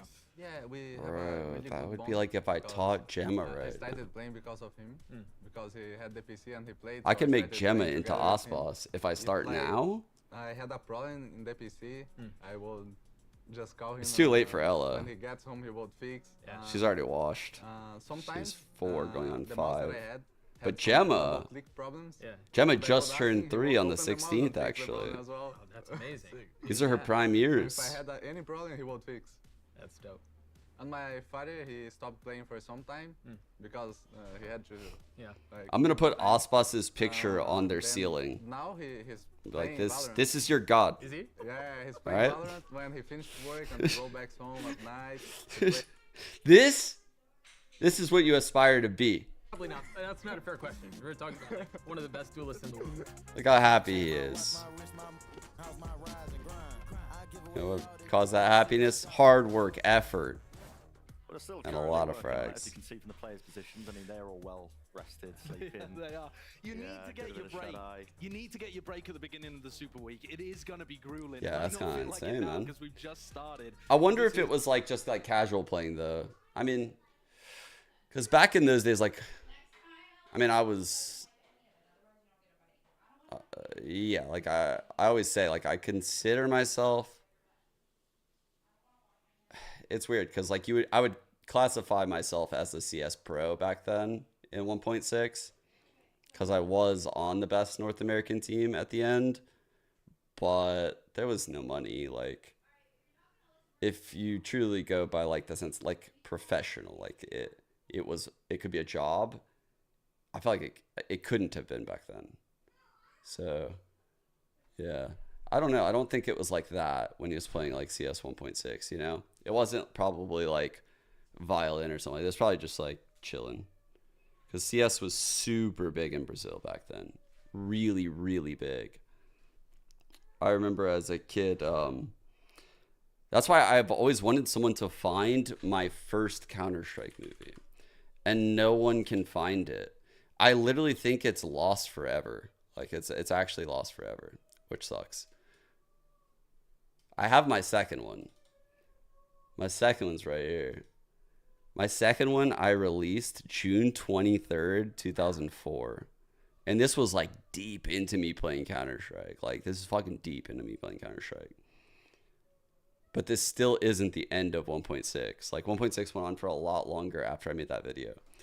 Holy fuck, I'm in the weeds. I am yapping. With an excellent makes it 3, and Alexis will close things out. Shopify Rebellion with an explosive retake. What am I doing? Yeah, I was a little bit cautious of them. Literally. I forgot there was another game. There, realizing that Fluorescent actually had her showstopper as well, and they just thought, no, it's alright. We'll Hold on. If We have go made a ours mistake. First, Oh, I was they just can't in a go fucking theirs. crazy yap. I was so like in my own head. Just thinking about the old days. Helping out the round As per usual. there? Yes, well. I mean, to be fair, taking a little bit of a backseat this map. Just a little bit. Yeah. I mean, she's still up there. Yeah. Noya Can't with believe the it was still tech paused. When I say backseat, referring to Fluorescent, I mean not Okay, being 30. let's get and this down. round. Yeah. Find you. No, but just even what I said previously, like Noya with this operator, we've seen her go crazy on the breeze on Jet with the operator. They're making it look like the Cypher's here alone. nice to see But they're her all active here. with it here. They wanted someone to shoot the trip. To hold that A main pressure, and it looks They as though really she's wanted going someone to shoot that for it as trip. well. Just funneling down, and she Nice gets shot. the first pick on Smurfette. That's a good idea when you know the other team has no controller. Entry into sight, and Maori looking to continue this pressure up here. Shopify Rebellion have the read and have started to come over towards A, but still they have that early pressure on C main that allows them to just be aware of this A push coming in now. Noya gets a second with the operator. Oh, almost the third. Sarah is able to make sure that does not happen, but Gainax only have 2 players remaining now, need to hit their shots, and there are the shots that they needed to hit. Mel once again in a clutch situation, and this time around we'll probably fancy her odds in this one, the 1 versus 2. With one player over Oh towards no, tree, they just jump threw to a spotting for the break. other on the spike. They threw to a break. Difficult to retake this one properly. Out goes the cam. Now you don't even That's need to not jump good. spot Jelena. Turning around that corner, Mel. Wow, dude, that's a big round. That's a really big round. These two just See a won. world in which Mel 10-10. pulled out the gun. Do we have money? Got the headshot, won the round, but it did not happen. It is 10-10 over here. Yes. No. Giantx doing really well just to Oh, that's not manage good. what is going on. I think, you know, there is a lot of chaos happening. If you know what IGL was before Cal, what does that? What does even IGL if it mean? is in your favor, What do you mean? know, even if the opposite team is doing things that don't necessarily favor them, I think sometimes it can actually be difficult to keep a level head and not get caught up in this whirlwind of weirdness that is going on. Yeah. Especially when you're running comps like these. I mean, yeah, the comps are weirdness in itself, but like Shopify Rebellion getting a taste for playing against more EMEA players, against more EMEA teams that maybe perhaps have different play styles to how they're Sarah. Oh no. in NA, but Noya going to be looking to get active this round again, unfortunately being shut down by Smurfette there, and looks as though Mel is playing in that same position that she's been notoriously playing in with the judge again. in hand. Could this be a wild Oh my god, nice shot. taken down, but Floor with the first shot with the second. Winnable now. Not quite. 2-on-2. Be coming in, and Smurfette Hit the again shot. getting Come on. active with those stuns Hop on in Neon there. like we wanted to see, and it does look Use to this be going on. in Giant X's favor this round. A good wall there. Surprised Neon she used in the this right there. composition, essentially On a the plant. controller, and really only one Oh, piece of fuck. util, so difficult to play with Oh my in god, that you're sense. insane, Alexis. You're insane. Holy shit, I can't believe she got the kill on the judge like that. Every single round coming down Oh to the my wire, god. it seems like.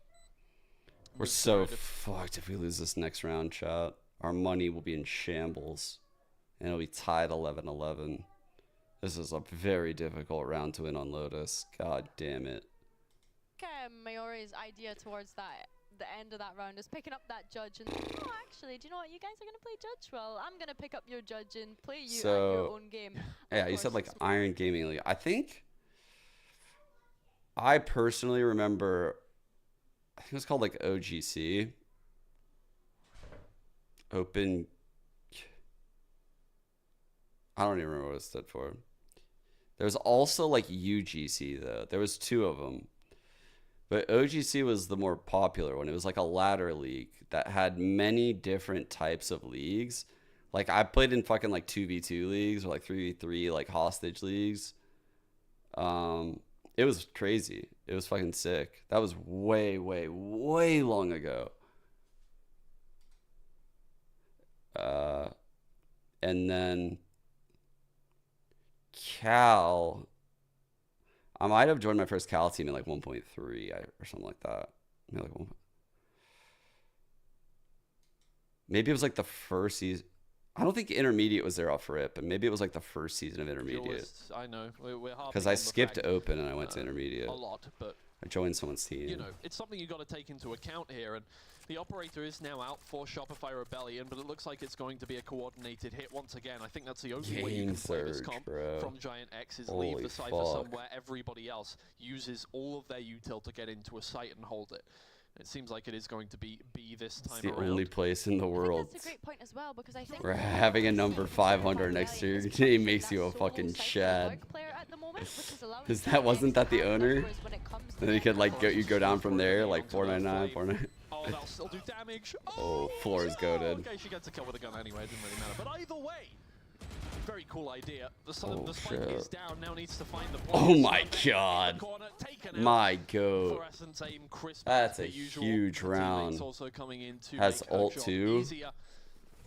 As the showstopper once again here for the final round, and also got a couple more ults coming up. Shopify Rebellion, I can't really tell if they always What was their control Cal and team? they I just might have gave played it it. away for a bit, or whether or not they have wrested back control now, because there was some silliness, and I don't Wasn't know how Jordan on that team like T-site? This shit is too easy. Shit is too easy. Yeah, T-site. There were some funny names back in the day. A-Push, Advanced Placement, US History. That was literally a fucking team playing in like semi-pro. Yeah. And that's no disrespect to how Giant X are playing. There was because I also think some that terrible they've been names playing that a really great attack didn't so far. age very well, I'll say that. So yeah, it's hard to say. That's good. Well, we'll see. Oh, what an ult. Showstopper once again for Restream. GG. Moves herself in with the satchel pack. Miori does not let What? her from getting the kill. What is that? Shroud? The pair that Shopify Rebellion won. What is that? Oh, okay. Chill. That was an insane transfer. Win Lotus. Holy I forgot shit. what map it is because my head is in space. Man. That was a good closeout by us. That was scary. That was very scary, actually. I felt like they could have won that. They probably should have won that. Low-key, they should have won that. They were outplaying us for a lot of that game, and we had some serious plays. All right. Now, yoink. There's more. Slightly. All right, we got more. Let's try another one. Here's our second. Okay, a little control room, a little bit cartography station. Oh, this is no, this is bind, I think. Icebox. You might be right that it's icebox. Fracture. It's either Fracture, Icebox, or Wait, Bind. It's one of half of the maps. It's one of the kingdom maps. I know that for sure. How could this be icebox? There's a little office I think in that's Icebox. icebox. Office? Yeah. Whoa. Holy. Do one of them have the answer? Oh, I want to. Can we get some Subway Surfers So, in there? okay, so we think it's icebox or bind. We're gonna have to commit to one of these. Wait, what is it? What is it? Look at the I sticker. think it's icebox. Isn't this where Cypher's hanging out? Wait, I'm trying to look. There's a mini map. What mini map is that? Had Cypher sitting there on the computer. Do you see it? Wait, that's not a Valorant map. That's not a Valorant. Yes. Leaked. They leaked a new map. That's crazy. Is this bind? No, wait. This is icebox because that's the Yoru like reveal thing in the top right monitor. Yeah. I'm You're owning. one-shotting every one of these. I'm gonna look like a fool if I'm wrong. All right, that's it. There are our guesses. Which map is it? We're zooming out. It's icebox. Okay, there you go. Fair Attack enough. respawn. The sticky notes sort of threw me for a loop there. All right, nicely done. We've got another one Pass here. over to you. Our third map. What do we think? Oh, I'm just realizing Uber's here. Fuck yeah. I'm so used to hearing him because he's been on Challengers. It's just like so natural to me. Top of the ceiling. Let's go. In the middle of the pillar. I just want him on the cast though.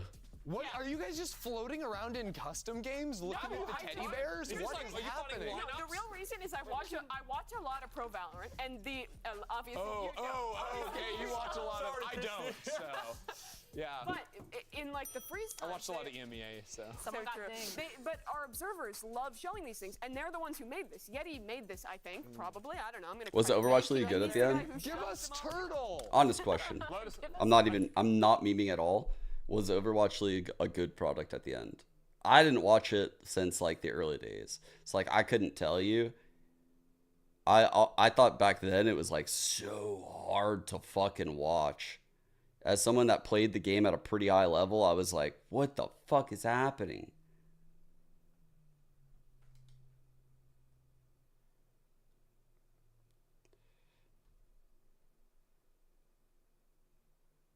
The talent was good, these pros not.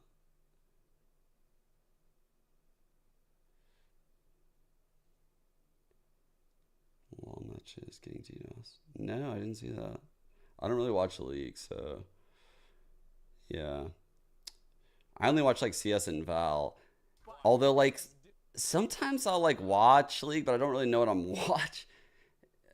Like I'll watch like the intro to League or something, you know, because it's crazy for like Worlds. And then I'll kind of like watch a little bit of the game, but I'll have to ask people like who the fuck is winning. After all these years.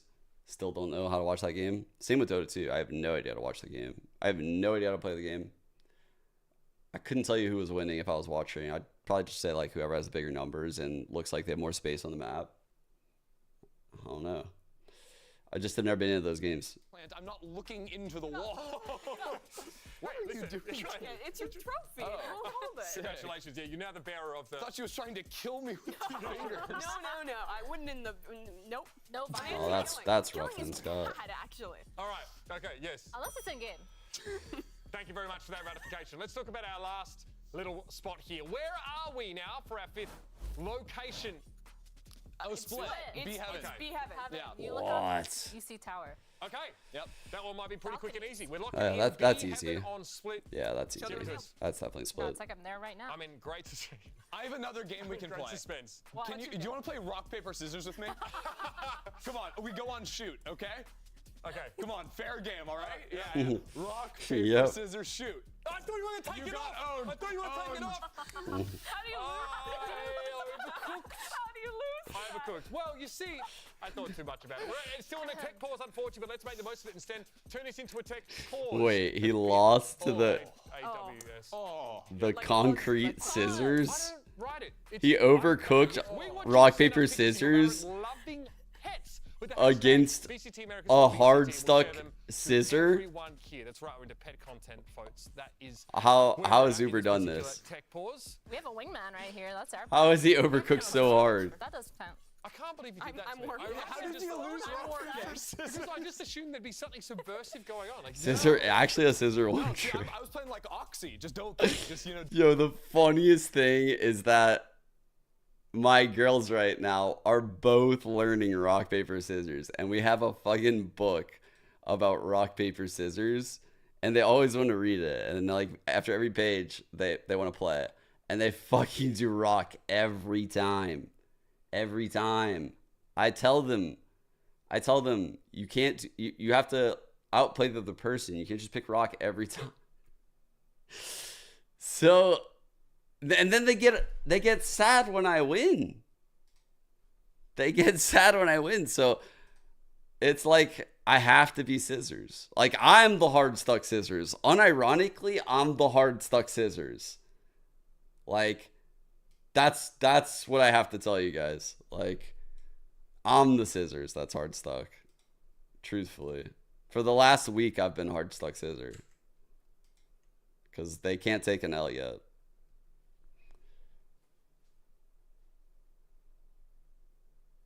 I try to give them the L every night, just so they get used to it, though. Just so you guys know. They ain't getting out scot-free. Oh, I put them in the dirt. No, actually, when I play Candyland against Ella, bro, I can't beat her. I can't beat her. I'm not joking. You would think the game is just random, and that I would win 50% of the time. I don't get it. My win rate must be like sub 10%. She's fucking schooling me. And I'm trying to teach her a lesson, but it's starting to get to the point where I might just have to cheat. I'm just kidding. Okay, we're finally back in this game. Holy shit. Only really available 4 minutes. Side, you've got a bit more extra pocket money to spend here. With Mazin getting caught onto the mid lurk early. Yeah, I'll be honest with you, Brent. Normally, this strategy, you want to be putting the player with the. I also play rifle Pretty that you Pretty force, Princess. in position to take the fights. And you don't really want to be losing players. I'm pretty goated. Artisan's good. He's been one of the best new additions to MIBR. He looks like he's got chances of taking them across the line in some big rounds. Just missing the timing, JCZ. Oh. Jumping up. It's the back of the cranium. 3v3 with Dog here. Now. Oh, man. In danger. Spray down with a Oh, we missed him. Oh, my God. Oh, fuck. That's so big. Let's go. No damage, really no harm into the round overall. So with 3 surviving and that rifle picked up as well, a tasty little upgrade courtesy of the opposite team. Yeah, and there's a big downside to going for this kind of thing. Whew. Especially when they're peaking at the beginning. I just don't really understand the way that FRZ and Mazine were playing that. When Artisan is actually the player that can make the difference. I can't believe Zelsis got 2 right there. So you come into the next round and MIBR are not Huge fail. Huge fail by MIBR to use Dog and Blind right there and like just whiff both, you know? Like credit to Zelsis for stepping up in that moment, but damn, that's a fail. Position, look at it. Huge. And there's Artisan, he had Good light read. armor. Nice use of the Outlaw right there. Full speed ahead though, with the door opening up, will force out that Util and that Prowler. Proactive by Sentinels. That was just to set Zekken up into this forward position. Look at him. Sat there with the Damn, this is judge. a hard He can turn read. them into mincemeat. He looks a bit far though, yeah? Or goes down to a wide face. It's wide enough. Wow, he wasn't really that, I guess, nah, he left him at 17, A little dude. bit of a gamble involved there for sure. Jesus. Not That'll bad pretty damage, much to be honest tap with you, out the because heal. Again, even though FRZ's been healed up, he dies to 1 shot from 10s. And it makes it much easier for John QD and Sassy to get the kills too. This is nice though. That deep Pressure alarm towards bot the alarm finally as got they start to broken. work their way in on So A. now they're finally gonna have to respect something going on at C. One getting broken though. This is pressure on 2 fronts here by MBR. You see a lot of teams using this smoke for this exact reason, right? You walk by this turret, they can't really do much about it unless they're playing at Ben. And now, chance and opportunity. It Look at this. keeps everything in front of you as you enter. Wow, what a lurk. Correctly and precisely the right moment. The problem is for Sen, is that a lurker? Is Could that be the spread full too hit? thin Was it though. a fake? Honestly, Mazine just playing a very aggressive MIBR could be lurker vibe, but overcooking they're this shit. unsure. They don't know where to commit right now. There's only 13 seconds left, pushing through the smoke. I mean, this is taking that fight straight to them and an open A side. That has sown enough, at least chaos there, into the mix of the round. The black ring in Pretty Pretty Princess. The stinger shot to the head. Bro, that's... He's still alive Yeah, and kicking though, and he is causing all sorts of the girls aren't a distractions. fan of the black ring. Leave it to 10 on the I bonus. just got them around to wearing Know that where all shit. of these players are. Single shot, there we go. Straight to the chest. One more in the chamber. Oh, fuck, he hit him. Full armor just saving the day there from Huge Mazine. round by 1v2. Tenzo. And potential chances here for Sassy, but time running short. You can start to hear it ticking and ticking away. Gotta get a move on here. Oh, if you want Sassy must any be sort sick, of yeah? chance. Last one. Unspotted. Tap. Oh, Forces what? it forward, None of those but here bullets it hit is. him. MIBR.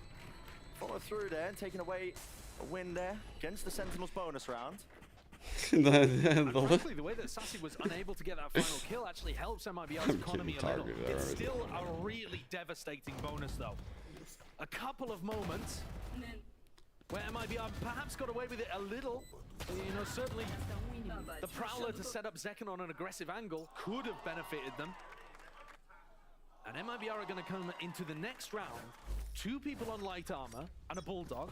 Tens has another Outlaw. Really prioritizing it. Good job by the lurk to immediately break that haunt. Out towards A rubble. They want control of this area. You want your lurk to do this, like look big but not die, right?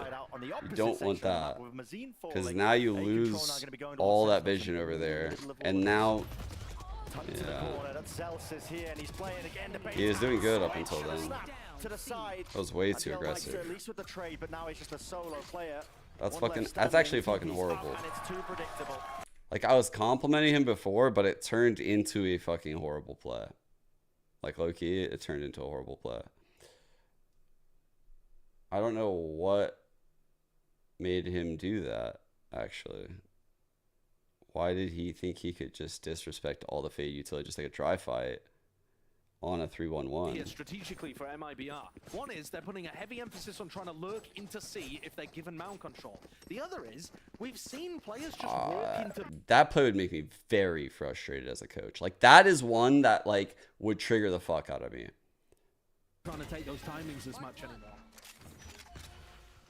Because I perceive that as, like, a very selfish play from a pro player.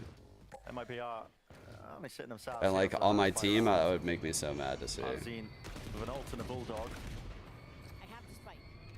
Real tools at their disposal. Because just because of the importance of that particular fucking round, like, man, that particular round was super important. Like, that was the money reset round for both teams. And to take that fight as the opening engagement in that way is just outrageous, dude. Like, I would make me livid as the coach. Identified in their match against Lev. Dropped down to 10 HP again there for Llama. He had Sheriff full armor here? Been using the outlaw. It doesn't seem like a bad idea to go for it. Here. Am I hating? Now we're going to be sending I don't want to be a hater. all their players out towards C. Haven't actually got rid of any of this setup. The Nano Swarms, significant amount of damage there, but just offering the upgrade now with the kill. Found. 30 seconds 4v5. That will go down. Ooh, good nade. Yes, it will. Might be a kill though. Wow. Yes, with the util flushing RGL. They're so low. Straight to the rifle fire. I hope. Oh no, I was gonna say I hope he doesn't use it, and he used it. That he literally beat me to it. Oh my god. I don't even want you guys to win. It just hurts my eyes. Of course, that noise was made a little bit earlier and prior. Haunt taken care of, but not enough there. Can't level the Oh my. So Sentinels, a really good win for them. I'm just trying to save fucking Fraud's feelings right now, man, because he's a good person to me. What the fuck are they doing? Bro. When I was about to say, I hope he doesn't use the ult, and he fire in the hole, like, as I'm about to say it, I was like, bro. You gotta be fucking kidding me, man. Look at your HPs. You have no satchels. What are you fucking thinking? This guy thinks he's literally him. Like, that is outrageous. Everyone on this team thinks they're fucking MJ. They're all just trying to make hero plays. Holy fuck, I'm so irate all of a sudden. What's happened? I really don't care. I want Sentinels to win. I actually picked Sentinels. Why am I defending myself? That's actually a really good cosplay. Holy fuck.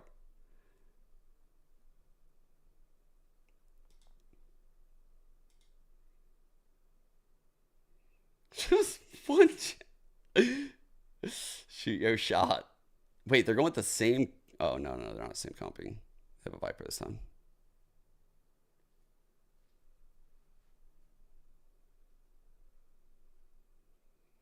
Dude, yeah, it was a zoning ult on a 4-on-4 eco round with like 3 people at like red HP. And he had no satchels to get distance or height on that showstopper. Bro, like, that was a horrible choice, guys. Like, that's why I mean, like, just look at contextually. Like, if you said you were in like a 4-on-4 Lotus C site with no other info, you would say, okay, yeah, use the result. But a pro player should use all of the info. And all of the info said that was a terrible fucking result. That was a horrible result. God, that was so frustrating to see, man. Been hyping this team up. I only get this mad when I hype teams up. It's like when they let me fucking down. Okay. And honestly, Here. I respect that. I respect it, absolutely. We are 1 minute and 10 seconds into this round, and our first shot has been fired. Mel finds the first kill. Jelena is there with the trade and a second. Bro, we can't win a little pistol, bonus by the way. goodie bag for you as you enter towards the B site now, and it's a 3v4. Shopify Rebellion have seen themselves in this kind of situation, being one player down so Crazy, many we gotta times in this reach. competition. It has not mattered once. Well, maybe once. I don't know. You're gonna have to They're check gonna the win stats pistol. on that one. That's not my job. That's the desk's job. Yoru able to make it a 2v4 though. And this might be where the breach comes in handy. Retakes is going to be the name of the game. Jover.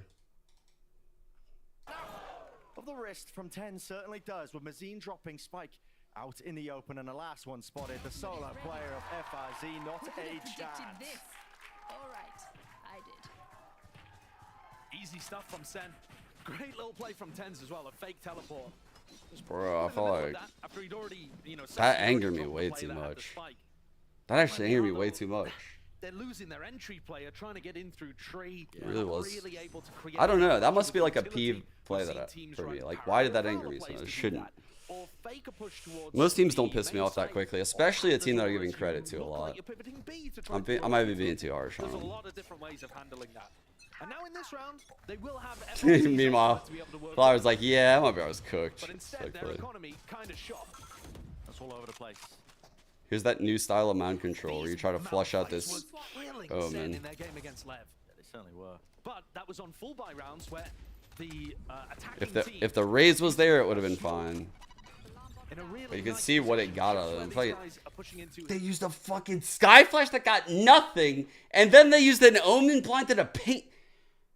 I'm gonna fucking punch my monitor. It's an incredibly meta smoke to throw right now.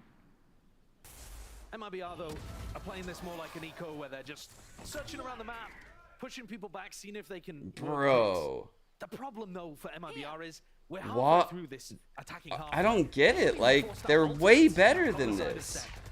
They're way better than this. Like, I promise you, they're way better. They showed it at kickoff. There's no way they're worse. There's no risk of losing any of the economy, and looks like losing any fights either. Like, they're beating themselves right now. They're beating themselves. Very careful up against the better weaponry. But there's Fluorescent with Sentinel's obviously a great team, but NBR is really not showing up. just can't counter out. What is that shot? That's a third. Then again, they didn't really play a team of Sentinel's caliber, I don't It's think. right on top of Jalena's head. She's going to have to run right around that corner, getting chased down, but players are there for a Ooh. bodyguarding. Smurfette finds two, but Mel is able to get the trade. And suddenly, Giant X not in the driver's seat anymore. Bulldog remaining for Jalena. Doesn't know if she can get the spike down yet, though. I like It's a the safe regroup position, right here. and you're still checking all your angles to try and make sure you're not going to be Oh, caught she's off in guard big by trouble. the Shopify Rebellion players. Where is Jalena She going? The should site not be is doing on the this. way. Okay, yeah, that's correct. Why is she playing the open? Oh, Neuer's gone in. There it is. She misplayed that bad. She misplayed that real bad. Holy. For the attack side teams usually. Why am I being so critical? I feel like every round I'm being so negative right now, but there's so many fuck ups. They're willing to give C mount control, expecting FRZ to use his over in that direction. Probably going to be used in response to that, but here we go. I try to point out the good things. Holding on to the paranoia, using a horn, couple of bullets spraying through. A nice additional layer to the protocol there from Sen. Tens doesn't commit the paranoia unless there's noise. TP. Even after the Prowler catches contact. That was really good, actually. That was good by both sides. Flushing him out like that with util. They didn't use too much. They only used paint shells. This guy still has dog. Okay. They can dog through C here. One of the issues is Sen up big ults to try to re-clear out. They need a lockdown. They need a lockdown. You need to run, Killjoy. You need to fucking run. Okay. We're lucky as fuck. Firing up top there, that will remove the pit. Now Celsius is in a bit of danger here. Bullets going flying. FRZ. This is a has great its lockdown. Nightfall on top of it with the pit. It is a collection, cacophony of ultimates, all offloaded here. Showstopper on top of it. And who will be the winner? Who will be the victor? It's Chaos thrown into the mix. And it feels like it's all Oh shit. Oh my god. 2 versus 2. Spike is down. Paranoia. Flying, gliding here, dropping down into main. Got to try and defend their positions and stop them from one molly on this KJ. Position. FRZ holding it down inside of the smoke, and it leaves it to Celsi. Oh, I got the in that nano. 1v2. 1v1 still now being found here, but here it is. Getting the time ticking. Tap onto it, seeing if he can at least force that position out wide, but he doesn't have a clue where FRZ is, and the reposition is immaculate. So the second one on the board here Okay. for MIBR. That was a much better round from MIBR. And even then, there was definitely Cacophony an is opportunity fucking for it to great slip word, away jeez. for them. credit to MIBR. Their understanding of what was happening here was lovely. That kill, bonkers, onto John Cutie. I mean, off sound cues or what? Yeah, I don't know. But the pit that Mazine goes for allows them to challenge the Yeah. lockdown. It's just that Zelsis ran in and killed the bike. Oh, I'm far So behind. Mazine ended up falling as well, using the Which one am I Vital behind stages on, you think? lockdown to create pressure on Sen and putting it into a winnable scenario. Now there's another issue.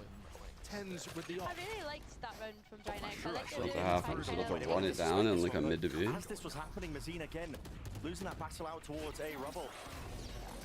Feeling like he has to overexert himself ever so slightly, maybe. Connection there from Trailblazer. Will it signal the go button? Yes, it will. But if he blinds it up, That's sick. He did a great job of stepping forward in that spot. MIBR don't seem to. They did a great job of stalling out with snake bites, yeah. They should be. Because Sen have got the follow-up every time behind it. Mazine's died on these aggro lurks a little too much. MIBR not waiting for the main portion of their fight to cause a distraction before getting the lurk in. What a shot. And it's just a catastrophe. Every block falling. As MIBR capitulate.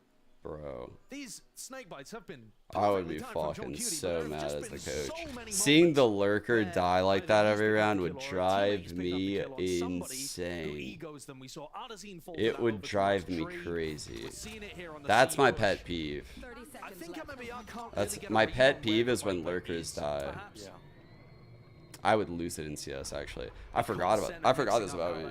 Yeah, because in CS obviously there's no like trips and shit, so you'd 1-3-1 often. Ego check through with the decay and the snake bites. And that's going to work against worse teams. If you try to. That's why I loved playing with Hiko, because Hiko would never die, and I could always rely on him as my lurker to be alive in the late round. Holy fuck, that util was perfect.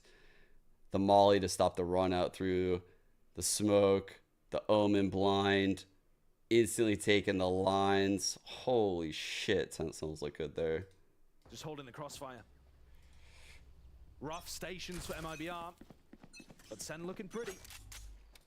Round 10 with the money not good. Horn doesn't get broken.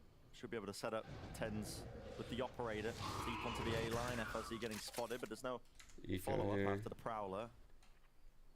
And I like the fact that MIBR initially, have more. because of perhaps not paying for the big names that our other teammates have, you know, Sarah playing for G2, Ness, and Ooh. playing for Gilden. Good Lear. Sorry. It's a whole bloodbath. No, do you know what the point Bro, doesn't she even got the matter orb because first, but we're taking the dark. Nothing even happened. I just interrupted you for no reason. That's wild. I fuck. suck anyway. But Fluorescent is taken down in the end. Smurfette will find two. In they move. Giant X. Cover going out. Definitely good in the first half of each round, right? They're getting onto site really nicely. They're getting opening frags really nicely.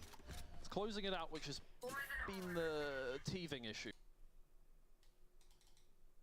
Goes down here, dropping a snake bite though. They can't really cross the line of scrimmage. Second one now, offloaded. And the swarm dealt with, so John QT can still hold his ground, and it's just ring around the roses. I mean, desperation is the way I would call it. With only 25 seconds left, they don't know which way to end. No, but they've dragged out both snake bites and the C's, so MIBR can get in a lot more easily now. Shots aren't necessarily clean here. Showstopper. The fuse run out. It is buying them that crucial time. Oh. Rocket doesn't collect a kill. Oh my god. They think it's clear. John QT. He will I think I've seen that happen twice this week. through now as the door rotates. Player position scattered into the post plant. Yeah, post plant lineups though They're as well doing- from they're Mazine doing the and Larry FRZ. setup. And this is how Sen play their post plants here too. Oh, this is beautiful, but it's also oh, okay, never mind. When will Sen get a bit of a Might read have to on play this one up. here, because time is going to start to run short. Here it is, snake bite, Sen flying. Yes, the kills are being collected. Sassy Oh my onto the god. fuse, sticking it all the way. Where's the lineup landing? It missed. Onto the ceiling. Maybe just in feeling a bit rushed and panicked, I suppose, into the round, but that was one of their best chances to get a win. Yeah, to be honest, you normally see those clutches happening with a nano swarm lineup anyway. I feel like not a Mazine's snake bite. having There's really not enough off kill pressure game. there most of the time. But you see the desperation that's creeping into MIBR's play. They're in a 5v5, It's normally pretty and they solid. choose to use the showstopper just to kind of keep the flood defending back. Yeah. Did they have a chance? Yeah, but not a large one of making that round work. heavy rubble fight here for Sen. Sees nade looked pretty good. Yeah. That shit looked fire. Okay. Wow. Sentinels are the ones who are entirely favored. Ooh, not looking good here from IPR.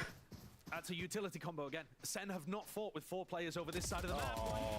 And they MIB are certainly not expecting Celsius to be tucked under mount. I haven't seen a team get spanked like this on Sen Lotus are in a really minute. mixing up their defense side. They haven't gone for a heavy Teams can normally kind of hang. Wow. Playing with your food, perhaps? Oh. Getting fancy with it at least. Spend everything. We keep nothing. Tens and Zekken both got shut down in the game against Leviathan. They weren't really able Like to the have that same approaches from MIBR are very strong uninspiring. as you said earlier, Brent, pushed them into the locker and stole their lunch money. And now they've come back. You know, like Basically, hurt people. Yeah, they do. Like just like how they're approaching these fights, it's like so all in. Like what kind of Lotus game have you seen from a tier 1 team that's so all in like this every single round? There's no pivoting in the mid round and like a 5-on-5 where they just like have control over key areas of the map. It never feels like they're in control of a round. And this does feel very much just like an all. Which was like the opposite of what I was saying about them at kickoff. Like what the fuck happened? Interesting and unorthodox.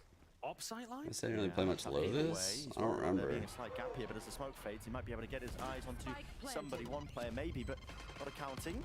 The close corner, pushing him. Uh-oh. Hello, with the rocket at the feet, and Anderson dealt with RGL. Quick to take up that space once more, and a deep flank all the way wrapped around. That's going to be causing distractions here. Paranoia flying through, blinded up. Kills need to be found here in a 3 versus 3, making a 3 versus 2. That might be Shells. trying to withstand this one. They are still in the post plant. Maybe there are still chances for them here in the post plant position with this door. Snake bite, Nana swarms. So now they know the rough positions of both players. They do. Maybe enough time pressure could be purchased. Spamming through half already. Purchased and bought. Maybe the backup plan. Zekken brought down. So, all right, well, 9-3 will be that final curse activated. scoreline.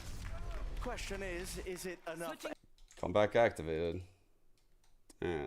Now that it's not,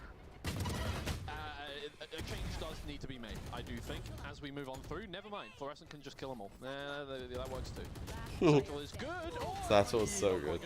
Oh. What? It's like we're almost getting carried away with ourselves there, Mel. That is a millimeter away from the most insane flick we've ever seen in our lives. Yeah, that was scary. I saw somebody out of the edge of my Aegon by AOC screen at 360 hertz and 1 millisecond response time, and I flicked to their head. The next content piece from Shopify Rebellion. Dude, that half was hard to watch.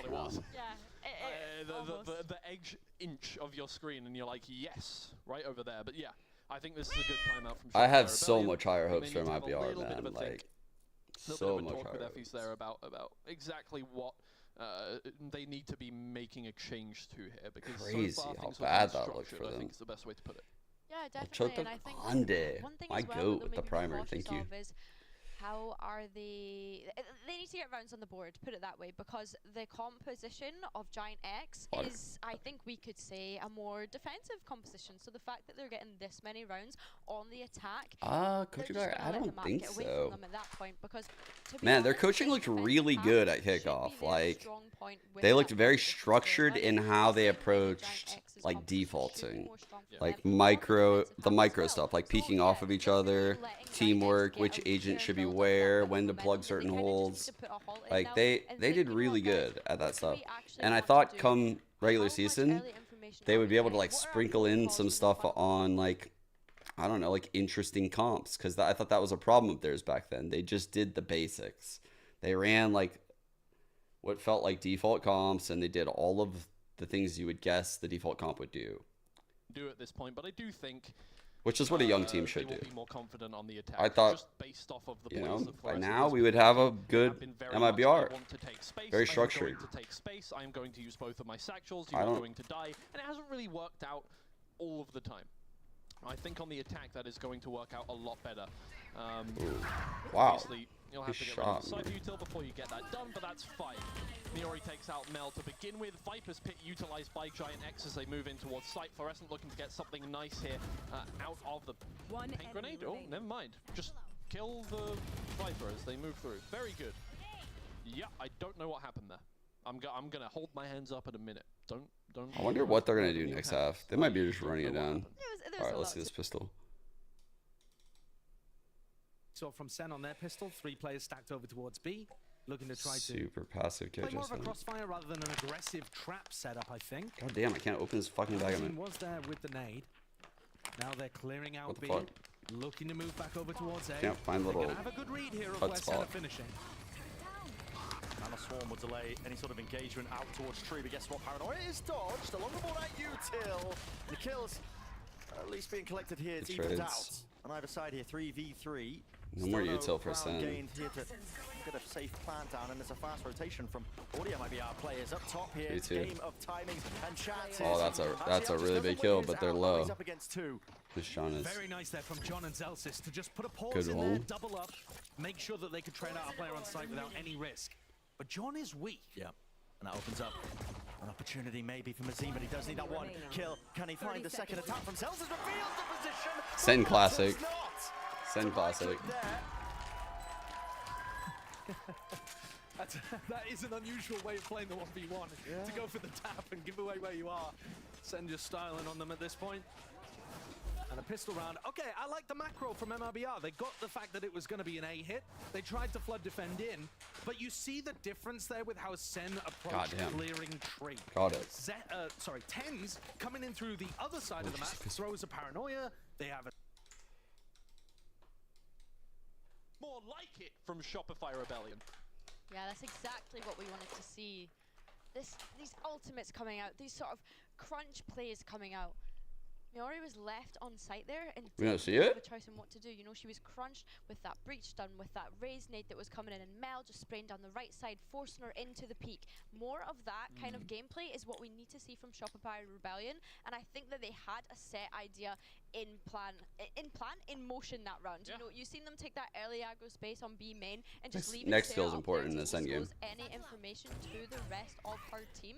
Yeah. It was lovely. Oh, here it is again. Fluorescent has used the ultimate. Hold on. Hold. Use. No, okay. Oh. Unlucky. Not much you can do about that. But I know elsewhere, Alexis has taken out Smurfette, and that is a lot of the punch that Big lurk out there right now. pack in their attack taken away. And so they're going to have to rethink this. Obviously, Ness has made space over towards A. Not blind Has him. set up a full setup. She's got the interior design going. All of the Dude, frills that you might want. I really want on to. your A side. All right, that'll do it. Yeah. Set up a couch, set up a TV. It's like waiting for Sentinels to get the next kill that round. They just She's like, refuse hey guys, to. come over here. Come over. We can. I just moved house. I have moved to A on Sunset. Oh wow, what a whip! Everybody will come and join, and it's working out quite well for them. Although it is a 2v2 now, and Neuer has an operator, so you can never count them out. It is just Sarah left. She didn't even use a for trip. Giant X, trying to make this one 7. Twiggy. Yeah, that is not in a nice place. They know exactly where Sarah is. She's just Nice going to walk shot. on out of it. It was never in her favor. It's a 6-6. Alrighty. MRBR have a chance. Now we watch to Sen make close out something map well 1. happen. It's just not theirs. No. It's really not. A lot of rifles online here for Sen. Clean move. Oh from fuck! second. What is He that, saw man? him Just over that. Understands the angle even though it What? starts off, just spraying down. Position that players do like to play. Hello. That was Game without a doubt, crazy. But it is traded through. Hop in. Ooh. And that's a bit of disrespect, isn't it? Tens. I actually like that double phase. Unlikely contender. I thought that was all but he does time. eventually take it himself. Yeah, we're getting the sloppiness in here now. Oh, yeah. Sen want to finish it out, you can tell. But they found themselves in a 2v2. Health disadvantage. I was cool with that, by the way. No plant down just yet. Snake bite. Elsis is low. He's going to be forced wide. Yeah, he's going to go down Good to it. in molly. fact. Really good molly. Pick your poison in that spot. The post plant though, Tens can play this position. He just needs to isolate these fights. He's so fast. Oh my god.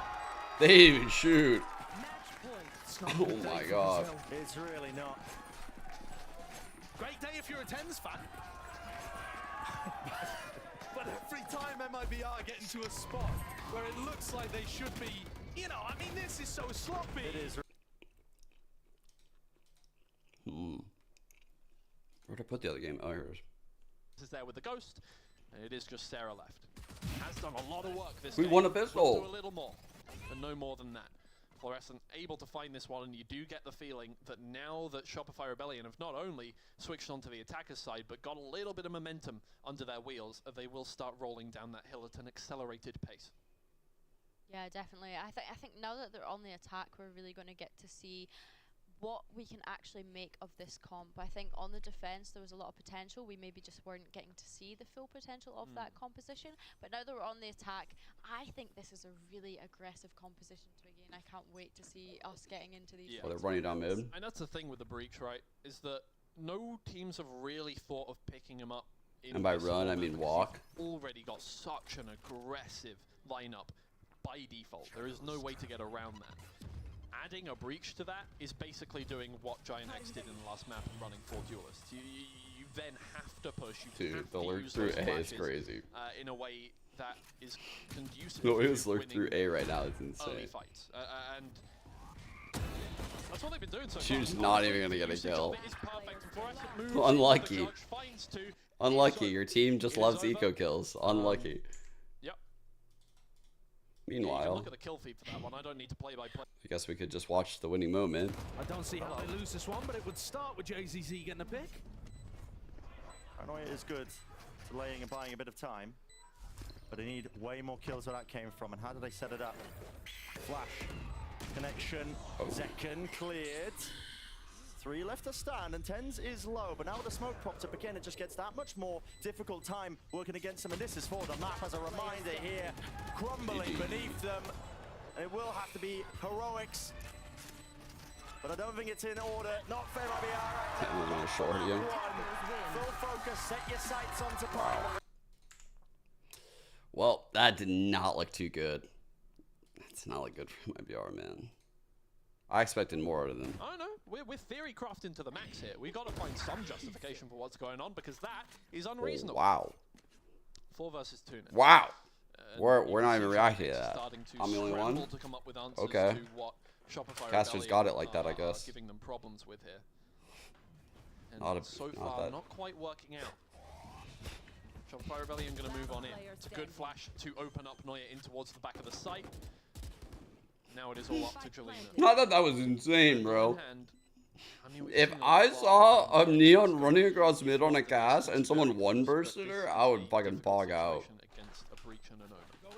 It is a big ask, but That kill's hard as fuck. That kill's so hard. She is the most clutch player in EMEA. 45% clutch rating, by the way. Damn, your iPad is stacked with. Wow. So if there's one person to do it, it's unfortunately not Jelena No, today. it's not. You know, she is against Make that 44%. against an NA team. I don't think it counts. It's fine. Oh, I see. Drag pause was longer than the game. It's all good. It's all a good way of looking at it. It's not an official. I don't care. Might be, actually. But it hurts the ego. The numbers could literally be close. And for Giant X, what may hurt the soul further is that they are running 4 sheriffs in this round. 1 Marshal. Nope.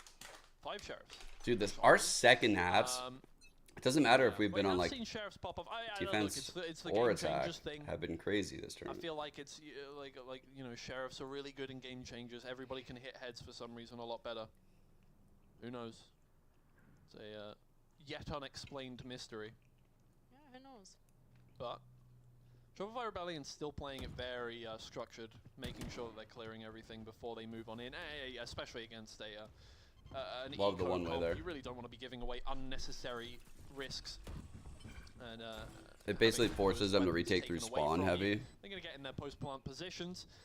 And for Then Giant you X, you get do the a late feeling one-way this is gonna be a little bit spawn. explosive, but it's going to have to be really impressive. You Omen blind when they use the PC util to cross it. This is why I call washing util, by the way. Whenever you hear me say like washing util. Is thrown out, which is a significant piece of utility taken away from the Shopify Rebellion side as they move in. So trades are coming on through, and this is good for Giant X so far. Can they hit the shots they need? There's one, there's 2. Sarah has done massive amounts of work, but out comes that, you know. Great job, floor. I was going to say. Good shit. Yes.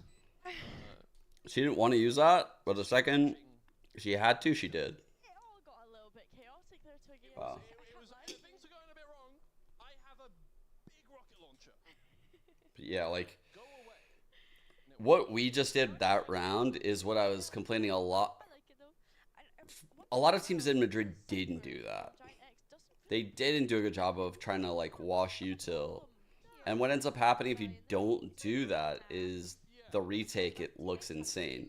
So that's why we even got those replays of just like majestic fucking retakes on the overview where it just looks like there's nothing you can do. Like the reason why there's nothing you can do is because you've done nothing to bleed out the util. And it's very easy to practice what they're doing in a server. So you have to disrupt that. And the way to disrupt is by, instead of flat smoking this, you could one-way this. So they have to use a piece of util to get past your one-way.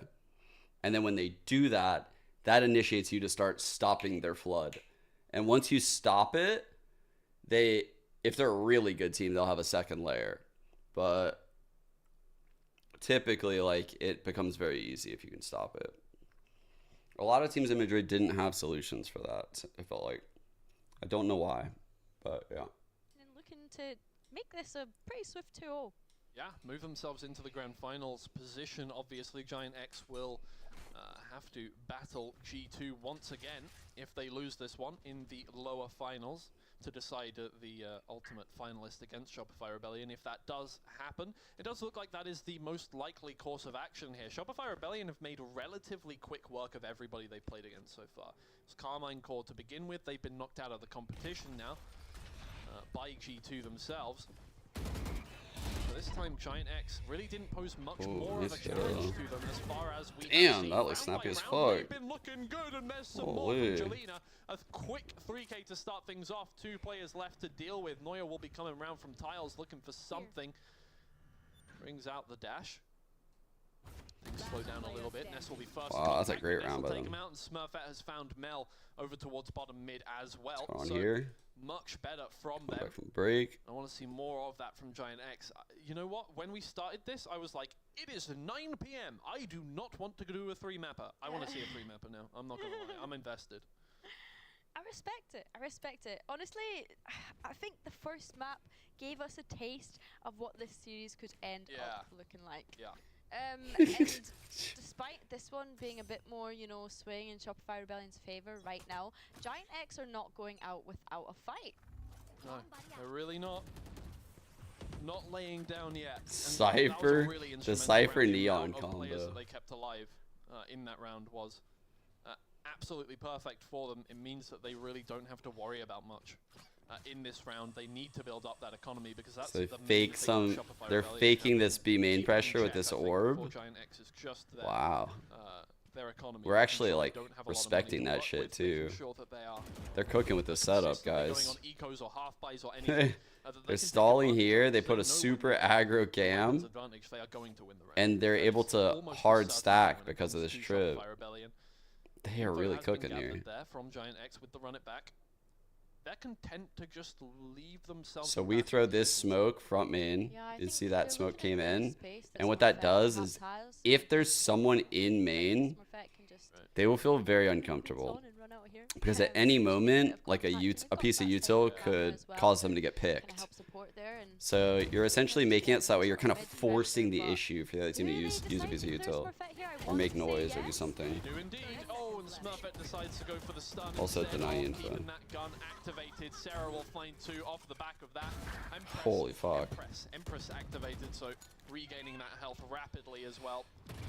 The rest will help in clearing the back of sight. Sarah has been in great form today. There's only 1 player left to deal with. 13 seconds left on the timer. If she stops the block from happening, ooh, anything could happen there. But Sarah is able to find that final kill, making full use of the Empress.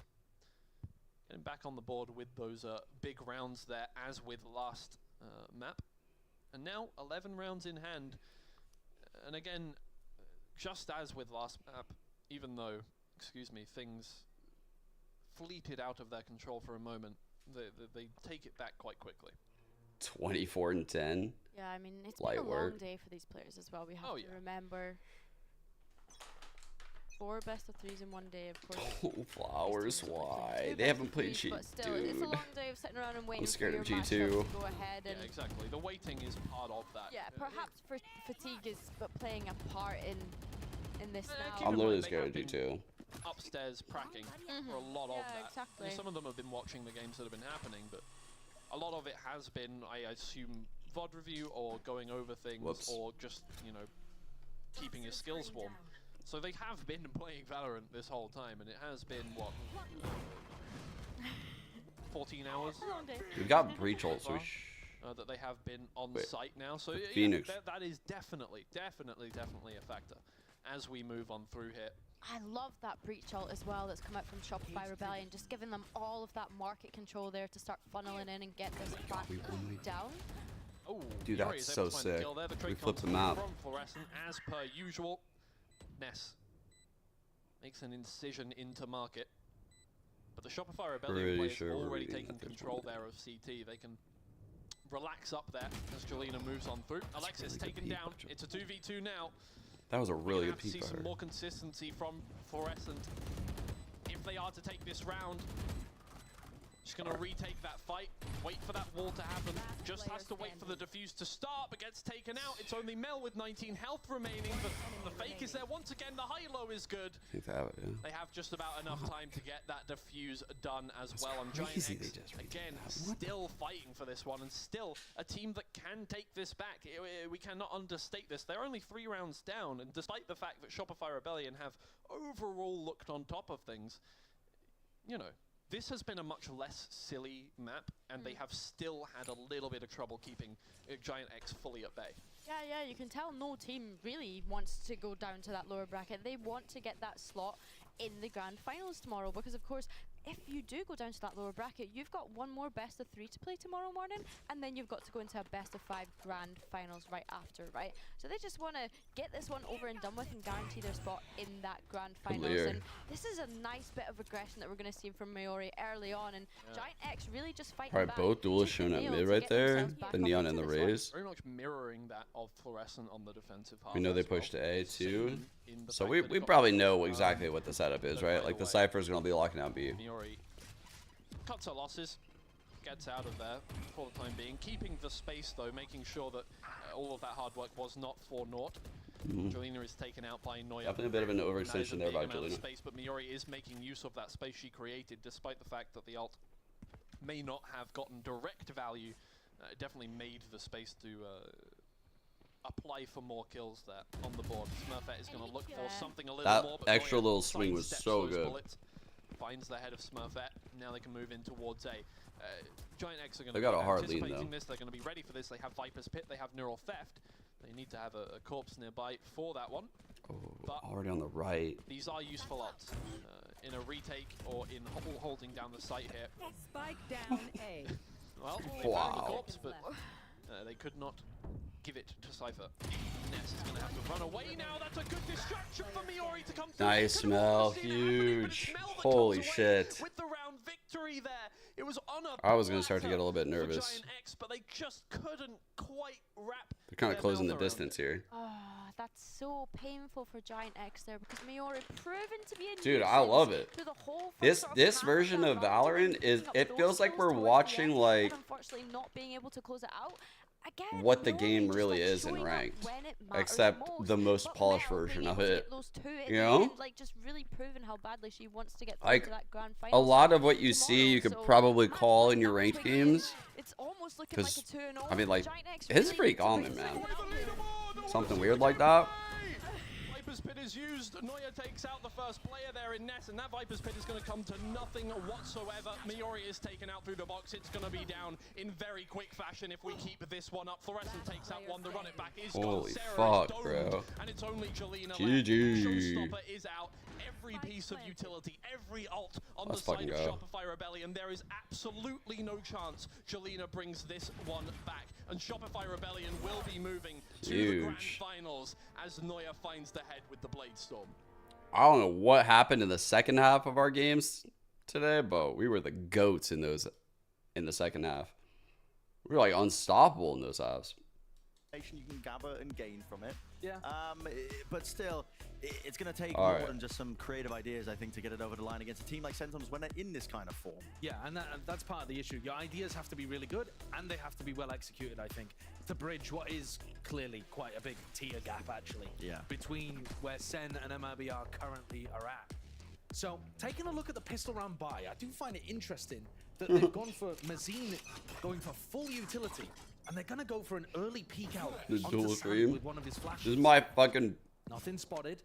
You see fourth RGL best of bought 3. The Ghost and 2 smokes here, not going for the molly, looking to try to play a slightly more aggressive variation of this B defense. Got the info that they were wanting. Is that right? Are we on 4? Here, the knife, smoke. Will be used to dissuade and push back. Any sort of approach here, underhanded flash as well, seeking to refight, but it's just stray shots at least onto Zelsis. He was separated from all of that prior util. Yeah, maybe a bit of a comms issue there. Zelsis thinking that they were going to commit to the site here. The rest of the team calling the cancel. Hello. Uh-oh. Uh-oh. That's it. Wow. Time to fry. Nice into shots. The farm as well with a spike drop down into his lap. That is an amazing double kill there with the Ghost. Zekan almost walks backwards into JCZ, just dodges it. Yeah. But this spike is down in an almost Zekan almost unretrievable spot. It should be MIBR backed up getting into off to a Jizz. great beginning here. Toxins going up. Almost unfathomable Yeah, that he John and just Zekan could recover this Blew situation. his load a bit early and Especially Zekan with walked such away. little time remaining too. Yeah, 30 seconds. I mean, he's poking around, seeing where this player is. The Can't even give a straight He's in face. forward position. He is. He's hidden in the So, okay, Boombot opens the door. Wait. I can't even give a straight face, dude. That's how you know when it's on purpose. When it's on purpose, I can't give a fucking straight face. But a nail into the round. 10 into the board. That's a pistol round for MIBR. That's a good Really, start the dude. for them. I'm sorry. I'm a father. It's the lowest hanging fruit I got. Like I just grab what I see. I grab what I see, and I throw cringe. All right, like. With the flash from the sky over towards B long, and then use double flashes again. Flash out through hookah, and then a KO pop flash around tube puts a huge amount of pressure onto Zelsis. He can't dodge them both. So this is what Sen are going to have to deal with. Their composition, of course, can combo the flash dizzies. What's our next game against C9 versus? But I think MIBR are going to be looking to go even more aggressive than Fuck, Sen. I don't remember. Double face for now. At least we'll push them back. Loud. FNZ. Loud. A bit of information here, but they have lost control of showers. I mean, for a moment, it looked like we were going to see some kind of showers. I would have crunch said there fart based scene if on I thought about JCZ's it. Position. But instead, just taking that information around the map. Neither of these teams playing with Sentinels, so flanks pushing out on defense is good. Well, Dog as well, seeking to really just pop in and clear this one. Hello. Don't let little bro. He's getting away with it. With a flash. Bro, what is going on? In the mix, MIBR. It's a 2v3. They got the plant in the midst of that. You are joking. Wow. You can't let it tumble like this, please. This MIBR. fucking stinks, dude. Nah, that was just fart scene. Like, I wish I had that in my back pocket right there. That would have crushed if you didn't tell me. I would have. Win on the eco. And it was just too much to tear him. Do you think sometimes? But you told me Wingman fart is like, scene, so "Mate, it's why have you like. brought me into this. You throw him out of his ball, and he's like, "Really? You expect me to get the plant down in this?" You don't have side control. I cannot believe. I cannot believe it. That's insane, bro. I mean, trying to spray down. That's insane. The That rest they of lost Sen all this. pushing forwards. If you expend too many bullets on little bro who's planting, the rest of Sen are gonna get you. That's incredible. What a round. I mean, that's a funny one to kick us off to a 1-1 beginning. Sen looking to try to abuse this brim smoke at the bottom of long. Sometimes you can get good angles over the top of this. It's well placed, but Zelsis is jump spotting over the top. I really do appreciate that permission. Try to go for some spray through it. Sen are expecting aggression from MIBR on the other side. Maybe Like, I don't anticipating a want bit of it. frustration creeping into the Brazilian squad. Must just be devastating when you win a pistol like that. So Another easily man's with all trash, your another ideas man. working One man's so well. trash, another man's treasure. Whatever the fuck that saying is. And now Ten's one away from his ult. As you say, looking uncertain with the positioning that he wants to hold. But you're right. I mean, farming up the plants, the ult orbs, all prior. 10's one away from the thrash. And it's not like it's Sen did a good job pulling the probably gonna be third. that important this round, but That might even pull another with a one. kill, with a plant, with a death, No, Tens is going to have a insta-TP. massive ultimate for the next round. Can anybody from MIBR play disruption to this? Dog clears the path, smokes down. That's Oh, sick pathing, flash bro. over the top as well. That is such sick timing and pathing right there. Oh. Disrespectful by Zekken. I mean, he's overstaying his welcome there. Spotted out. Gets punished, and here comes the flank from FRZ as well. Might make a difference, but he does miss the shot. Okay, ults have to be expended now. What is that from? Crash. Will he get some sort of connection, detainment into the corner? No, he What? missed. It missed entirely. So the weapons are still online Where'd it for these go? teams, but it comes I down thought to it hit whether or him. not you can get these kills. And Did Tens, it get it's his shot? job to seek to contain. Adders in forwards now, close into the angle, but not watching for showers at all. Not the prettiest game so far, but Sentinels doing the most. we'll to try and settle put a in. Stop to that one, as dangerous as it might have seemed at times. Honestly, from MIBR's perspective, there is a silver lining there, and it's that you actually. No, the pathing was paired with a flash. The pathing was paired. It was paired with Dizzy through the fucking ceiling. You didn't see the guy running out of spawn? He was blind as fuck. That guy was so blind. Hold up. Pulling it up. This round, way more winnable for yourselves. Hard to feel good about it, though. Yeah, I want to see the threat. We'll see how it ends up going. They broke this one. Option a snake bite. All collected together now. Zekken, he's getting a move on. An injection of pace. Exactly what Sentinels ordered. The backside players might be struggling to really find some gaps to try and play off of. It's another handed nade, but it's a little bit too short of the mark. Wow, they're so good at like getting all those little edges, bro. Getting all that util back like that by Tens is so amazing. The dog there from JCC gets Oh my god, that was crazy. for some kind of showers crunch. Just swoop that He's way shit. far away from it as MIBR Oh tries my to god, get he's getting space. so much kit value. At least a Dizzy pointing forwards here with the rifles, trying to take the Making fight them up peek close. shallow on that ang is criminal. Personal here. Second wave of all of that util. Great movement by John QT, just sidestepping all of the Oh damage. man. The threats navigated. Sentinels are so much better right now. MIBR really need to level up. Like, otherwise it's going to be a blowout. I don't think they're as bad as they look right now. That's the thing. Okay, so here's what I was talking about. You can kind of see it. He steps into the corner right here.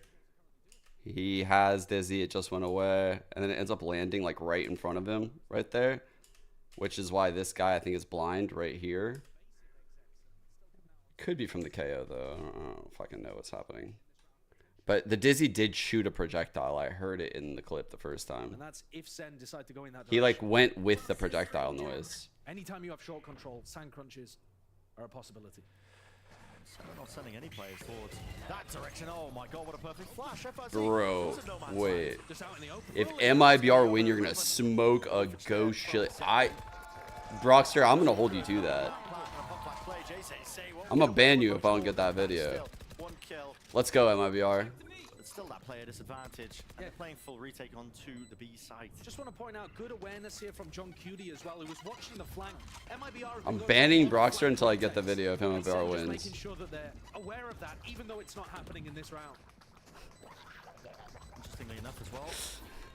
Holding very deep. Actually, I can't do that. That might literally kill you. I'm not having that on my conscience. Not trying to do that. Some real damage, but it's all Sen again. Clean it up. Offered into these Would smoking a time and time ghost again, I pepper mean, kill you? There's no obstacle you can throw up if you're MIBR, it feels like, Bro. that Sen aren't able to navigate. However, we haven't seen too many rifle rounds from MIBR, so don't write them off too quick here. They're just about to get some big ults online. The Showstopper, the Orbital Strike, both fantastic for MIBR to be able to deny plants or to stop sight hits from coming through.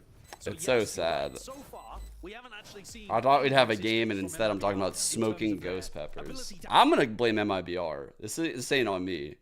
This is not on me. They're not being serious, so why should I?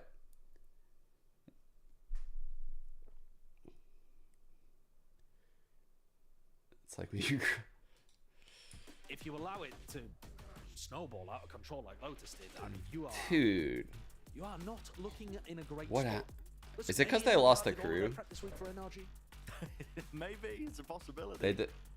Match they got coming up. Yeah, just huff on it, man. Just huff on it. It's Like, these Either way you games slice were it, really I good, mean, actually. It is a pick your poison situation with Sentinels or NRG left to prep for. For MIBR, you're taking this time out to make a call here.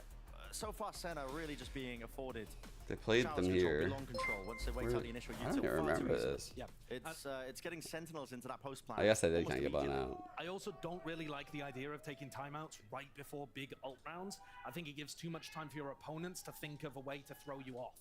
So I'm expecting Sen here to come out with something slightly different, or at least, I mean, look at the positioning, anticipating early, showstopper play.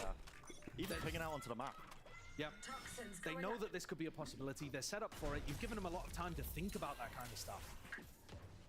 Great snipe back there. We've seen that lineup thrown many, many times. John from Market allows the rest of his team to take some V-long control. And now that they know there was no Checks out short Crime. aggression at the start Won't of the kill round, you. at least not an explosive Crime Wave on YouTube says I won't kill you, start so to work back through the center you're of the map good. here. They're not as worried about, for example, that That's my source. My source, Crime_Wave. Addison is in a close position. He's tucked and well, hearing that sound. No way! Satchel over the top! Raise fucking diff. Oh my god. I believe so. I mean, Bro, that. replay. I don't know whether I want to Holy. Absolutely disgusting stuff. Well, they say, here comes seconds as well. Got to be the stalwart defender of this one. A rocket. No kills found. That was just from the spray of JZA seeking to make something of the moment, but still. Oh, that was insane looking. Everything was pushed into this round. Brent, Got to back away with the rifles. What's catastrophic about that from MIBR as well is that they just suppressed Zekken around that area. Yep. They knew that he was there, and they also knew that Zekken was just about to have his abilities back online. But the timing that they're taking is after the Dizzy Sup, goes down. bitch. So Tens throws the Dizzy. Bro, that's. And then Artazine is hiding inside the smoke. And once he anticipates someone taking hookah control, he pops out. But that's after the suppressor's already worn off. Our goat. Look at our goat go. Yeah, look away. Look away. You're not the goat. That's the goat. Oh, that's the goat. This, by the way, is where we find out whether the Oh, just put him down so hard. Holy. Lord, don't show me it. I want to see it. He was in air. He was in mid-air, man. Look at this. Satchel. Avoid. My pressure was better. No, it wasn't actually. They got me beat now. They got me beat. Wait, mine was better though. Wait, might have been. I got a frame by frame. It's just brutal, man. My tech over Riot. Excellent movement from second though, just to avoid all of that one. And this is a desperation proactivity. Damn, that's really good, Dizzy. Protocols in place and God, they're so ready for everything. If the rifle didn't do it, Util certainly would have. There could not be a team more prepared for short aggression in the last couple of rounds than Sen. That's the defensive default protocol you're looking for. The flank's coming through fast here though from MIBR actually. Watched by Zelsis. Tuck close onto the corner, it's a bit of sound bait. Picking up the orbs. Yeah, Zelsis, there's one. Melt's ready. Expects a second and will get it. Players dropping all over the place here for MIBR. It's not getting any prettier. No, it's not. But for Sen, you could not get a more resounding bounce back from their loss against Leviathan. Yeah. Both of these teams lost Bro, to can Latam squads. chat? Can we get the meme of like Sen's logo on the no thanks from Brazilian barbecue? Not obrigado. That would go kind of crazy. In any of these rounds, it is just pure, overwhelming aggression. Brazilian barbecue memes go crazy. They're ready for it. It's so good. I haven't had Brazilian barbecue in so long.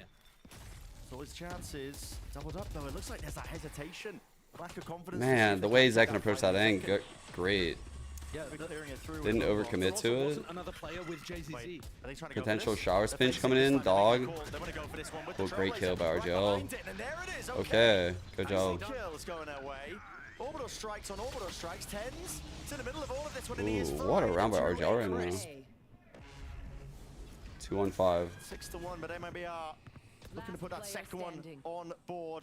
John QT just spotting, shoulder poking out, receives the one, but he's got more targets where that came from.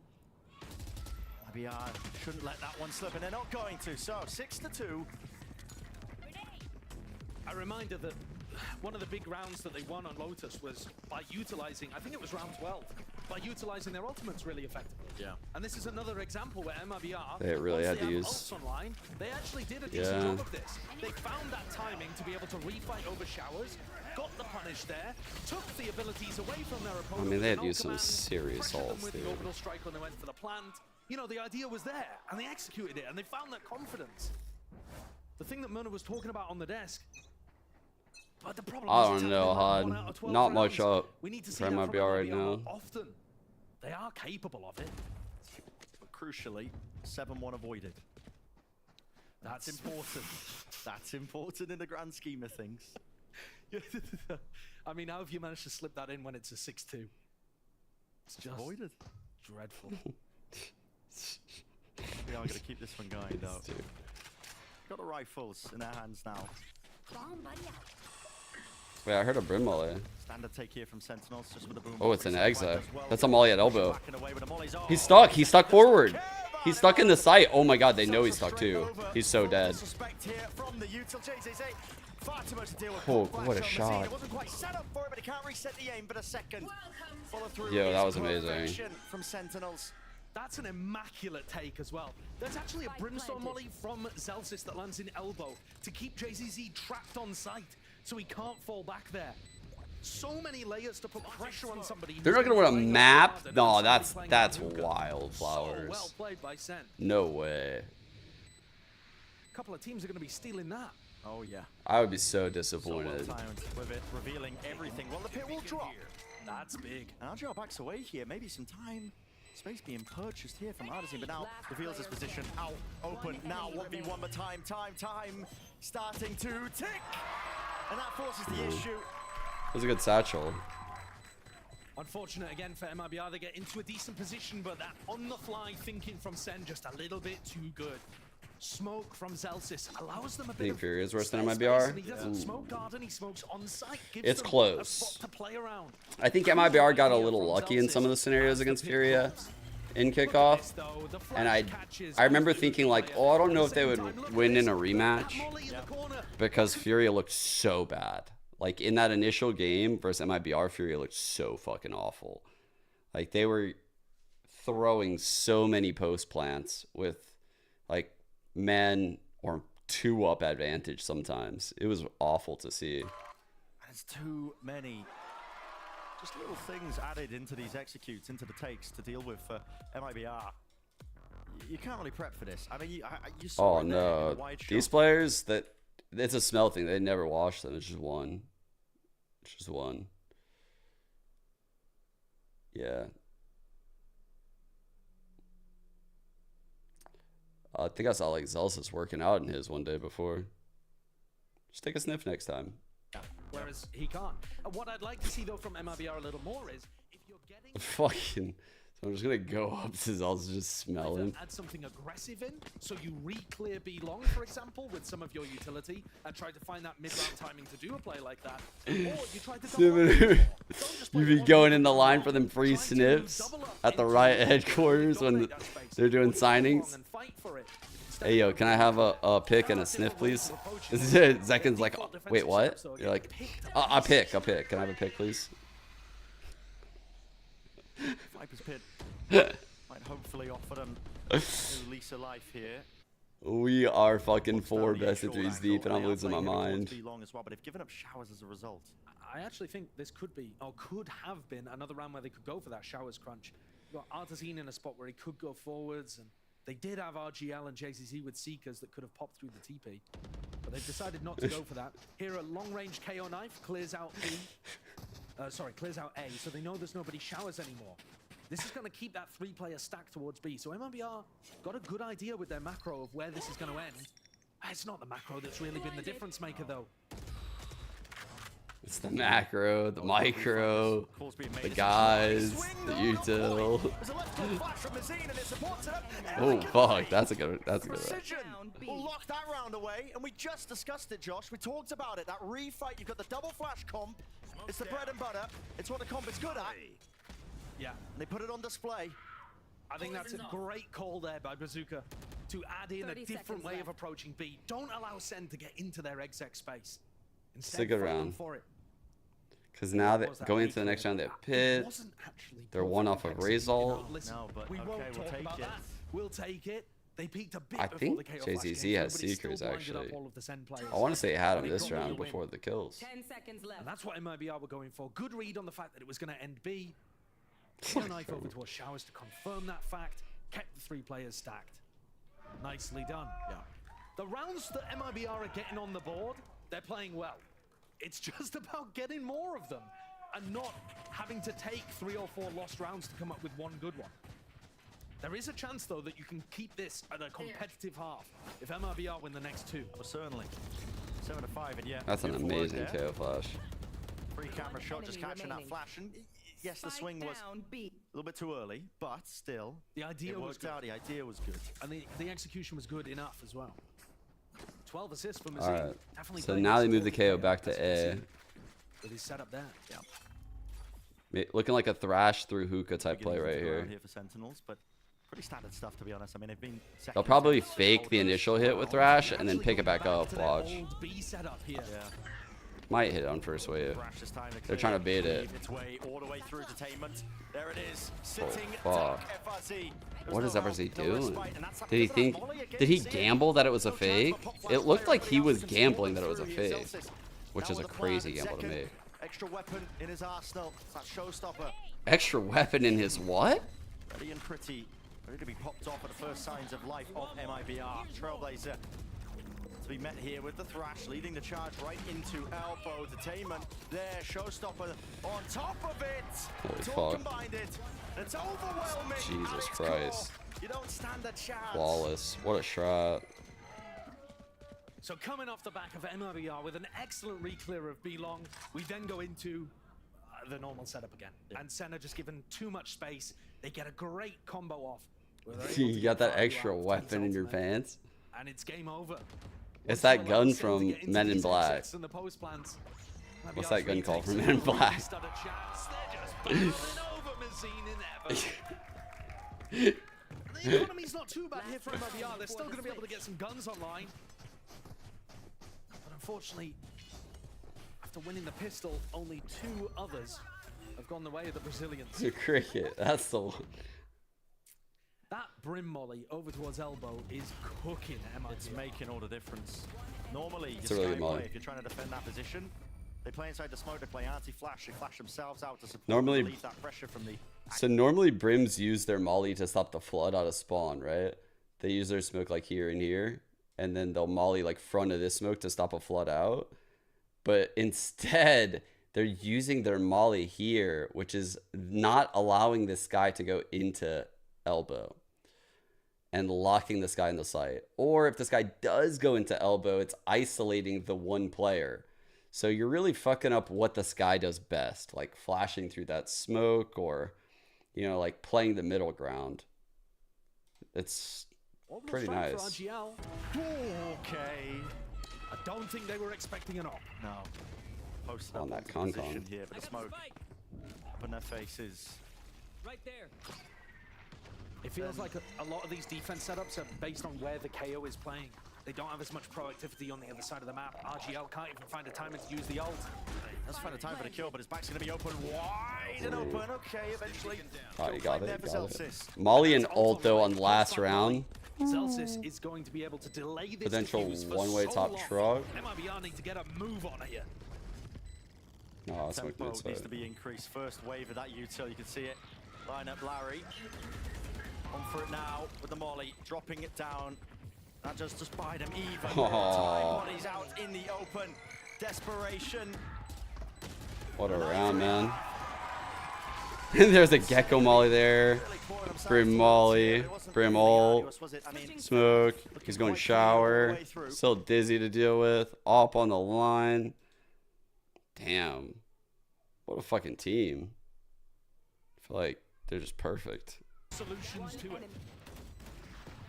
Absolutely well. I know, 10's on Gecko is pretty fucking wild, huh? Down It's like, to Elizabeth, who's down in the crowd. Thank you so much, gentlemen. Now, here at the Riot Games Arena in Los Angeles, we're all about competition of all kinds. And I'm here with Sam, an MIBR fan, and Jen, a Sentinels fan. And we're going to do a little game. As you can see, okay. As you can see, they have these small objects in their hand, and we have some nets ready to go. And they're going to compete and try to throw it into the other person's net. The catch is, it is on their head. Oh my god. We are all about competition, and I'm all about starting my casting career. So buckle up, because I'm from Jersey and I do not hold back my opinions. Yeah, New Jersey, baby. All right, are we ready? Oh wait. Okay. Hers isn't on. Yes, it's Couture. We Honestly, love it. that's kind of good though. Oh no, not Couture yet. You Okay, want yours warm up. not How are you on. feeling right now, Sam?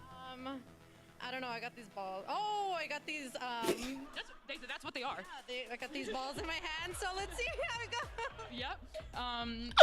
Yo, respect. This basket. This is the greatest bit ever. All right, but we have to get it started. Everyone, start your engines. That's the wrong sport. All right, and 3, 2, 1. All right, everyone get hype. I want to see everyone get hype. Oh, it's fine. I got it. I am the basket. I am the basket. There is nothing here. Oh yes. Oh wait. I'm gonna cheat. So never mind. I can't cheat. Okay, this is Kaylin Clark would be so hey, we got one. There we go. Okay, yes. Okay. Are we out of? No, come on. Okay, yes, come on. You can do it. Okay, hold on. This is your last one, is it? Isn't it? 2 more. All right, last 2. Who is this shot for? It's for my boyfriend. He's sitting up there.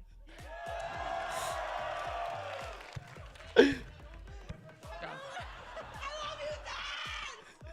Competitive integrity. I go for it.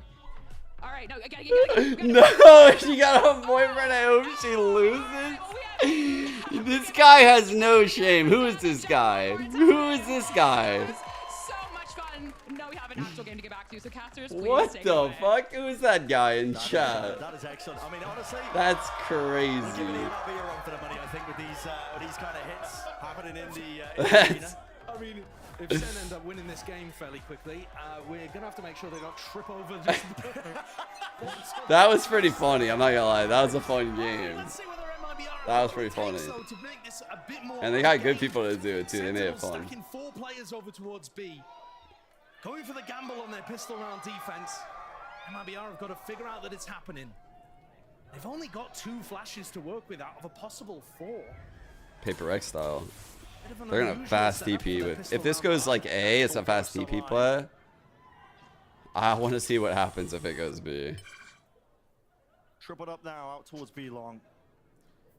Damn. And at the minute mark, getting fairly decent information that it's not going to be a mid-round take of B long. So this is where you start to see Tens moving his way over. Oh, coming back now actually towards B.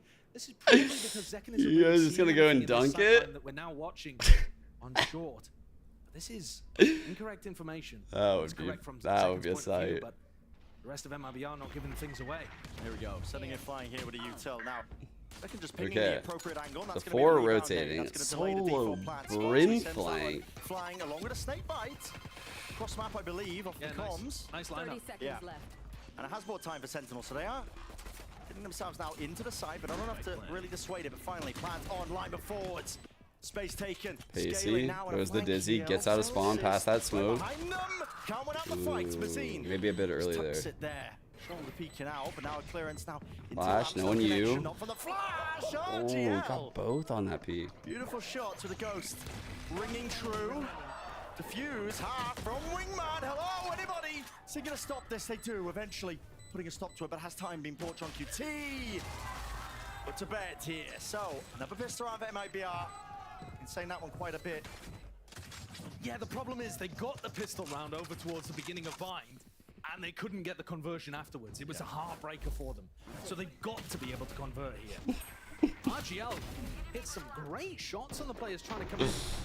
What?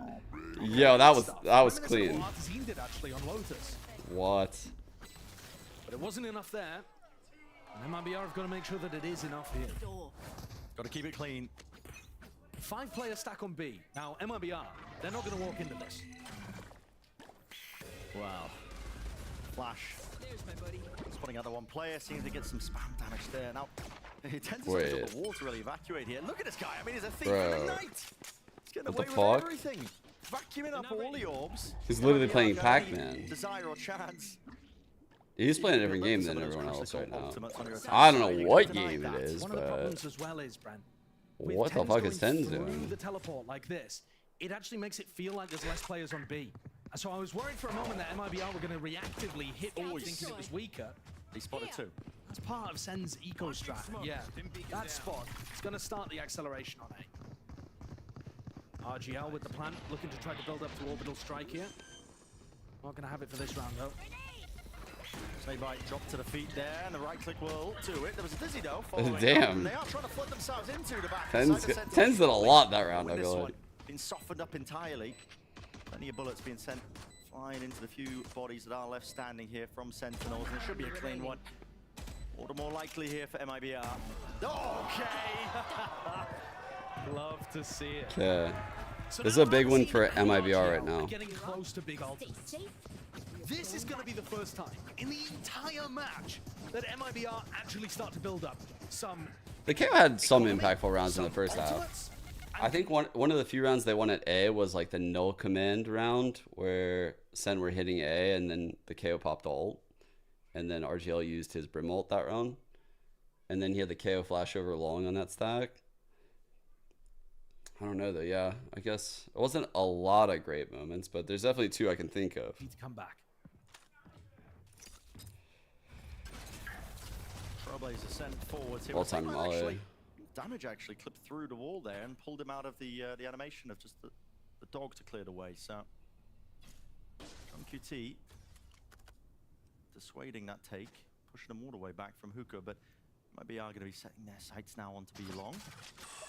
Sassy flashed through the teleporter early to allow Tens and Second to set up for showers control. They got hit by the zero. Kind of wondering if there's gonna be a TP out of Second here. There might be. Yeah, they were going to. Unfortunately, like they started moving towards the TP, and when Saucy jumped up, yeah, they were about to crunch. They still might right now. Reclaiming the gun. Second's like shifting around, trying to figure out which side it Ground is. has been gained here for Mazine. He's not in a position to go on really any more exploration. There's too much to worry about with the smokes dropped down. Still, Sentinels have plenty of Oh, players I love this. tucked close I to love the this. site. Knife deep and across. Second though still has all. He's of his calling, they're running abilities, away. and he's gonna be hearing Holy the shit. footsteps backing Don't away. die Also yet. four Don't die seconds yet. Just let it all happen. Trying to soundbait ever so slightly. Oh, okay, no. thinking the coast was clear. Will get caught and then Oh my head God, clean they're off. just John running it QT down goes into across this. by setup, and him alongside it. Sassy TP. Reinforcements arriving just to try and help them out, 15, but MIBR sent 14. scurrying. There's only 13 seconds left. Which direction are you going into? They don't know. Wow. There's no time at this point. You got too much to get through. They could have easily won this There's a lost round, man. for MIBR.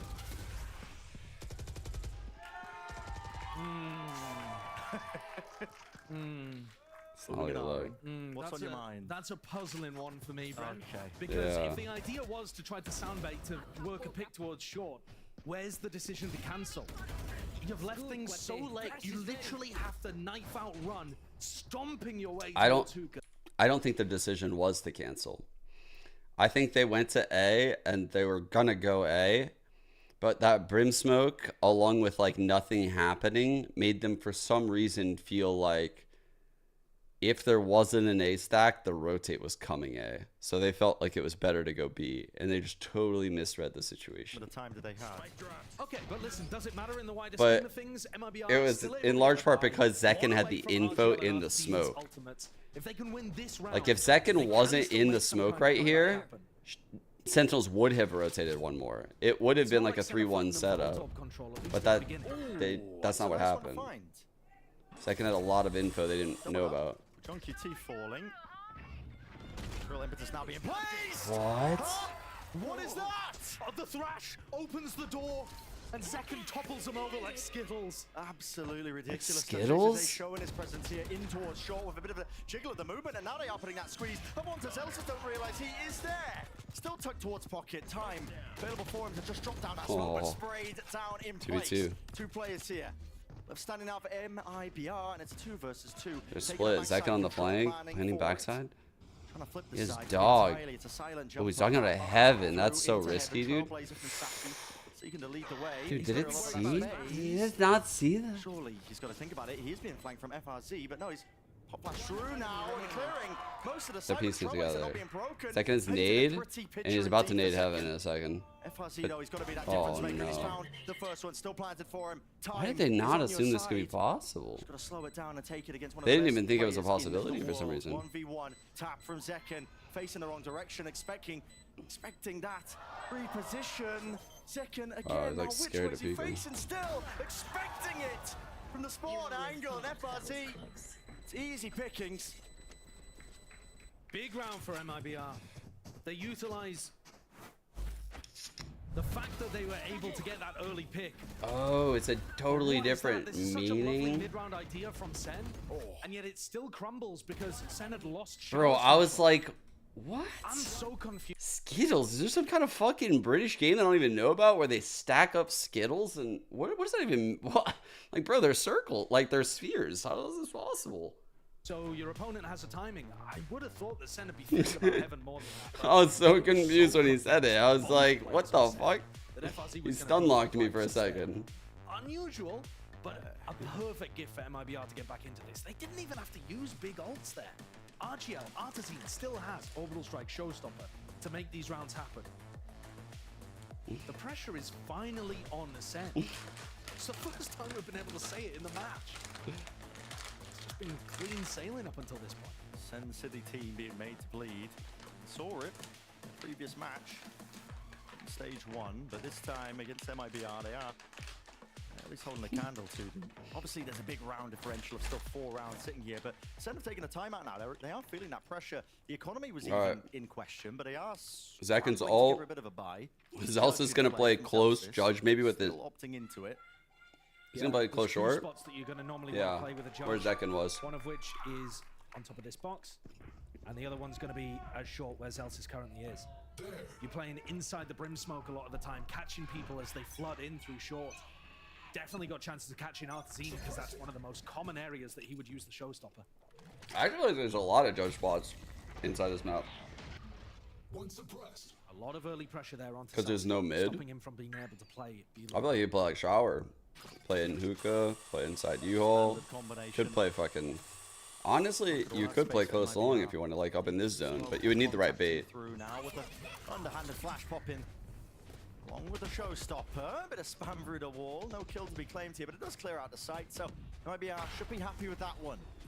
Are they going to be ready now for an attempt to maybe flood back out here? Yeah, what's your setup to stop Zekken's showstopper? Okay, here we go. Oh, it's fast as fuck. Holy shit. Woo! That's a raised diff again. Oh, Jesus. He's feeling it. That insta tap. Get that ult out of him as quick as possible. Man, what an entry by Zekken so far. Holy fuck. He got ahead of so much of this. Look at how much the stall would have been.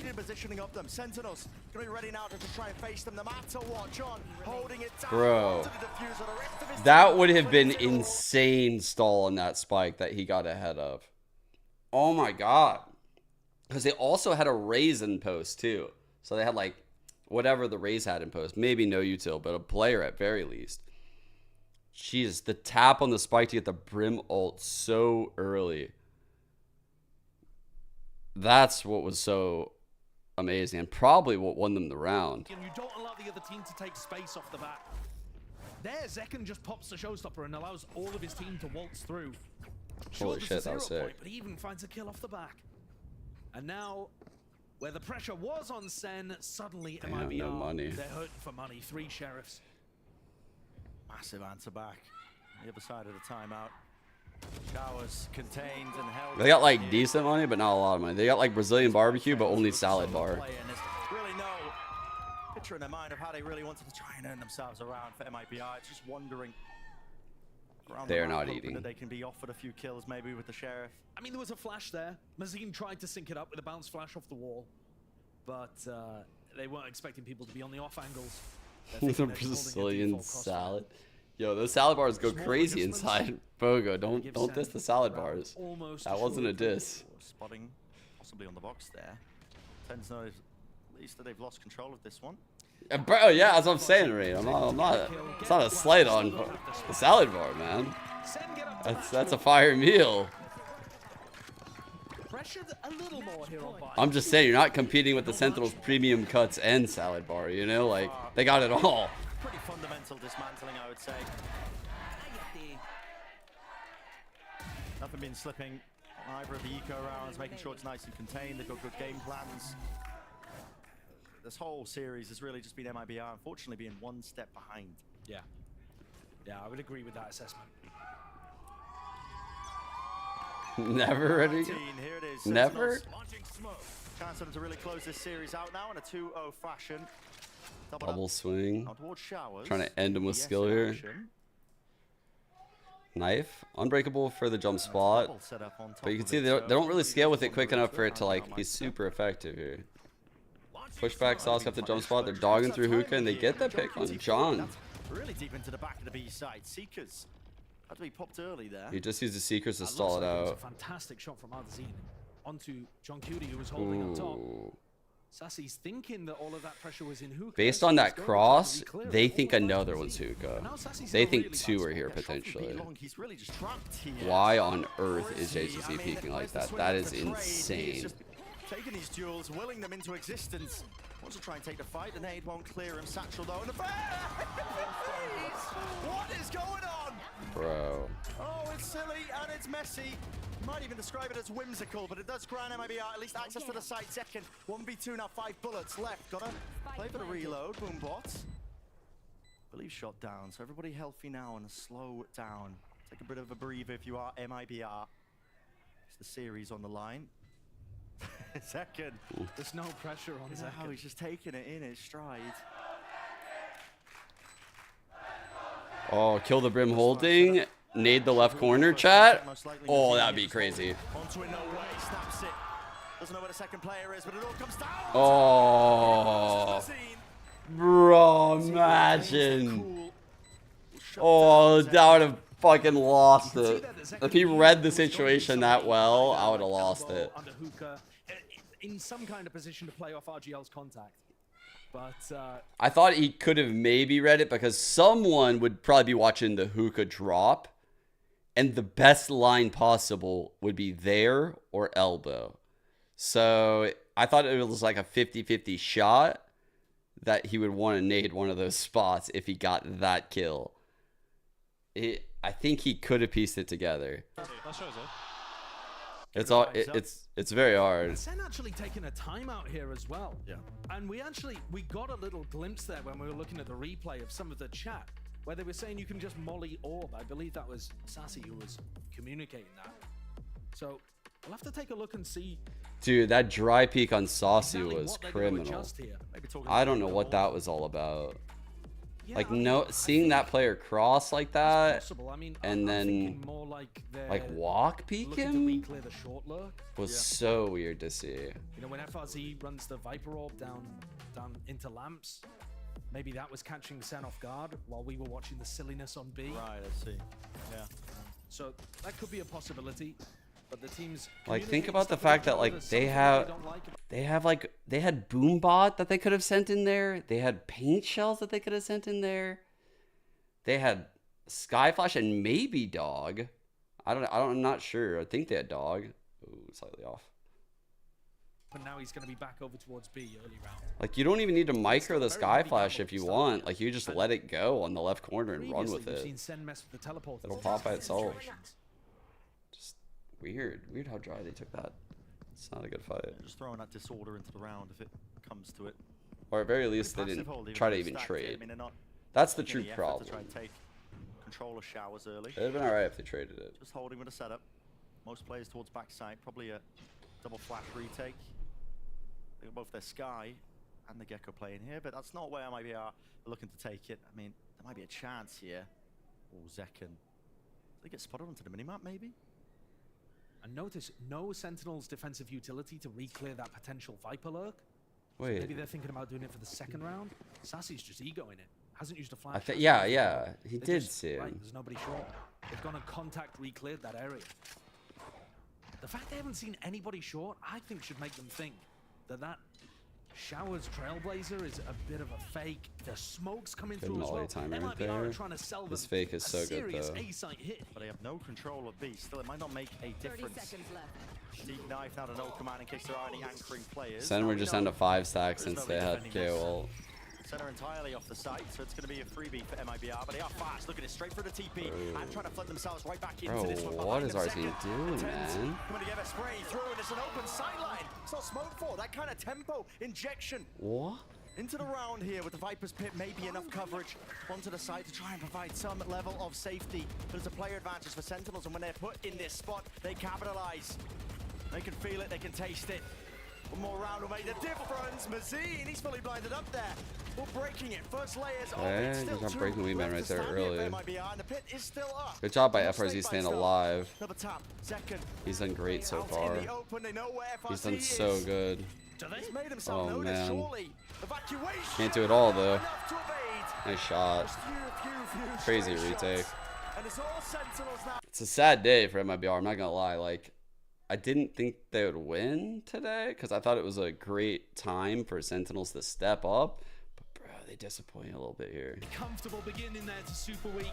It only gets more difficult for MIBR as they play up against NRG next. Let's see what kind of changes we get Your allowed. comment at the beginning of this That'll be cast, fun. actually, Brent, well, you were talking about the fact that Sen want to match test some of their ideas. They're a team that enjoys playing games and getting real match and tournament experience. They were able to test out some new ideas on Lotus. They've got that VOD footage now to look back on. And I feel like Stats for the online as well, series there's they're some in. new stuff there. Yeah, making improvements. Yeah, they're running some of their old setups, but also adding some Shaq and different ideas Kobe. into. We saw that really effective Damn. Brim Molly from Zelsis on the B exec. Crazy. Some cool hookah crunches on the defense side. I thought early on Zekin was having like an off day. And there is He ended with a day like that. between the top teams in Americas and those struggle. Who knows? That could Jesus. shift over the course of the week. We could still see upsets, but here today. I like Tense on Gecko, which sucks because I love Saucy on Gecko too. They have 2 good geckos. Here for Sentinels. It's always easy to take a bit of a breather, you know, when you're on the back end of an event where, okay, they won it all. But it really came to play here. Oh The yeah, next matchup, Tense of didn't course, play in it. Super Week. Clove, yeah, you're right. It's a difficult one for a lot of these teams in terms of the amount of preparation. I believe it's EG. For Sentinels, For yeah. Sentinels, who they're going to be playing Yeah, against. yeah, that's now they correct. can firmly focus on that target, and there's already been a bit of beef stewing, I think. Potter was between giving these it on teams. Twitter. Yeah. What was this? Oh, Just a ridiculous shot. What was that? Send it into the dev team. Yeah, exactly. And there were some great moments. Honestly, there were some good moments from MLBR throughout. dude, that Raze ult round in hookah, that's literally like one of those old school, like, posterized type moments in basketball or someone just dunking on someone. Bro, Second had some moments. Holy. What the fuck? Wait. That might be our. Wait, sorry. I'm not gonna do it. So their next match, maybe a few days, 3 days. A Super Week is going to end up feeling like everything is happening all at once. Yeah, It doesn't matter how many days until the next game. Yes, It's of going to course. feel soon. Plenty of Valorant left to go as well. Still, let's send it over to Elizabeth. She's down on the stage for the Verizon post-match interview. Take it away. Well, you heard the crowd chanting his name. It is Zekin, everyone. Huge game by Zekin. Performance Thank from you. you. So I have to ask you, what were the conversations after you lost to Leviathan? You know, that was a crazy game. It felt like a grand final. He's probably gonna say, like, stage, but it was meh. just a simple, Lose not simple, some, but America's win game. some. What was the conversation with the team after that loss?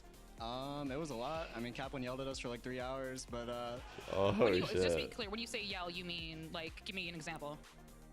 you guys suck. No, I mean, it's just that.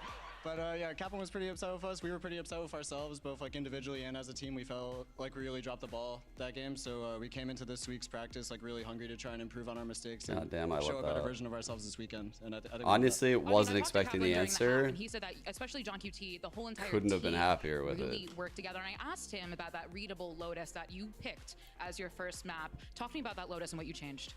We didn't change too much. We just showed up with a lot more energy today compared to last week. We were all working together a lot more, making a lot more plans, and just had a lot more energy going into that map. Would you say that last Dude, week their it was just, like, Lotus foot off last the week was gas kinda type so deal, or off, man. what would you say happened That last week? start was so terrible we got for off them. to a really slow start. I think we were down like 07 or 08, Yep. and it's really hard to kind of come back from that, especially when we were kind of quiet that day. So I think we came in today, we got a lot of momentum, and we just kind of ran with Liz it. is doing so Well, good. I have to ask you because you'll be facing EG Great next. questions. I don't know if you saw Potter's tweet, but she listed out that she, as a coach, has not lost to Kaplan yet. You will be facing them in 3 days. What are your thoughts on that?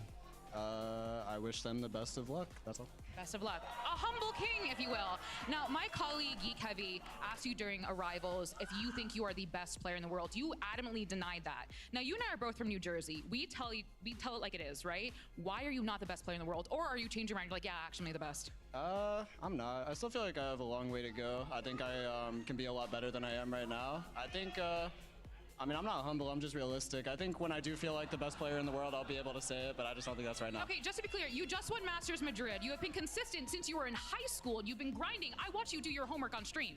Like, you have been grinding since you were in high school. You are consistent. You are insane. Oh, you are he's considered by many of your professional such a peers goat. and the audience So of glad he's in our thousands that you scene. are one of the best players in the world. And yet, all of that is still not enough to convince you that you're one of the best players in the world. Not yet. Not yet. So Eventually, you know, it'd be nice. I mean, if not you, who? If not me, I mean, there's a lot of good players out there, like Ospas, Demon One, who's in the other regions, Durkay's really good. Like, there's a lot of players out there, I think. Well, I want you to say, as Jersey to Jersey, you are one of the best players in the world, and you deserve to know that. Thank you. Okay? Give it up one more time for a second. Keep on going for a second, but stay right there because we have Cloud9 versus Loud coming up. But we're going to take a quick break, so stay right there. Dude, so much reminds me of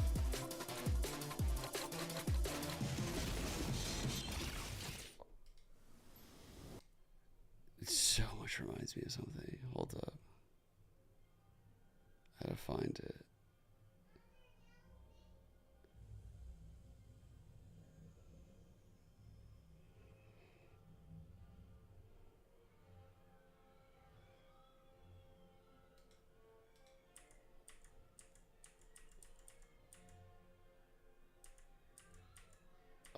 Can't find the fucking quote. This so much reminds me of this quote from Olaf Meister. I don't think I'm the best, but I don't think there's anyone better. That's what he's saying. He's saying he will not say he's the best because the game is evolving at such a pace where if he says he's the best, there's so many variables out of his control. All he knows is that he will never let his foot off the gas. He has like this fucking crazy drive in him, and he'll always feel like he's not the best or that someone is hot on his heels. Like that's what he's saying. He's saying like no stats are gonna tell me I'm the best. Like it's just he just has that in him. Like it does, like the thought of like being the best, like that doesn't really matter to him right now. Like that, it feels good to hear, I'm sure. It definitely feels good to hear. But like I feel like he's in like the absolute grind mindset. Like he's not thinking like in those terms. He's thinking just how to improve every day. And he's just going to keep doing those things. And he has a really good routine. So, man, having that mindset in a player that young in our region is so sick. It really does remind me of Olaf Meister. Like, that's a cool mentality to have. It so much reminds me of that.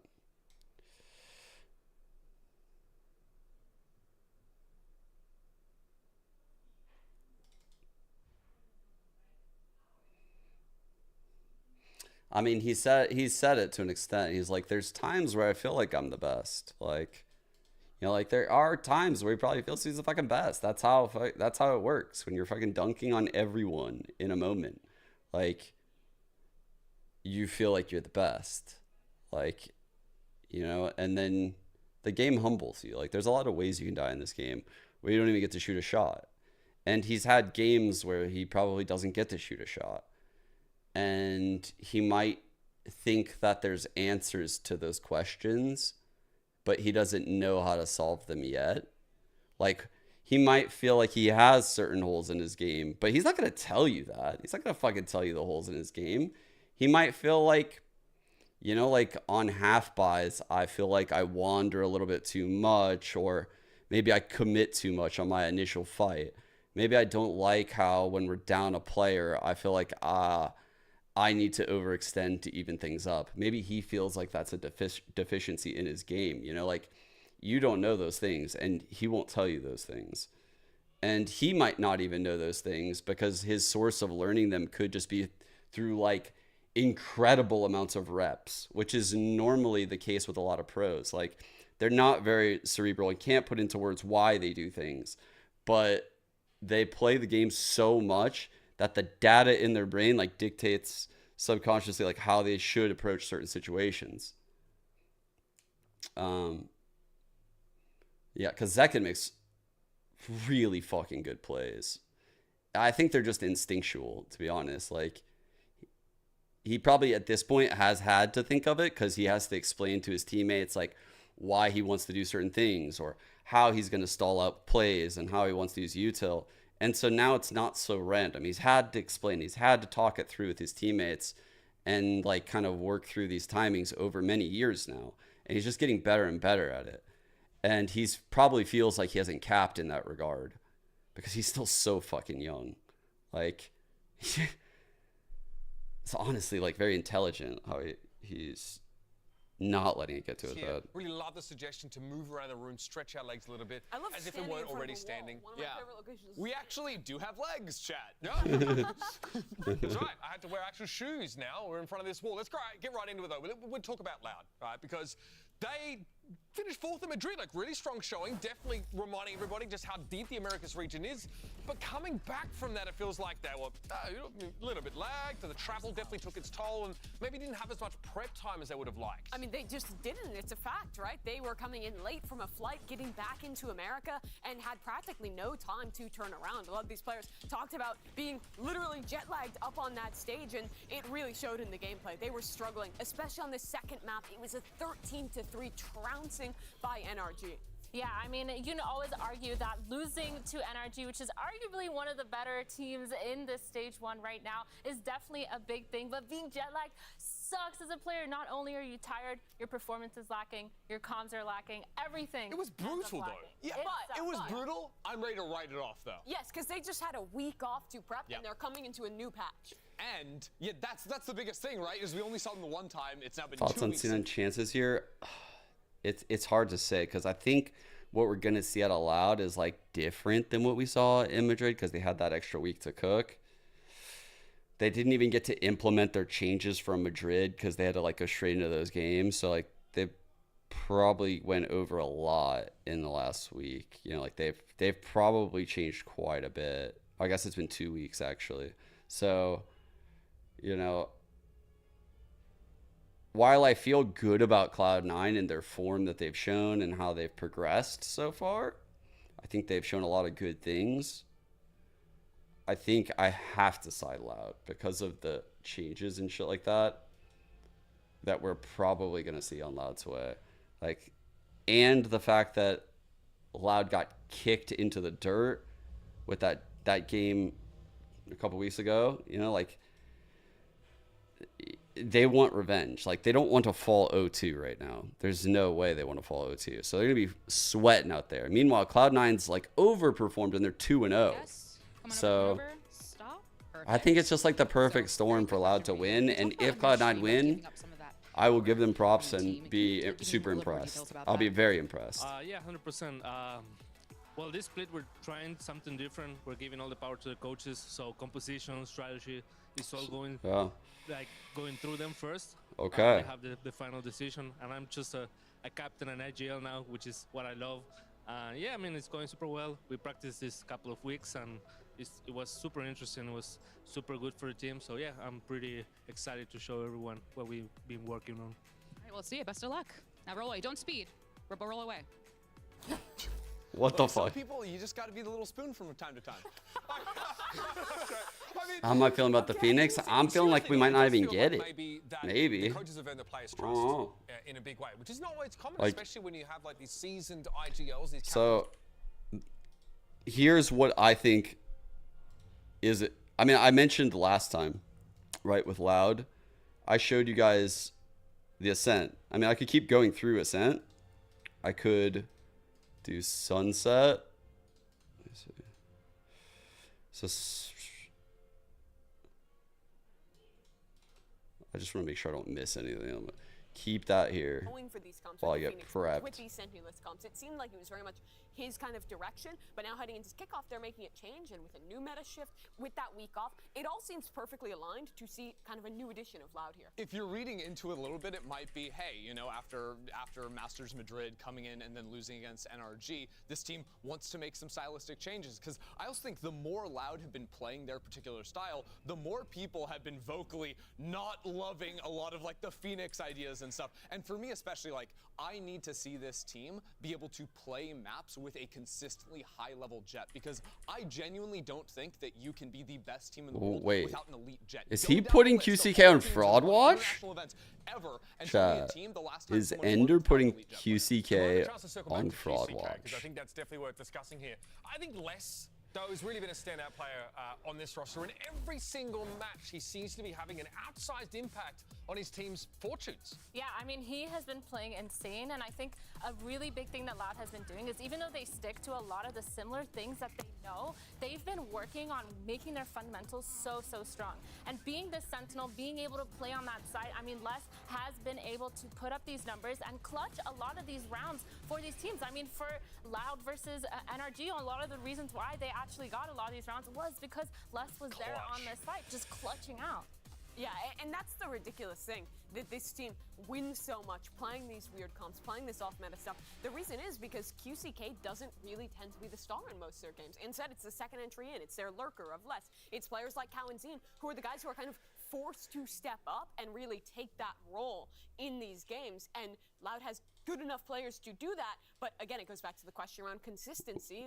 We saw them get outclassed by NRG. Well, look, I'll give up on the consistency and say the question about Clove, because if there's a guy on this team to play Clove, I think it is Les. That's my hot take. Do you think he moves away from Viper though? Because he's a Viper addict. I know he's a Viper addict, but he of also, maps. like, when he plays the Viper, like, especially think the Ascent, he is always in charge of, like, B main control, taking forward lines. So if you want to be taking forward lines on a smokes agent, I think the Clove makes some sense. But it's almost always on the lurk when he's doing that. I almost think it might be a Cow and Zine Sure. 2E's to kind of pick up some of those ideas, right? Because he was a prior duelist player when he was.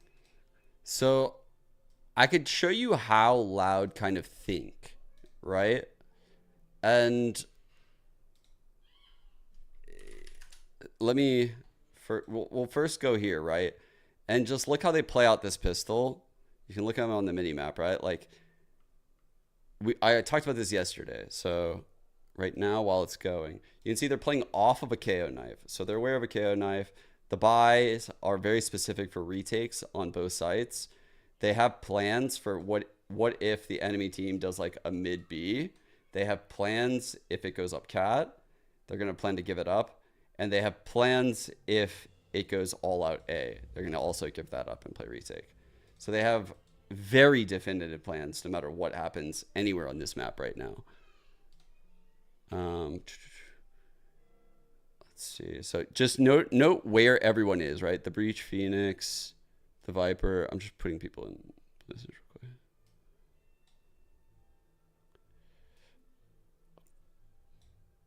quick. Okay. All right. So you can see this is going to be like their A retake, right? This is their protocol for their A retake off of this pistol. They're not trying to take the fights with you in the middle of the map. They're trying to get you to do this. Like they want you to fall into this. That's their goal. So now you go into their game against Leviathan. Look familiar, huh? Same pistol. Same base. But the reason why they can use the same base is because they haven't gone through all the layers yet. It's like a fucking onion. Like, their fucking setups have so many layers to them.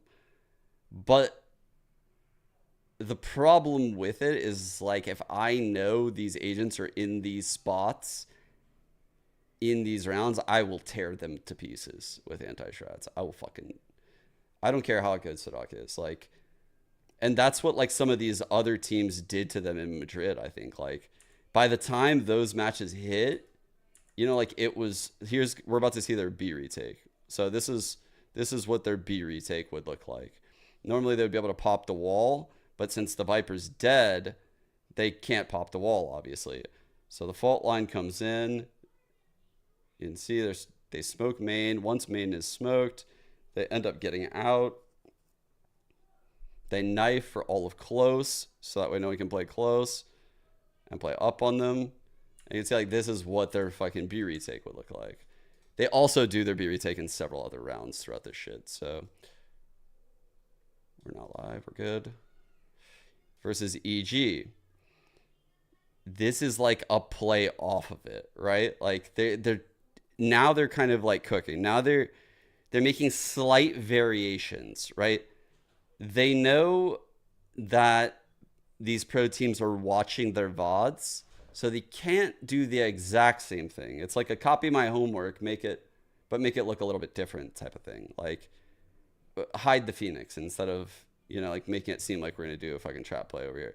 Put the KO over by B and put a one-way on B as stall. So, like, make B look like it's not the right play at the start of the round. So that's what they're doing at the start. They're like, okay, we'll put the K over here so that way, you know, like, we'll make it look like you shouldn't go over in this direction. We'll have less hold a one-way with a sheriff. He's good for 1 or 2 for sure. So we're pretty comfy there. And then over here, you can see they have like a trap play with the breach. So it kind of looks and feels similar on the extremities, which is where you would get the info. And then you go into the Gen G game versus Loud, and it's the same like base setup a little bit, which is with the KO and Omen flipped. Except with a Yoru, I think they're going to do something by mid. Like, they opt to actually play in mid. So on this style, like, the breach is going to show. I think it's a little bit of a fail that the Viper ends up getting caught there. But you can see this is like what their mid collapse would look like. And they would have this with the Phoenix too. Like, they have this for all of these styles. And then you go into like Paper Rex and you see something very different, right? Like, this is where like they're switching stuff up because they're getting anti'd. And you're seeing them switch stuff up on pistols because it's easy to change this shit. But it's not easy to change this shit for like their general play style. Like, they have to fucking play a certain way when they're not running a Senti. And there's only so many fucking things they can go over. So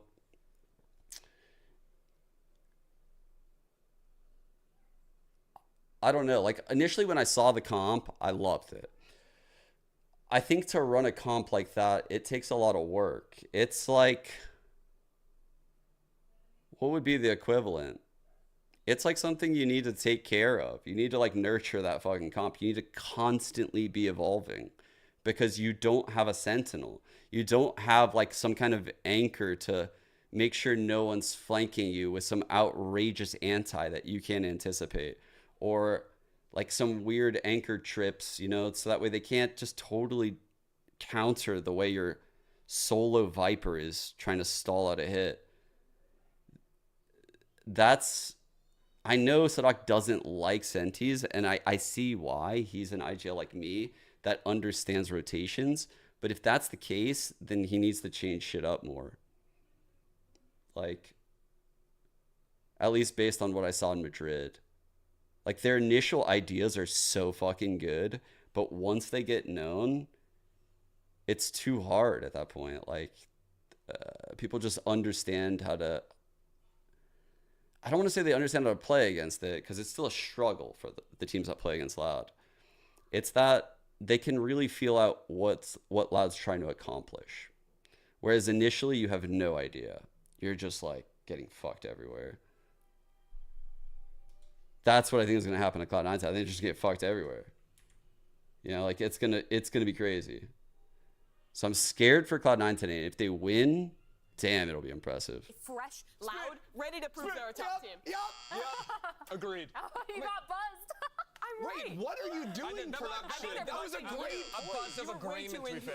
But that was fire. Come on. What's the Preds? What's the Preds? It's allowed 2-1 because C9 always want to get 3 games. They drag their opponents down to them. Agreed. All right, let's go to the stage. It's time to get this one started. Cloud9 versus Loud. Riot Games Arena, put down the nachos just for 1 Wait, second. Common Zine is and give it up IGLing? for Cloud9. What?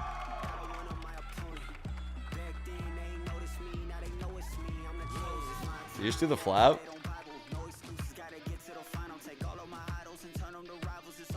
Dude, imagine the power couple of Alexis and Moose if they both just go undefeated today. Am I cooking?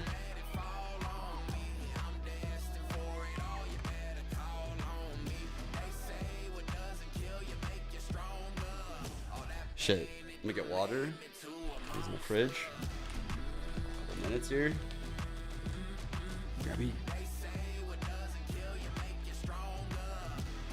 Eles vêm descansados e preparados. Com vocês, Loud!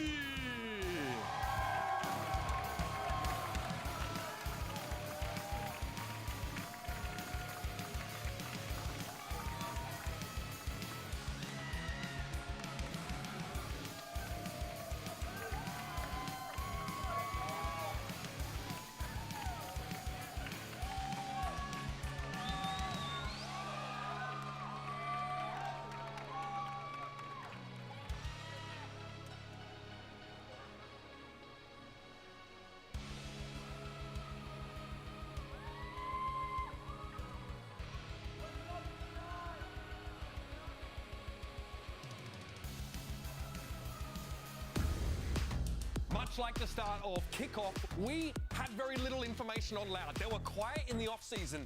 And of course, since Madrid, they've been similarly quiet after touching down and having a bit of a wonky landing. What are they cooking? With time to prep, with new ideas coming into the team, with a new patch, you should expect Loud to win this game, to be favored here. But Cloud9 has continued to surprise. People did not think this team would be up to the level they have shown thus far, but they started off by beating Leviathan, by playing a close game in week 2 and winning that one as well. This is a squad that thrives in the chaos, that has some absolutely incredible individuals. If these new ideas that we might see from Loud aren't up to snuff, this is where they get punished. This should be Cloud9's biggest competitor yet, though, right? This is a huge proving ground for Oxy to play against this Loud, this world-class roster, of course, and a roster that has had more time to prep for week 3 than they had to prep for week 1 this stage. Yeah, I feel like right now I'm kind of looking for Oxy to really, really bring it together. I feel like this might be one of those games where it's going to be so close. Both teams going to be explosive, aggressive, crazy play styles and ideas. But I'm really looking at Oxy because if he doesn't perform the way that they need, I feel like Loud is going to really run away with it. I mean, talking to Sadak during kickoff, he said he loves crafting strategies that shut down star players. He loves to really work around them and nullify their impact over the course of the game. So if not Oxy, who do we have to step up here? How are we feeling about Moose and Rooney? Are they sort of ready now for this next challenge? I think they're up to it. I think these guys have been steadily improving throughout, and I think if this is a game where Oxy gets shut down, which I think that is a very difficult task, these are guys who can step up to the clutch. But we already have our maps in front of us here. Cloud9 going to start us by picking into the bind. The bind. The bind. The bind, the icebox, the Lotus. True. It's the map. Honestly, I think, you know, when you're talking about especially a guy like Moose, what I saw with this player back when he was playing in Challengers way before this, and then already the couple of games we've seen from him now, he is a elite site anchor. This guy is so solid, especially with limited to no resources. Like, this guy can really hold his own, especially on a map like Bind, where I think it's very important the defenders fight for key focal points on the map. Hookah, Octagon, Showers, those are the primary ones. He's a guy that can hold his ground in there and challenge Loud. Here comes your Asian select, folks. Nothing too out of the ordinary here for Cloud9. Yeah, sorry about that, gang. No Clove, man. Yet. Yet. Well, yes. This map, it's illegal to pick Clove. Sorry, you can't do it. I would. I mean, the know Brim I'm putting Viper. too hard, but Think about what you're giving up, though. You're sacrificing either the mollies on your Brimstone or the stim for rotations, and then, or if you pick them instead of Viper. Yeah. Like what?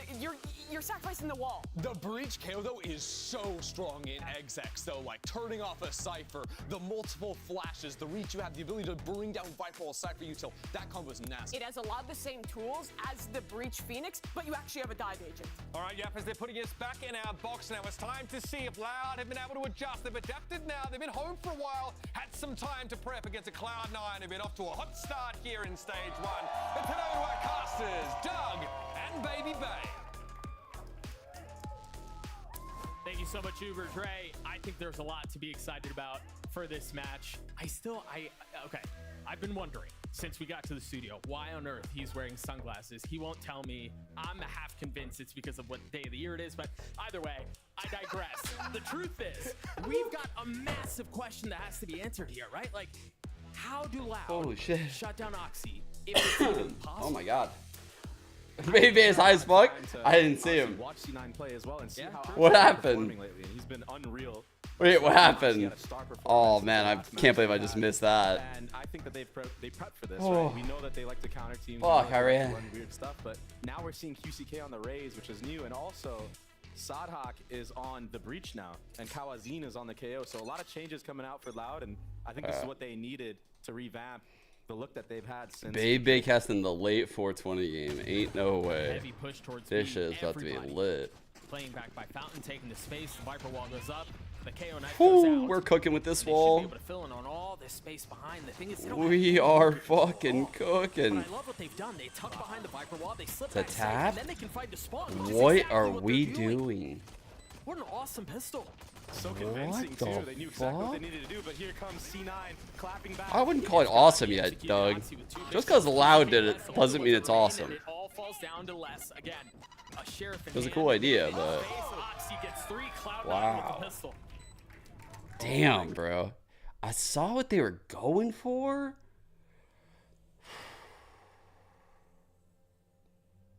That's fucking crazy though, bro. You really make it look like you're gonna elbow push here with this wall.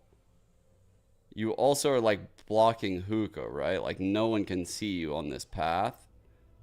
And then you're pinching with less. Or was it? How did Les end up over there? I didn't see him on the mini-map just now. On the. Let's just see if it can hold up against a team of the caliber of Loud. It was definitely missing something. Yeah.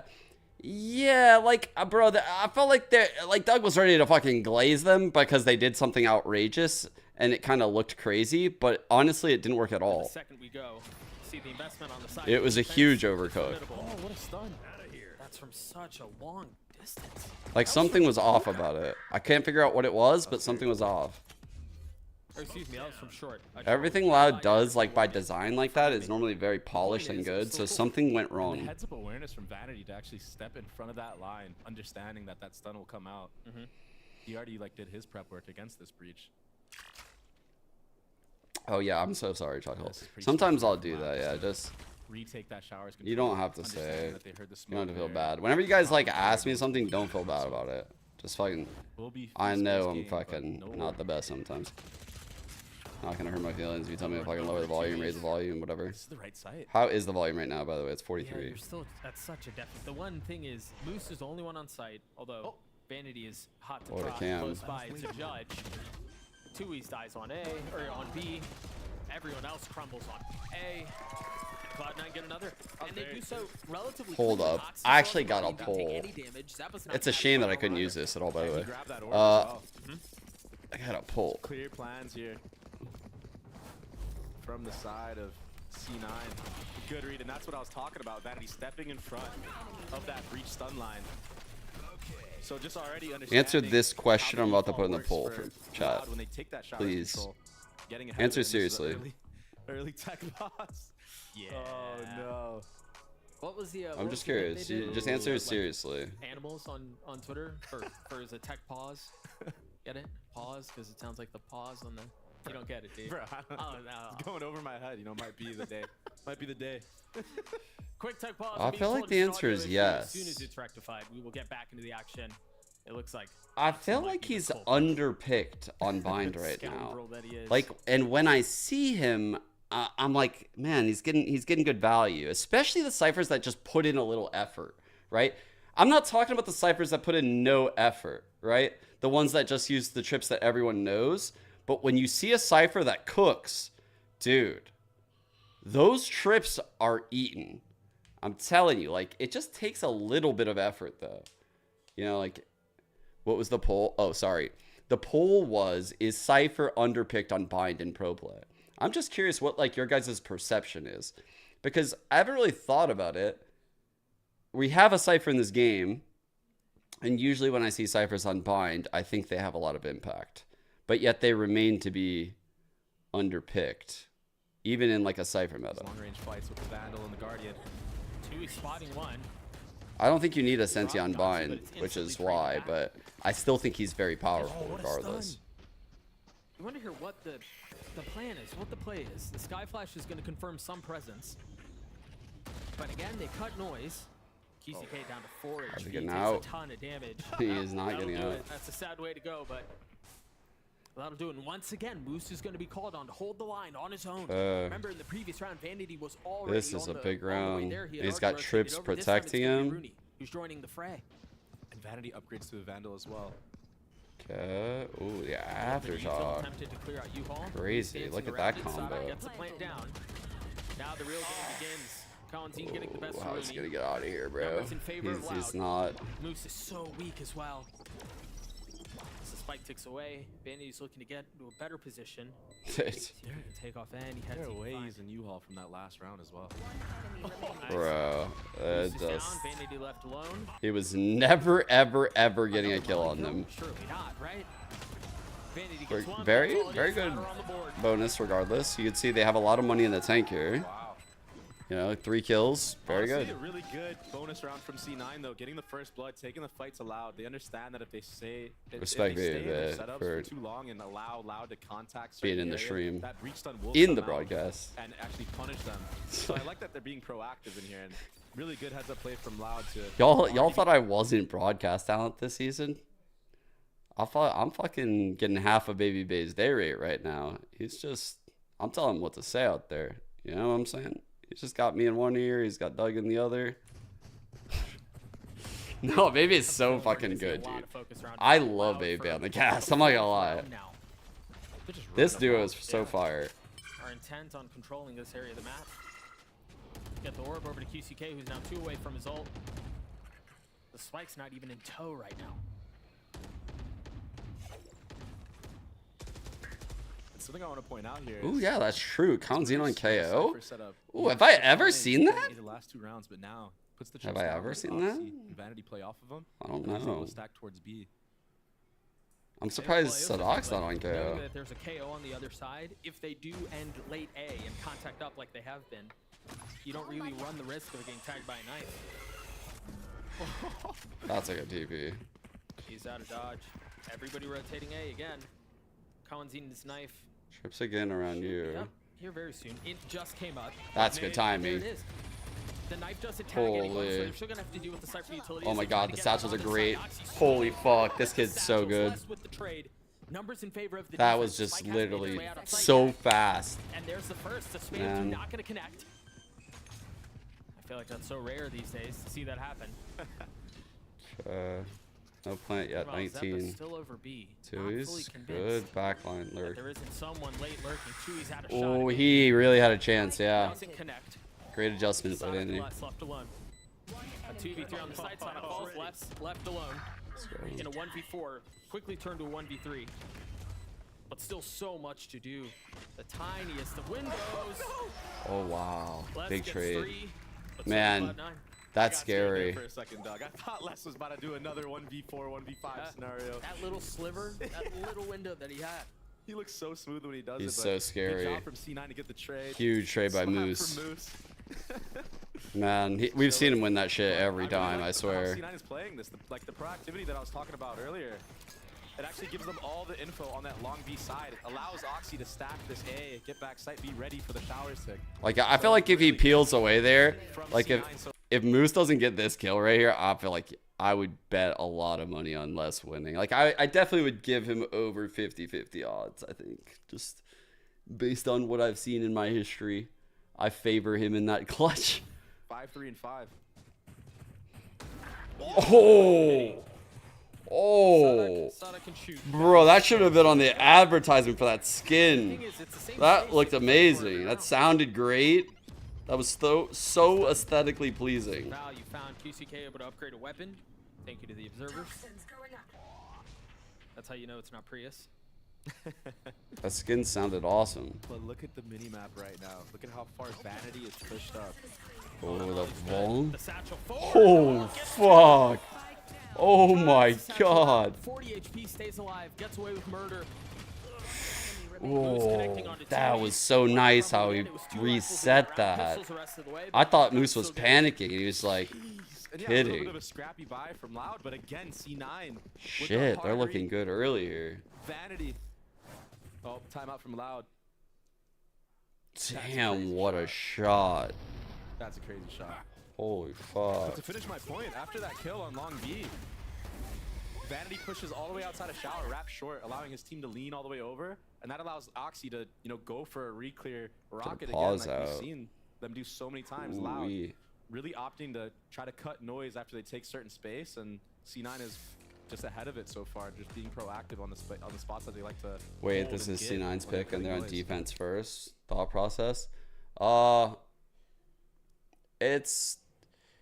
It's something that I've been a fan of since CS. It's less prevalent in this game. In CS, I always liked starting T side because when you're not warmed up, it feels better to be able to control the tempo and be able to execute on like a player, right? If both teams aren't warmed up, imagine both teams aren't warmed up and you're doing like a B site exec on Breeze. The B site player has it way harder than the people coming at him because he's like, he has to fucking react to all the util and get the kills like on multiple people on his screen. Whereas like you're controlling the tempo. And once you settle into the game and switch sides, you'll feel way more comfortable in those fights. It's different online because you just play the whole time. Ooh, that's the elbow molly we were seeing earlier. That's the one that'll lock the player in the site. You can make the same case for Sodox. They've got a lot of tools here, and you imagine that's why the timeout comes through. You don't want to. You really don't. He does the lineup off of this and then They might over. have 5 ults online. They play their cards right in this round. Like I truly think that when we played DRX Long control that we were talking at about. Champions, all this guy sucks out. Formula hasn't really changed. Oh, hello. That's going to do it. Didn't clear, but bro. QCK doesn't even get it off.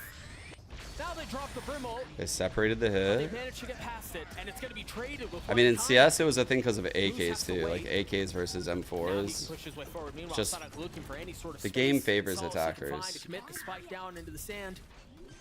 Kawanzine waiting, Moose playing in the smoke. They don't really have anything else to kind of funnel their way out on this. Yeah, and Kawanzine's able to hold the line. 3 on the round. The 4th falls. Holy fuck, So Kanzi. does Moose. It wasn't the way we Jesus. thought it was going to go, but Loud get around. No, it wasn't very pretty. I was so scared for Loud in this round because they invested the Brim ult into Hookah early on after that knife And- tag, once they got the trade on. And another thing about Loud's comp, it's like very attack heavy, right?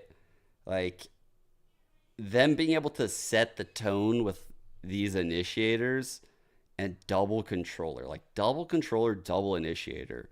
They're getting the best of both worlds, and they keep the raise, right?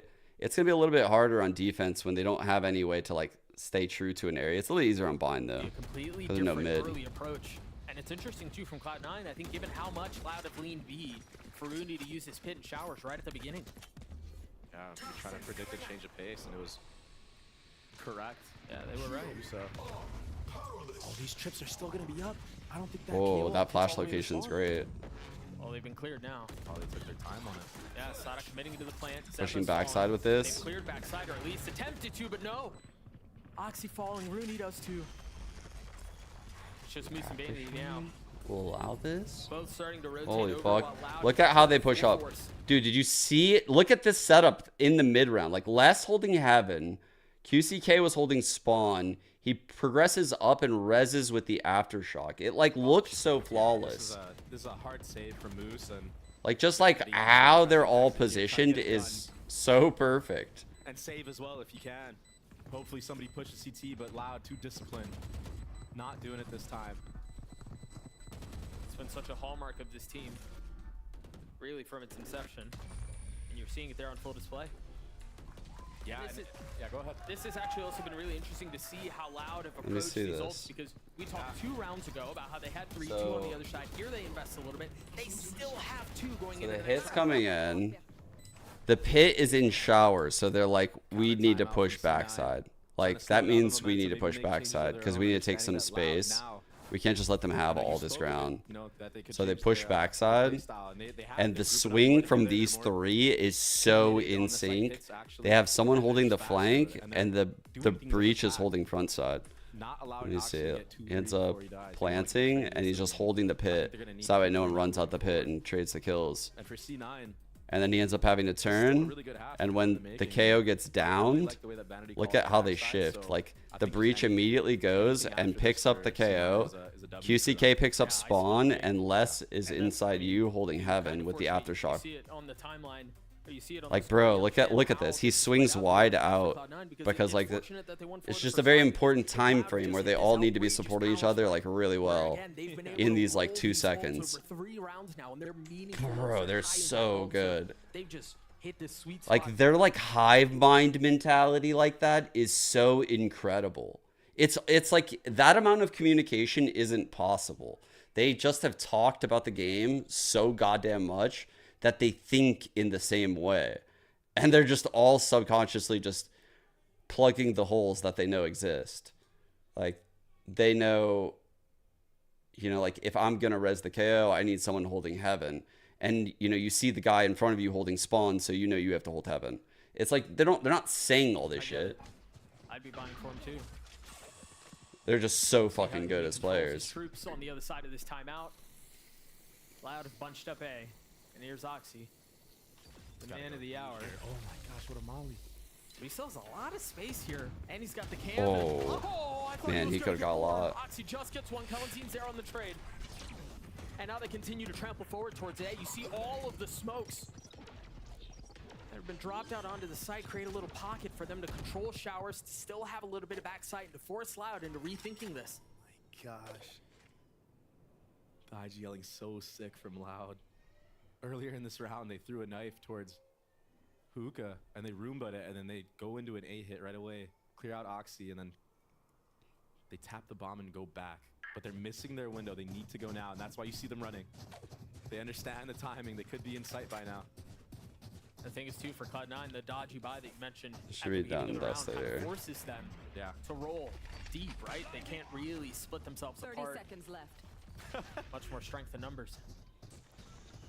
No one likes to get ecoed. I love seeing the utility come out from Sadak here. Flash and the stun, making sure nobody gets cheesed. Yeah, no stone left unturned. Welcome to my Whoa, okay, that's a, I get it, no stone left unturned, but Les doesn't really use ult very much is the thing. It's a big commitment. Yeah. But you know what?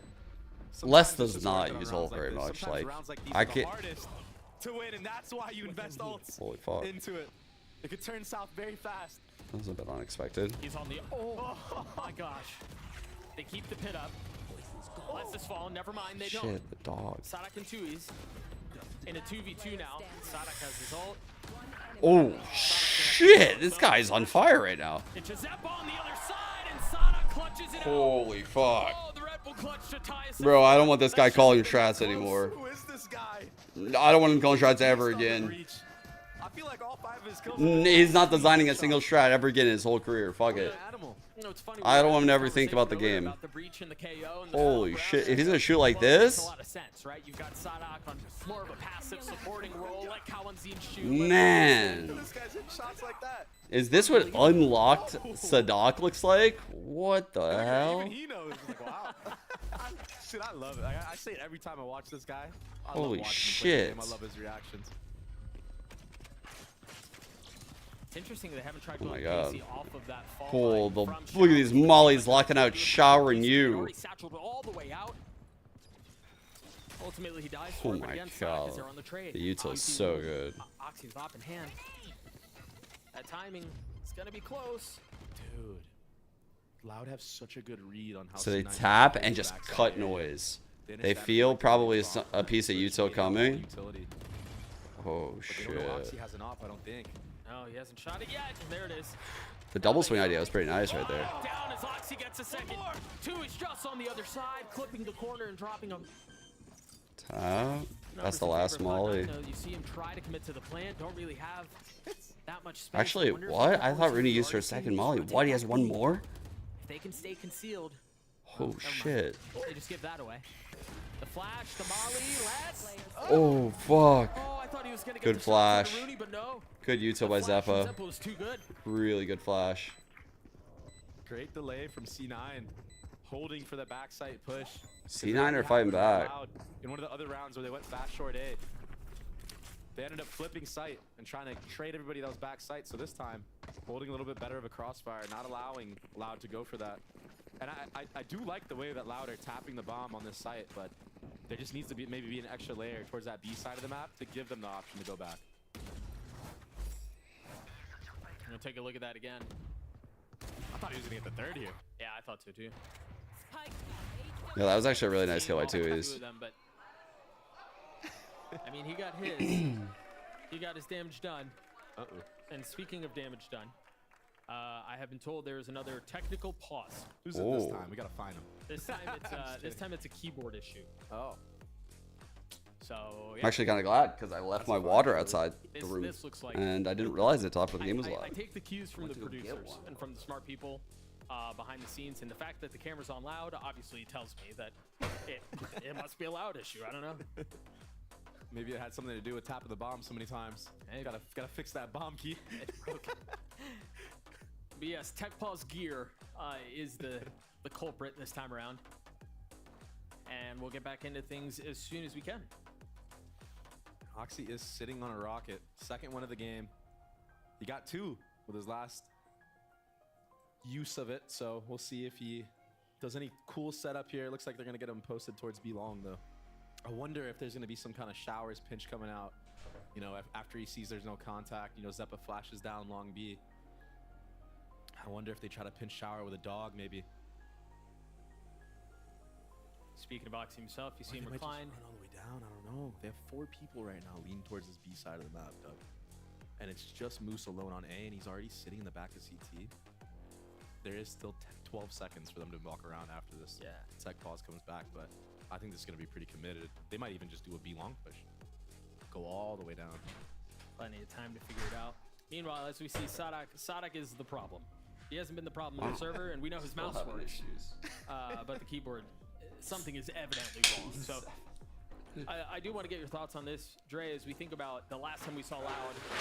It was up against Sentinels. They look good for a map, and then they just, crumbled. They, jet lag, exhaustion, whatever it was. What do you feel like you've seen that's been different so far from Loud? Do they seem a bit more invigorated? Do they seem a bit more fresh? Has anything stood out? Yeah, they have new ideas, and that's really important. Also, players on new roles. I think QCK is struggling a little bit on the Raze right now, but it's still really early on. I think maybe on the defensive side, he'll be enabled a lot more with this comp. Oh, dude, they aren't even trying to conceal their presence and down belong. Thoughthawk's so funny, dude. Oxy sidesteps the fault line. He peeks it. He's gonna get Reed being ooh. Thought he was gonna get killed. Instead, it was Oxy who took a little bit of damage. Oh. But look already on the minimap. Yeah. Got the spike. Look at this molly to delay the plant. It's a lineup from B site. So reading into it this time, playing for the TP, this might be big brain. You still have so much time left in the round too. I mean, oh, they're committing now. Oh! The party never arrived! Both Moose and Oxy fall. Such strong numbers for Loud. And the Molly did its job. It delayed for a moment. But they have so much control. They have so much room. What happened? Huge. You still have so much to do, though. Right? Oh, GCK going aggressive. Must have here, literally went live right when I really nice walked in. timing onto the caller for Cloud9. They just have to save. Straight up save right there. That's the explosiveness. Excuse me. That's the explosiveness that Loud needs, though, in order to take this A site. Because if they play this game where it's just, you know, delaying, tapping the bomb, what's going to happen is what happened in that previous round, where Oxy just sits there, delays with a nade. Now the Brim Molly lineup comes in all the way from B site, by the way. What an exile. Then you got the Viper Mollies that'll come out. It's just too much utility to deal with. The Cypher trips. Yeah. Wow. Yeah, it's miserable. So you have to take the fight. 2C9, fight that back site, and that ends up allowing them to kill Oxy and Popped Rocket. Unlucky for Oxy. That's always such a bad feeling, bro. Yeah. The voice line isn't even done. I know. You don't get to shoot it. He got dunked on. He got dunked on. Freaking Goomba stop. We get to look at it again. Actual Goomba stomping. Yeah, that feels bad. And it's tough because Damn, bro. There's so much utility coming in, he can't exactly. He even got like satchel. Yeah. And it's his job as a duelist to just go, right? You're going to force space. Either you're going to take it or you're going to create it. But his job is to go, and it just doesn't pan out for him. Tied at 5. This time Loud leaning towards A. Ooh. He's so close. Ooh. Judge in hand. Vanity again. He's going to get them both, isn't he? Yeah, he is. This gun is too funny, man. It's always in his hands, too. They knew. I mean, they tagged him with the dagger. They understand that Vanity is the type of player that uses the Judge quite a bit, especially on Ascent, so. Oh, and the kicker is, too, the only other IGL we see use it that often. It might be hard for him to use a Judge as Breach, yeah? They didn't read into it this time. This is such a... That's a crazy trip, yeah. Oh my god. Imagine. Got taken out Imagine. there when he was on his dog. Barely missed. This setup from Moose has been so good. Yeah, he's done a really good job of avoiding the KO daggers, especially. And he's saving his cages, using them reactively instead of just setting them up at the Yo, beginning. Mark, We you saw trying to the watch first the one, couple Triple-duelist seconds ago, games thrown tomorrow? into Hookah, now one towards Octagon. Yeah. He's playing his utility They're masterfully. fucking sick. They're not trying to give Loud any chance back into this round. First trip finally I'm cleared. debating on if I want to wake up at 4 Back a.m. up too to spot if anybody walks in. If he decides. Chad, if I wake up at 4 Doesn't a.m., need to, though. people better fucking Nice show shots out up. from Tui's. Why are they gonna TP? Oh, does Fucking he know? lose it. Okay, he knows. He knows now. He should know. Oxy gets the best of Sada. Oh. And he's still with Judge. in hand. Is he Oxy gonna get is another so shot at sick, dude. Cloud9 gets 6. Clean. Last All round off of those in the Judge half. kills from Vanity. Makes it nearly impossible. What am I drinking? Dude, so it's actually a liquid death. Jennifer really likes these. I actually don't love them, but it's what was in the fridge. The round, honestly, the round was probably lost when those kills happened. That Judge, brother! I'm telling you, bro, Francis. That Judge, brother. Like, they're good. They're good. Unbelievable with it. It's just, Doesn't have it this time. I don't know. I don't really crave like Last sparkling round of the water or half. anything like This that. breach stun needs to be a little bit closer, I think, if they want. Not really much. Get value from it. Managed to get away. Just Honestly, dub for C9. C9 have a lot of dubs in this first half. Somehow, only 6 rounds though. and With they a Cypher. really haven't gotten much, have they? No, there's 4 people here, and they're gonna re-clear shower. GCK's ult. Holy Oh, fuck, bro. That was Tried nasty. getting the ult out. Weren't able to do so. He God. 3v3. Zeppa's still on the Loud other side of the players map. are Ruby so tries to goddamn dump good. volleys It's and delay. insane. For just a moment. Now Like, they rotate their towards rifle TP, skills are and the problem just got so amazing. much more difficult for Loud. Zappa creeping forward. Tui's dropping. My in. god, bro. Everyone's just getting fucking blasted everywhere. This is like that Sentinels game on Breeze. Or NRG, I'm sorry. Yo, remember 2 weeks ago when we first saw Loud after Madrid and they played NRG in Breeze? They were like fresh off of the plane. They didn't even play the game and they were just one bulleting everyone. It was insane. These guys are so crazy. Showers control there. You're down in numbers. Like, I watch them sometimes, I'm like, I don't understand how they ever lose. Because Well, let's actually quite, listen to Cloud9 and I feel like if Ospas was on the team, they would never lose. Like, they would never lose. That's why, that's, like, quite frankly, like, they are incredible. And it's nothing against QCK. It really isn't. I think he is an insane rifler just like the rest of them. They're just missing an op. Like, a legendary op player. I mean, any team could add Ospas and be better, obviously. But, yeah. Hold on.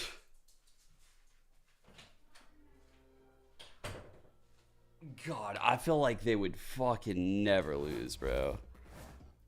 They look so insane sometimes. They have such good strats. Like, how the fuck these guys ever lose? After the match, he goes, "We got Scrim Oxy to show up on the big stage," and that's been like the rumor, dude. The prophecies of Oxy about how he drops 30, 35 every single scrim finally came to fruition on the I mean, stage. Oxy's so damn good because he's really keeping C9 in this shit. He's a special player. He probably would have had 20 on the board already. Yeah, probably. But Loud have done such a good job. Zappa had that really good flash that round. I think Moose closing out that round less was on short was big. And just these little micro details to get the trade on him and make sure that he doesn't just get the freest kills of all time. And that's what separates, you know, really good teams from the rest of them. So Loud understand what it's like to play against star players like this, and you know, they're trying their best to shut him down, but there might be a world in which he just runs away with this game if he gets hot on this attack side. So I swear they didn't look like this last year. It makes me feel like they shouldn't have run Harbor Viper last year. Like, I'm not gonna lie, like, bro, I was greening out over Harbor Viper last year, but if this is what I was missing out on, I feel like this shit is crazy. Like, these guys are so drilled. Had a great half. Yeah. That's a crazy stat. That was a crazy stat. 623 days, and he's had a good performance so far. Doesn't look like he's going to be tested this time, as there are 4 from Loud B, and that's exactly where Cloud9 are. This might be crazy unless So, all the way to yeah, they've, bro. He's alone. He's alone. They didn't use the fault line. No way. He finds a timing, but now Moose is the one with the timing. One to the back of the head. Les is dead. Oh my gosh. I thought he had such a good timing, but Moose just 2 steps. They will never, ever, ever expect 3 more people here like this. But they've cut so much noise that it doesn't even matter. Quiet creeps over the ground. Cloud9 turning their attention towards A, leaving Moose. Holy, did it? Knife tag No, just one. Just one. Maybe just one. Not enough to draw the rotates, I guess. They want to confirm that Wait. headed. Kawanzi now feeling some of the pressure. He's going to have to get them all again. Only able to find Okay. one. Evened up though. Double TP. Oh god, oh god, oh god. Oh, he's calm. Oh my god, he was so calm with it. Even though that peak was crazy by Zappa, he was still calm with it. But he's got to deal with QCK Holy and Sonic. fuck. Fault lines. And breach flash, man. He's got a stun. Oh, he's gonna fault line right where you are. He knows where you're going, bro. High flash. And then we flood. He did flash. Oh. Almost does. But Sonic saves the day for Loud again. Oh, Rooney is so clutch, bro. That was insane. But he can't even do it. Fight after fight. Bro, if there's any player on C9 I would want there, I forgot how good Rooney was in those moments. Rooney fries people in the clutch. Remember these last couple weeks we've been watching Rooney in the clutch, chat? He just never misses people. But Sadak just immediately traded this. I mean, secures the round. Really. Like, he killed him pretty fast. Rooney did his best job. I think I may have found the secret sauce of trading on C9, and that's just crouch. Yeah? Even Rooney at the end there. I thought This is such a good game right now. I'm super excited. Just missing by like a centimeter. This is a great game. It's crazy. The Guardian by, man. Rogue Guardian. Rolling around. Loud one, none of that. No. It's because Vandy is chill having like a stinger or something next round. Honestly, I like it. It's interesting too to see both of the I really leaders like focus on this. It setting takes up a their team selfless player like financially. Vandy to do buying this. the Guardian Froxy, and on the other side, Sonic not buying, presumably to get an op online early. It's a really good idea. Oh my gosh. It's not like he needs a rifle. You don't need a rifle on every player. It's tough with the Guardian. Stuck back sight. You Wouldn't pick able to up. do so much good. There it is. He died. Oh, the trade though. The Guardian gets picked up in the hands of Zappa, who's had a quiet game so far, and he's gonna Oh, fall. wow. Lex with 3, Loud with 8. Holy. Well, you can't forget that Les is probably one of the greatest. Yeah, he's probably one of the greatest players. God. I think I would pay like. You want taking duels against Ox. I think I would literally pay like $1,000 if I could have like someone. Obviously, this could never exist. Just make a frag movie of the best scrim clips from like 5 players of my choice over a year. Holy fuck. The stuff that would be in the last video would be insane. It would be insane. Imagine what he's doing in scrims with no pressure when he's playing a volume 10 times more than the matches he plays. He probably does some insane shit in those scrims, bro. Maybe even 3 to take any type of B long space. You have the orb, then you have the breach stun that'll come out from the side. I wonder how many 5-bullet aces Les has gotten. There's the fault line that you're mentioning, tagging. If I set the over-under at 10, I feel like I would be too low. Maybe. The jury's still out. Because he's like a tapper. Unless having to turn and take a step back on some of the utility headed his way, but it doesn't seem like Cloud9 are fully sold on this. You see, you mentioned it earlier, the map is still so spread out. Wonder if the intent here is for Moose to take a lot He's of a space. tapper, and people in rank don't use util. I'm not joking. He probably has a few of Team them. gets this kill onto Moose. And they probably play dog shit teams sometimes. Moose heard the footstep. He probably doesn't have those in scrims, but probably has them in ranked. 30 seconds left. They're gonna hard clear him, so he's gonna have to. Oh, what a swing by Moose. Oh my god, that was a great play. Holy fuck. Less than 2Es are gonna have to figure this one out on their own. Alright, Orb on Vanity here. And 2Es doesn't really have anything less. There's 2 spits, but that's it. And look at how paranoid 2Es is. Playing back in spawn, convinced that there's going to be a flank, and what, you have 5 up. Yeah, it something makes like this too. That was a sick round.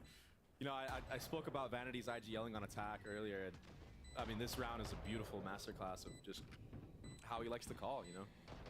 Doing it spread out default, showing that early B. It's a really good round for C9. Any kill from Loud right now is good just to do damage. This is their bonus, keep in mind, everybody. Nothing too crazy here. They, C9 will clean up the round. An Orb on Oxy's Just big. a heads up play to just TP there, understanding that they're probably creeping up on Moose and just cause that little bit of chaos. That found the opening for everything. And not only that, but Rooney's able to kill somebody in hookah off that timing too. Yeah. So it's just so many layers to that. One enemy remaining. It's just such a strong understanding. Yeah, look, even if we have lost showers, even if there's someone creeping, I mean, we've got numbers. If we take this TP fight, that's what they do, and it goes in their favor. That's sick. And an up online for QCK. Light armor across the board though, and he has no armor himself. Looks like he's gonna take this B-long angle, and I don't mind this. They're just playing reactively here. Tricky, right? It's like, if they throw anything, I'm gonna dump util here. If they throw anything, I'm gonna smoke Molly shower. If they throw anything, I'm gonna knife this corner like this. Like, so they're just gonna stall your shit out, basically. If you run anything with like any kind of slow pace, this will stall you out. If you run it down past it, you might be able to get the kills. But no one would be willing to play like that, because you don't know they're playing the setup. That's an insane satchel. Let's fucking go. Holy fuck. Now they turn their attention back over showers. Kalanzine takes Like, that's what I think you have to do to breach. Like, you have to kind of disrespect breach. Okay, we don't want to do that, actually. It's a glass cannon. He's got no armor. You want to carry that thing into the next if you can. Fuck, Windows? What the fuck was that? See if Kalanzine can take care of it. Oh! 30 been seconds spotted. left. This is so awkward. Was it the rise? The rocket, wasn't it? Showing the booty. Exactly where you are. Oh, that's rough. That's no way, dude. That's so fucking funny, man. That's too funny. He just like, oh, he just like two bulleted him so fast. Fucking hell, man. 4v2 for like 20 seconds. That's so awful. This is definitely Scrim Oxy right now, Doug. He just pushed into U-Haul against a guy that honestly wasn't blind at all. He waited so long, man. CT spawn, take a 1v1 against Les, who sat him down. Collinsy literally wants to throw his shit out the fucking window. And wins it. And then he goes heaven and he plays it so smart, and that's the difference, right? It's Oxy go kill, but he actually has a little bit of a leash. He understands when he needs to just stop and just chill and waits for that Cypher ult. Oh, it might be Rooney go kill here.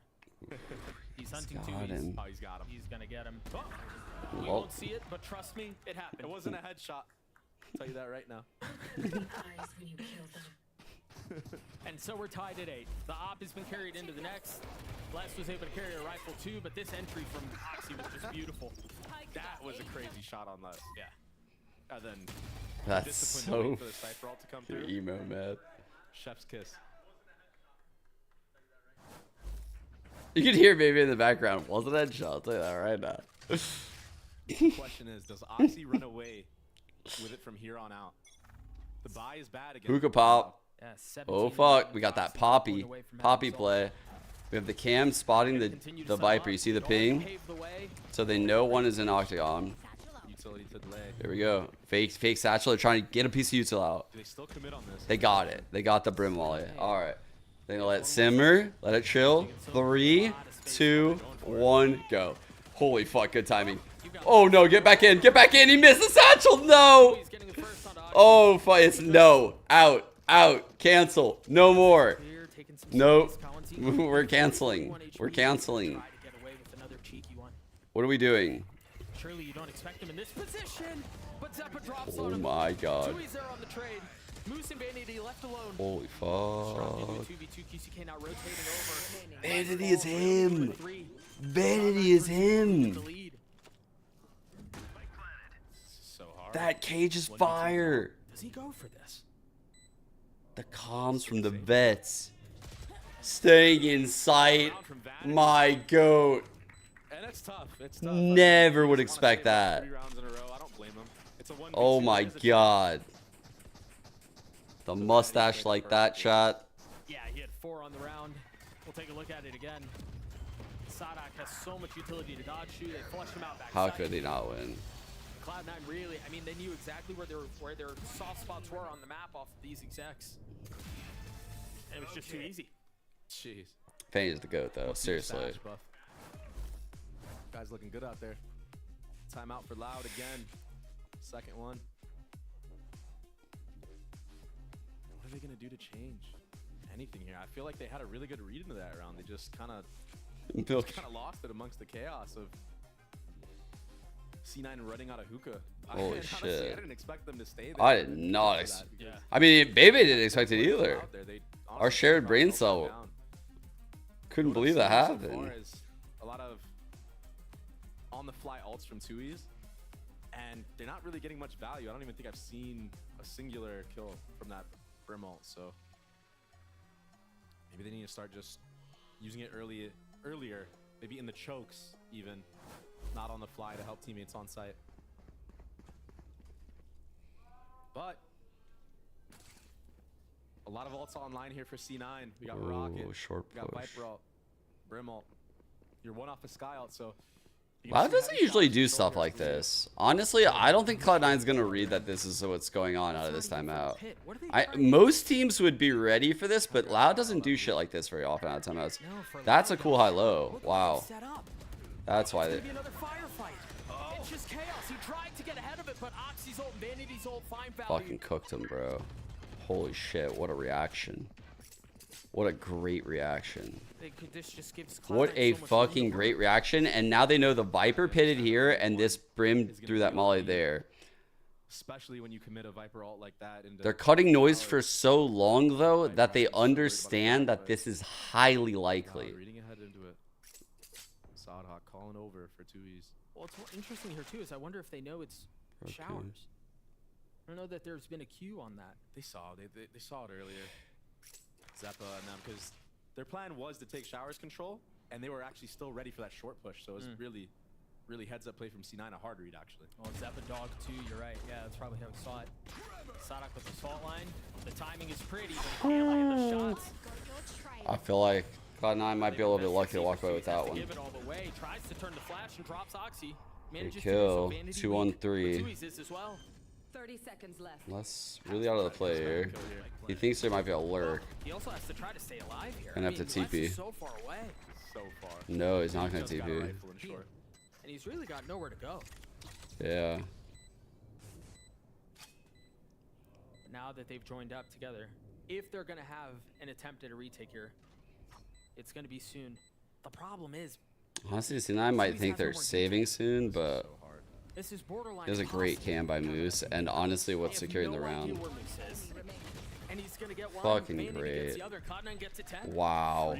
And yeah, that was a hard. Bro, I am so impressed with like Moose and just the decision making. Bro, I'm really liking this Cloud9 team. I was kind of glazing them a bit last week. I was saying they're getting better and better. I was harsh on them the first week actually. So I'm really like slowly turning completely around here. I really like what they built. I think they got all the pieces. They're good. It's a scary sight when Cloud9 are like they got the IGL. They have like a very good person that He's got plenty of reason to smile up to 19 if I'm not mistaken off that kill on 2Es. Like the star player, they have Zeppo, star like Flex. Rooney's an insane mechanical player that honestly, similar shooting style to even less. I'm a big fan. He knows that everyone's going to be a one-shot Like kill on other team. they built a really good project here. Got taken down really low though, no heals up. There.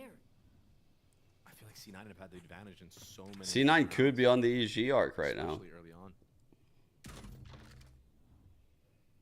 Like they got the players. Both with Guardians, QCK with the judge. It's I think the rest is on like Vanity and Imi to come up with some good game plans here throughout the season, you know? Keeping things interesting, keeping the players motivated. Now they thought about it. The C9 Don't get stale. overthink now because of that KO dagger they saw on the minimap.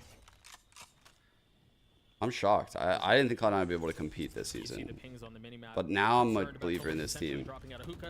The smokes go down in the I think they're very good. Follow shortly thereafter. And I think they can like mid-round like this. This is actually rare. There's just enough of a hesitation, but now Loud. Like this type of glaze I'm giving, like the mid-round glaze, is kind of rare. Have anything to clear this pit out. They just kind of have to use You only really get this out of like CS players. Oh, what? He spammed him top side because it's so common, man. I think all the Vipers do that pit where they go top side. Remember, we talked about Oxy is nothing but I knew it would happen eventually. Man. Has his wall. Oh, there it is. As the wall goes up, Oxy goes down. Moose is left alone. Oh. With the molly in his lap, gets the first. The Roomba to buy some time. QCK got into half. The mind games right now. It forces the swing, and QCK gets the kill, gets 3, and the defuse. Loud get to 9. Oh my gosh, C9. That's a tough round to lose. They had the advantage the whole way through. They just get spammed by Kawazine.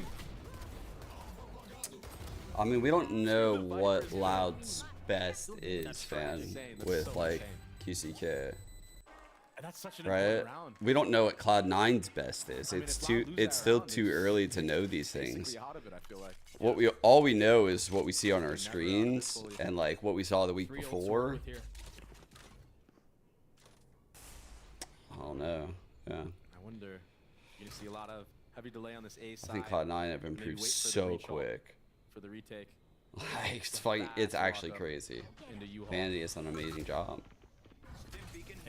He hasn't used smokes. You see this is what I mean by like mid rounding, by the way. Holy fuck. Wow, great ult by QCK. Oh no. Oh no, bro. Oh dude. Check him, Timeout after PC. this one, maybe.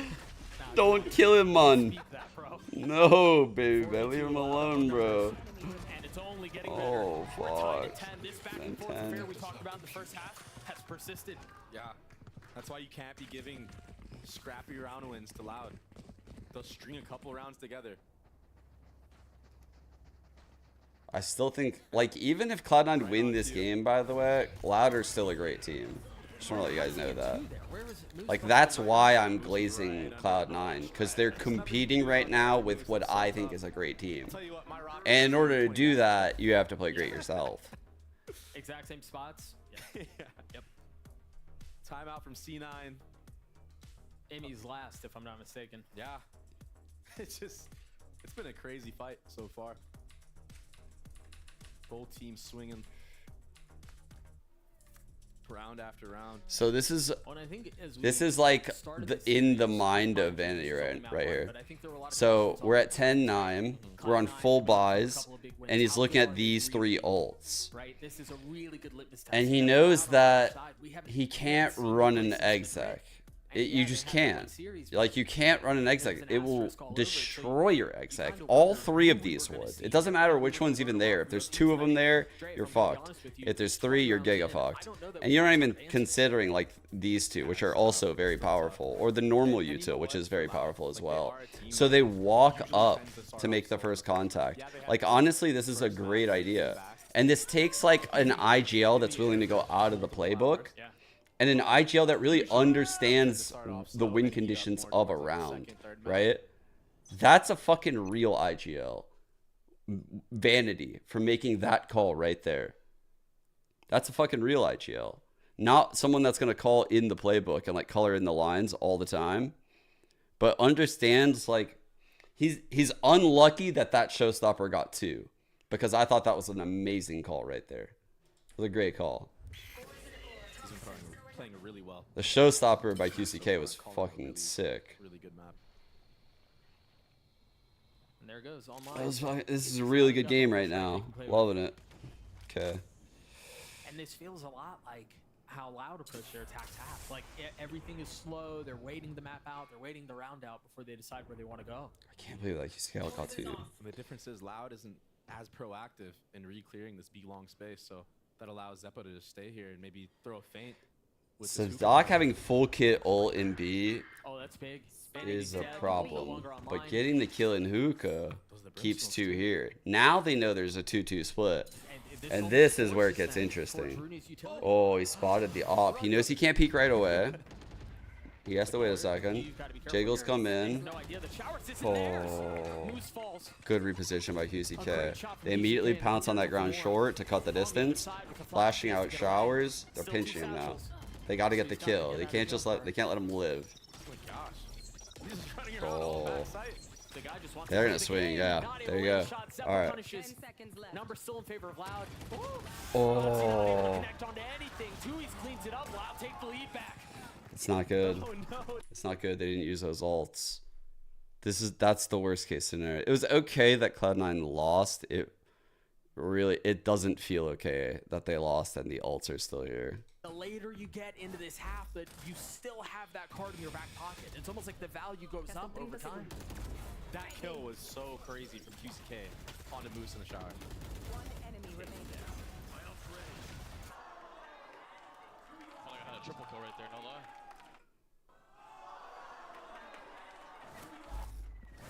Maybe a little bit of nerves out of Oxy there.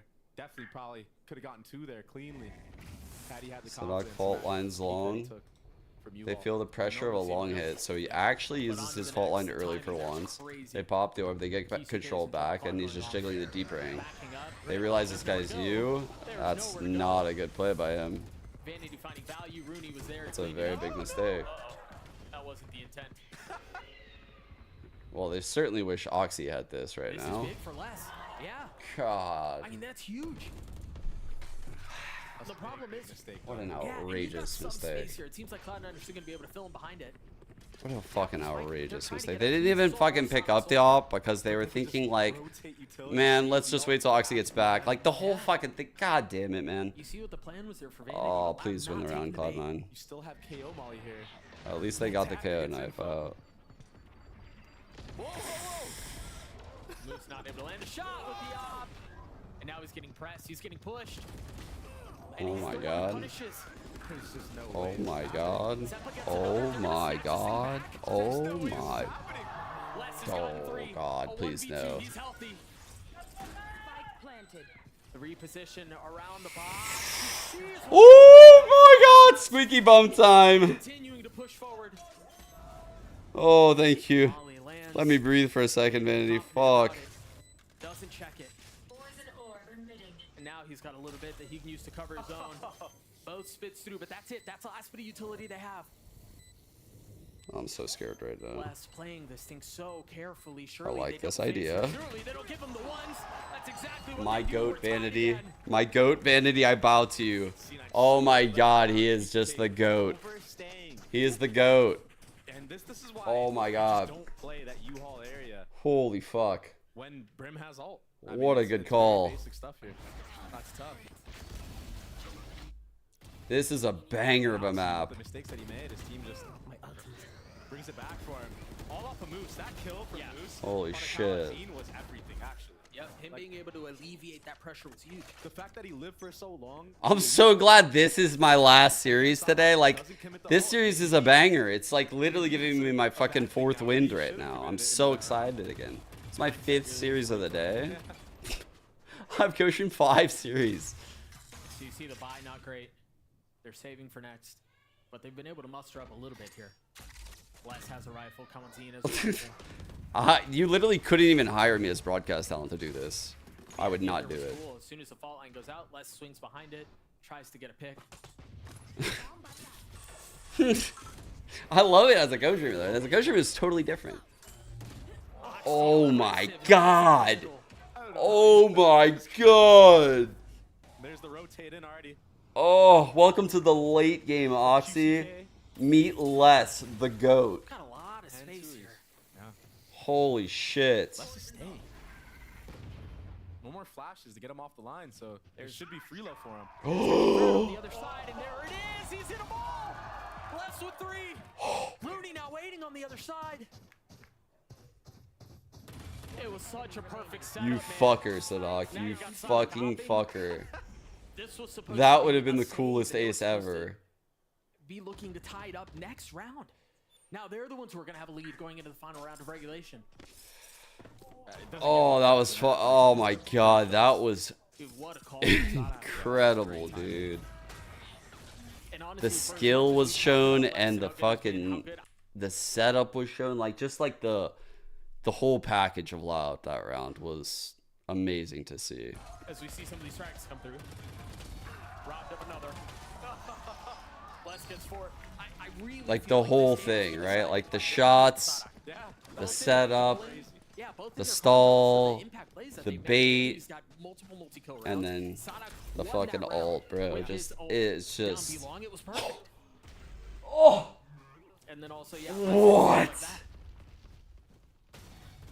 This guy is so good, man. Onto this belong area after Noise has been cut For so long. has been because in previous rounds, C9 has honestly been depositing players there after all the utility. Well, and the truth is, Loud did it too. Yeah. Right? That's how they That's played most of their wild, draft. dude. Yep. Reactive Viper Looking Pit. to force OT here. Oxy's on a Spectre. Wow. QCK Nice is on another shot. kill already. Oxy pushing forward, rocket in Oh hand. fuck, great Kamanzine ult. But it's instantly traded Good job back. Numbers in facing favor that of by Loud. Tuis. Wow, I can't believe he Les did is already that. starting to rotate over as well. They like Spike all not hit faced again. though, all 3 of them. One top box, 2 Safe front and steady side. hands of Zeppa for now. No way. 3 on As we 3. equalize things at 3. Oh Rifles up for shit. everyone. Oh shit. And it seems like it's turning in favor of Cloud9. Oh my And god. Les and Tui's Oh my bring this god. thing back, and they put him away. Oh fuck. He had no. Oh fuck. Oh fuck. This guy is so good, man.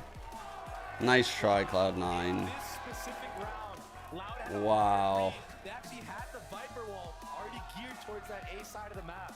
Man. And yeah, it got scrappy, He's but so when you have a guy good. like Les who can close out rounds like that. Wow. And so many things go well there. Holy shit, this guy's insane. Let's go! QCK getting the pick with the op. This guy's so fucking There's good. a lot of things that went well, and ultimately they went well because of what you were mentioning, right? They knew. They had the preparation at the beginning of the round. They knew where they wanted to go. And What? That map was so fucking fire. It was crazy. Yo, thank you for the raid. No, I'm so sorry. I'm dropping just F-bombs left and right. Yeah, thank you. Jesus. Welcome to the match. That map was so fire. Holy cow. That wasn't even Loud's map pick. Where are we going now? It's in the rear view mirror for Loud. I think for Loud moving forward, you know that you can do it by committee, right? You know that Les is going to deliver. You know Icebox. going to deliver. And yes, I wonder if they're running the same comp they were running in Madrid. They look really good there. Just making sure that they're doing their jobs at all times, even if they're not playing the best or whatever it may be. And that's the thing that Loud has over a lot of other teams. They're a one hive mind. They really buy into the system. Man, like, it's just like literally an average less performance. Truly like a mid less performance right there. There's nothing else to even say. I've glazed this guy so many times in my life. Like, it's just so ridiculous. There's also every time he plays a game. Hey guys, it's Jimmy Lin. In this series, I'm going to walk you through attack on Pearl. Watch out for the stairs, clear this angle. On Viper, which is like, what?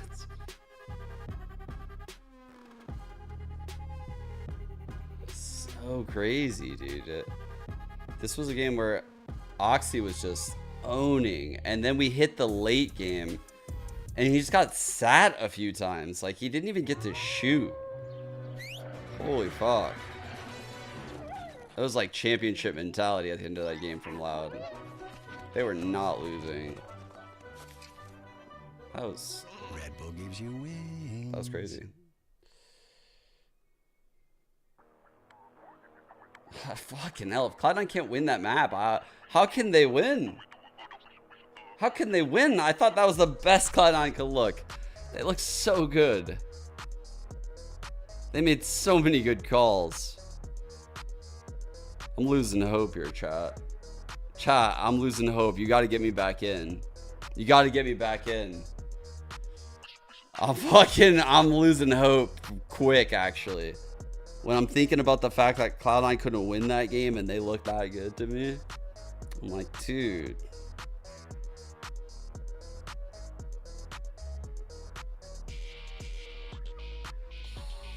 I definitely threw some rounds, but man, Loud are really shooting.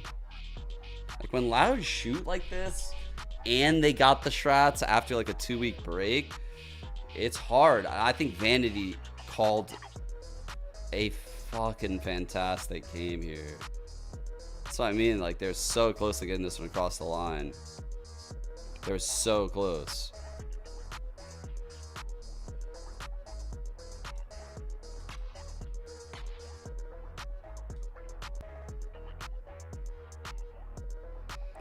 Yeah, the Rooney getting turned in the Viper pit.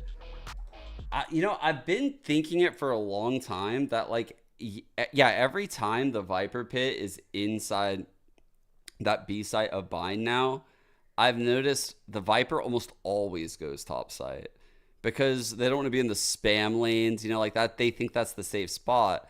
And I haven't really seen anyone spam the top, but that's where the Vipers have been going now for like a year straight. So I don't know why that hasn't been spammed more.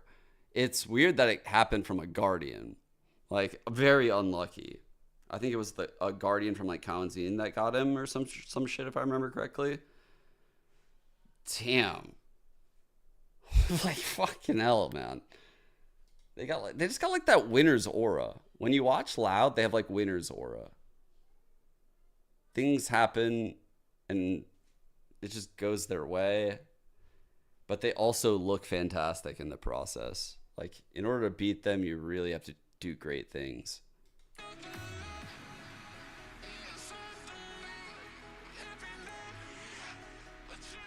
It takes a lot to be Loud.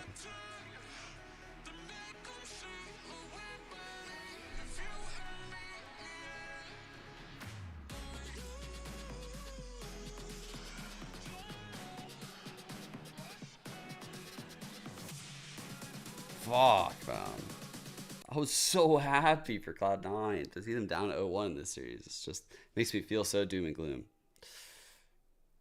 Like everything was working until it just wasn't, and it was very unlucky the way Oxy was killed in some of those rounds, from like the Raze ult round to obviously the Les one shot. I think Les got him twice actually. Oh fuck! Here we go. Easy last round to close it out. He's I doing talked to English. Sadak earlier Let's today, go. and he said that he's Fuck kind yeah, of SDK. relinquished a lot of the God. control to you guys. Where did we see that today? I think that we changed a little bit the way that we played in all the maps that we are going to play today, and I think that most of these our characteristics at the game is like much different. We changed a little bit the compositions, but most of like my finger on the team is on the play style. Best of luck on map 2. Okay. Welcome back, everybody. He seems very to the confident. desk. We have a chance to He seems take a very closer look at happy. the map that just transpired, because STK is saying, you know, we've had a I chance to have a think look closely at these maps and play what our own we're about style, to but it really see feels like Cloud9 force you is a to flatten, play their way. a flattening They of force you to turn every Cloud9. engagement into a no-holds-barred brawl, like everybody piling in. I mean, they grab any team in front of them and they pull them down into the murk and force them to play their fashion. Across that game, for both teams, only 30% of man advantage rounds were won. That means 70% of the time, a team that was getting a first kill was losing that round. So much this was coming down to the clutches and also to just the wild, like, re-clear plays in the mid-round to turn back tides that never should have been won. But there was no round more important than this right here. Was It's 10 Cons. to 8. Loud are on an eco, and QCK clutches it up. That's the one that swung it. Because, look, C9, they're supposed to win that round. They go up 11 to 8. This game's Probably in the close bag it for out, them. right? But then they win that round. They've got the momentum going for them again, and then they're clutching it up at the end, too. Immediately after that, yeah, it's less again to win another clutch. It was just back-to-back, Mirna. Yeah, I mean, those kind of rounds turn the momentum in such a big way that all those rounds before that were so back-to-back, back and forth. Every single time it felt like it was kind of like a I don't fest think of Cloud's just, like, untouchable. battling. I just think they're a Battling for size, really, battling really, for really space, good even, team. like each team pushing into I think different they spots have on the site, and it deficiencies, just right? felt Like, so wild, and all like these trades every just going team, they back and have their forth. People in places deficiencies. they shouldn't They're have not been. perfect I and mean, they Oxy can getting into lose. heaven half But the in order to time. beat them, It's you so have to be having a crazy. good And day. Bless here to clutch it up is just And even on absolutely their fantastic worst to day, bring you that still game have to be having a completely good back. day. But I think, like, what we're saying, If like, they're the on a game good didn't feel day, like to me you was better be the like battle of the perfect. mind so much as it was the battle of the brawl. And if they're on a just great whoever day, could you're sort of, fucked. You've lost. see through it That's in how the I feel moment about and Loud. win out in the fight. Like, you know, you pinpoint the location of all the players because let's make no like, mistake, both honestly, these clubs have so much utility there's days that where when you can just see a aren't moment gonna to beat take the them. timing and swing into a line. You're Those just were the not. plays that were popping off, and you had guys like Les especially taking So I advantage. feel like it's less macro-oriented, less mid-rounding, and more just like those individual moments. When to Doesn't take matter those what points. team it I think what's is. really interesting because You're these whoever teams plays have them a on really certain distinct days similarity in how will get bought in obliterated. They are to the squad's idea, right? But then there's other You days watch a where team like, Loud, and you know, every like they're idea not in in the perfect mid-round, Les is form going and for a play. Sidon maybe is the comms are immediately slightly behind on the off, fault or line, immediately ready to maybe take the someone setup on the and change opposing up team on is the in fly. perfect But form Cloud9 is literally the themselves same way. and they When can you disrupt their play, They're shit. so chaotic. They go for so many risks, but I think they've done a really good job at figuring out their comms, their ideas in those super chaotic moments and thriving at them, actually figuring out ways to still set people up when they're going for wild stuff like that. I 100% agree. I feel like the setups have been crazy good. But one thing I do want to point out for Loud is that Les was playing really well on that defense side as Viper, because not only was he just holding down the site, making sure that no one was in there, he was taking those aggressive lines and taking even those 1v1s. Like, he was not scared Classic to just walk Les. down Long B, to get all that information and causing the rotates to go crazy. And actually, earlier in the game when he was on that attack side, he wasn't scared to walk up down short and take that Breeze space is pretty either. fucking So it felt powerful. like Les kind of held a little middle ground, and then plays were made all around him, and same with C9. Got to check in with the Cloud9 engine room here. Oh, after bro, losing a match I don't. that Do you they think brought people into the still game. think Let's that head shit? down here on our I think Julian anyone that versus thinks that C9 might be an coach had to idiot. say ahead of map 2. I'm here with Amy, the coach of Cloud9. A very, very close first map. Could have gone anyone's way. Also very exciting map. My colleague said in the green room that Cloud9 has a very proactive, high-risk, high-reward play style. What do you say to that? Proactive, yes. I'm not sure if it's high risk, high reward. Like, one of the things that we lacked in the old team is we weren't going aggressive, we weren't taking back information, and we were just sitting too passive. So that's something that we worked on and we changed. But I don't think it's high risk, high reward. I think it's just the way you should play. So aggressive, but not risky. Yeah. best of luck on map 2. It's important Good how you answer. almost puts it that, you know, not being proactive is more risky when you're denying yourself that I information. agree. I think Cloud9 are doing the right things. I think it is risky. I think the there's way been they times. play, but I think there is always inherent risk. That's Valorant, bub. You get shot, you die. There's a million abilities at all times. Anything can happen. You have to be Thanks, proactive. Robin. So doing something that could seem wild on paper, but doing it together is less risky than sitting back. I think that's kind of what happened to MIBR sometimes, right? They're a team that'll oftentimes play very safe, not take those risks, and then you get owned because of that. Cloud9 is so proactive. That's why they're so good, even against our best teams. Yeah, again, like you're on a clock sometimes in some of those rounds. We're heading Is back that into the actually arena his here. And so we're heading, routine of course, frame? over Lab to what? Icebox. Loud's map choice here. And again, this is a map we've seen them with some pretty strong showings as well, right? There's always, I think a lot of discussions been around like the role of the duelist on this map. Some teams going without, you know what I mean? And we've sort of seen the Jet mix back in for Aspas, for example. We are going to have Oxy on that particular role. Ooh, here, they're still running the Sage. for Zeppa. Yeah, a lot more people have been liking the Sage on this map. You'll see the tweets like, the Harbor map win rate is not looking good on Icebox, down way below 50% here. And that's usually what Loud have been playing, and they aren't making switches. I mean, Loud can run this though. The exception to Harbor having a bad map win rate on Icebox is Loud. What, he's They're looking the at his one team fucking still guns? making this comp Shee. work. They're one of the squads who innovated it. They've played it for so Yeah. long. They are the best in the world at this comp. Yeah, Tui's literally is Harbor in my eyes. Like I see Tui's, I see Harbor. They're the same person. To each extremity and trying to get as much He matches is as possible, Harbor. even when they He really shouldn't created be. So Harbor. I'm curious to see if Everyone there's who gonna be a little everyone bit else more who plays risk or Harbor reward pretends ratio to be here. I feel like Tui's. for C9 they really have to step it up. Again, this is not their map pick, so I don't know what they have cooking. I don't know what Loud is going to bring to the Like table. he was the first. knowing He that did they're it the kinda running best same for a comp, so- very, very long I time. think the main reason that And he's Harbor still versus insane Harbor at it. has been the basic. I'm not lumping Forsaken in that category. Caveat, asterisk on that whole statement. Asterisk on that whole statement. Forsaken not included. Cloud9's comp doesn't Continue. have that same potential. Your only Okay. go button is that Sova Dart. Well, these two teams have loved throwing haymakers at each Continue. other so far on Bind. I'm sure that's going to continue as we let them out of their corners and head back to Doug and Baby Bay for the call. He's not playing. He's not playing the same Harbor as everyone I else. think there's a lot to be excited about He's for this next map, and a lot of it, in my He's playing a totally opinion, different loves game. to center Quite down, frankly, it center looks like the Harbor better right. one. Does it work? Does it not work? What are your thoughts on it? I think Baby there Bay's has been a cooking bit out of a there. peel back, but for Loud, they're fully hell-bent on sticking with this comp. I mean, I love it, especially the way that they play it. Using the walls on the hits and actually fighting into sites and stuff like that is really nice to see. And we're going to have to see QCK, like, step up on this Jet to, like, you know, silence the haters that he can't play it, because I know he can play it at a very high level. Yeah. But the problem is most of the time we see him do really good on Jet is usually on Breeze, right? So I'm looking at him to be a guy that does something a little bit more, because at this point, we've seen this comp so many times from Loud, so many different rosters of Loud as well. But I think he's going to need to be a little bit more of an X factor in this, and that's why you see him already leading towards B with his Deagle. Insta-brook. Silent creep up. Harbor's close. No Harbor So much util. pressure on this kid's shoulders. But it's actually Tui's. Oh, hello. As the wall goes down, the kills are up. Oh, fucking Dart is crazy. Goes aggressive. What is QCK doing, bro? What is he doing? Oh my god, he's so lucky. QCK gets away. So awkward. QCK gets away. I mean, the boldness, the gusto, the other word I don't want to use, a Moose to just challenge him up. It's just crazy as he goes to Bros. Now Sadak has a really good line here, but no real idea that Vanity is close. He's so weak, and there he goes. Vanity falls, Oxy and Moose remain. With Should be a Spike in free hand, planet they here. creep out Double towards A, nanos is kind of where interesting. there's no resistance. But I don't know if we'll Moose get in to a these point. moments has been A so Sheriff clutch also with 30 for HP. C9. And I know Like, he's sitting on. They have a 25 really HP, good but- scenario here with this. Mollies, so you should be able to help.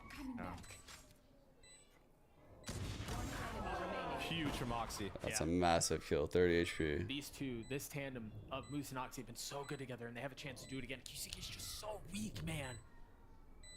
30 HP, yeah, Moose is weak, but Noise. Oxy still has so Now they much know. health, and they're playing this beautifully. It's over. Yeah, Well there's no way played. for QCK to do this. Well He's gonna fucking get taken played. care of assassination style. Oxy with 3, Cloud9 get the pistol. God. Another I love seeing communication, right? Like the second his noise of hitting the ground right there in that 1-on-2, you see the calm at that moment. You see like the thought process immediately. Like, I'm gonna play off my teammate in this way, like I'll pick off you, blah blah blah. Like they immediately are like, okay, not playing anymore. This is these plays from Oxy where he pushes so far up and actually like takes fights deep into spawn or mid in that scenario. He gets so much value against Loud when he does this. And I think he needs to like just keep sticking with that game plan until he gets fully punished. He's got a rifle this time. No buy on the side of Loud. It's already farming that jet knife ultimate. If he can get Nice enough kills dash. here, maybe a bomb plant. He'll be Like able the to give wall. somebody that vandal for the next round for the bonus. All right, Sage wall. I like the pen on the left side like this.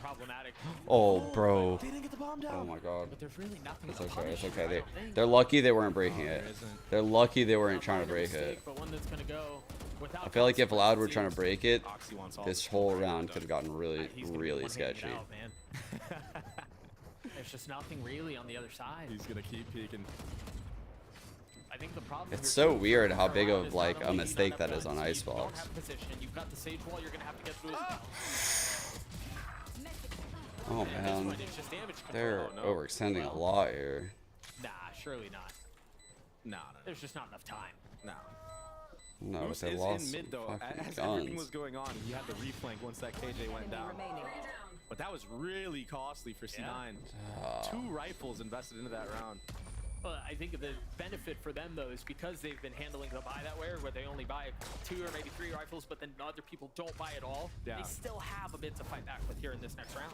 And Oxy's only 1 off of the jet knives. Oh, this is that delay on the plan. He thought he got the bomb down already. And yeah, you know, it didn't make that much a difference into the round, but you know what? Maybe that extra couple seconds on the bomb timer could have secured an extra gun. Who knows? You know what I mean? Sure. When it comes down to Valorant, small Oh, things here's like that harbor wall that like cuts across mid. And it looks like We've they're gonna try to seen get this B this or one a onto lot. Oxy. Let's see if that's what's And happening they're here. giving him a rifle to try to get an entry first, just Yeah. in case there is any Start, struggle of a fight. grabbing orb, getting these little edges. Slow line up behind This is him. the duel that we're gonna have to see. Oh, they didn't break the drone. Oh my God, that's a big mistake, dude. That's a big mistake. He has dash. He's gonna get away. Holy But fuck. you're right. The orb goes in favor of Oxy. Get out of my way. Now Blade's online. Oh, he's gonna jump on Awesome. the yellow. This No is dash, the same tactic though. he took last round, but this time he doesn't have dash. Oh, but he Man, does find Tui's twos. really dropping the ball here. Jack Yellow What the fuck looking is for he QCK. thinking? Tui's is stuck. Hey, he's got 1 HP. QCK has nowhere to go. Oh fuck. Finally falls. Oh my Oxy's God, not he much got better off at out. this point. He's alive though. Sage I don't know kill? how. He was at 1 HP. Now he gets healed, I believe. Wait, what happened? I think Sage. Moose is still playing back Who's- by A. I who wonder if healed? the call to rotates back. Are they just cut noise? Did Sage stop heal for 30 or Tries to aggress did anywhere Sage else. give it to There it Vanity? is, but Sadhawk wins it, and that's Oh God.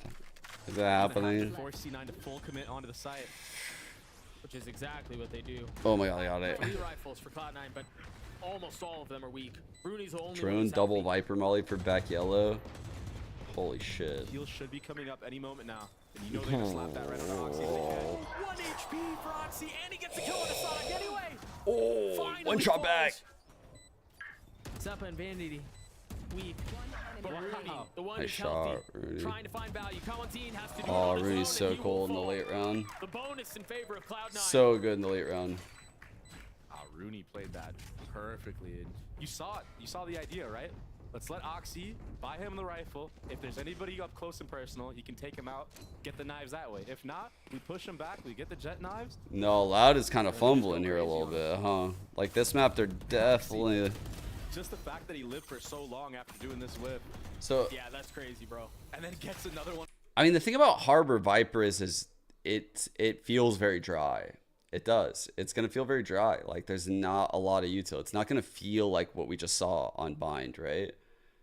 I mean, just think about what they have, like the tools this comp has. It's like it's just creating little segments of the map for QCK, pretty much.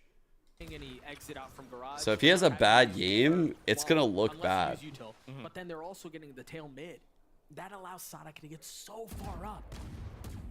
A lot of it is on C9 are just 2Es and QCK's kind of timing together. How he scales with cascades or peaks off of high tides, shit like that.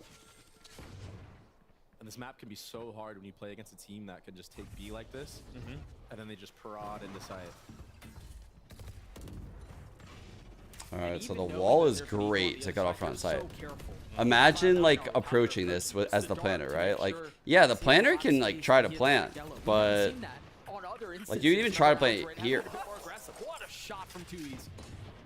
Cool, man. Huh? You get shot, you die. Oh, he's got a lot of space. Okay. And they don't know. Oh no. Tragic from Sada. No. That should be a free plant. Kalanzin's gotten one back. They're not out of the woodworks yet.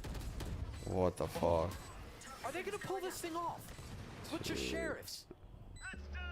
Oh fuck. The reckoning invested. Vanity playing close. Holy shit, what a play, what a play, what a play. What a play, what a play. Looking for the third. Oh my god. They avoid disaster and they get to 4. Wide duck ass. Is so good at disrupting the enemy team. Last map, it was him pushing past the stun line of the breach. Wait, where's our wide duck ass? This time, it's pushing all the way into sight once that harbor ult comes down from 2Es. If he does not make that play and just stays stagnant, Louder kind of really, they look like a different team this map. It's weird. It's weird. Because they're not hitting the shots they were hitting on Vine. He's just like us. That's brutal. I'm sure they'll wake up. I'm sure. Same high tide, same little duo. This time you can see they put the nano on the cross. It's just a way to keep a little bit of protection on QCK. Nice shot. Nice shot. Waits for the piece of util to go out. Alright, there we go. Good job. Rez comes in. And now the round resets. Oxy got all the way pushed up behind this Cascade locking out this side of the peak, which does put a lot of pressure on someone maybe like taking this fight. Oh wow. Holy fuck, what a shot. QCK tries to re-clear. Shocking default to break any Killjoy util.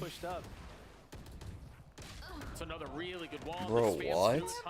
He got spammed twice. What? That's just unlucky. But honestly, that's part of running his Harbor Viper comp, right? Yeah. When the walls go up, you just spam through it, and sometimes you get lucky. Moose is now trying to rejoin the fray. The alarm bot's going to give him away. And he's not able to find that space. Deep wall. Yeah, it's super deep. 100 Fury out for Gozen. It's going to be traded back. Did he do it deep so he has room to run? Wow. Did he anticipate that ult? Is that why he did that wall? He had 15 seconds left, and they still haven't fully committed to getting spiked out. That's the third harbor wall we've seen.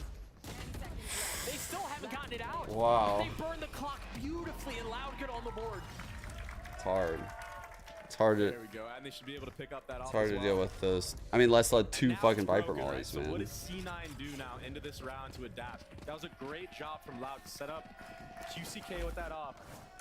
And this kill was so nice, so patient on it.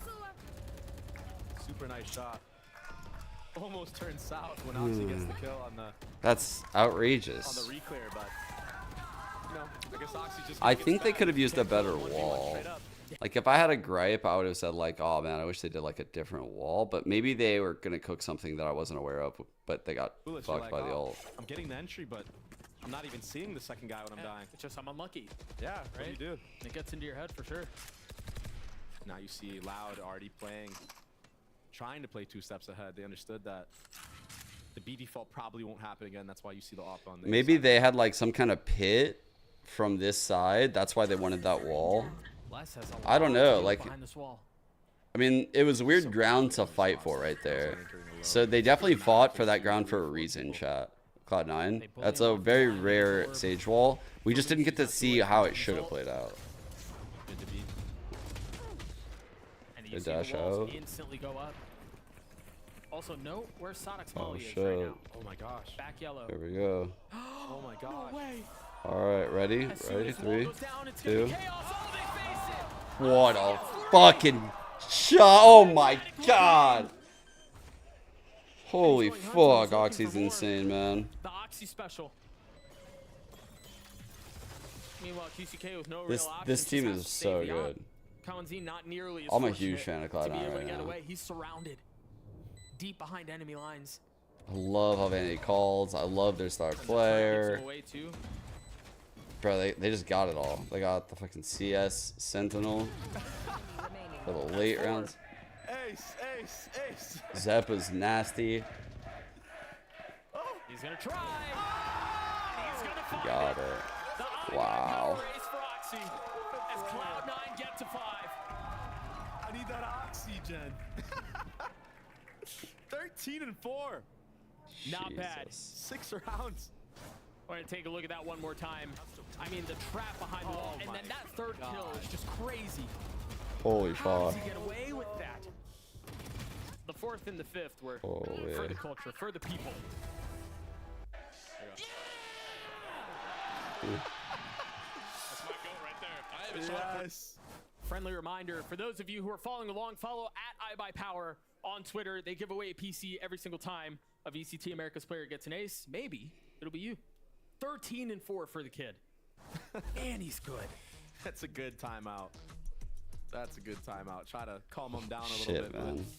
But if we've seen Oxy, I can't believe Cloud9's still fighting. anything, it's- I'm proud of keep the them. momentum I'm going. proud of them. With how they lost that last at this map, point, it might just be they're fighting still. try to find Oxy and spam him again. Spam Who's through in all their the map walls. pick? Sadhawk tried. He just a little bit of whiffage. I'm going believing on again. I'm believing again. That end, but again, sometimes it just be like that. There's nothing you can do. Hold up, I gotta get something to This snap is the right now. Oxy I I like need to it. see. You know, I went to the bathroom during the break in between maps and I saw Oxy there, and he was like, "It's just a scrim. Just gotta treat it like it's a scrim." And scrim Oxy he's different. Scrim Oxy is becoming stage Oxy at this point. Mm-hmm. And again, that's a terrifying prospect. He gets so much value when he actually just keeps holding W. Yeah, it's crazy. And we've joked about it. Cloud9 have joked about it, but it really is like turn his brain off, just go fight and kill, and it's worked for him. This time disrespecting the tail of that wall, where Sonic has been able to find a ton of space. Oh my god, Rooney got that? Hopping and Oh landing my that god. shot from Ooh. Sonic was filthy. Good dash. Good dash. I love this Oxy. Bro, they're scared of him. Pushing all the way up. Still I don't want the heat. Okay, they wanted the heat. I thought he was I'm gonna snap kidding. on a Coenzine, I really did. I'm kidding. Counting was never afraid, actually. They understand here they've lost some of B-Long. The question is, how much have they lost? And for Cloud9, now that there's That moment when you try to pick the fight with the guy that's like an MMA fighter. They aren't really using util to clear this out. They're just contacting through. Yeah, once this turret goes down at A, though, that will be the You got indicator. that. Or that jump spot will be the indicator that all of C9 is towards this B side of the map. And that's why you see on the mini-map. Oh. That's a good ult. That's the one I use in ranked, in that corner that goes all around the site. Prematurely onto the B site. I mean, they have 2 Guardians and then Sheriffs. Oh, one more bullet and that would have been 30 over. seconds What left. a smart play to flip. They've pushed into spawn. No. But the thing is, QCK's here I with love blades. Vanity, If he bro. finds his time right, you What a see go, both hits IGL. overlapping one another. The defensive Oh one my strong, god. squeezing less fall. Oh Then my QCK is gonna god. have to go aggressive. Bro, Can't this is find an anything. absolute fucking masterclass. This is an absolute masterclass by Vanity. What a call from Cloud9. So smart to flip site. Mm. And commit the Viper's Pit too, just to secure it. I was surprised to see Loud invested. That was such a good call. Yeah, I mean, you definitely understand the idea. It's like they know that their whole team is leaning towards the B side. Holy of the cow. map. I put the ult down. Maybe I can delay the plan a little bit more, make it a little bit scary. But I mean, I think they had to go Loud right had there, like so a really good play Vanity there. Call that flip. And most teams might lose that Off round of that Viper against ult, Loud. it was honestly the perfect play. Yeah, I mean, I agree with Baby. That was Spoke, you know, like QCK has to step it up. that was for still their team on very this map winnable for Loud at that point. if they want to win, because you know, Loud have played this map so many times before. There's so much footage on them, and this is not one of the maps where, like, you know, they're probably focused on changing things up too much. So that allows C9 to have these hard reads into the rounds like this. They understand the reactions that Loud have. They've looked so good doing it. And really, the timeline tells the story. That's a bit of a duel stiff. They've ended 2 and 7, 6 of their round 35. wins at B. I Yeah. don't think they've gone 8. Wow. Well, besides pistol, they haven't gone 8.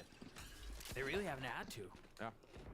But that's scary because now, once they start dabbling in with it, the mind games of Vanity can come through and he can start throwing some feints. I might take that from you, Sleep. Best player on the server syndrome. It's fucking crazy. He is the op, by the way. Attack side fight. Once for you op. get it, you That's keep how you know it for the things are rest of the going well in game. Cloud9 camp. It's like a momentum type of thing. This is the deadly combo. It's every rank player's nightmare. Oddly enough, the award isn't given out every game. It only happens in certain games where one player is popping off. Primed and ready to go. Is Oxy gonna go over screen? This is what I'm looking out Let's for. go. Right now. Come on He's now. gonna dash into screens.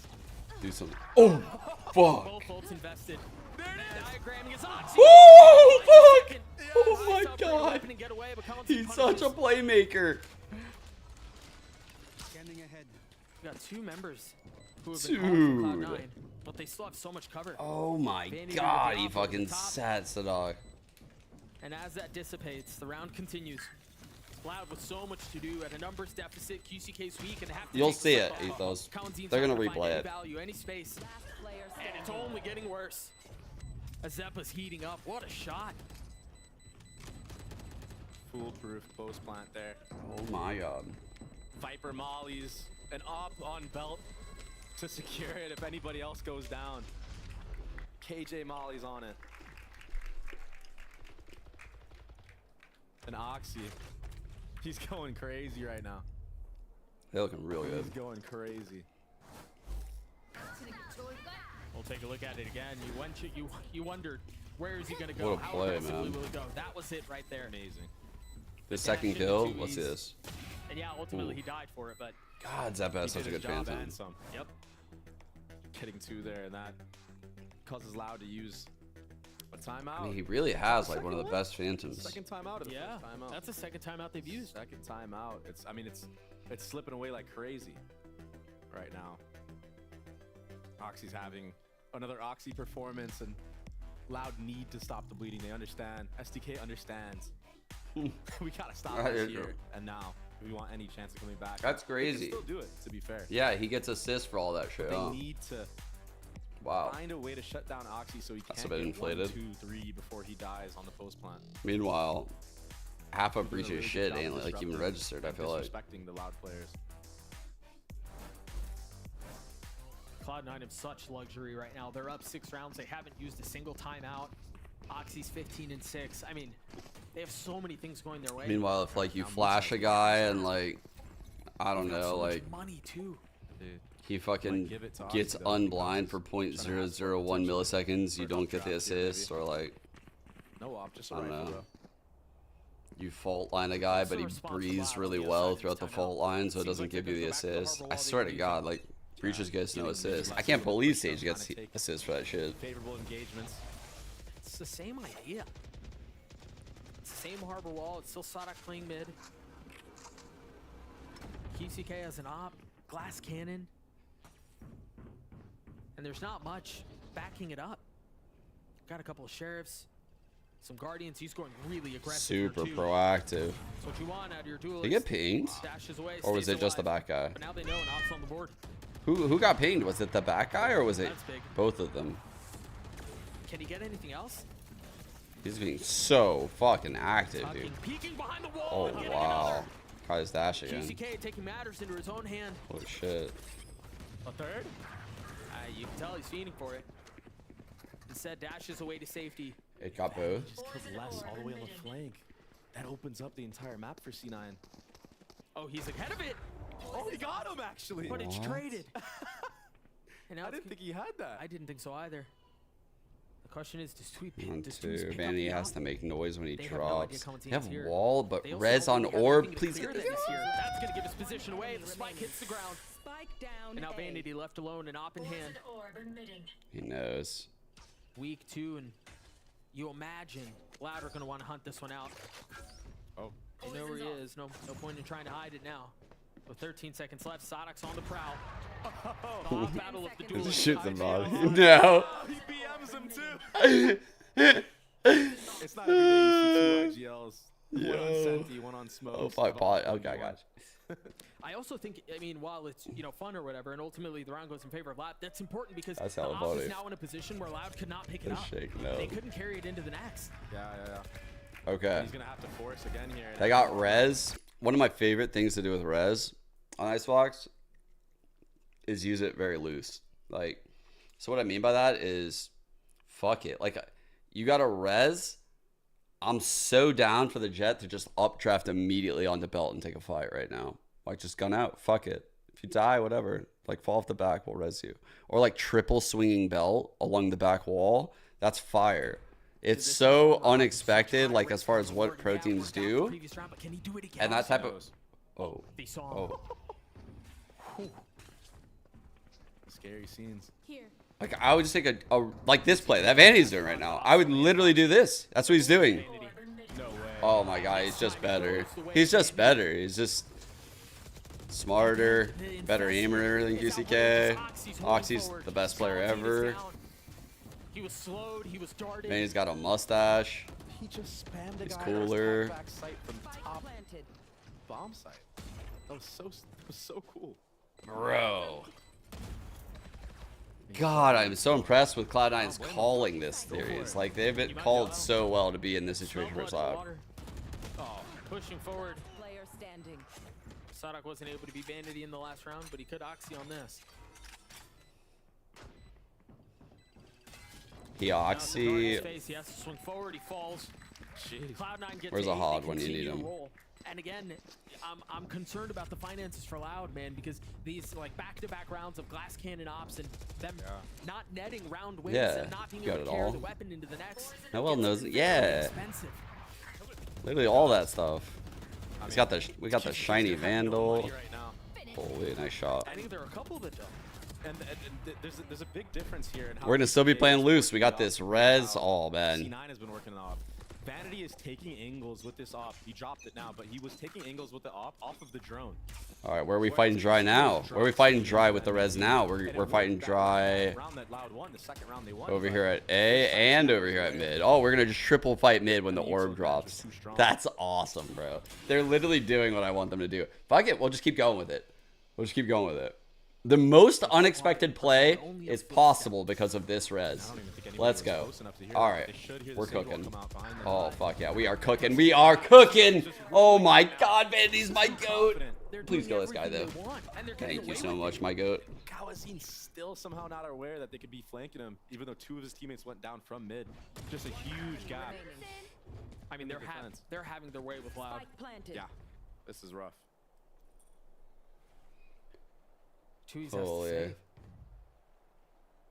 And the finances, the snowball, yeah. the momentum that no, this is exactly what we used to do when we would run Sage on 100 Thieves and we'd have res. And if the other team can't punish it, you could just keep doing this. You like keep carrying it through. And from their perspective, and for everyone probably not in this stream right now, the perspective is, wow, Cloud9 look like fucking scrimmers. They're playing so loose and they're getting lucky. But truthfully, the reason why they're playing loose is because of the res. Like they're in these weird scenarios and they've thought this through. And it looks like now they might be ready to swing belts, or they could be going for orb denial. They might be swinging belt here. This ping is for the fuck? Hunter's Fury. This is quite a resounding Cloud9. Are they just gonna do the triple swing belt now? Yeah, type half so far. Like, when they turn it on, man, let's see. Just a blind ult. This is a fast pace in this round. Oh, he's sending it. He's just pinging his ult lines. Holy fuck, they just have pre-slows. Kawanzin has his ult, Tui's has his ult. Maybe that'll be enough. But here they're he's gonna get counter ultimate. Oh no, he doesn't. I'm sorry. The tap because they realize these ults are in play. They've invested the reckoning. They put down the Sobol too. Holy fuck. No real value found. I don't know if Zeppa should have stayed up like that. That's the one fuck up. I don't think Zeppa should have stayed up with the spy. He could have stayed up if he didn't have spy. Sadak pushing forward, trying to find some space behind the drone. Rooney's left Good run by alone Loud. before Sadak beat 2-2. Rooney, I thought he had a shot at that. But no. Loud get their third. Loud right now are Switching sides. praying for the 9-3 curse to work in their favor. And it just might. Loud, Sadhawk, known for The thing about this is, though, what is stopping them from sending it like this without res? They don't even have to use it just with the mental safety. Because this isn't consistent. Like the only reason why this works is because historically and every other time you've seen Icebox played at the professional level, like and throughout your practice, well, not historically, even in your practice day to day through all the reps, one, you might not get these reps because it would require a Sage being on the other team. That's the first thing. Two, it would require an in-game leader to know to use the Sage Reds that way, which is rare. That's rare. It could happen. But also, three, calling like that in a scrim is also like, are we really learning a lot here? We're kind of learning a lot as long as we really iron out the spacing here and how we're peaking this. But it's not really something that's like, it doesn't feel great to practice in a scrim, truthfully. So it's like, it is very hard to read in the moment. It is very hard to read this in the moment. Like, and what, I mean, what are you going to do? What are you going to do to read it? Like, you're going to break all of the protocols you've created as a professional team over your full-time job hours a week. Bro, pros play more than a full-time job a week of the game. And the way they think about it is like way more. So they're not going to break all of those protocols and play your scrappy game. Like, this is a very unique scenario, and it's an IGL making a great call at a great spot. And if you played like this all the time, your team would be terrible. And Loud would totally approach you differently. They would show you zero respect as a team. And they wouldn't even be in these setups. But they respect Cloud9. And Cloud9 throughout this whole series has shown Loud they can play a very strategic game.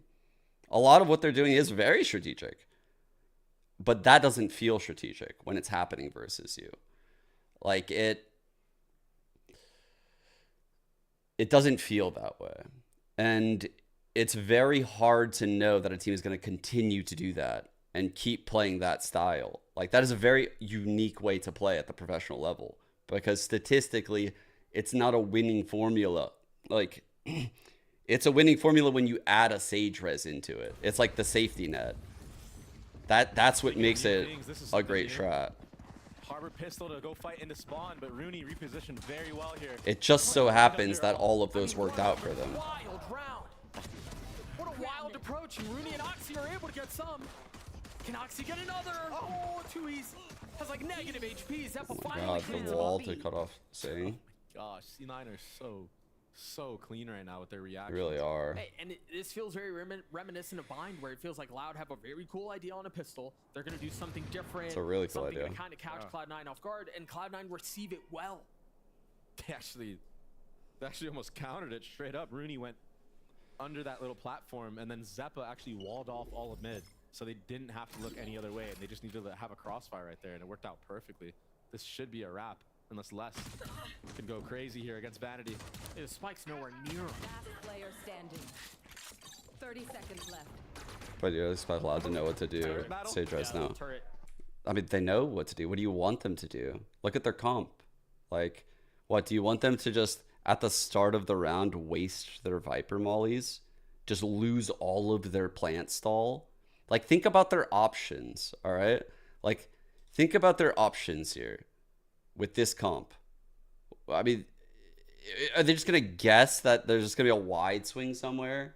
Like, that's crazy, because then they're just going to waste all of what makes them a great team. So what they have to do is they play spotty. They play for info. And that's what they're doing. They're playing for info.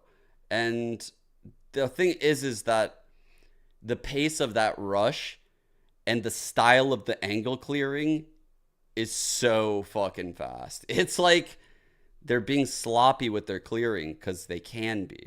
Yeah. You see Vanity instantly running away. It's like having 5 neons. Don't give him anything, and he almost went down. From Loud's perspective. Like, they're kind of breaking the timings that Loud thinks are happening. Yeah, little revenge for Oxy. Because they're willing to take risks. Real good chance. And they're trading efficiently. Only sheriff in the hands of Kawazine. There's a gap in this wall. Oh, it's the tiniest of gaps. I mean, look at how respectful Cloud9 are playing this. They're playing this so intelligently. There's nobody up anywhere. They've got the turret. Yeah, they've got the alarm bot. They've got people playing super safe. You're right. Oh, they're trying to bait. That's how Kawazine gets opened up. Like, Oxy read it. What a read. I don't know what made him know, but great read. Ruin the economy of C9. That was a hard one. Outplayed. I don't think that's going to be the case here. Did such a good job this round of just not giving anything. No, that's a bit much. That is a bit much. I don't know what he was going for there. I think he was overcooking. He didn't know what he was doing anymore. They managed to get the spike down, but you imagine the weaponry will become a factor here. No more utility to speak up for Loud. 2-1-3. Good slow. Kills, and he does. Very good slow. Zeppo will get the defuse. 11-3 aware. Icebox. Bruni will get the defuse. Yeah, it's 11-3. He picked up quite a bit of kills there. Oh, thanks, John. He's already close to Basalt. I wonder if he tries to grab orb here. On A. And then, yeah, I mean, must win around here for Loud.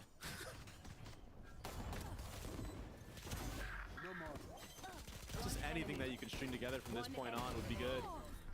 I mean, even the retake, right? The slow coming out, everything like that. The utility clean for C9. Yeah, it was pretty. They're good on this map. The problem with this score, though, is that Fnatic has scarred all of us. Not just once. Revealing area. 11-3 in favor of Cloud9. Loud with, as you mentioned, a must-win round. Good kill. With an opener, that's certainly going to help, though, as he gets 2. Nah, it's too early to say uh-oh. There's still too much time. Might be onto something here. Third kill, like run it down. Be pretty clean for Loud, all things considered, and I think that's... So, obviously, this round needs to go their way. But more importantly, well, maybe not more importantly, but they have to do so as cleanly as possible, right? They've got to be able to carry as much armor into the next, as many rifles into the next, because I think the only real way for this to come to fruition has to be through a pretty big snowball. Yeah. And if Sadak continues to farm, that'll help. He It gets will. 4. It's a flawless round. He's got his ult online. And even at the end, they're just going for, honestly, confidence kills. Yeah. I'll talk to you about, how about this? Let me talk to you about what Loud did. And if you think your solution is better after, then we talk. Because I would be willing to bet Loud's solution is quite fucking good. Like, I would be willing to bet if when I go back and look at it, which I will after the game, I'll promise I'll look at it. It'll look like they were ready and they probably just got outshot on the opening duel. This is really grabbing that orb. Ooh. They've inserted Oxy too. Got the ult though. Oh my god, Oxy is just having so much success. Can't believe that wasn't traded. Big kill, big kill. Good carry up right there by Rooney. Good slow to stall it out. As now QCK is left alone. I don't think there's any hope for Magic here. I got the spike. Great support from C9 to just help Oxy get one, get out. He stays for longer. Zeppa staying up on that pipes area is really, really good to help him. I think he expected Oxy to run away, but when he realized Smokes, that Oxy in was case committed, anyone he is decided holding to the stay cross, you need to put the seed of doubt that he could cross. So that way someone rotates over. And if someone rotates over, then someone else has to hold mid. And if someone's holding mid, the one player in A probably wouldn't feel comfortable and would thus group with the player and push mid or go to B. So, like, that's why you see players do shit like that, and that's why it works so well. Statistically, this is the correct play to probably get the best odds of winning the round. Like, over a large sample size, the way Cloud9 just played this is very good. Now they know. Now they're creeping in on him, and there we go. Yeah. Cloud9 have played such a goddamn good series so far. Cloud9 gets a map point, and they've rolled Loud on their map pick. This has been so sick to watch. I'm very surprised Loud have looked flat on Icebox because, man, I think like Sadat calls so well in Icebox. I am surprised we're in this scenario. Well, I think part of the problem too is that It's surprising. Cloud9 so deep a hole. This map is a little different than the first. I think I would say Loud hasn't looked very good here. I would say that. And with Oxy playing as well. But not looking great though. No util used from the side of Loud besides that turret, which C9 don't even see, so that's going to cause them to already lean towards Yeah, the me side too, of the map. boys. But it looks like they're going to re-clear mid first. You should run. Make sure there's no lurks going on. That's why you see this early drone from Rooney. They don't have to worry about this mid lurk anymore. Now it's just delay the bomb plant. Feels like Cloud9 are trying to play this. Oh, he's in the air. Yeah, he is really high too. No value this time. The wall's blocking the view. I say that, and he's gonna go crazy. Wow, just one bladed No in, doubt, bro. no updraft. Who's Alright, we're definitely going Lotus at this rate. The only 4 on thing 2 for the keeping map. Cloud9 from taking us to Icebox or Lotus, excuse me. Moose has almost 3,000 credits. Has light armor. They're ready to also has swing. light armor. Oxy has blades. And Oh, they're falling apart. all facing. Man, Cloud9 look amazing. Such a Wow. win for Cloud9. Wow. It was like I said earlier. This is the most shocking thing I think in VCT for me. Their map pick. I know that there's a lot of people Holy in general that fuck. had their doubts, you know, They look sick, right? Like Lev wasn't really on point, you know. What the hell? It's EG, like Oxy just went off, but yep. To win a map like this against a team like This Loud, is like the most shocking story to me. only lost the map Like in a their very close series fucking against Gen G this year so their far. This is performance really so impressive. far. What would be the other shocker? Cloud9 could do no wrong. I think the only disappointing How thing is bad they Furia got is, more like, kills. I don't bro, know. that's the only other shocker I feel like, right? Kuru maybe being 2-0, but I would say this is a bigger shocker. Yeah. He played outrageously well, and I think as the Des mentioned it, we kind of have to draw attention to Especially the fact with a that roster Oxy, change so 21 and soon. 14. QCK, Like they just had a roster change. I mean, the duality of man in the worst way possible. Lotus on the other side of this break. We'll see you Here's our guys there. stats there. Oxy continuing to just beast it up. Crazy first bloods, 190 damage a round, 309 ACS. Rooney up there with him. Jeez. Scary fucking team. Let me see. I'm gonna try to find spot. Ooh.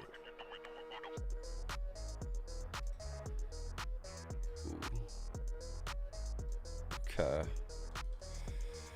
Let's see when they get this fucking res on dog.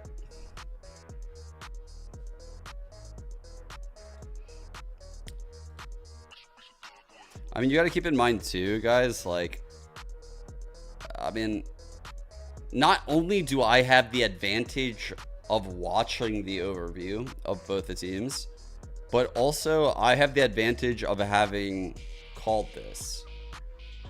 Like, so I will recognize it at a much faster pace.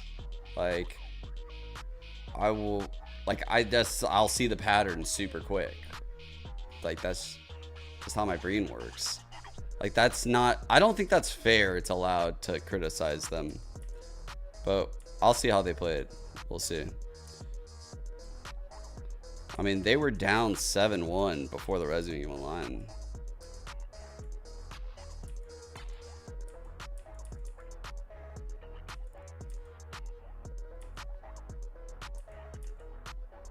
Okay, here we go. So this round, you can see QCK jumps top pipes, and you can see they actually do have a very disciplined setup here to hold both angles in main. They are super aware of this, and if a dart were to come in, that's his role to go break that dart.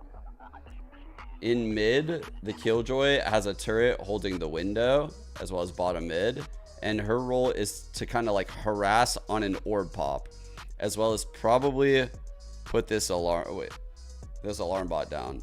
Kind of figured that alarm bot wasn't done yet.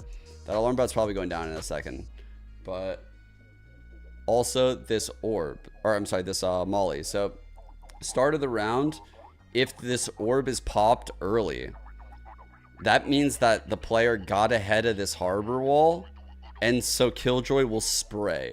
That's why she's here. The Killjoy is here because the harbor wall's coming fast. Like it's coming right off the barrier. So if the harbor wall makes it up and no one's ahead of it, the likelihood of someone coming through it silently at the pro level is next to 0. And that's the assumption that Loud plays under. All right, let's see if that is what fucks them, because that is the assumption they're playing under. So if the orb is popped, then that's a chance that someone could be ahead of the wall. But if it's not popped, then, you know, like no one's ahead. The orb was popped, so the Killjoy mollies that. So that's her only role right now, is just to make sure no one's getting through this orb. She throws her molly, it realizes like, ah, no one even came through. Let's see what's going on. Off barrier. They were by mid. They were going to hold or potentially do that mid play right there, but they decided not to based on this look. They didn't like this look, so they canceled that play and they used it next round. They walk up. They were on the same page as they I were don't remember what they do. Dart front 410. Has to be Oxy. Yeah, absolutely. I mean, And they just have Vanity like opping on belt. Like this is not a very easy read, right? Like you can see Loud is proactive. They're doing what you want them to do in the early round. They're very proactive. They have a very set idea of how to play the map, and everyone is dominating every quadrant of the map. Like, what the fuck? Like, I would argue that like this is literally a near perfect early round. Like, there's not many ways you can put these agents to accomplish the things that they're accomplishing here, and to keep the amount of util they keep to like play a post, right? So this is just one round, like, right? There's a lot of this shit, so I don't know, like I don't know what's gonna happen the next round, but this is how they get pushed off on this round. They end up getting pushed off on that dart, which was a good dart. It was a front 410 dart. It's a random fucking dart. And then Vanity takes this line at a very good time. Like, he's willing to do that because of this Sage res, most likely. It can't be read yet because it hasn't happened. Like, it's like, how can you fucking read that yet? So it's unfair to give it criticism right now. We go here. Now we have this mid play. So it's a very similar look. It's an eco though. So it's a low buy. Maybe they're willing to do this on low buys versus like full buys. Like they didn't like it last round, but now that we're on a lower buy, they're cool with it. So they walk up mid. I'm sure it's because Sadak maybe can't spam as much on the orb. They immediately break the turret. They're willing to fight because the Sage can res one of these two if they die. And this trade opportunity is super good. Like, the likelihood of getting a trade right there is great. If they got that kill, they would not continue with the strat in the same way we see it. The way we see it is very different and only occurs this way because there wasn't a fight there. There wasn't a fight there, so now they know that two have to be on this side of the map. Likely a float is playing somewhere. Could be like A side or B side, I'm not gonna lie. But they might have heard the rotate, truthfully, from mid. They probably did. And if they did hear the rotate, then they know the third is B side. And it's a pretty easy hit at that point. It's a great call by Vanity. Let me go back and see it. At A, QCK is up at the start. I don't know why these guys can't break this dart before it pings, but he's still up at the start. He is being aggressive. He ends up getting flanked.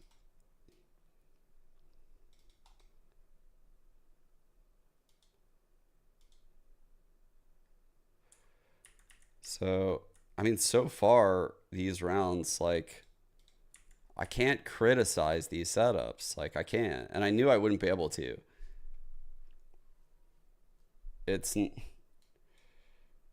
Alright, so here we have that last, like, full rush round.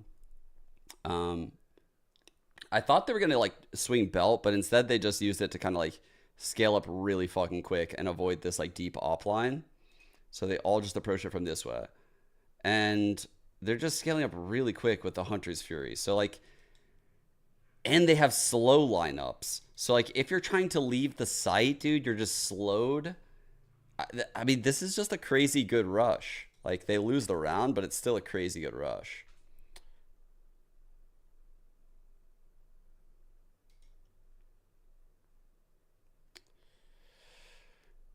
What can I criticize then? Probably like the actual micro plays of the players, but strategically macro wise, I don't think like macro wise it's a problem. I think like they might have gotten comp diffed. Like I do see how Cloud9's comp can give this one quite a big fit, right? Like the Sage can really break the timings that are necessary to scale with Harbor. Like we didn't really get to see much of Loud's attack, but I think the Sage could have really fucked with how this comp scales. Like they could just break all the Sova util and just slow behind Harbor util. And then they have the mollies to stall out plants. I just think this comp would give the Harbor Viper fits. And I haven't liked Harbor Viper all year. I've been very honest about it. But all of that said, I think I would have still favored Loud and Icebox. That's how much I respect Sox calling on the map. That was fucking wild. That was wild, dude.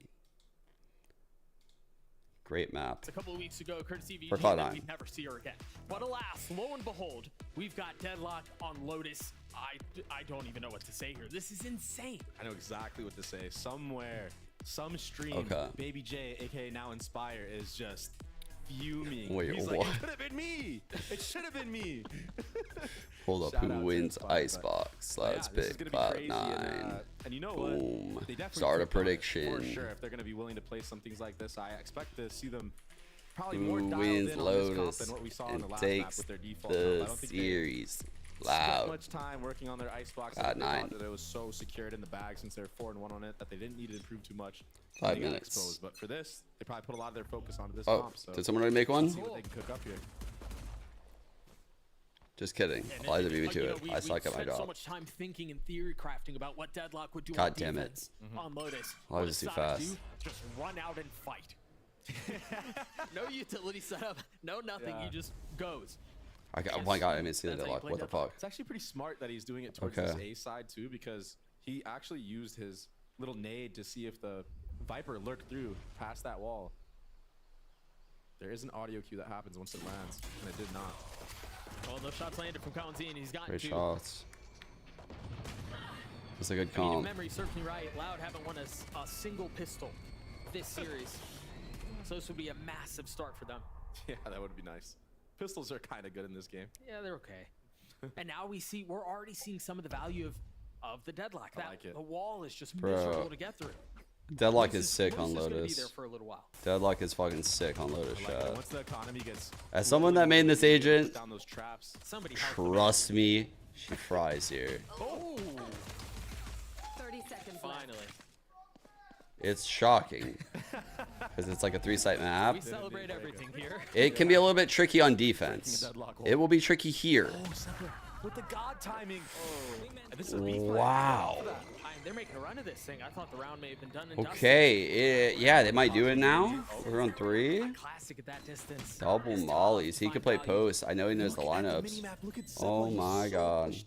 He's got a wrap Oh already. dear. He's gonna find an insane timing. Collinzine with 3, but again, Zeppa Holy fuck, Zeppa. could be the difference maker. Holy fuck. One enemy They know where he is.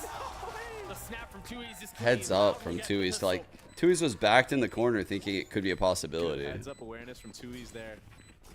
Understanding that once the person in Baby Door, Broken Door got taken out, since there wasn't an automatic trade from anybody in water, he's probably getting wrapped. So that's why you saw him take a step back there and just wait for that wrap. Yeah. Timing ends up perfectly for him. And Kawazine, what a start. So what I really like doing when I was playing Deadlock a lot is you could often throw C's over here and destroy people.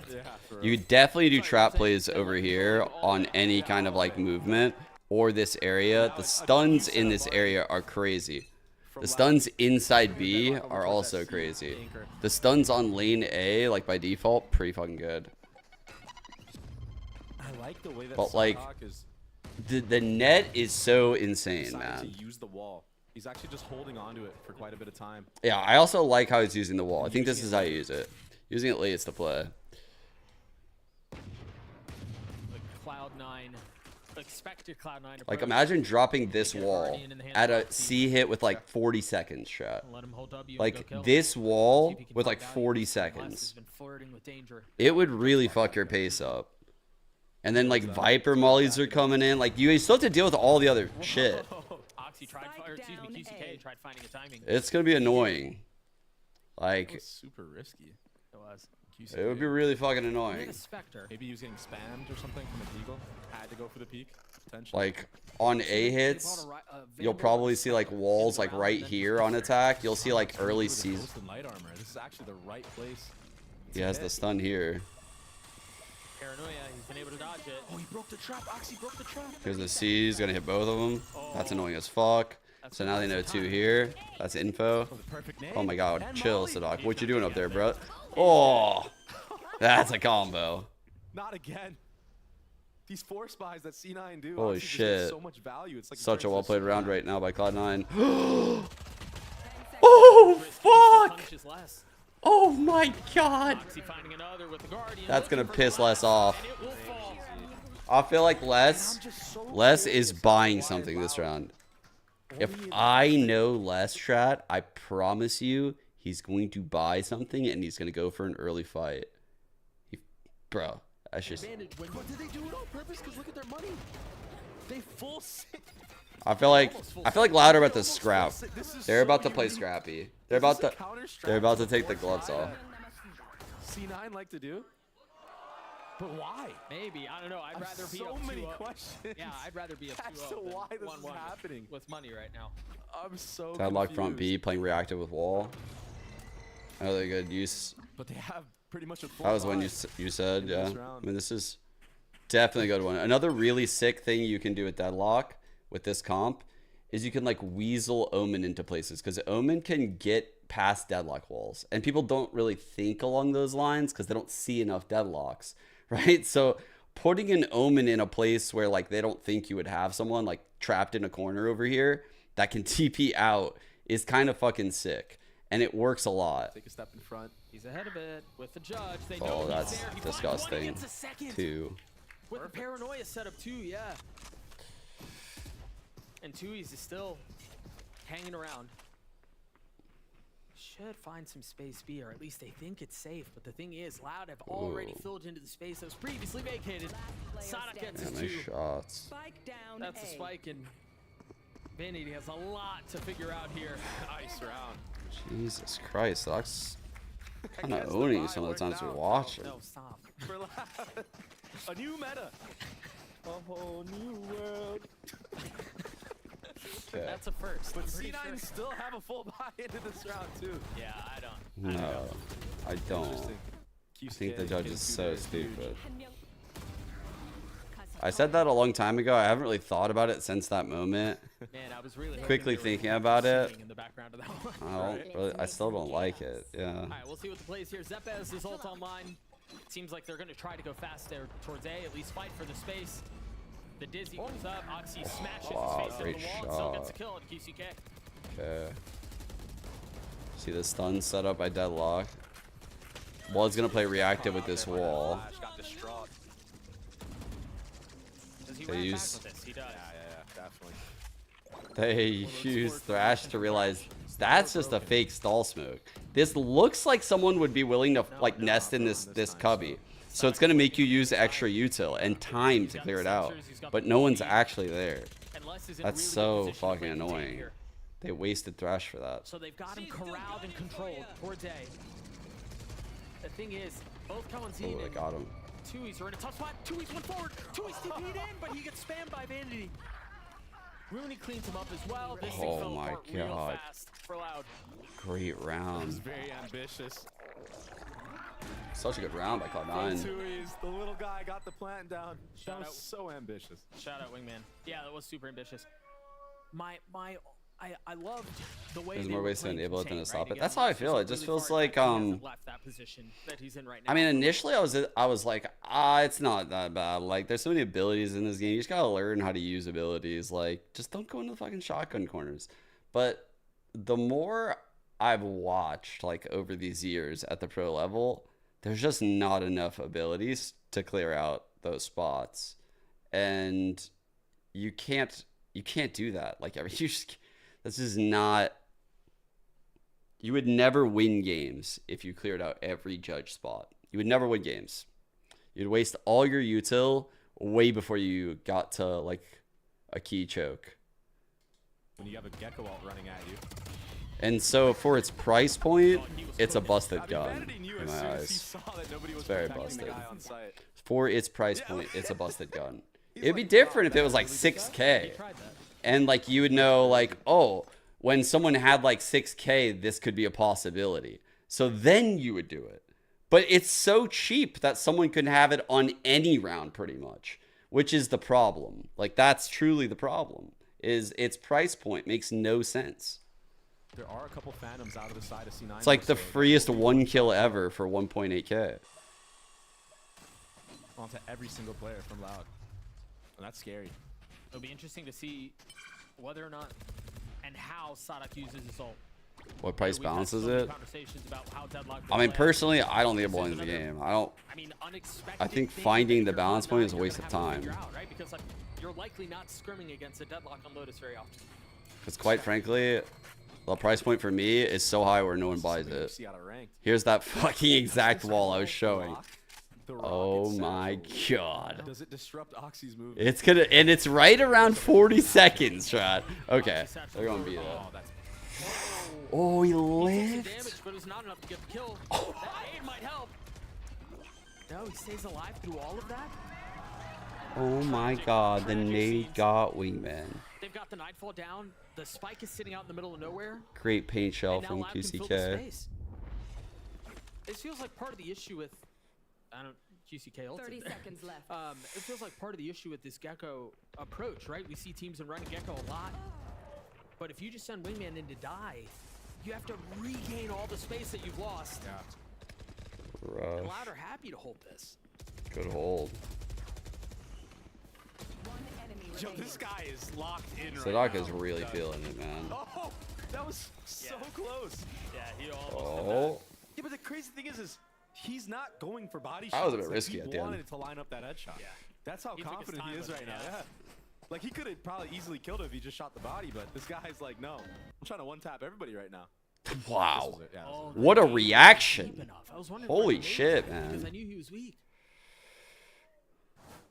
Oxy's gotten kind of blasted some of these rounds. He got spammed through the wall a few times. The end of that bind game, remember he satcheled across? And you know what? Bro, like he is really catching some bullets out here. Like he is eating those bullets in this server. And he's still putting up big numbers. Like you said, he gets punished for it. I mean, really nice shot from Kawazine, though, to punish that. And still, light armor across the board, except for QCK. Which is ironic. Bro, this game feels like, this map feels like it's been going on forever. It's so back and forth. Amy calling a timeout for Cloud9, which we haven't seen since map 1. Both these teams are really fighting to win this early econ battle. Like through the first alt fights. What the conversation is too, because Like, well, I guess we saw the first alt fights, but like when, really early for a timeout. like this next alt cycle will be important because it's gonna decide like who wins the econ battle here in the early stage of the game. Like after this round, the buy might happen, but it'll be super scrappy. It's a very big round. A certain site, and then that will open up the other Sees nade avenues potential of here going on to an A, A going to hit, C. So but we're not gonna maybe get they it. change here. Maybe they won't Wonder if we get a fake TP. end B this time, but No. still try to probably Just a finesse smoke. it. Uh-oh. No, just an Owen spam. Oh. Yep. Oh. Bye-bye. Oh. So Ooh, close. got him to 50. Down to 50 HP. That's a lot. He's gonna get more. That's a lot of damage, bro. How's he gotten away with this? That's a lot of damage. And seeing the assist right there has to feel so Baby good. did all the work. Rooney gets the kill. It's the life of an IGL, I guess. Yeah. C9 has been so good at getting the first blood in this series in general.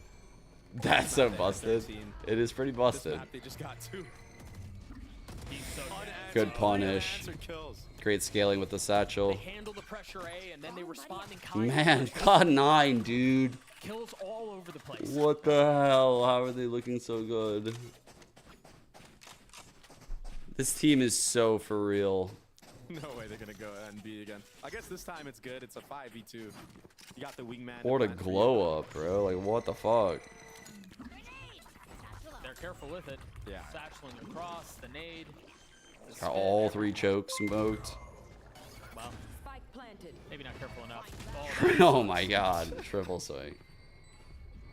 Les is in a 1v4. Yo, Colin, I heard you were fucking with my boy. Which turns to a 1v3. I heard you were fucking with our boy. But he's getting surrounded. Cloud9 fucking running out front B site. We're tied at 3 apiece. Holy shit. But you saw it in this round. C9 just Cloud9 a very, very slow came with clear, defined game plans on all 3 maps right now. Yeah, 2-1-2. There it is. Obviously, Loud did. Obviously, like I expect that out loud every game. That's why you hear me saying it more about Very Cloud9. impressive. That's something you see every day. And It all happens from that A kill. Yeah, it's just so hard to state the advantage you have when you're able to win every single lane. It's a really good series. It's a really good series right now. I mean, it's almost impossible to lose. Okay. We have the deadlock hiding over here. The light buy from Loud forces a little bit of pace. The paranoia hits almost everyone, but Oxy still spamming, getting a kill on a Kalanzine. Oh, that's a terrible play. They're trying to bait for the Manages deadlock to stay here. alive. Tui's eventually falls. It was a bit labored, delaying the inevitable. So he just keeps jump spotting. I don't know if I like. This is like very like random, you know. Like this doesn't feel like a very high percentage play, but it's one of those Sadok still hasn't used this ult. home run type plays, especially when you have the deadlock ult. It's like you get the first kill, you ult the second, your teammates are flooding in, they get the third. The deadlock ult towards Like the side of the map. I can see what they're going for. It seems kind of fucking random. I would never cook that up, Part of but the thing is too is with Cloud9 rolling I see the it. clutches, even if you do get tagged, he's on the flank right, you're gonna get with the ult. So it's a. This could get really odd. I think it's a tough situation for him to find space to use it. That's a big one. QCK falls, Sadok and Let's remain. Okay, they got it.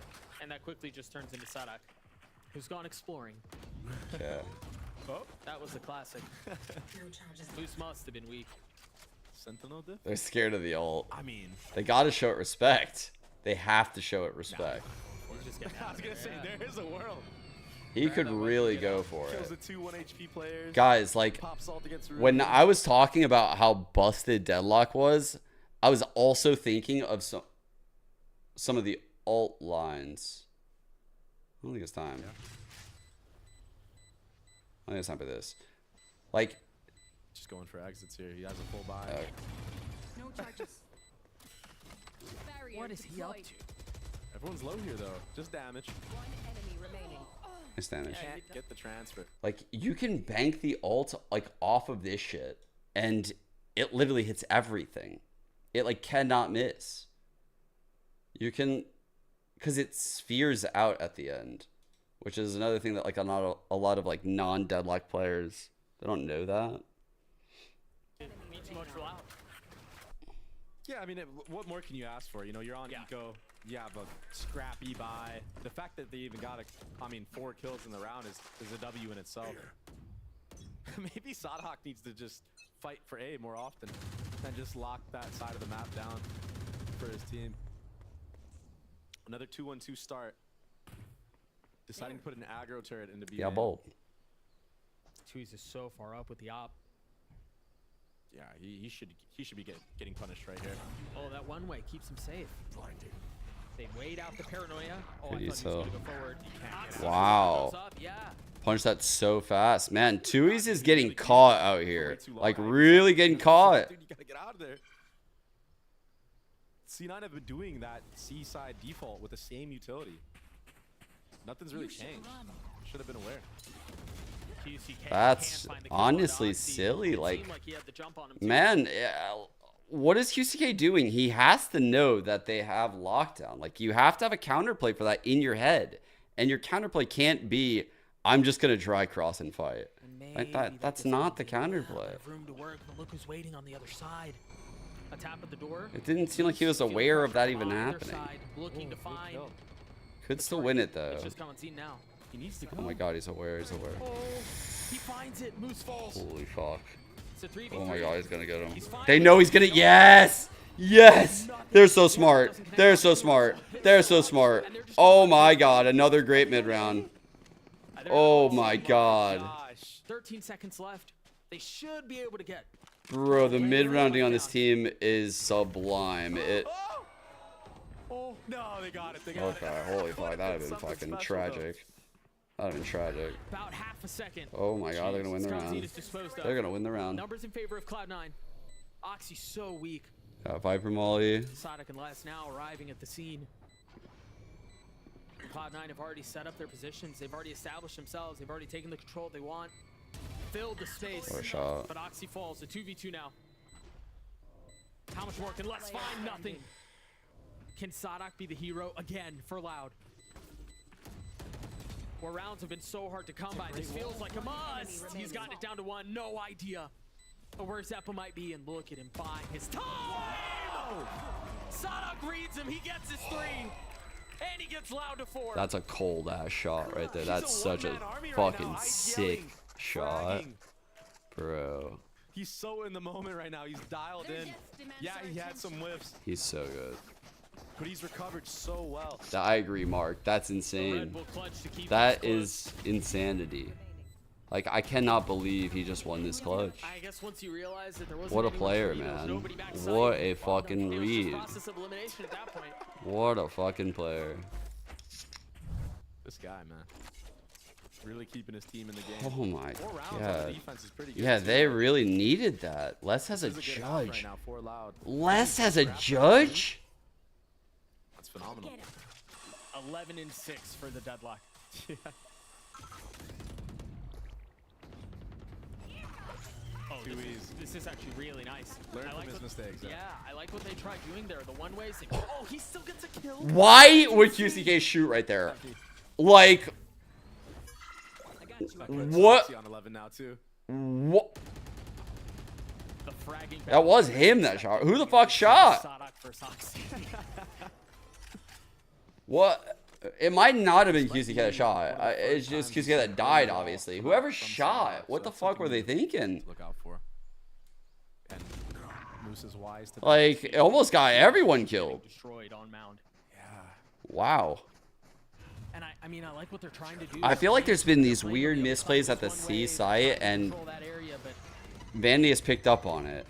Like, he thinks the C site is scuffed as fuck right now. Happy to stroll right in.